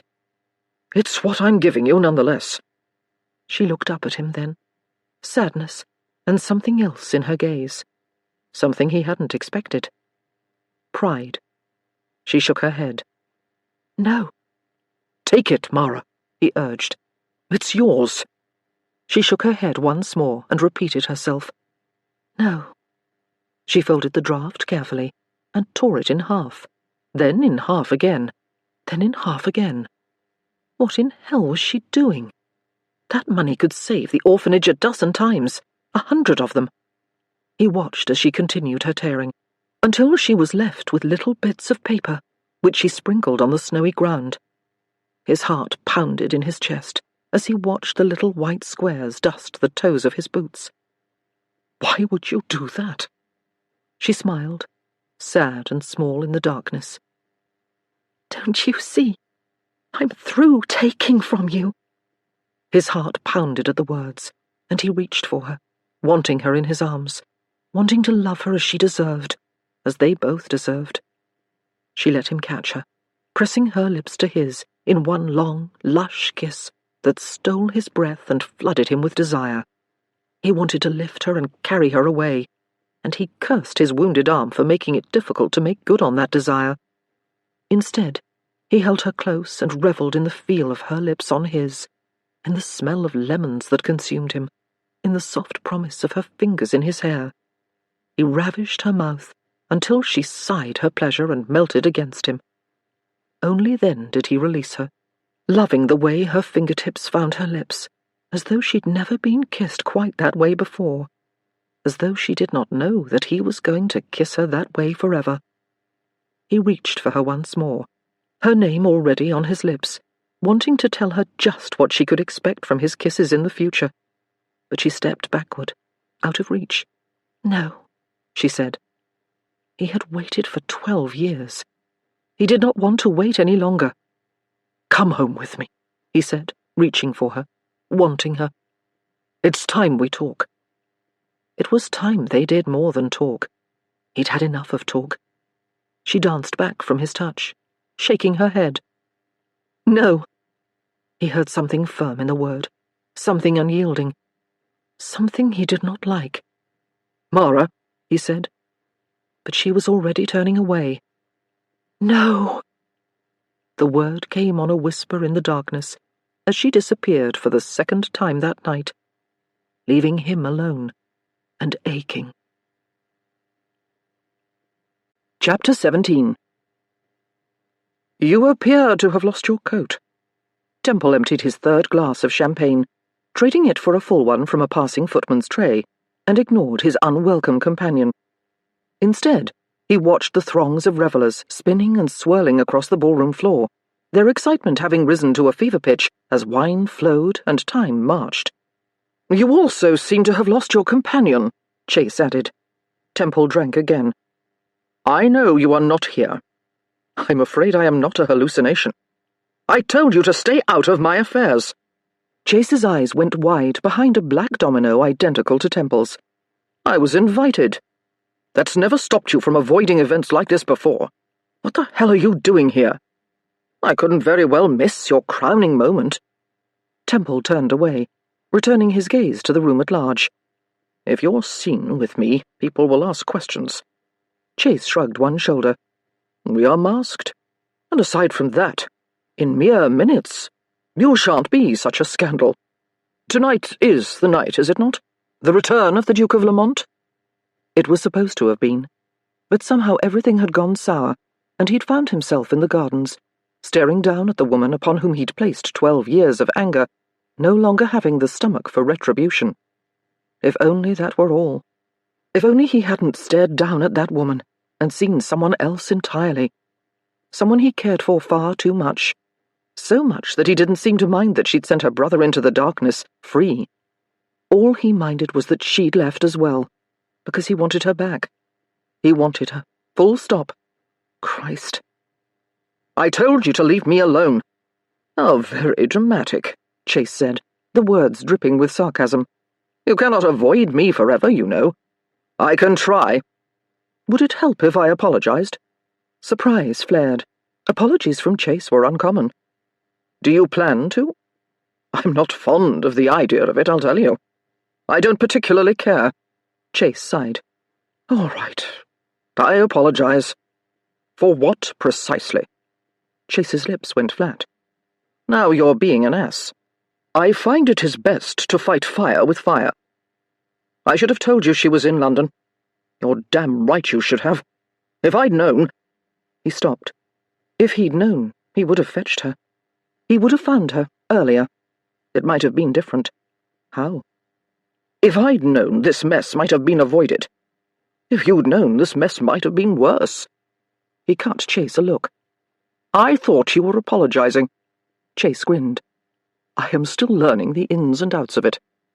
The smile faded. What of the girl? He imagined Mara was halfway returned to the orphanage, desperate to claim her freedom. Worse, he imagined he'd not have a reason to see her again, which had not grate nearly as much as it did. I let her go. There was no surprise in Chase's gaze. I see. West will be sorry, no doubt. Temple had forgotten the newspaperman. He'd forgotten everything once she'd looked up at him with her beautiful blue-green eyes and confessed the fear that had set this entire play in motion. No one deserves the humiliation I had planned. Especially not Mara. Not at his hands. So, the killer Duke remains. He'd lived under the mantle of the name for 12 years. He'd proven himself stronger and more powerful than the rest of London. He'd built a fortune to rival that of the dukedom that he would not touch. And perhaps, now that he knew that she was alive, that he was not a killer, the name would sting less. She was alive. She should have come to him that night and told him the truth. He would have helped her. He would have kept her safe. He would have taken her as his own. The thought racked him, along with the images that came with it. Mara in his arms, Mara in his bed, Mara at his table. A row of children with auburn hair and blue-green eyes. Hers. Theirs. Christ. He thrust his good hand through his hair, trying to erase the wild thought, the impossible thought. He met Chase's eyes. The killer Duke remains. With a barely there nod, Chase's gaze flickered over Temple's shoulder, drawn by something across the ballroom. Or does he? The words sent a thread of uncertainty through Temple, and he turned to follow his friend's gaze. She hadn't left. She stood at the far end of the ballroom, at the top of the stairs that led down into the revellers, his coat dangling from her fingers, tall and beautiful in that stunning concoction of a dress, several fat curls having escaped from her coif, now long and lovely against her pale skin. He wanted to lift those curls in his hand, run his lips across them. But first, he took a step toward her. What in hell is she doing here? Chase stopped him with a hand on his arm. Wait. She's magnificent. She was that. She was more. She was his. Temple turned back. "What have you done? I swear this is not my doing. This is all the girl." Chase's attention returned to Mara, a surprised smile flashing. "I wish it were my doing, honestly. She's going to change everything." "I don't want her changing anything. I don't think you can stop her." The orchestra's music came to a close, and Temple's gaze flew to the enormous clock on one side of the ballroom. It was midnight. The Duchess of Leighton was making her way up the steps toward Mara, no doubt to lead the revellers in their raucous unmasking. Mara met her halfway, whispering in the Duchess's ear, giving her pause. The Duchess of Leighton pulled back in surprise and asked a question. Mara replied, and the Duchess asked another, all seriousness and shock. And all of London watched the exchange. Finally, the hostess nodded, satisfied, and turned to face the crowd, a smile on her lips. And Temple knew it was happening. "She might just be the strongest woman I've ever known," Chase said, all admiration. "I told her I didn't want her doing it. I told her I wasn't going to do it," Temple said, angry, amazed. "It seems that she does not listen well." Temple didn't reply. He was too busy pulling off his own mask, already pushing through the crowd, knowing he was too far from her, knowing he couldn't stop her. "My lords and ladies!" The Duchess was calling out to the world below as she took her husband's hand and began the proceedings. "As you know, I am a great fan of scandal." The room laughed, thrilled by the mysterious events, and Temple kept moving, desperate to get to Mara, to stop her from doing something reckless. "To that end," the Duchess continued, "I've been assured there will be a truly scandalous announcement tonight, before we unmask." She paused, no doubt adoring the excitement, and waved a hand to Mara. "I present a guest whose identity even I did not know." Temple attempted to increase his pace, but all of London seemed to be in the room with them, and no one wanted to give up a spot so close to promised scandal. He lifted a woman out of the way with his good arm, ignoring her squeak of surprise. Her companion turned to him, all bluster, but Temple was already moving forward, whispers of the killer Duke trailing behind him. Good. Maybe people would get out of the goddamn way. Mara came forward and spoke, her voice clear and strong. "For too long I have hidden from you. For too long I have allowed you to think that I was gone. For too long I have allowed you to place blame on the innocent." The clock began to chime midnight, and Temple began moving faster. "Don't do it," he willed her. "Don't do this to yourself." "For too long I have allowed you to believe that William Harrow, the Duke of Lamont, was a killer." He stopped at the words, at the sound of his name and title on her lips, at the gasps and shock rolling through the crowd as though they were thunder. And still the clock chimed. She lifted her hands to the mask, untying the ribbons, finishing her announcement. "But you see, he is no killer, for I am very much alive." He couldn't reach her. She removed the mask and sank into a deep curtsy at the feet of the Duchess of Leighton. "My lady, forgive me for not introducing myself. I am Mara Lowe, daughter of Marcus Lowe, sister to Christopher Lowe, thought dead for 12 years. Why would she do it? She met his gaze through the crowd, saw him. Did she not always see him? "Not dead. Never dead," she said, sadness in her gaze. "Indeed, the villain of the play." The last bell of midnight echoed in the silence that followed the announcement. And then, as though they'd been set free, the crowd moved, exploding into excitement and scandal and madness. She turned and ran, and he couldn't reach her. Gossip and speculation exploded around him. He heard it in snippets and scraps. She ruined him. How dare she? Using one of us. Ruining one of us. This was it. What he'd thought he wanted for her.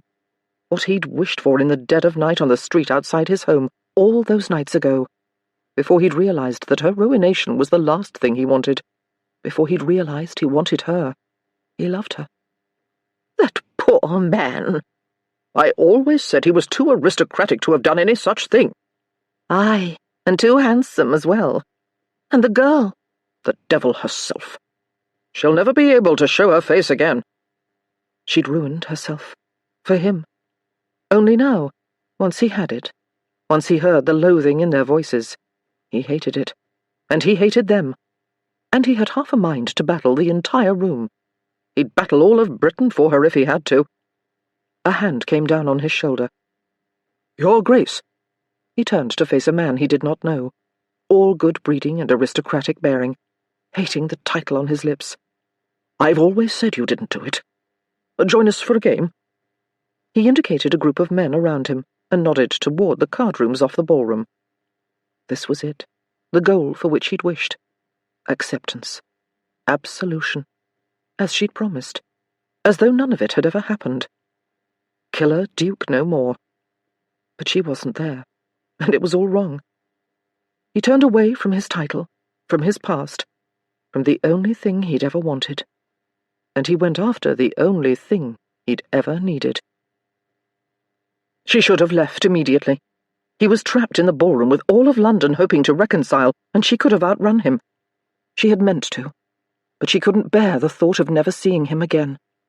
And so she stood in the shadows outside his townhouse in Temple Bar, blending into the darkness, promising herself that she would only look, that she wouldn't approach him, that she'd leave him, redeemed. She'd given him everything she could. She'd loved him. And that, plus one short glimpse of him in the night, on gleaming cobblestones, would be enough. Except it wasn't. His carriage clattered down the street at breakneck speed, and he leapt from inside before it came to a stop, calling up instructions to the driver. "Get to the Angel! Tell them what's happened, and find her!" The carriage was off before he'd entered the house, and she held her breath in the darkness, promising herself that she wouldn't speak, drinking him in, the height and breadth of him, the way his hair fell in dishevelled waves on his brow, the way his whole body hovered on the edge of movement as he extracted his key and opened the door. But he did not enter. Instead, he stilled, and turned to face her, peering into the shadows. He couldn't see her, she knew it, and still he seemed to know she was there. He stepped into the street. "Come out!" She could not deny him. Refused to. She stepped into the light. He exhaled, her name a white whisper in the cold. "Mara." She shook her head. "I didn't mean to come. I shouldn't have." He came toward her again. "Why did you do it?" "To give you your life. Everything you wanted." She hated the words, even though they were the truth. She hated that they represented something she was not. Perfection. So she settled on, it was time. He was in front of her then, tall and broad and beautiful, and she closed her eyes as he raised his good hand to her face and stroked his fingers across her cheek. "Come inside," he whispered. The invitation was too tempting to deny.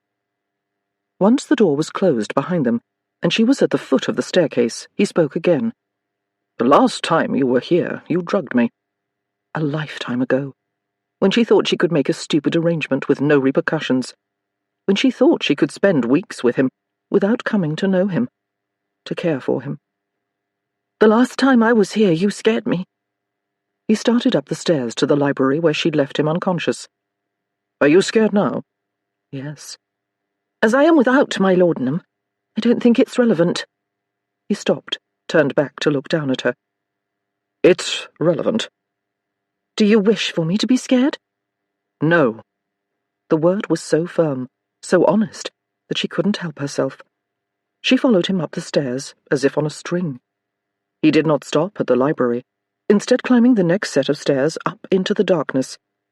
She hesitated at their foot, struck by the keen sense that if she followed him, anything could happen, and then struck by the keen realization that she didn't care, or rather, that she might want it to happen. How had this man consumed her so quickly? How had she gone from thinking of him as the enemy to thinking of him as something infinitely more terrifying in mere weeks? How had she come to love him? She could not stop herself. She followed him up to darkness, up to the unknown. At the top of the stairs, he lit a candle and moved to a large mahogany door. She really should speak. "I think it best if I speak to your newspaperman," she started up again. "Tell him the entire story, as was our agreement, and then leave you in peace, your perceived sins absolved. In fact," she babbled, "I should really leave you now. I don't belong here." He grasped the handle and turned to face her, the golden light of the candle flickering over his handsome face. "You're not going anywhere until we speak." He opened the door and let her enter before him. She came up short just inside the room. "This is a bedchamber." He set the candle down. "Indeed it is." And what a chamber it was! Utterly masculine, with its heavy oak and its dark wall coverings and books everywhere, piled on tabletops and in one of the chairs by the fireplace, and stacks around the posters of the bed. The massive bed. "This is your bedchamber," she stated the obvious. "Yes." Of course he had a massive bed. He needed to fit in it. But this one rivaled the bed of Ware.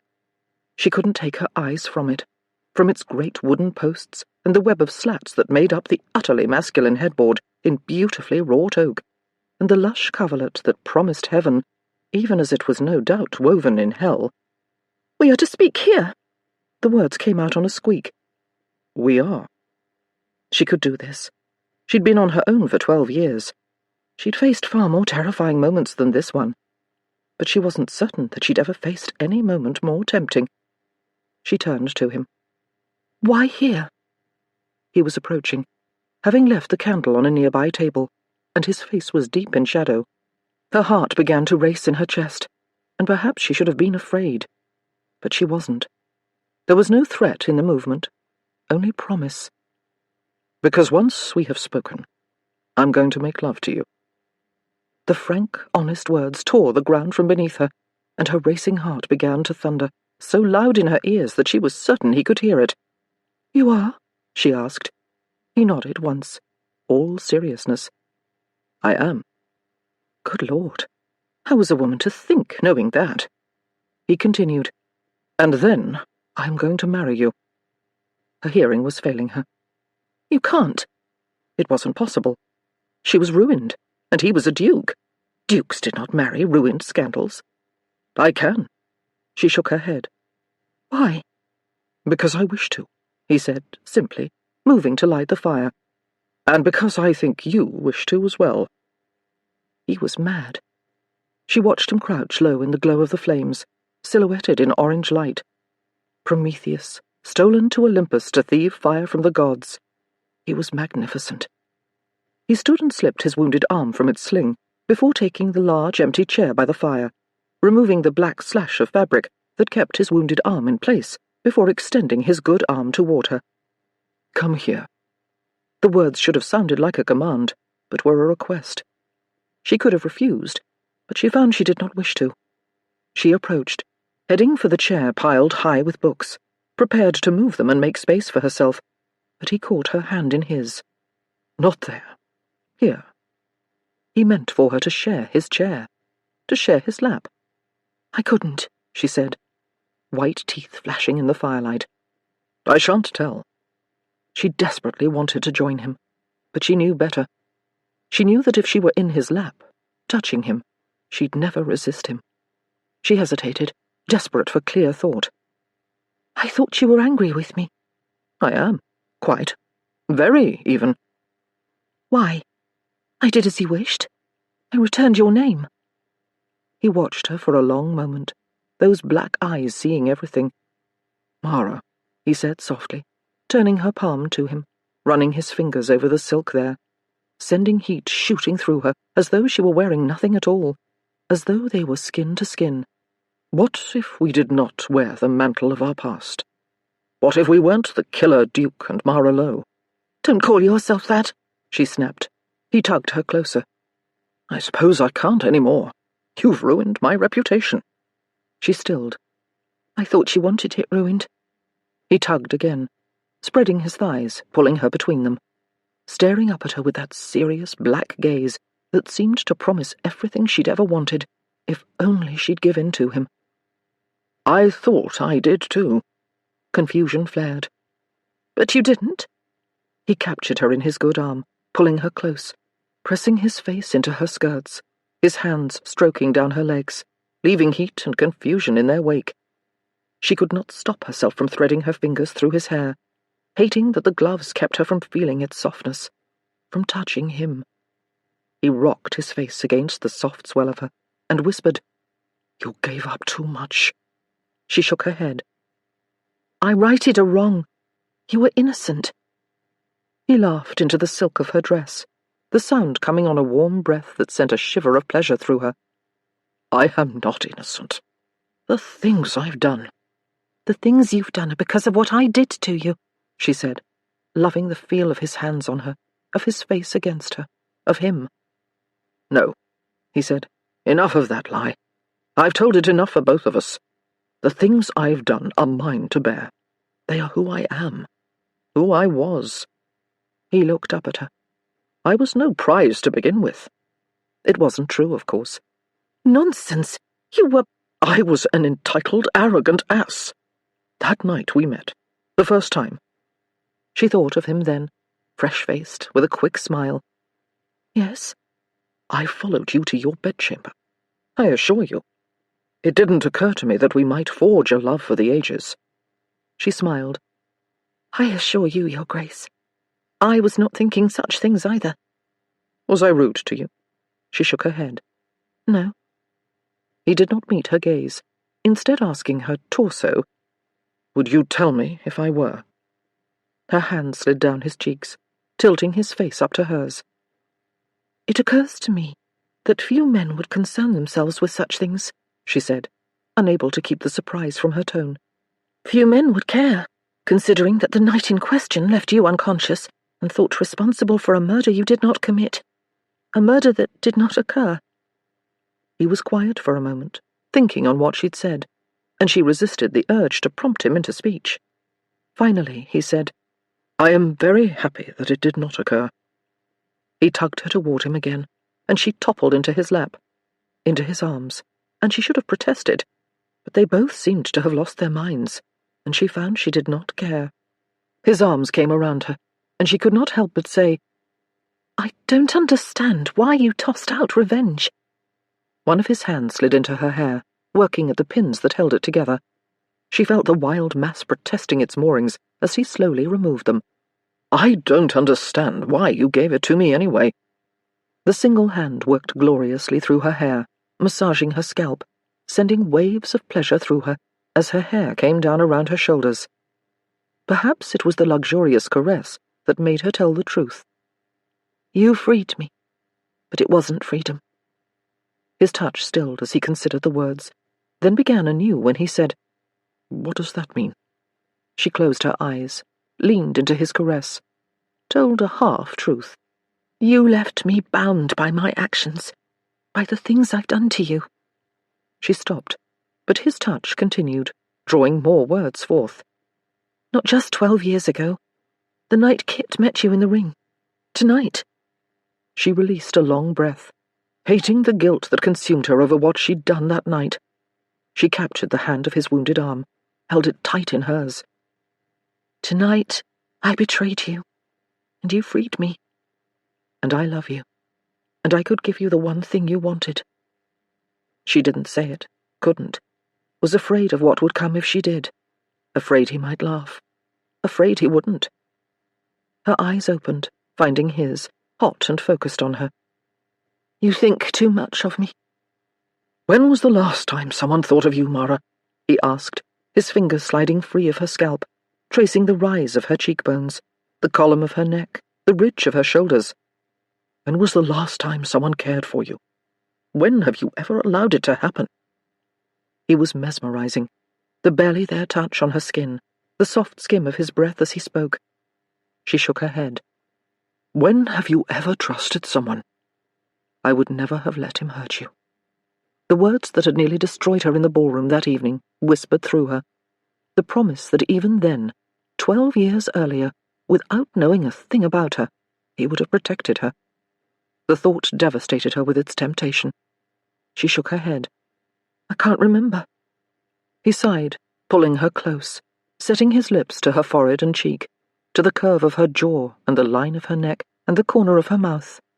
She turned to him, wanting to kiss him in earnest, wanting to hide from the overwhelming thoughts he planted in her mind, wanting to hide from him, in him.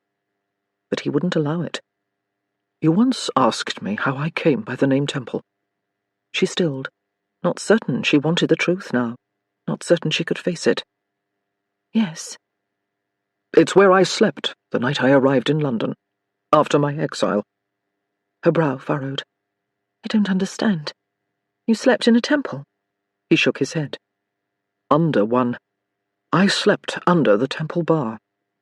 She knew the monument, mere blocks away on the eastern edge of the city, marking the place where the unfortunates of London toiled and lived, and she thought of that bright-faced young man, the one who'd shown her kindness and pleasure, there, alone, miserable, terrified. Were you? She tried to find the words to finish the question without insulting him. His lips twisted in a humorless smile. Whatever you are thinking, the answer is likely yes. It was a miracle he could look at her. It was a miracle he could be near her. She did not deserve him. What happened after the first night? She asked. There was a second, and a third, he said, working at the buttons of her glove with one skilled hand, doffing the garment with the same efficiency with which he'd donned it. And then I learned to make my way. He slid the silk from her fingers, and she immediately placed the hand on his arm, feeling the muscles there bunch and ripple beneath the touch. You learned to fight. He turned his attention to the other glove. I was big and strong. All I had to do was forget the rules of boxing that I'd learned at school. She nodded. She'd forgotten every rule she'd ever learned as a child in order to survive once she'd run. They no longer applied. He met her gaze as the second glove slid off. It worked well for me. I was angry, and gentlemen's rules did little to assuage that. I fought on the streets for 2 years, taking any fight with money to pay. He paused, then smiled. And any number of fights without money to pay. How did you come to the angel? His brow furrowed. Bourne and I had been friends at school. When he lost everything that was not entailed, he found himself down on his luck, and we decided to form an alliance. He ran dice games. I made sure the losers paid. She was surprised by the turn of events, and he saw it. You see, not so honourable after all. What then? She prodded, desperate to know the story. One night we went too far, pushed too hard, and backed a group of men into an unpleasant corner. She could imagine. How many of them? He shrugged his good shoulder, his hand sliding down the side of her thigh, distracting her.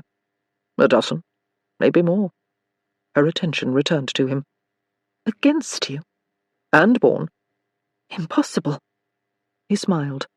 So little faith in me. Her brows shot up. Am I incorrect? No. Then what? Then Chase. The mysterious Chase. He was there. In a sense. We'd been fighting for what seemed like an age, and they kept coming. I really did think we were done for. He pointed to the scar at the corner of his eye. I couldn't see out of my eye for the blood. She winced, and he instantly stopped. I'm sorry, I shouldn't have— No, she said, lifting her hand to the thin white line, tracing it with her fingers, wondering what he would do if she kissed it. I just don't like the idea of you hurt. He smiled, capturing her hand and bringing it to his lips, placing a kiss on the tips of her fingers. But drugged. She met his smile with her own. At my hands it's a different matter. I see, he said, and she loved the laughter in his voice. Well, suffice to say, I thought we were done for. And then a carriage pulled up and a group of men piled out, and then I thought we were definitely done for, he added. But they fought on our side, and I didn't care who they worked for as long as Bourne and I lived. They worked for Chase. Temple inclined his head. So they did. And then you worked for him. He shook his head. With, never for. From the beginning the offer was clear. Chase had an idea for a casino that would change the face of aristocratic gaming forever. But that idea required a fighter and a gamer. And Bourne and I were precisely that combination. She let out a long breath. He saved you. Undoubtedly. He paused, lost in thought. And never once believed me a killer. Because you weren't, she said, this time having no choice but to lean in and press a kiss to his temple. She lingered on the caress, and he caught her close. When she pulled away from him, he moved to capture her lips. They lingered there, tangled together for a long moment before Mara pulled away. I want the rest of the story. You became unbeatable. His bad hand flexed against her hip. I was always good at violence. Her hands moved of their own volition, sliding across his wide, warm chest. He was magnificently made, she knew, the product of years of fighting, not simply for sport, but for safety. It was my purpose. She shook her head. No, she said, it wasn't. He'd been clever and funny and kind, and ever so handsome, but he hadn't been violent. He captured her chin in a firm grip. Hear me, Mara. You didn't make me into that man. If I hadn't had the seed of violence in me, I never would have succeeded. The angel would never have succeeded. She refused to believe it. When one is forced into a role, one assumes it. You were forced. Circumstances forced you. She paused. I forced you. And who forced you? He asked, threading his fingers into hers, holding her hand against his chest, where she could feel the heavy beat of his heart. Who stole you away from the world? Their entire conversation had come to this. He'd recounted his story with precision and purpose, bringing her slowly around to this moment, when it was her turn, when she could tell him the truth, or tell him nothing at all. One way she was safe. The other way, she was in terrible danger. In danger of becoming his. Temptation was a wicked, wonderful thing. She focused on the knot of his perfect cravat. Do you have a valet? No. She nodded. I wouldn't have thought so. He reached up and unknotted the neckcloth, unwrapping it until he revealed a perfect triangle of warm, brown skin, dusted with curling black hair. He was beautiful. It was a strange word to describe a man like him, broad and strong and perfectly made. Most would choose handsome or striking, something with heft that oozed masculinity. But he was beautiful, all scars and sinew, and beneath it all, a softness that she couldn't help but be drawn to. The words came easily. I have always been afraid, since I was a girl. Afraid of my father, then of yours, then of being found. Then, once I heard of my mistake, of what I did to you when I left, of not being found. She did look at him then, meeting his beautiful black gaze. I should have returned the moment I discovered you'd been accused of my murder. But the dice had been thrown, and I did not know how to call them back. He shook his head. I run a casino. I know better than anyone that the role is final once the ivories leave one's hand. I didn't know what happened to you for months. I went to Yorkshire, and the news there was spotty at best. I didn't even know the killer Duke was you until... He nodded. It was too late. Don't you see? It wasn't too late. It was never too late. But I was terrified that if I returned... She paused, collected herself. My father would have been furious, and I was still betrothed to yours. And I was afraid. You were young. She met his understanding gaze. I did not come back when they died either. It had occurred to her. She'd wanted to. She'd known that it was the right thing to do. But I was afraid then, too. You were the least fearful person I've ever known, he said. She resisted the label. You're wrong. My whole life I've been terrified of being controlled, of losing myself to another. My father, yours, Kit, you. His gaze caught hers. I don't want to control you. I don't know why, she said, because I know what it is to be controlled, and I do not wish it on you. Stop, she said softly. Stop being so kind. You would prefer harshness. Haven't I given you enough of that? He shifted beneath her, clasping her face in one hand. Why did you do it, Mara? Why tonight? She didn't pretend to misunderstand. He was asking why she'd unmasked in front of all of London, why she'd returned, when he'd made it clear that she needn't. Because I was afraid of who I would become if I didn't. He nodded. Why else?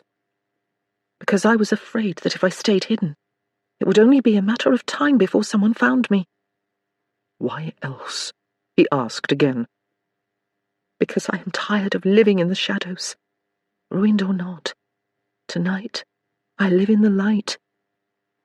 He kissed her then, taking her lips in a long, lingering caress, his hand sliding down her sides, pulling her closer, leaving a trail of heat in their wake. When he stopped the kiss, he pressed his forehead to hers and said, almost too softly to hear, "Why else?" She closed her eyes, loving the feeling of him so close to her, wishing she could live there, in his arms forever. Because you didn't deserve it. He shook his head. But that's not why. She took a deep breath. Because I did not wish to lose you. He nodded. And what else? He knew. He saw the truth, yawning beneath them, a great chasm. All he asked was for her to say it aloud, to leap. And on this, their last night together, their only night together, she leapt, her gaze on his, her body entwined with his. Because, somehow, in all of this, she resisted the truth, barely, knowing that if they were said, they would change everything, would make everything more difficult. Your happiness, your wishes, they mean everything. But what she said in her mind was, I love you, I love you, I love you. And perhaps he heard it, for he stood, and in one fluid motion, lifted her in his arms and took her to his bed. Chapter 18. She'd never felt so valued as she did at his bedside, draped in silk, still warm from his touch and the promise of what was to come. His fingers trailed over her cheek and jaw, down the column of her throat and over her racing pulse. He traced the line of her collarbone, and then the curve of her breast, lingering when she drew in a heavy, ragged breath. His black eyes met hers. Do you wish me to stop?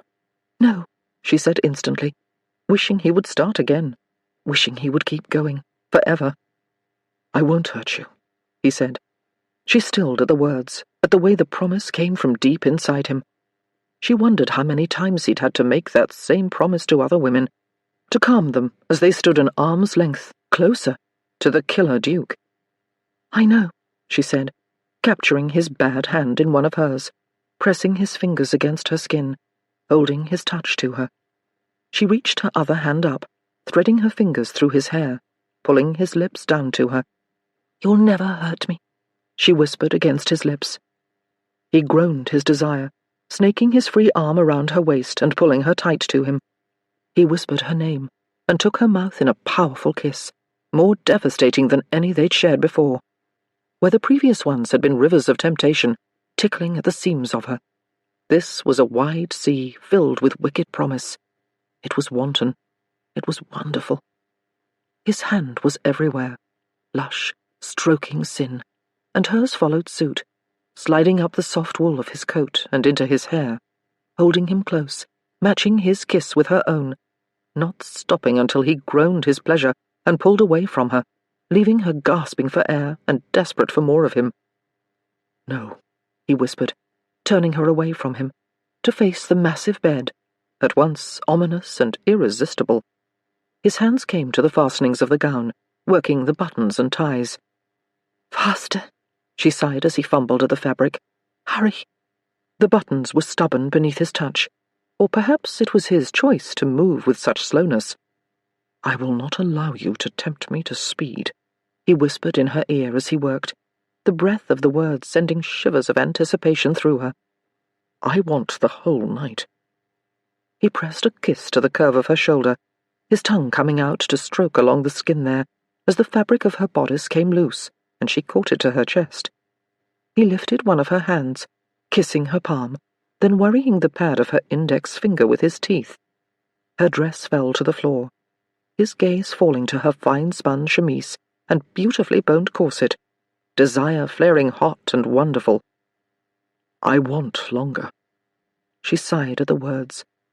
Of course she knew they couldn't have longer, but they could have tonight, and he was enough to make her forget everything else. Tomorrow they would return to their lives. He to the one he'd too long missed, and she to the one she'd too long deserved. He guided her hands to the bedpost, leaving her there as he worked at the ties of her corset, his fingers pulling at silken strings, loosening the piece until it dropped to her feet, and his strong touch sent her silk chemise after it. She was naked, in the clogged stockings he'd bought her, the ones she'd imagined him removing when she'd donned them, even as she'd desperately tried to ignore the thought. And his hands, those strong, wonderful hands that she'd come to love for their gentleness as much as their force, slid over her bare skin as his lips settled on the curve of her shoulder. Not hands. Hand. Always one hand. Always the good hand. She turned to him. Wait. He waited, because she told him to, and she loved him all the more for it. She lifted his wounded hand to her lips, pressing a kiss to his knuckles, letting her tongue slide out to dip into the valleys between them. He watched, his eyes dark with passion, but something was missing, something she might not have seen if she had not been looking. He couldn't feel her. She turned the hand over, pressing a kiss to his palm, whispering there, "What have we done to you?" He snatched his hand away, but she would not let him escape. Instead, she lifted his other hand and repeated her ministrations, until his breath caught in his throat, and he shifted with desire and want and a dozen kinds of lust. Shock rocketed through her. His hand. They'd stolen it from him. "Temple," she said softly, reaching for it, loving him more for it. "No," he resisted, turning her once more, returning her hands to the bedpost, kissing the spot behind her ear, the place where neck met jaw, where shoulder met neck, her spine, distracting her with pleasure and wickedness. "You are trembling," and she was, too racked by his touch, by his nearness to stop, to return the conversation to his hand. "I can't," she started. "It is too much." He growled, low and dark and promising at her ear. "It is not nearly enough." He kissed his way down her spine, the tip of his tongue licking and swirling as he marked his path, as he marked her, as cleanly and clearly as if he'd done it with a needle and ink. And when he reached the place where back met bottom, he worried the soft, untouched skin there until she was gasping her pleasure. Only then, once she'd given herself over to his touch, to his kiss, did he turn her to face him. She should not have been surprised to find him there, on his knees staring up at her once more, but she was, a thread of panic and desperation coursing through her, a desperate desire to repeat the events of the previous morning in the ring, a desperate desire never to repeat them again. "Temple," she whispered, reaching for him, letting him catch her hand in his, letting him press it to his cheek. "William," he corrected her. Her gaze flew to his. "But you're the only one who thinks of me as such, the only one who has ever seen me." The truth ached, reminding her of all she'd done, of all this night could be, of all it couldn't be. "I'm so sorry," she whispered, tears in her eyes. "I never—" He came to his feet with stunning grace, pulling her to him. "No, you mustn't regret it. Your seeing me has changed everything. It's changed my life. It's changed me." He kissed her, long and thorough, and added, "Christ, Mara, of course it's you. It's always been you. It always will be." The words shattered her. "I cannot stand." "Then don't. I have you." She fell into his strength, and he laid her back on the bed, spreading her legs wide as he sank between them, draping them over his shoulders, leaving long, lush kisses along the soft skin of her inner thighs, coming closer and closer to delivering on their promise as she writhed on the silk bed covers and wondered how it was that she had come to be here, come to deserve him. She hadn't. She hadn't, and this would be her greatest sin, taking this night, stealing it from someone who might deserve it, who might be more for him, who might be better for him, taking it with no regret, taking it for the memory, for her lifetime, for his. And then his mouth was on the heat of her, and her fingers were in his hair, and he was giving her everything she desired, and she couldn't stop herself from moving against him, from lifting to meet him, from begging him for— He stopped, lifting his head. What is it, love? The word was enough to send rivers of pleasure through her, if not for the slow slide of his fingers, the way they dipped and teased, the way they stroked, but not deep enough to give her everything she wanted.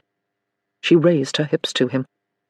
My, that's a pretty sight, he said, and she couldn't stop herself from watching him, his eyes on her, his tongue sliding over his beautiful bottom lip, as though he couldn't wait to taste her again. All pink and perfect. His gaze found hers. Tell me, when I did this in the ring, did you see it? How hot you get? How pink? How wet? She closed her eyes at the wicked words, nodded. And you liked it? She nodded. One day, when I have more patience, we'll try it again, with a smaller mirror, closer or private. I'll let you tell me what to do. I'll let you watch yourself come. The words sent a thrill through her, even as she resisted the idea of giving herself over to something so unexpected, so unclear, so strange and perfect. He saw it, the hesitation, and raised one brow in a wicked challenge, before he blew a long stream of cool air over her hot, desperate center. You don't think you'd like that? She exhaled on a shaking sigh. You are so perfect. He flicked his tongue over the heat of her, sending a shock of sensation through her, her body somehow not her own when he was involved. So wet, she gasped as he licked and sucked, working her with unbearable pleasure, sending her spiraling tighter and tighter and higher, until his fingers joined his tongue in symphony, exploring and moving in glorious circles, teasing and touching.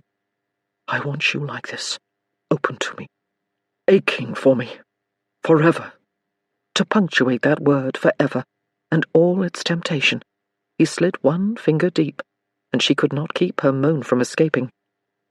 Now that, he said, his voice as dark as his gaze, might be the most beautiful sound I've ever heard.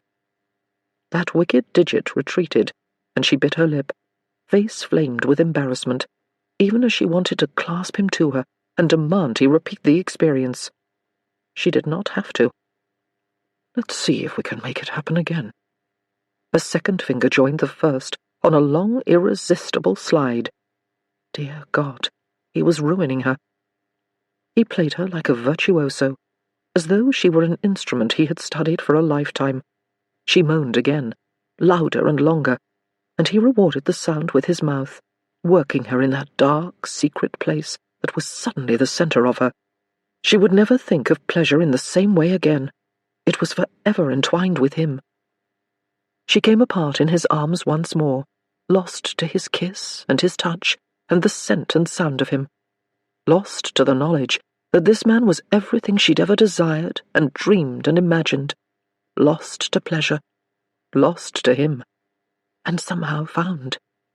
She returned to earth in his arms, all strong, corded sinew, holding her to his chest, where her head rested on his good shoulder, and she was easily lost in the heat and scent of him. His fingers stroked through her hair, spreading it long across his massive bed, and he pressed a kiss to her temple, whispering against her skin, worshipping it. You are the most beautiful thing I have ever seen.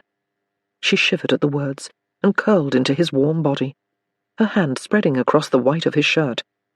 She spoke to the wide expanse of linen there. You scare me. His touch stilled. How? Her fingers worried at his shirt. I never thought I would be so drawn to you, so connected. I never thought you would own me so well, that you would have such— She hesitated over the word. Control over me. He captured her hand in his, sliding out from beneath her to face her, to have a better look at her. She sat up, trying to explain. Even now, with you inches away, I can't help but mourn the loss of you. He reached for her at the confession, his hand stopping short of touching her, as though he did not know how to proceed. Mara, he said softly, as though he might scare her away. I don't want you to ever think that I take pleasure from— Her fingers moved to his lips, stopping the flow of words. No, she said, tears coming to her eyes. You don't understand. I ache for you when you're not with me.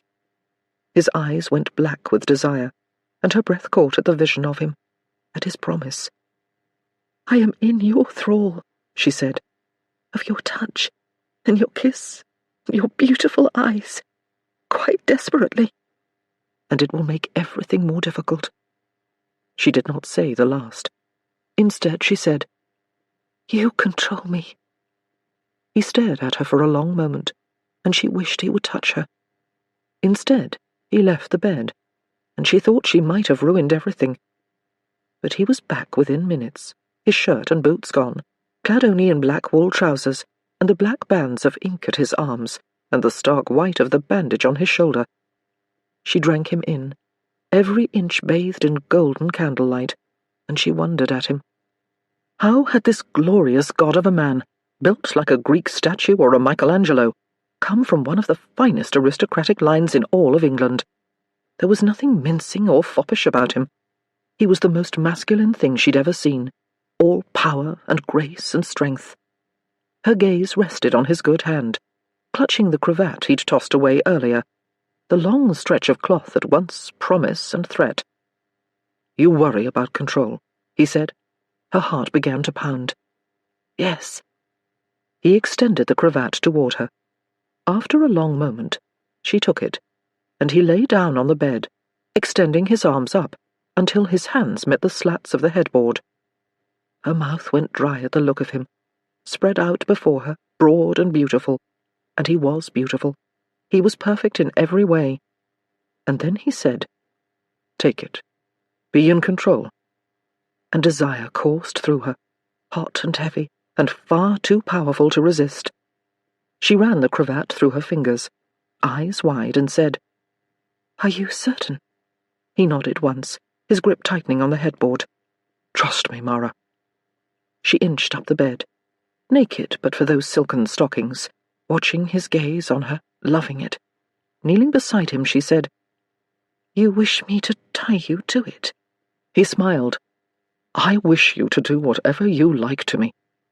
He was turning himself over to her pleasure, and all she could think was that her pleasure was somehow inexorably tied to his. The thought gave her courage, strength to do the unthinkable, to straddle his torso, the heat of her pressed against his naked skin. He groaned and closed his eyes, lifting his hips from the bed, pressing up against her, his body making promises she hoped desperately that it would keep. His eyes flashed. "But if you plan to blindfold me, love, do it now, before you torture me with this view any longer." Blindfold him? Good Lord, did people do such things? She wanted to, desperately. She couldn't help the smile that spread at the words, and she loved the way he laughed when it appeared. "You minx, you enjoy it." "You want me." "Want does not begin to describe the way I feel about you," his low voice promised. "Want is nothing compared with the level of desire I have, with the desperation I feel, with the way I long for you." She leaned over, unable to resist pressing her lips to his, taking his mouth in a deep, thorough kiss that she'd learned from him, in long, lush strokes that left them both breathless. When she lifted her head, it was to find her courage. She slid the cravat over his eyes, and when he lifted his head from the pillows, she reached behind him and tied it tightly, loving the way his body tensed beneath her, loving the sound of his exhale, low and harsh and perfect. She leaned forward, pressing her breasts to his chest, being careful of his wound, as she whispered in his ear, "You are mine." He growled at the words. "Always." Not always, though. She couldn't have him always. It wasn't the life he deserved, married to a scandal, to a woman no one would ever accept, to a woman London would never forget. As long as she was with him, he would be the killer duke, and he deserved to be so much more. But tonight, she could pretend. She pressed long kisses to his warm skin, across one shoulder and up his good arm, where his tattooed muscles strained against his grip. She couldn't resist running her tongue along the edge of that inked spot, worrying the dips and curves, until he growled his pleasure, and she moved on, lower, along the outside of his chest, and then across it, paying special attention to the scars dotting his chest and stomach, kissing them, tracing their raised surfaces with her tongue. He hissed at the sensation, and she lifted her head. Do they hurt? No, it's just... She waited for him to finish. No one has ever wanted to touch them before. Not like this. She wanted to touch them. She wanted to touch every inch of him, and the realization made her bold. She lifted herself up and slid down his body, working at the fall of his trousers, sliding buttons from their moorings, instinct and desire overtaking experience. He lifted his hips from the bed, allowing her to slide the trousers down, revealing him, long and hard and perfect, and hers.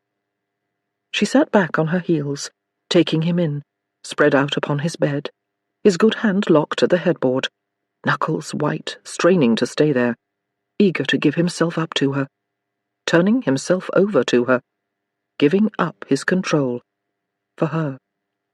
She reached for him then, hand trembling, uncertain. She stilled an inch from him, closer. He sensed it. "Mara," he said, teeth clenched, anguish and desire making the words thick and lovely. She wanted to give him everything he wanted, but... I don't know what to do, she confessed, the words somehow easier because he was blindfolded. I want to do it correctly.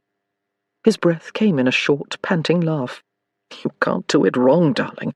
I promise. I want you too much. She leaned forward, taking her confession with him. I've only ever dreamed it, she told him, in the dark of night. I've wondered what this would be like. He shook his head. Don't tell me. I don't want to think of you dreaming of another. Shock coursed through her. It's never been another, she said. It's always been you. And it was her turn to touch, her hand settling on the length of him, feeling him leap and harden even more, if it were possible. He groaned his pleasure, long and loud, and she revelled in the pure masculine sound. You're so hard. I am, for you. And soft, too, she said, like velvet over steel. One hand released from the headboard, coming toward her for a split second, before he seemed to recall his promise, before he forced it back to its position. Not as soft as you. You seem to be having trouble, she said, her hands running up and down the hot length of him, loving the way his hips moved with her. He tilted his head. Are you teasing me? She grinned. Perhaps. He scowled. Remember, Miss Lowe, turnabout is fair play. A thrill shot through her. What a pretty promise. The growl again. He couldn't help himself, the glorious man. Harder, he said. I thought I was in control, she said. Love, if you don't think you are in control, you are mad. She smiled again, increasing the pressure of her touch. How could I know I am in charge? Because if I were in charge, we would not be playing silly games. She laughed at that, and he said, I love the sound of your laughter. She stopped. It's so rare, and I want to hear it every day. It was the most beautiful thing anyone had ever said to her. She rewarded him with a long stroke, down and then up his shaft, until his breath was coming hard and fast. Tell me. Anything, he promised. Tell me how you like it. He moaned at the words, long and low. I like it however you wish to give it. She leaned forward, kissing him on the lips, surprising him briefly before he reciprocated, the kiss wild and wanton and wonderful. She pulled away and whispered, Would you like it if I used my mouth? He swore, harsh and dangerous, and she took the foul word as a yes, sliding back down the length of his body and considering the length of him, wondering what might feel best. She hesitated too long, evidently, because he called out her name, the word an agonized plea. She pressed a kiss to the tip of him, loving the way he leapt in her hands, against her lips. Tell me, she whispered, to the most private part of him. He did as he was told. Suck it. The instructions were scandalous, utterly improper, and all she wanted. She did as she was told, following his harsh, aching direction, experimenting and learning with tongue and lips and pressure until he prayed and swore and moaned her name, his head rocking back and forth, his hands desperately clinging to the bedposts as she gave him everything for which he asked, as she worshipped him, as she loved him, until she realized that it wasn't enough, that she wanted everything, and she stopped. No. The words panted from him as she pressed a final kiss to the throbbing, crimson tip of him. Why? She lifted herself over him then, spreading her legs wide over his hips, holding him straight until the tip of him touched the curls that protected the most intimate part of her, the part she would give him, the part she would never give another. He shook beneath her, literally quaked. Is that? Oh, God. Mara. She smiled, spreading herself wide, letting the tip of him slide through her secret folds. Love, you're so wet, he swore, the words blasphemous and beautiful. So hot, so beautiful. She smiled, working herself over the head of him. You can't see me. How would you know that? I always see you, he said. You're burned into me. I could be blind for the rest of my life, and I would still see you. The words took her as much as his body did, as she slid down the hard length of him, and he fit inside her so perfectly that they both sighed, half prayer, half blasphemy. He stilled at the sound of her pleasure. It doesn't hurt. She shook her head. No. It was glorious. Does it hurt you? He grinned. Hell no. I shall move, then, if that's all right with you.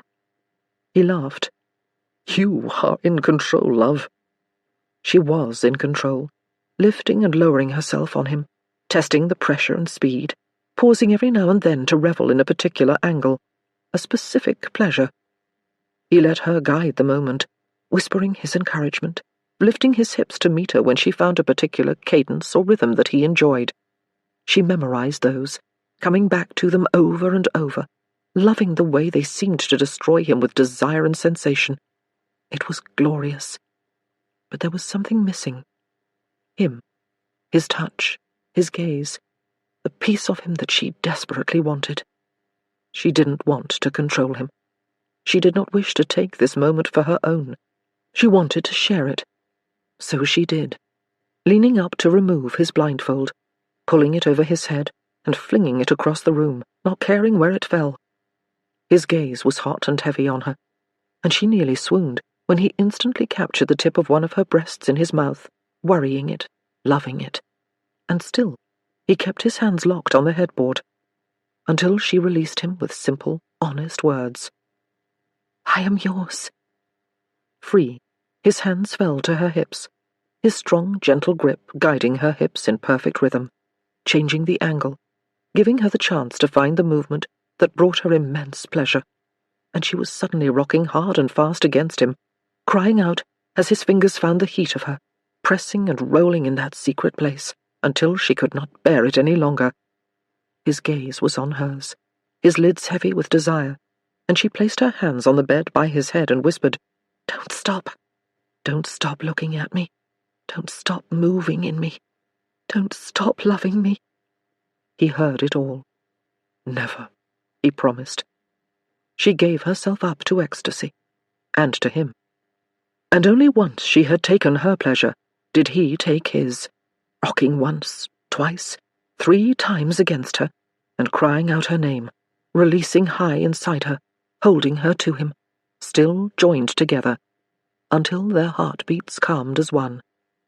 After long moments she stirred, the chill from the room making her shiver in his arms, and he pulled one edge of the massive coverlet over her, refusing to let her out of his arms.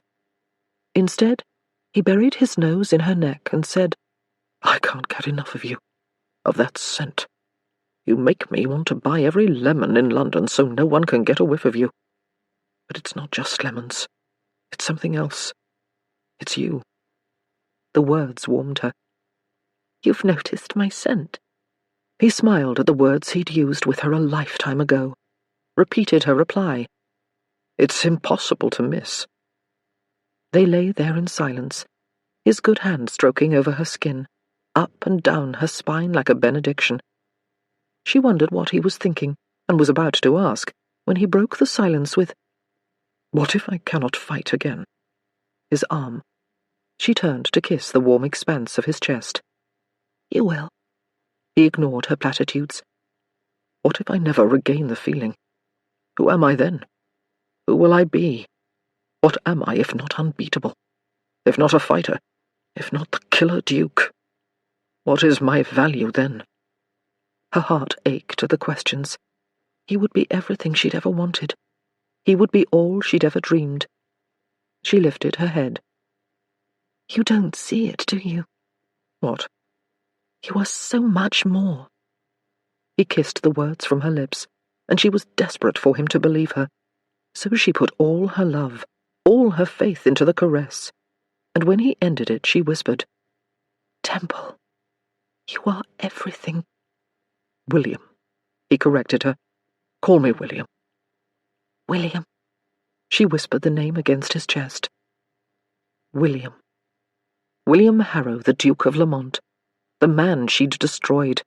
The one she could restore. She could give him back the life she had taken.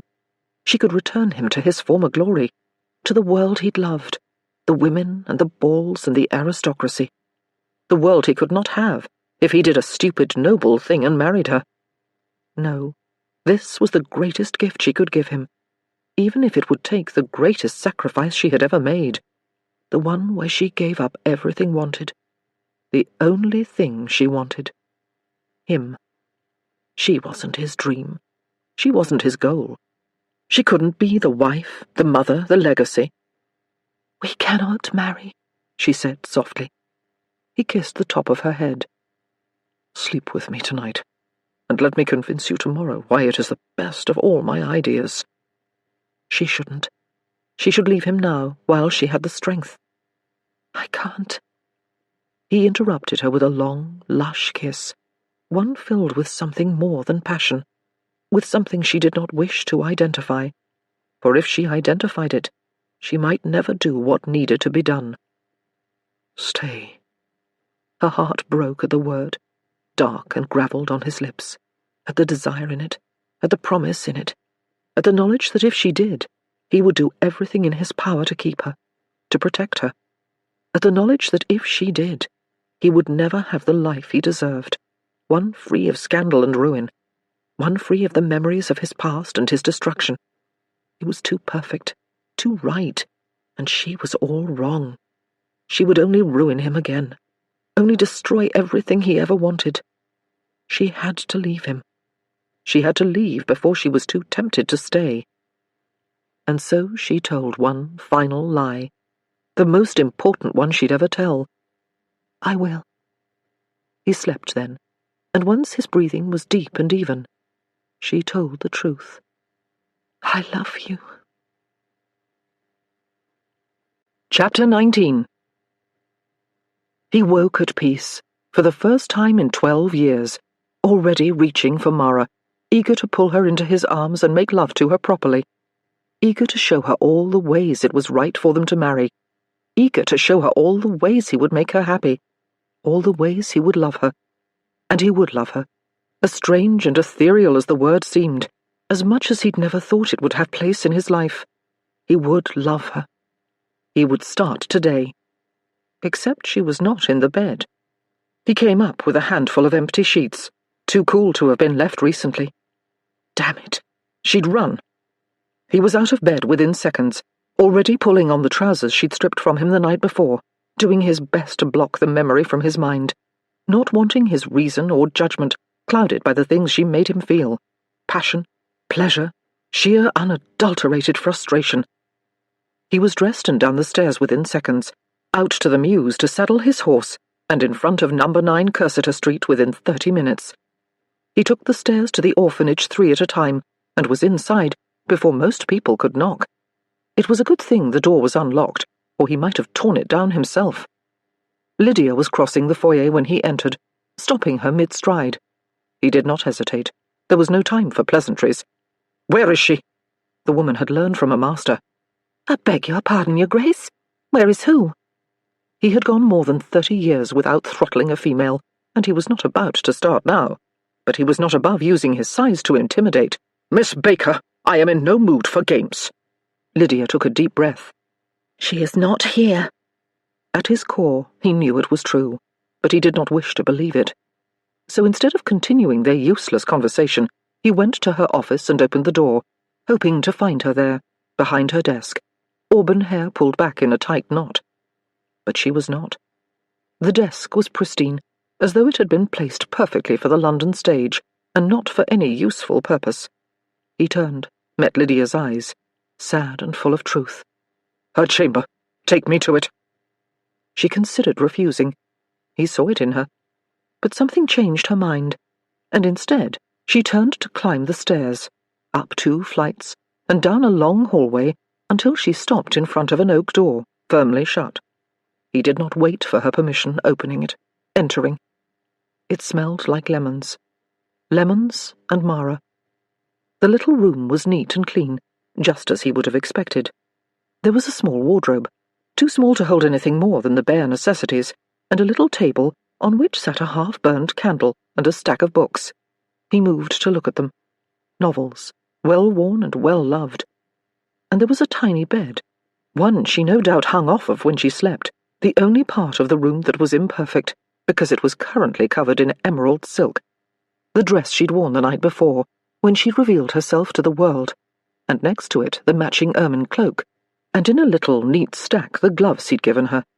She was out in the world, and she did not have any gloves. He lifted them from the bed, bringing them to his nose, hating the slide of silk, wishing it were her skin, her heat. He turned to face Lydia. "Where is she?" There was sadness in her eyes. Gone. No. He was losing his patience. "Where?" She shook her head. I don't know. She did not say. "When will she be back?" She looked to the floor, and he heard the answer before she spoke it. Never. He wanted to scream. He wanted to rail against idiot women and cruel fate. But instead he said, "Why?" Lydia returned her gaze to him. "For us?" What utter nonsense. The words were nearly spoken aloud when Lydia continued. "Thinks we are all better off without her." "The boys need her. You need her. This place needs her." Lydia smiled, small and sad. You misunderstand. She thinks you were better off without her as well. She's wrong. He was better with her, infinitely so. I agree. But she believes no aristocrat will leave his children with someone with a past as dark as Mara's. No donors will give charitably to an orphanage run by a liar. And no duke will ever return to society with a scandal like her hanging over him. Fuck society. The crass words should have shocked Lydia, but instead she grinned. Hear, hear. How did you meet her? Temple asked, not knowing where the question came from, but desperate to know more about this woman whom he loved so much. Christ, he should have told her he loved her. Maybe then she would have stayed. Lydia smiled. That's a bit of a story. Tell me. There is a house in the North Country, a place that is safe for women who are looking to change their fate. Daughters and sisters, wives, prostitutes. At this house, women get a second chance. Temple nodded. It was not unheard of for such a place to exist. Women were not always as valued as they should be. He thought of Mara's mother, stabbed by her husband, of her, beaten and forced into a marriage with a man 3 times her age. He would have protected her. Except he wouldn't have been able to. Not once she was married. Not once he was returned to school. And he'd have always hated his father for marrying the woman of his dreams. Lydia was still speaking. Mara was there for several years before she was offered the chance to return to London to open McIntyre's. I had been there for a year, maybe less. But she spoke of this place as something more than a simple home for boys. I think it meant more to her. I think it meant everything. She met Temple's gaze. I think she was trying to make up for the punishment she'd given one aristocratic son by helping 24 others. Of course she had. The truth of the words threatened to destroy him, and those boys were the most important thing in her life. When he retrieved her, he'd buy them an estate in the country, with horses and toys, and enormous grounds on which to run and grow. He'd give every one of them the chance at life she dreamed. But first, he would give that chance to her. I asked her to marry me. Lydia's eyes went wide. Well, Indeed. I offered to make her my Duchess, to give her everything she ever wanted. And she ran. He ran his fingers over the gloves. She didn't even take the damn gloves. she didn't take anything. He turned to face her. What do you mean? She said she couldn't take anything more from you. She left everything. She wouldn't take the clothes or the cloak. He stilled, remembering the way she'd tore up the note he'd offered her. The funds she'd earned during their idiot arrangement. She has no money. She shook her head. A few shillings, but nothing substantial. I offered her enough to keep her for years. A fortune. Lydia shook her head. She wouldn't have taken your money. She wouldn't have taken anything from you. Not now. Why not? You don't understand women in love, do you? In love? If she were in love, she wouldn't have left me in the first place. Don't you see, Your Grace? Lydia explained. It's because she loves you that she left. Something about a legacy. A wife, children, a legacy. He'd told her that's what he wanted, and she'd believed him. All I want is her. Lydia smiled. Well, that is something. He couldn't think of her loving him. It would make him mad. He had to retain his sanity if he was going to find her. And then he would lock her in a room and never let her go. Hang sanity. She left here in the dead of winter with no gloves and no money. I'm not certain why the gloves matter so much. They matter. Of course. Lydia knew better than to argue. So you can see why it is that I was rather hoping you would turn up. I was rather hoping you would find her. I will find her. Lydia let out a long, relieved breath. Good. And then I will marry her. She smiled. Excellent. Don't get too excited. I just might throttle her after that. Lydia nodded, all seriousness. Entirely reasonable. He bowed, short and perfunctory, turned on his heel, and left the room, headed down the stairs to the exit. Halfway down the final set of steps, a small voice came from the shadows, staying his movement. She left. Temple turned to find a collection of small boys above him on the landing, each looking more worried than the last. Daniel was holding Lavender under one arm. Temple nodded. Yes. Daniel scowled at him. She was crying when she left. Temple's chest tightened at the words. You saw her? The boy nodded. Mrs. McIntyre does not cry. Temple remembered the tears in her eyes that night that he'd left her naked in the boxing ring, and shame coursed through him. You made her cry. The accusation was harsh and honest. Temple did not deny it. I am going to fetch her to make it right. Henry spoke up, frustration and anger on his little face, as though he were prepared to avenge his lady. What did you do to her? There were 1,000 things he'd done. I didn't believe her. I didn't trust her. I didn't show her how much I loved her. I didn't protect her. He settled on, I made a mistake. George nodded. You should apologize. The other boy seemed to agree with his course of action. Girls like apologies, Henry added. Temple nodded once. I shall do that very thing. But first I must find her. She's very good at hiding, Henry said. Another boy nodded. The best of all of us. Temple did not doubt that. I also am good at hiding, and one good at hiding is excellent at seeking. George looked sceptical. As good as she is? He nodded once. Better. He hoped it was true. Daniel did not believe it. She's left us. I don't think she's coming back. The fear in the boy's eyes echoed that in Temple's chest, and he was reminded why he'd thought Daniel was his son. The boy looked down at the pig in his arms. She left Lavender. She'd left them all. She'd left the boys, thinking it was best for them. She'd left Lydia, thinking it would be easier to run an orphanage without the weight of scandal over her head. And she'd left Lavender because the post road to wherever it was she was going was no place for a pig. Another one spoke up then, repeating the sentiment. She forgot Lavender. He came up the stairs, crouching low to face the collection of boys, finally reaching out to take Lavender in his arms. She forgot Lavender. He knew how the little pink piglet felt, the boys as well. She'd also forgotten him. "May I borrow her for the day?" The boys considered the question, huddling together to come to a unanimous decision before Henry turned to face Temple. Yes, but you have to bring her back. Daniel stepped forward, extending the pig. You have to bring both of them back. Temple's heart thudded in his chest, and he nodded solemnly to the boys. "I shall do just that." If he could. "She is not here." Temple paced Duncan West's office on Fleet Street, refusing to believe it. "She has to be here." He had come to understand her. She would not leave London before she had honoured their arrangement and cleared his name. He believed that with every ounce of his being. He had to, because if he didn't, he had to allow for the possibility that she was already gone, and that it would take him time to find her. He wasn't interested in giving up time to find her.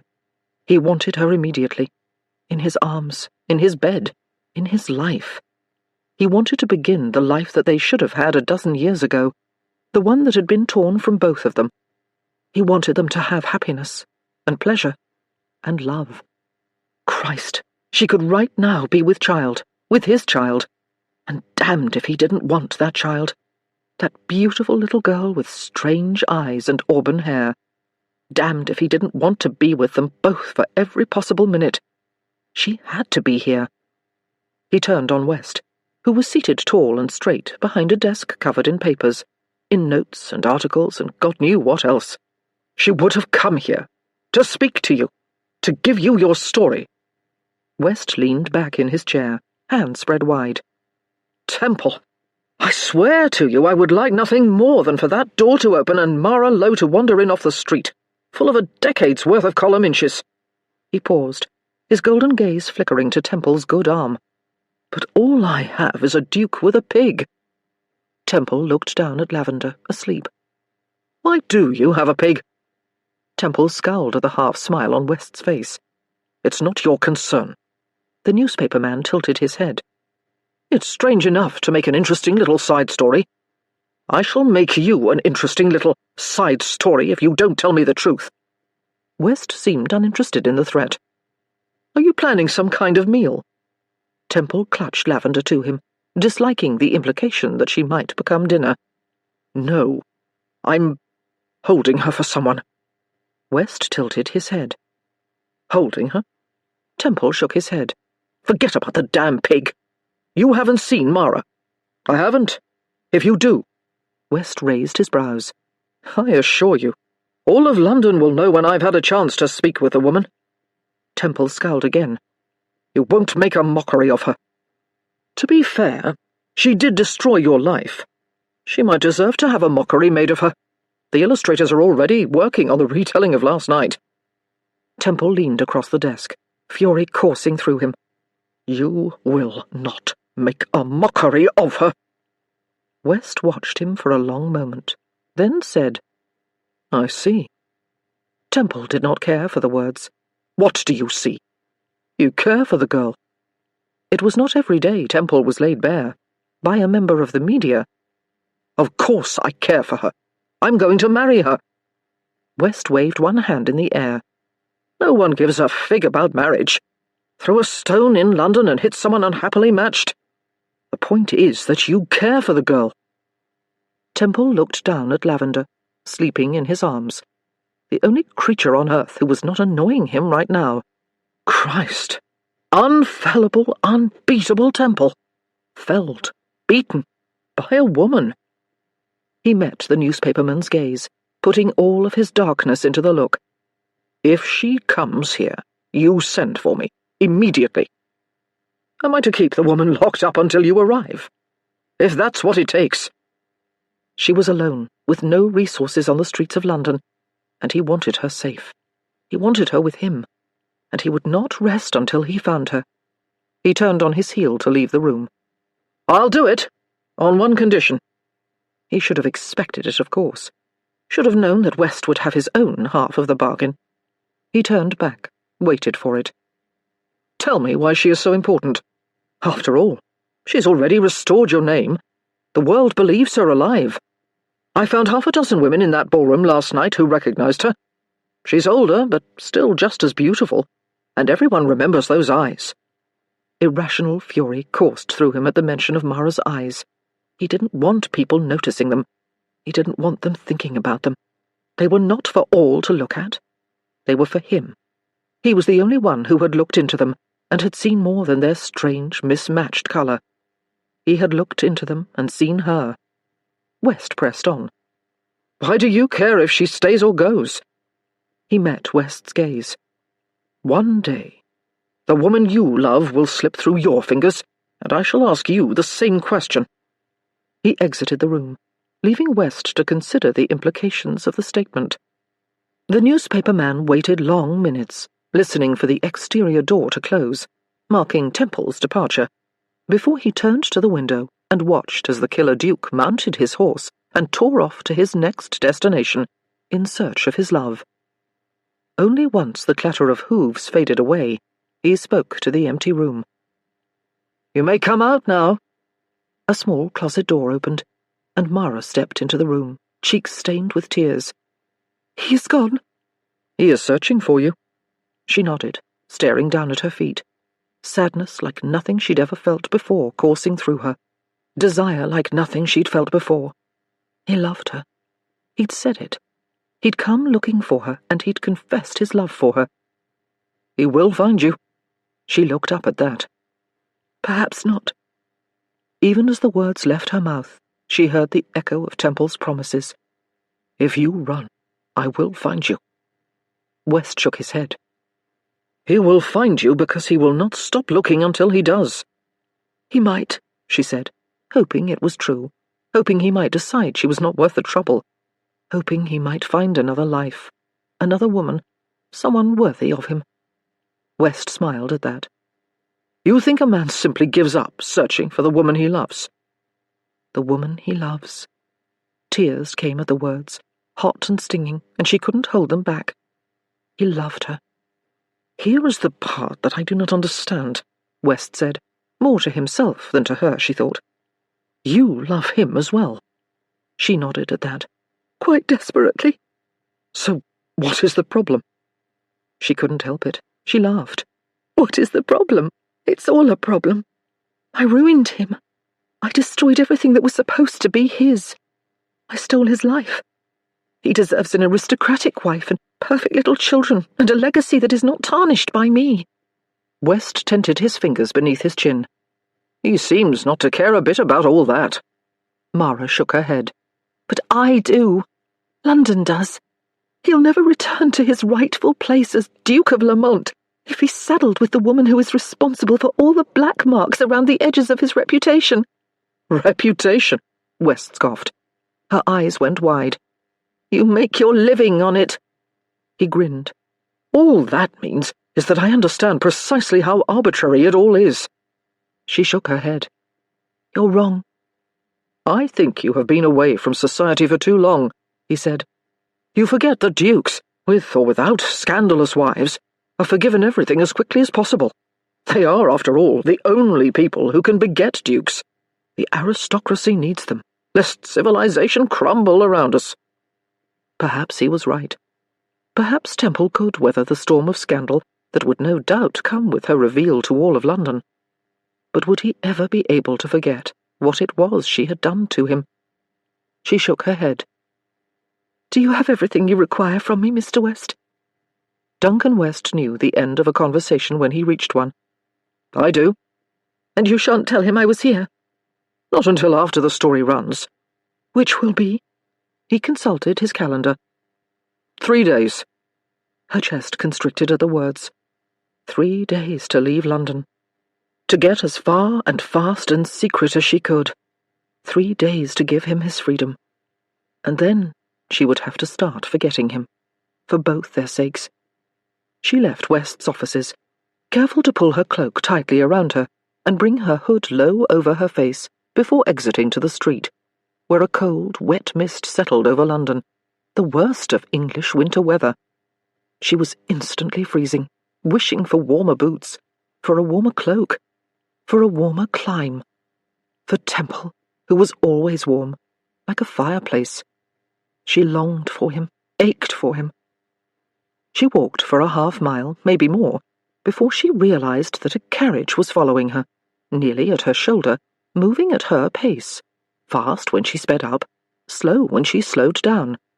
She stopped, turning to the great black conveyance, devoid of crests or any identifying marks. It stopped too. The outrider leapt down from the back and opened the door, lowering the steps before he offered her a hand to help her inside. She shook her head. "I'm not going in there." The young man looked confused, until a fall of violet silk peeped out at the doorway. "Do hurry, Miss Lowe," called a familiar female voice from inside, and Mara could not help but move closer. "The heat is all going out of the carriage." Mara poked her head into the doorway. Anna, the woman she'd befriended at the Angel, was inside. Mara's eyes went wide. "You?" Anna smiled. "Me indeed.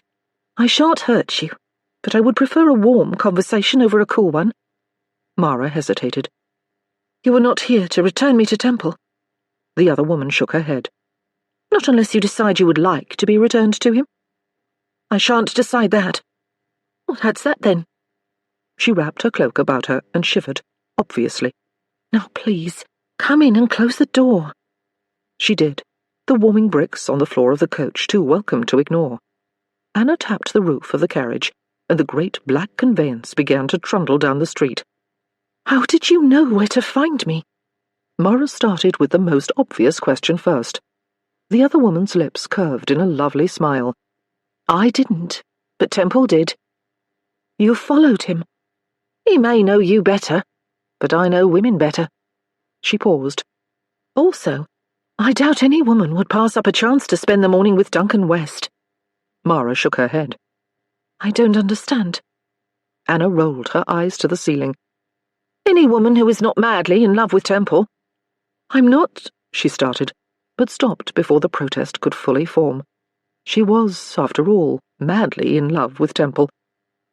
"I know you are," Anna said, "which is why I am here."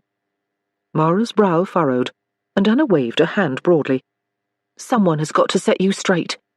We thought Temple would do it himself, but he seems too all-consumed to think intelligently." Mara waited, quite desperate for whatever words might come out of this woman's mouth. She didn't know what she was expecting, honestly, but she did know that she was not expecting her to say, "You didn't ruin Temple's life." She was growing tired of having a collection of strangers tell her that she was wrong. "I suppose you are an expert in the subject of ruin?" Anna's lips twitched. "As a matter of fact, I am." "You weren't there." "I was not. Not when you blooded the bed and left him holding the responsibility for your death. Not when his father exiled him, and the rest of the aristocracy shunned him. Nor was I there when he spent his first night under Temple Bar, or when he began leading with his fists, or when he and Bourne concocted their idiot plan to run dice games among the worst of London." Mara went cold at the words, hating that this woman knew so much of Temple's past. But Anna seemed not to mind, instead pushing forward. "But I was there when they started the Angel, when he started the life he has now, as the winningest fighter Britain has ever seen. I was there when he won his first bout in the ring at the Angel, and I was there as his coffers and his standing and his respect throughout London grew." "It isn't respect," Mara corrected, the words sharp on her tongue. "It's fear, and undeserved fear. They think him the killer duke because I made him so." Anna smiled. "I think it's charming that you think he's never done a damn thing in his life that earned that moniker." Mara's brow furrowed. "Nothing like what he's thought to have done." Anna lifted a shoulder in a little shrug. "Either way, it's respect, and fear, and one without t'other isn't worth the ink it takes to write either one alone." She paused, the carriage rocking beneath them. The cold drizzle turned to sleet on the window outside. "And either way, Temple likes it." Perhaps it was true. "He's money and friends, and a club that any man would kill for. And he's got the half of London that matters, the one that judges a man on work and not blood, on his side. And he likes it all." Was she right, this strange, mysterious woman? Did he enjoy this life he led? Or did he regret every moment that he did not have the life she'd stolen from him?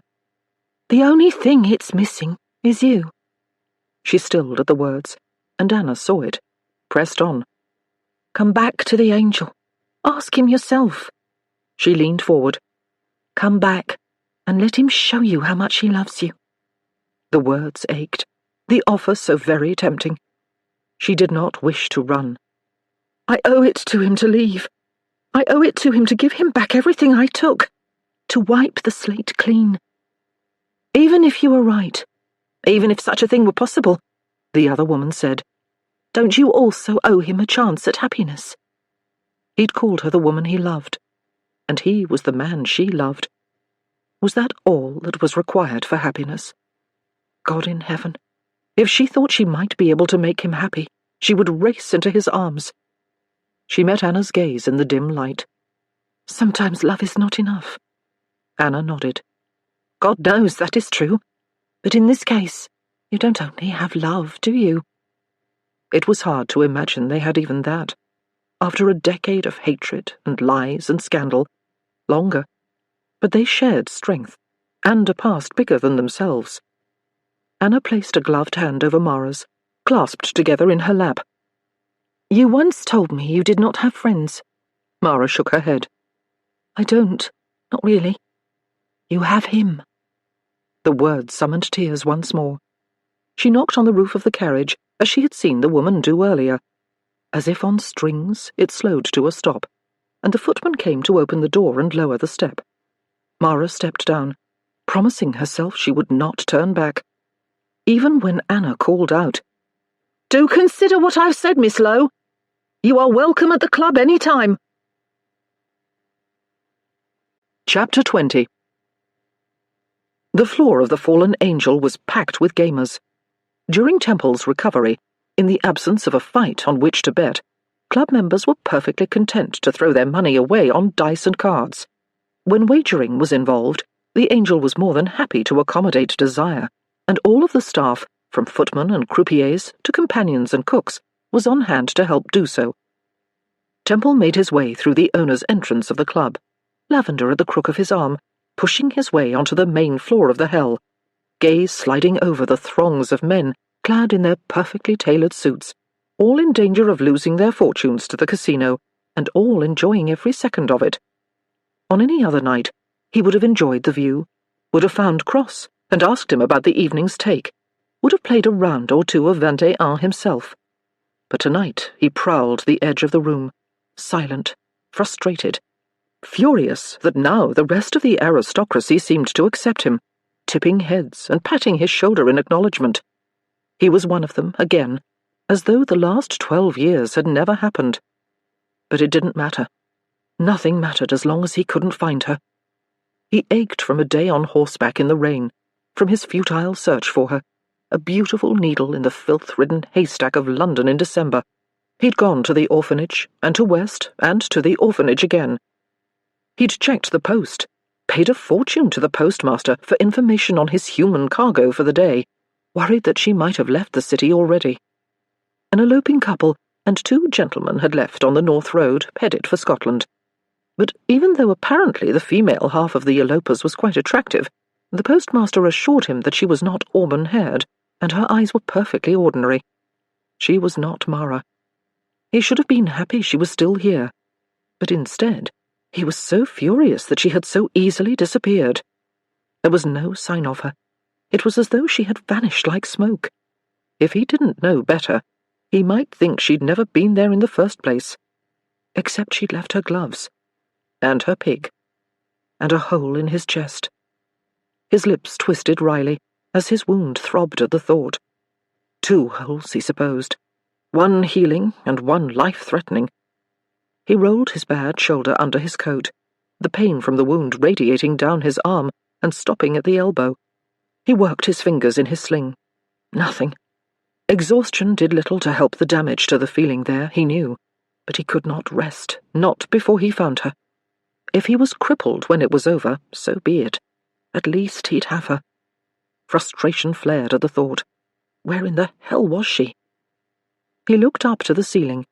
his gaze falling on the great stained glass window that marked the center of the main room of the fallen angel. Lucifer, falling from heaven. In a stunning array of stained glass, the Prince of Darkness was depicted in free fall, halfway between paradise and inferno, a chain about his ankle, his scepter in one hand, and his wings wide and useless behind him as he tumbled into the pit of the casino. Temple had never thought much about the window, except to appreciate its message to the members of the club. While the aristocracy might have banished him, Bourne, Cross, and Chase, the scoundrels who owned London's most legendary gaming hell, would reign more fearful, more powerful than ever before because of it. Chase had a flair for the dramatic. But now, as he considered the great stained glass, as he watched Lucifer fall, he realized how massive he was, how strong. Somehow, the window-maker had captured the rise and fall of muscle and sinew in the mottled panes of glass, and Lucifer's strength was useless in this moment. He could not catch himself, could not stop himself from landing wherever it was that God had cast him. And standing there with his weak arm and the utter sense of futility that washed over him as he realized that he could not find the woman he loved, Temple felt for the Prince of Darkness. All that beauty, all that power, all that strength, and still he landed himself in hell. Christ, what had he done? "You brought a pig into my casino."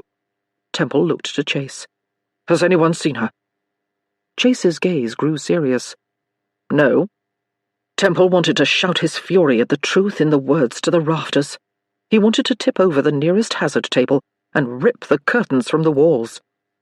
Instead, he said, "She disappeared." They stood, side by side, watching the floor of the casino. "We still have men looking. Perhaps she will turn up on her own." He cut the founder of the fallen angel a look, knowing that such a thing was virtually impossible. "Perhaps. We shall find her." He nodded. "If it takes me the rest of my life." Chase nodded and glanced away, no doubt uncomfortable with the emotion in his words. Not that Temple cared. "But you did find a pig." He looked down at Lavender's sleeping face. "Her pig." Chase's blonde brows rose. "The lady owns a pig. It's ridiculous." It was even more ridiculous that he had come to care for the little creature, his only link to her. "I think it's charming. She's an intriguing woman, your Miss Lowe." Except she wasn't his. Temple handed Lavender to his friend. "She needs to eat. Take her to the kitchens and see if Didier can find her something to eat." He was already turning back to the crowd, looking for someone who might know Mara. Perhaps she'd had a friend when she was a child, someone who might have offered her a bed. But what if no one offered her a bed? What if she was on the streets even now, cold and without a place? He'd slept on the cold London streets once. The idea of her alone, freezing. She didn't even have gloves. His heart pounded with panic, and he shook his head to clear it. She was no fool. She would find somewhere to sleep. But with whom? Panic flared once more. Chase was still talking, and Temple listened if only to have something else to think on. "Didier is French. The pig might end up in a stew." Temple looked back. "Don't you dare let her cook my pig. I thought it was Miss Lowe's pig." Temple was tempted to clear the smug smile from his friend's face. "As we are to be married, I prefer to think of her as our pig." Chase grinned. "Excellent. I shall do my best to help." "Don't help. I'm through with you meddling. Feed the pig, that's all. But feed the pig." For a moment, Temple thought Chase might ignore the instructions and meddle anyway, but the club's major domo appeared at their shoulders. "We've a visitor." For a moment, Temple thought it might be Mara. "Who?" "Christopher Lowe, here to fight Temple." Chase's gaze narrowed. "Bring him to my offices, and fetch Azrael and Bruno. He'll get his fight. But it won't be with Temple, and it won't be fair." "No," Temple said. Chase looked to him. "Your arm isn't healed." "Bring him to me," Temple said, ignoring his partner's words. "Now." Within minutes, Lowe was on the floor of the club, flanked by Bruno and Azrael. You made a mistake in coming here. You turned my sister into a whore." Temple's good hand fisted, and he desperately wanted to destroy this boy. "Your sister is going to be my Duchess. I don't care what she will be. I've no use for her." The words were slurred and angry. Lowe had been drinking, possibly since he'd left his sister the night before. "You ruined her. Probably did 12 years ago. Probably took all the valuable bits before you passed out." Fury flared. "You should not be allowed to breathe the same air she breathes." Lowe's gaze narrowed. "She sent me away, you know, with a few shillings, barely enough to get me from the city. And you lost it." Lowe did not have to admit it. Temple could see it in the boy's face before he whined, "What was I to do? Head off to make my fortune with 3 shillings. She wanted me to wager it. She wished me to lose." His eyes turned hateful. "Because of you. Because you turned her into your whore." Temple's desire to destroy Lowe grew with every word. "Call her a whore again, and I shall make your poverty the least of your concerns." Drink and desperation made Lowe stupid enough to smile at that. "Then you will fight me. I get my chance at my debt. You get your chance to protect my sister's honor." He stilled. "Where is the bitch, anyway?" Fury came hot and instant, and Temple grabbed Lowe's wilted cravat in his good hand, lifting him clear off the floor before saying, "You should have taken the chance she gave you. You should have run.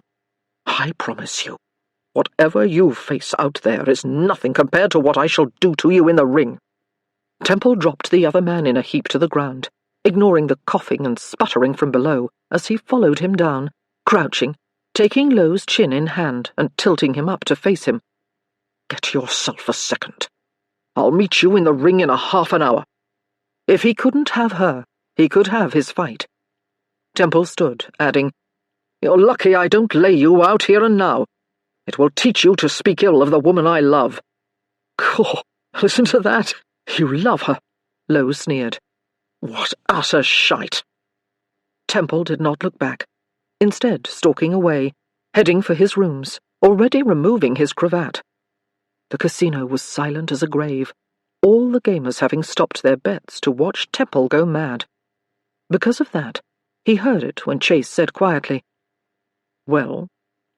He did not turn back, instead calling over his shoulder, "Feed the damn pig!" When Mara arrived at the Fallen Angel, it was to a street virtually empty of people and noise, the opposite of how she imagined the exterior of one of London's most exclusive gaming hells would be. She wondered, fleetingly, if she was too late, if Temple had closed the club and left, if he'd decided to end this underground life of his and return to the light, return to his dukedom, return to his right. That's when panic set in. Because in the damp, dark day, while she'd had nothing to do but walk and think, she'd realized that she loved this man beyond measure, and that she would do everything she could, for as long as she could, to make his life better than it ever would have been without her. Of course, the moment she realized that she was very, very far away from the angel. But she was here now, and when she arrived, she knocked on the door, thrilled when a little slot opened in the steel. She stepped up to the space and said, "Hello, I am—" The slot slid shut. She hesitated, considering her next move, knocked again. The slot opened. "I am here—" The slot closed once more. Honestly, was every person having to do with this club obstinate? She knocked again. The slot opened. "Password." She paused at that. "I don't have one, but—" The slot closed with a snap. And that's when Mara became angry. She began to bang on the door, loudly. After a long moment, the little slot opened. The black eyes inside narrowed with irritation. "Now look here, you!" she announced in her very best governess voice, underscoring her words with banging on the door. The eyes in the slot went wide with surprise. "I have spent the entire day on the streets of London in the bitter cold." She punctuated the last with bang, bang, bang. "And I have finally decided that it is time for me to face my desires, my past, my future, and the man I love. So you will let—bang, me—bang, in." She completed her tirade with a clattering of hits on the steel door with both fists, and added in a kick for good measure. She had to admit it felt rather good. The eyes disappeared, replaced by a lighter, more feminine set. Dear God, were they laughing at her? Miss Lowe? She raised a finger. I would think very carefully about the expression you present to me when you finally open this door. The locks on the door were finally thrown, and she was allowed into the building to face a smiling Anna and a much more serious doorman. Indeed, he looked positively deferential when he said, "We've been searching for you." Mara shook out the skirts of her damp cloak and accepted a mask from him, setting it on her face before saying, all decorum, "Well, you found me." She turned to Anna. "Please take me to see Temple." Anna did as she was told, a look of smug satisfaction on her beautiful face, as she reached into a nearby drawer and extracted a mask. They made their way through the private passageways of the club, silent for long minutes, before Anna said, "I am happy that you decided to return. You didn't tell him you saw me." Anna shook her head. "I did not. I know what it is like to have no say in one's future. I would not bring it upon anyone." Mara considered the words for a long moment. "I don't care about the future, as long as it is with him." The other woman smiled. "May it be long and happy. Lord knows you both deserve it." Warmth spread through Mara at the words, until Mara remembered that it was Temple who needed to accept her. Temple who needed to forgive her, for running, and for so much more. If only someone would deliver her to him, so she could repair all the things she had broken. But Anna did not take Mara to him. She took her to the long, mirrored ladies' side of the boxing ring, where it appeared all the people she had expected to see on the ground floor of the club had congregated. She stepped into the dimly lit space, packed with women, her heart in her throat. She turned back to Anna. "There is to be a fight." "There is." The prostitute guided her to the front of the room, to a place where 2 chairs sat close to the window.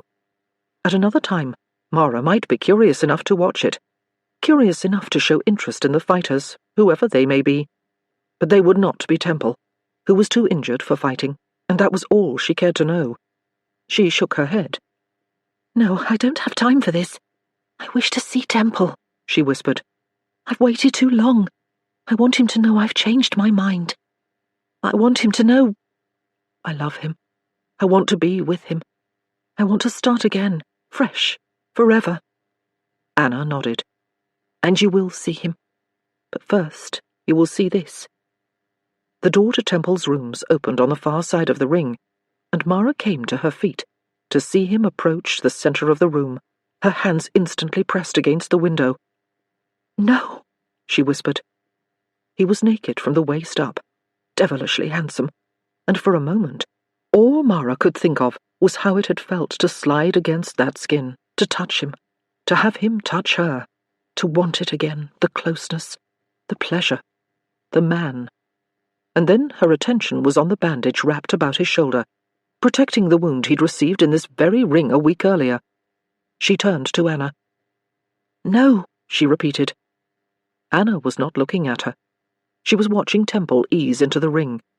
She tutted her displeasure. "He is favouring his right side." "Of course he is," Mara said. "He is wounded. It shan't be a fair fight." She should tell someone the arm was hurt, demand to see the Marquis of Bourne, the elusive Chase. She should force the fight to be ended. The women around them were making raucous noise, shouting out their lewd comments. "Caw, you can't take the title from the man, but you can certainly take the man from the title. He doesn't look like any duke I've ever seen. My lord, he's a beauty. He might not be one, but he does look a killer if ever there was one. I'd happily turn myself over to him." "I don't believe she's really alive, you know," someone interjected. "I think he simply paid some painted whore to arrive and claim to be Mara Lowe." "It's her. I came out the season she was due to marry the dead duke. Everyone talked about those eyes. Well, either way, I'm grateful to her. She's made the Duke of Lamont a marriageable match once more." Mara burned with anger. wanting to take her fists to every one of these women. Someone laughed. "You think you can land him yourself?" "I heard that he loves her," Anna said, her eyes on Mara, her words deceptively lazy. "As she loves him, quite desperately." "Nonsense," one of the women replied. "Who could love someone who did such a thing? I'm sure he quite hates her." "He should, but somehow, by some miracle, he doesn't." Mara began to fidget. She wanted this all done. She wanted him, immediately. "And besides," the first said, "I'm a marchioness, and terribly young to be widowed." As though all Temple should be considering for his future happiness was a title. Mara hated the thought. "I imagine there is quite a queue lined up for the position of Duchess of Lamont," another said happily, "and not just the widows. My sister has a daughter nearly 18, and she would kill for a ducal son-in-law." The room laughed, and the speaker continued. "It is not a jest. I would not put honest murder past some of these mothers on the marriage mart." Mara swallowed back the words that rose to her tongue, desperate to be spoken. He didn't need a title.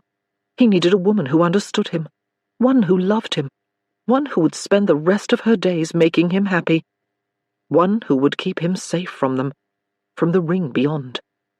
She turned to Anna. "You must stop it." Anna shook her head. "The challenge was made. The bets have been laid." "Bollocks, the bets," Mara said. Anna's gaze filled with respect. "You sound like Temple." "You're damn right I sound like him," Mara pushed, worry and irritation and frustration warring for dominant position in her emotions. "Take me to Chase. He shall listen to me." Anna's eyes betrayed her surprise. "Trust me, Miss Lowe. Chase would change nothing about this night. There is a great deal of money on this fight." "Then he's no kind of friend." "Temple is not ready to fight again. His wound is still unhealed. He could set himself back days, weeks. Worse." She turned on Anna. "Was he forced to do this?" The prostitute laughed. "Temple has never been forced to do anything in his life." "Then why?" Mara's gaze moved to the ring, to where he stood half-naked and proud and beautiful. She moved for the door, and the enormous security guard there blocked her from leaving. She turned back to Anna. "Why?" She smiled at that, soft and sad. "For you." "For me?" Insanity. "He avenges you." Even now, after all she'd done. Her gaze fell on him, taking in the ripple of his muscles, the set of his jaw, the way his gaze tracked his opponent. But there was something different in this Temple, something that she had not seen all the other nights. Anger, desperation, frustration, sadness. He loved her, just as she loved him. Mara closed her eyes. She might not deserve him, but she wanted him nonetheless. She pressed her hands to the window. "He thinks I am gone." "Yes," Anna said. "Take me to him." "Not yet." That's when the second fighter entered the ring. Her brother. "What is he doing here?" "Showing his idiocy," Anna said. "He came to the club and challenged Temple." She'd given him money, a chance to leave, and still he'd come here out of greed and insolence and childishness. She shook her head. "Your brother insulted you." Mara had no doubt that Kit had done so with colourful aplomb. "Nevertheless, you must stop it." Anna looked to her, eyes suddenly wary. "Why?" "Why?" Was the woman mad? "Because he shall hurt himself." "Who? Your brother? Or Temple?" Had everyone in the entire world gone mad? Mara faced Anna. "You think I don't love him? I think he is a man who deserves more love than most, and I think you are the reason why. So yes, I worry that you don't love him enough. I worry that in this instance, you want the fight stopped for a different reason." She wanted the fight stopped so she could be with him, so she could love him, so she could finally put the past to rest. But the fight began before she could say so, and this new, angry Temple led the bout, coming out hard and fast, striking first with several blows. A right hook, a right jab, a right cross. Always the right. Kit recovered, coming at him with one blow, a second of his own, sending Temple dancing back across the ring. Mara watched the bandage, saw the linen ties that kept it in place loosen, turned to Anna. "Please, take me to Chase. We must end this." The prostitute shook her head. "This is his fight, for you." "I don't want it." "And yet you receive it all the same." Another right hook, a right jab. That's when Kit saw the pattern. Mara looked away. The child could see the pattern. He was going to lose. How many times had he told her he did not lose? How many times had she heard of him? The great Temple, the winningest bare-knuckle boxer in Britain, in all the world. Unbeatable, undefeated, unbreakable. Kit might be drunk, but he was no fool. He knew the Temple was weak on the left side, so he went for it, landing blows inexpert enough to have marked his own demise 10 days prior. But now, those blows were hard enough to inflict pain, hard enough to set Temple back. He was not unbeatable, not tonight. But Kit had insulted her, and he would take the loss for himself before he would take it for her. "Christ! Why doesn't he use the left? Why doesn't he block on it?" someone asked, and Mara heard the frustration in the woman's voice. "He can't," Mara whispered, her hand on the shaded window, as she watched her love take another blow and another. For her, again and again. His arm wasn't working correctly. He was going to lose. Kit landed another blow, and Temple came to his knees, the crowd counting the seconds he spent on the floor of the ring, before he looked up at his opponent and spoke. Kit danced away, and Temple pushed himself up to stand once more, blood running down his cheek. He would fight until he was destroyed. He would not give up, not when Mara's name was on the line. He loved her. His words from the prior night returned. What am I if not unbeatable, if not a fighter, if not the killer duke? What is my value then? He would not stop, not until her brother killed him. Anna saw it then, the inevitable end, and when she looked to Mara, she said, "It will be over before we can stop it." Mara wouldn't hear no. The man she loved was 10 feet away, fewer, and he needed her. Damn it. If she was the only one who would save him, she would. She moved without thinking, lifting the chair in her hands before anyone in the room could predict her actions. Anna reached for it too late, calling out, "No!" But Mara had one goal only. Temple. He was going to lose. His left side was screaming in pain, the muscles protesting the bout, too soon after the stabbing.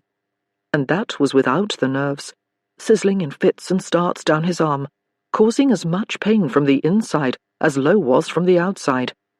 He was going to lose. He could not avenge her. Not that it mattered. She had left him. She'd run from him, again. Lowe landed 2 powerful blows to his left side, sending Temple to his knees. There, in the sawdust, he wondered when the last time was that he had been on his knees in the ring. With Mara. The afternoon they were alone here. The afternoon he'd driven her away the first time. The afternoon when he should have collected her in his arms and taken her to his bed and never released her. He looked up at Lowe and said, "You may win today, but I will ruin you if you ever speak ill of her again." Lowe danced back from him and taunted, "That's if I leave you alive." Temple came to his feet, for what he knew would be the final portion of the bout, assuming Lowe had the stomach for it. But before any further blows could land, the room exploded. The mirror hiding the ladies' viewing room shattered in massive, ear-splitting perfection, every inch of it collapsing to the floor of the main room like spun sugar. The sound was like nothing he'd ever heard, and he and Lowe, and the rest of the room, turned to watch as the window slid away, and the women inside went screeching and running for cover of darkness, not wanting to be seen or identified. The men crowded around the fight stilled, hands in the air, clutching bets and markers, mouths frozen open in their perverse cheers. But Temple cared for none of that. He cared only for the woman who had caused the devastation, the woman standing alone at the center of that broken mirror, proud and tall, and strong like a queen, the chair she'd used to shatter the window still in her hands. Mara, his love.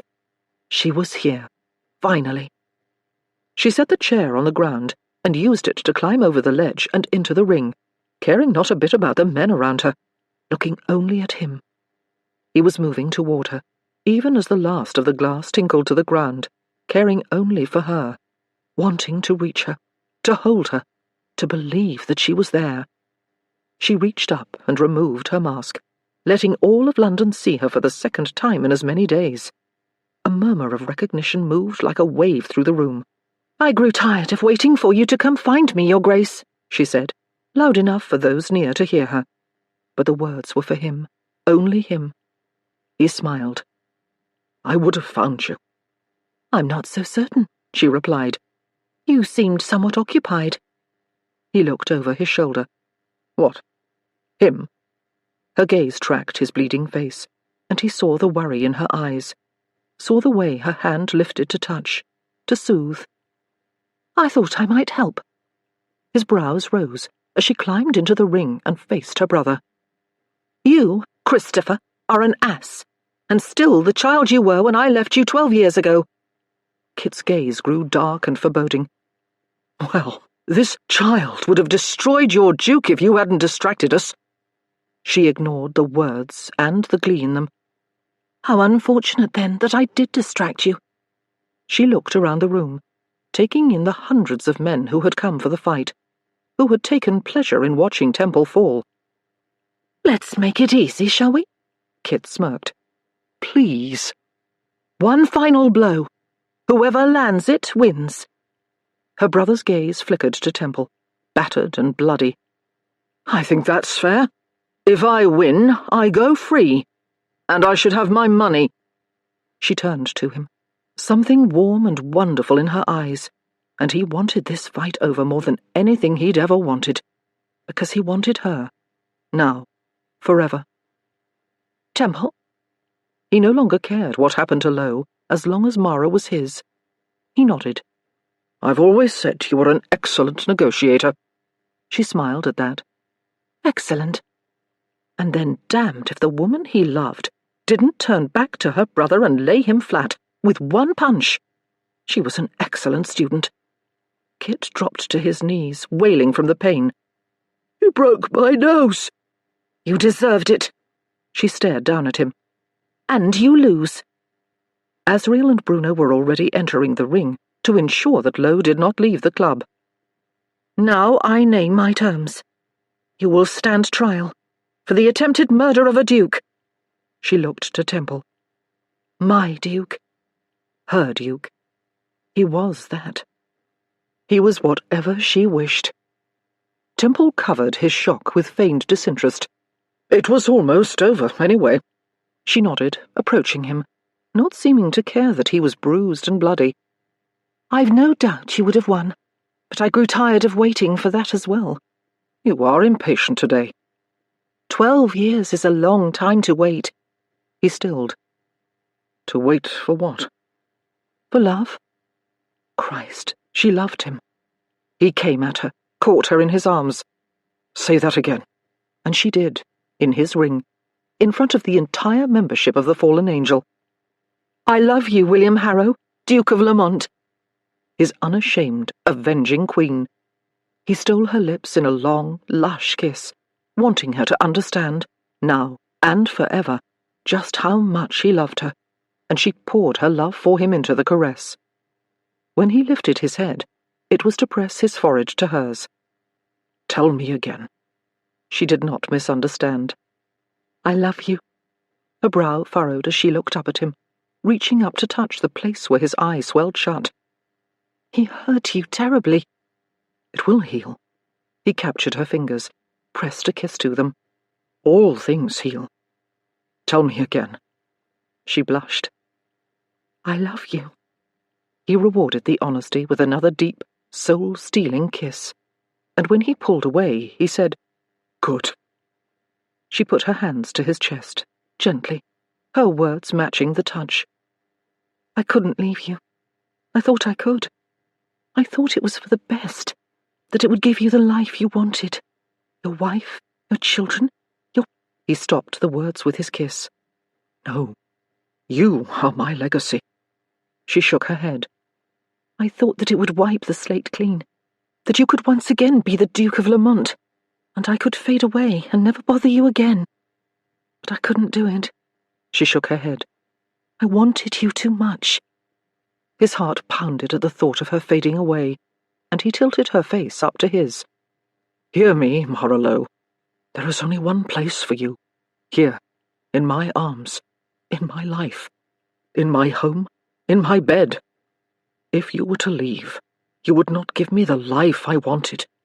You would leave my life with an enormous, empty chasm at the center of it." He kissed her again and said softly, "I love you.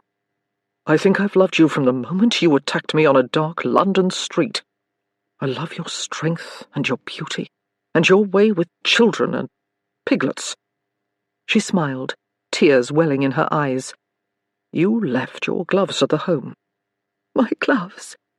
He lifted her hands in his, pressing kisses to each set of bare knuckles. "The fact that you don't wear them makes me at once mad with frustration and mad with desire." She looked down at her hands. "My bare hands make you mad with desire?" "Everything about you makes me mad with desire," he said. "Chase has lavender, by the way." Confusion flashed in her beautiful eyes. "Why does Chase have lavender?" "It's a bit of a tale, but the short version is that I couldn't bear to be without her, without some part of you." She laughed, and he realized he would carry that pig for the rest of his life if it would keep her laughing. "I love your laugh. I want to hear it every day. I want to be through all this darkness and devastation. I want happiness now. I want our due. I want what we've deserved from the beginning." He paused and stared deep into her eyes, willing her to understand how much he loved her. "I want you." She nodded. "Yes." He smiled. "Yes?" "Yes, yes to all of it. To happiness and life and love." She hesitated, and he saw the dark thought spread through her, saw it in her eyes when she looked up at him. "I've done so much to ruin you, to hurt you." "Enough." He kissed her quiet, lifting his lips from hers only when she was loose in his arms. "Don't hurt me again." The tears welled over. "Never." He wiped them away with his thumb. "Don't leave me ever again." "Never." She sighed. "I wish we could start anew." He shook his head. "I don't. Without the past, there would be no present, no future. I don't regret a moment of it. It all brought us here, to this place, to this moment, to this love." They kissed again, and he wished they were anywhere but here, in front of all of London. She broke the kiss and smiled at him, bold and beautiful. "I won." He matched her smile. "You did. The first time anyone but me has won in this ring." He waved a hand in the direction of the oddsmaker. "Mark it in the book. The win goes to Miss Mara Lowe." The crowd roared their disappointment, proclaiming foul play and bad bets. He didn't care. Chase would manage them, and the most bitter among them would no doubt be gaming before the hour was out. "What do I win?" she whispered in his ear. He grinned. "What would you like?" "You." So simple, so perfect. "I am yours," he said, kissing her, "as you are mine." She laughed. "Always." And it was the truth. Epilogue. On the eve of her wedding, Miss Mara Lowe stood at the window high on the third story of the family wing of Whitethorn Abbey, staring down into the dark gardens below. She pressed her hand to the cold glass, watching as the window fogged beneath her touch, then removing her hand to reveal the blackness beyond, dotted with reflections of the candles lit around the room behind her. With a small smile, she traced a finger between the little star-like spots, connecting the dancing flames, distracted enough by the task not to hear her future husband's approach until he came into view, framed by her marks on the glass. And then his arms were around her, his hand spreading wide across her body, pulling her back against him as he set his lips to the place where shoulder met neck in a long, lingering caress. "You smell like lemons." She smiled and sighed, leaning into him, her own arms coming to capture him where he held her, fingers threading through his. "What are you thinking about?" he asked when he finally raised his head. She turned in his arms and told the truth, a lovely, freeing thing. "Another time here at Whitethorn. Another time here, in this room." He did not pretend not to have noticed where they stood. Instead, he looked to the bed where she'd left him 12 years earlier and said, "Do you think anyone slept in it since that morning?" She laughed at the unexpected reply. "I don't, honestly." He nodded, all seriousness. "It's a pity." "It's to be expected, don't you think? After all, I was to have died there." He pulled her close again, lifting her arms around his neck. "But you didn't," he said softly, and the sheer pleasure in the words sent a thread of excitement through her. She met his gaze. "I did not." "Neither did you marry that morning." She shook her head. "I did not." He brought her tight against him, their bodies aligned to each other without an inch of space, heat spreading through her, as though they were discussing something altogether different than that day, 12 years earlier. "Lucky me," he said, before stealing her lips in a long, lush kiss, his tongue stroking deep, a promise of pleasure to come, again and again, from this day forward. She was so enthralled by the caress that she did not notice that he had walked her across the room until the backs of her knees were against the bed. She gasped in surprise as he toppled her to the bedsheets with virtually no effort, following her down. "You see what a shame it is," he teased, dropping a line of soft, stunning kisses along her jaw. "This is a very comfortable bed." Her hands moved of their own volition, coming to settle in his hair, lifting his mouth from her. "Temple," she said softly. He looked up, dark eyes entirely focused on her. There were a dozen things to say, 100. He shook his head. "No, no more demons. No more memories." Tears sprang to her eyes. "How could you say that? Here, of all places." He smiled, and his hand came up to caress her cheek. "Because the past is the past. I'm far more interested in the present." He was a magnificent man. "I love you," she said, wanting to make sure he knew it, wanting to make sure he never doubted it.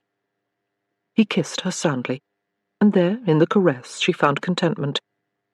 When he broke the kiss, it was to reach his bad arm above her head and say, "Since we are speaking of presents." She marveled at the ease with which he moved, so soon after he'd been wounded. Feeling was returning to the arm, and while he might never be able to fight with his former precision, he was expected to mend. Thank God. Unaware of her thoughts, he produced a parcel that she hadn't noticed on the bed earlier. "Happy Christmas, my love." She smiled. "Christmas is tomorrow." He shook his head. "No, tomorrow we marry. Christmas will have to come early." He grinned at her. "Open it." She laughed. "You look like one of the boys." The boys, all of whom had come to Whitethorn for the holiday, all of whom would likely stay on the enormous estate for years to come, no longer orphans, but wards of the Duke of Lamont. He was their protector, just as he was hers. She put her hand to his warm, evening rough cheek. "Thank you." He raised a brow. "You don't know what it is yet." She smiled. "Not for the gift. Well, for the gift, but for all the others as well. For loving them. For loving me. For marrying me. For—" He leaned down and stemmed the tide of words, distracting her with a long, lovely kiss. "Mara," he said softly, when he finally lifted his lips from hers. "It's I who should thank you, love, for your strength and your brilliance, and your boys, and for marrying me." He dropped a quick kiss on her lips. "Now, open your present." She did, pushing him off her to sit up and unwrap the package. spreading brown paper back to reveal a familiar white box, embossed with an elaborate golden H. She lifted the lid from the box and pushed back the festive red paper to reveal gloves. He'd bought her gloves, a dozen of them. More, in more colours and fabrics and lengths and textures than she could imagine. Yellow kidskin and lavender suede, and black silk and green leather. She lifted them from the box, laughing, spreading them across both their laps and the bed covers. "You're mad!" He lifted a long white velvet opera glove, sliding the fabric through his fingers. "I want you to have as many pairs as there are days in the year." She smiled up at him. "Why?" He lifted her hands to his lips, kissing the rough-hewn knuckles one at a time, punctuating his words. "Because I never want you to be cold." It was strange and frivolous and entirely beyond understanding, but it was the most beautiful thing anyone had ever said to her, and they were beautiful gloves. She lifted a pair of short gloves in silver satin and moved to put them on. He stayed her with a touch. "No." She smiled up at him. "No?" He shook his head. "When we're alone, I like you without them." Her brow furrowed. "Temple, you're not making sense." He smiled and pressed a kiss to her neck, before lifting his head and whispering, hot and wonderful at her ear, "When we're alone, I shall keep you warm in other ways." And then he set about doing just that, which suited her quite well indeed. Nearly 1 week later, following tradition held sacrosanct by gentlemen across Britain, the founder of the Fallen Angels sat down to breakfast and read the morning paper. On this particular day, however, Chase broke with tradition and began with the society pages. The Duke of Lamont and Miss Mara Lowe were married at Christmas in the chapel at Whitethorn Abbey, the place where they met for the first time on a fated night 12 years ago. The nuptials reportedly attracted a wide array of guests, including several of London's most notorious scoundrels and their wives, 24 boys aged 3 to 11, a French chef, a governess, and a pig. No doubt when this caravan of oddities trundled up the long drive of Whitethorn Abbey, the servants in residence worried for their security and their sanity. It should be mentioned, however, that the group, while lewd at times, and raucous more often than not, is reported to have been tremendously well behaved for the ceremony itself, witnessing the rite with the happy solemnity that should be afforded such an occasion. All but the pig, we are told. Apparently, she slept through the whole thing. The News of Britain, December the 30th, 1831. With a satisfied smile, Chase closed the paper and finished breakfast before standing, smoothing her skirts and leaving the house.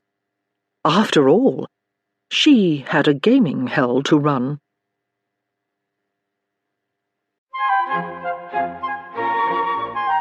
This is Rosalind Landor. We hope you have enjoyed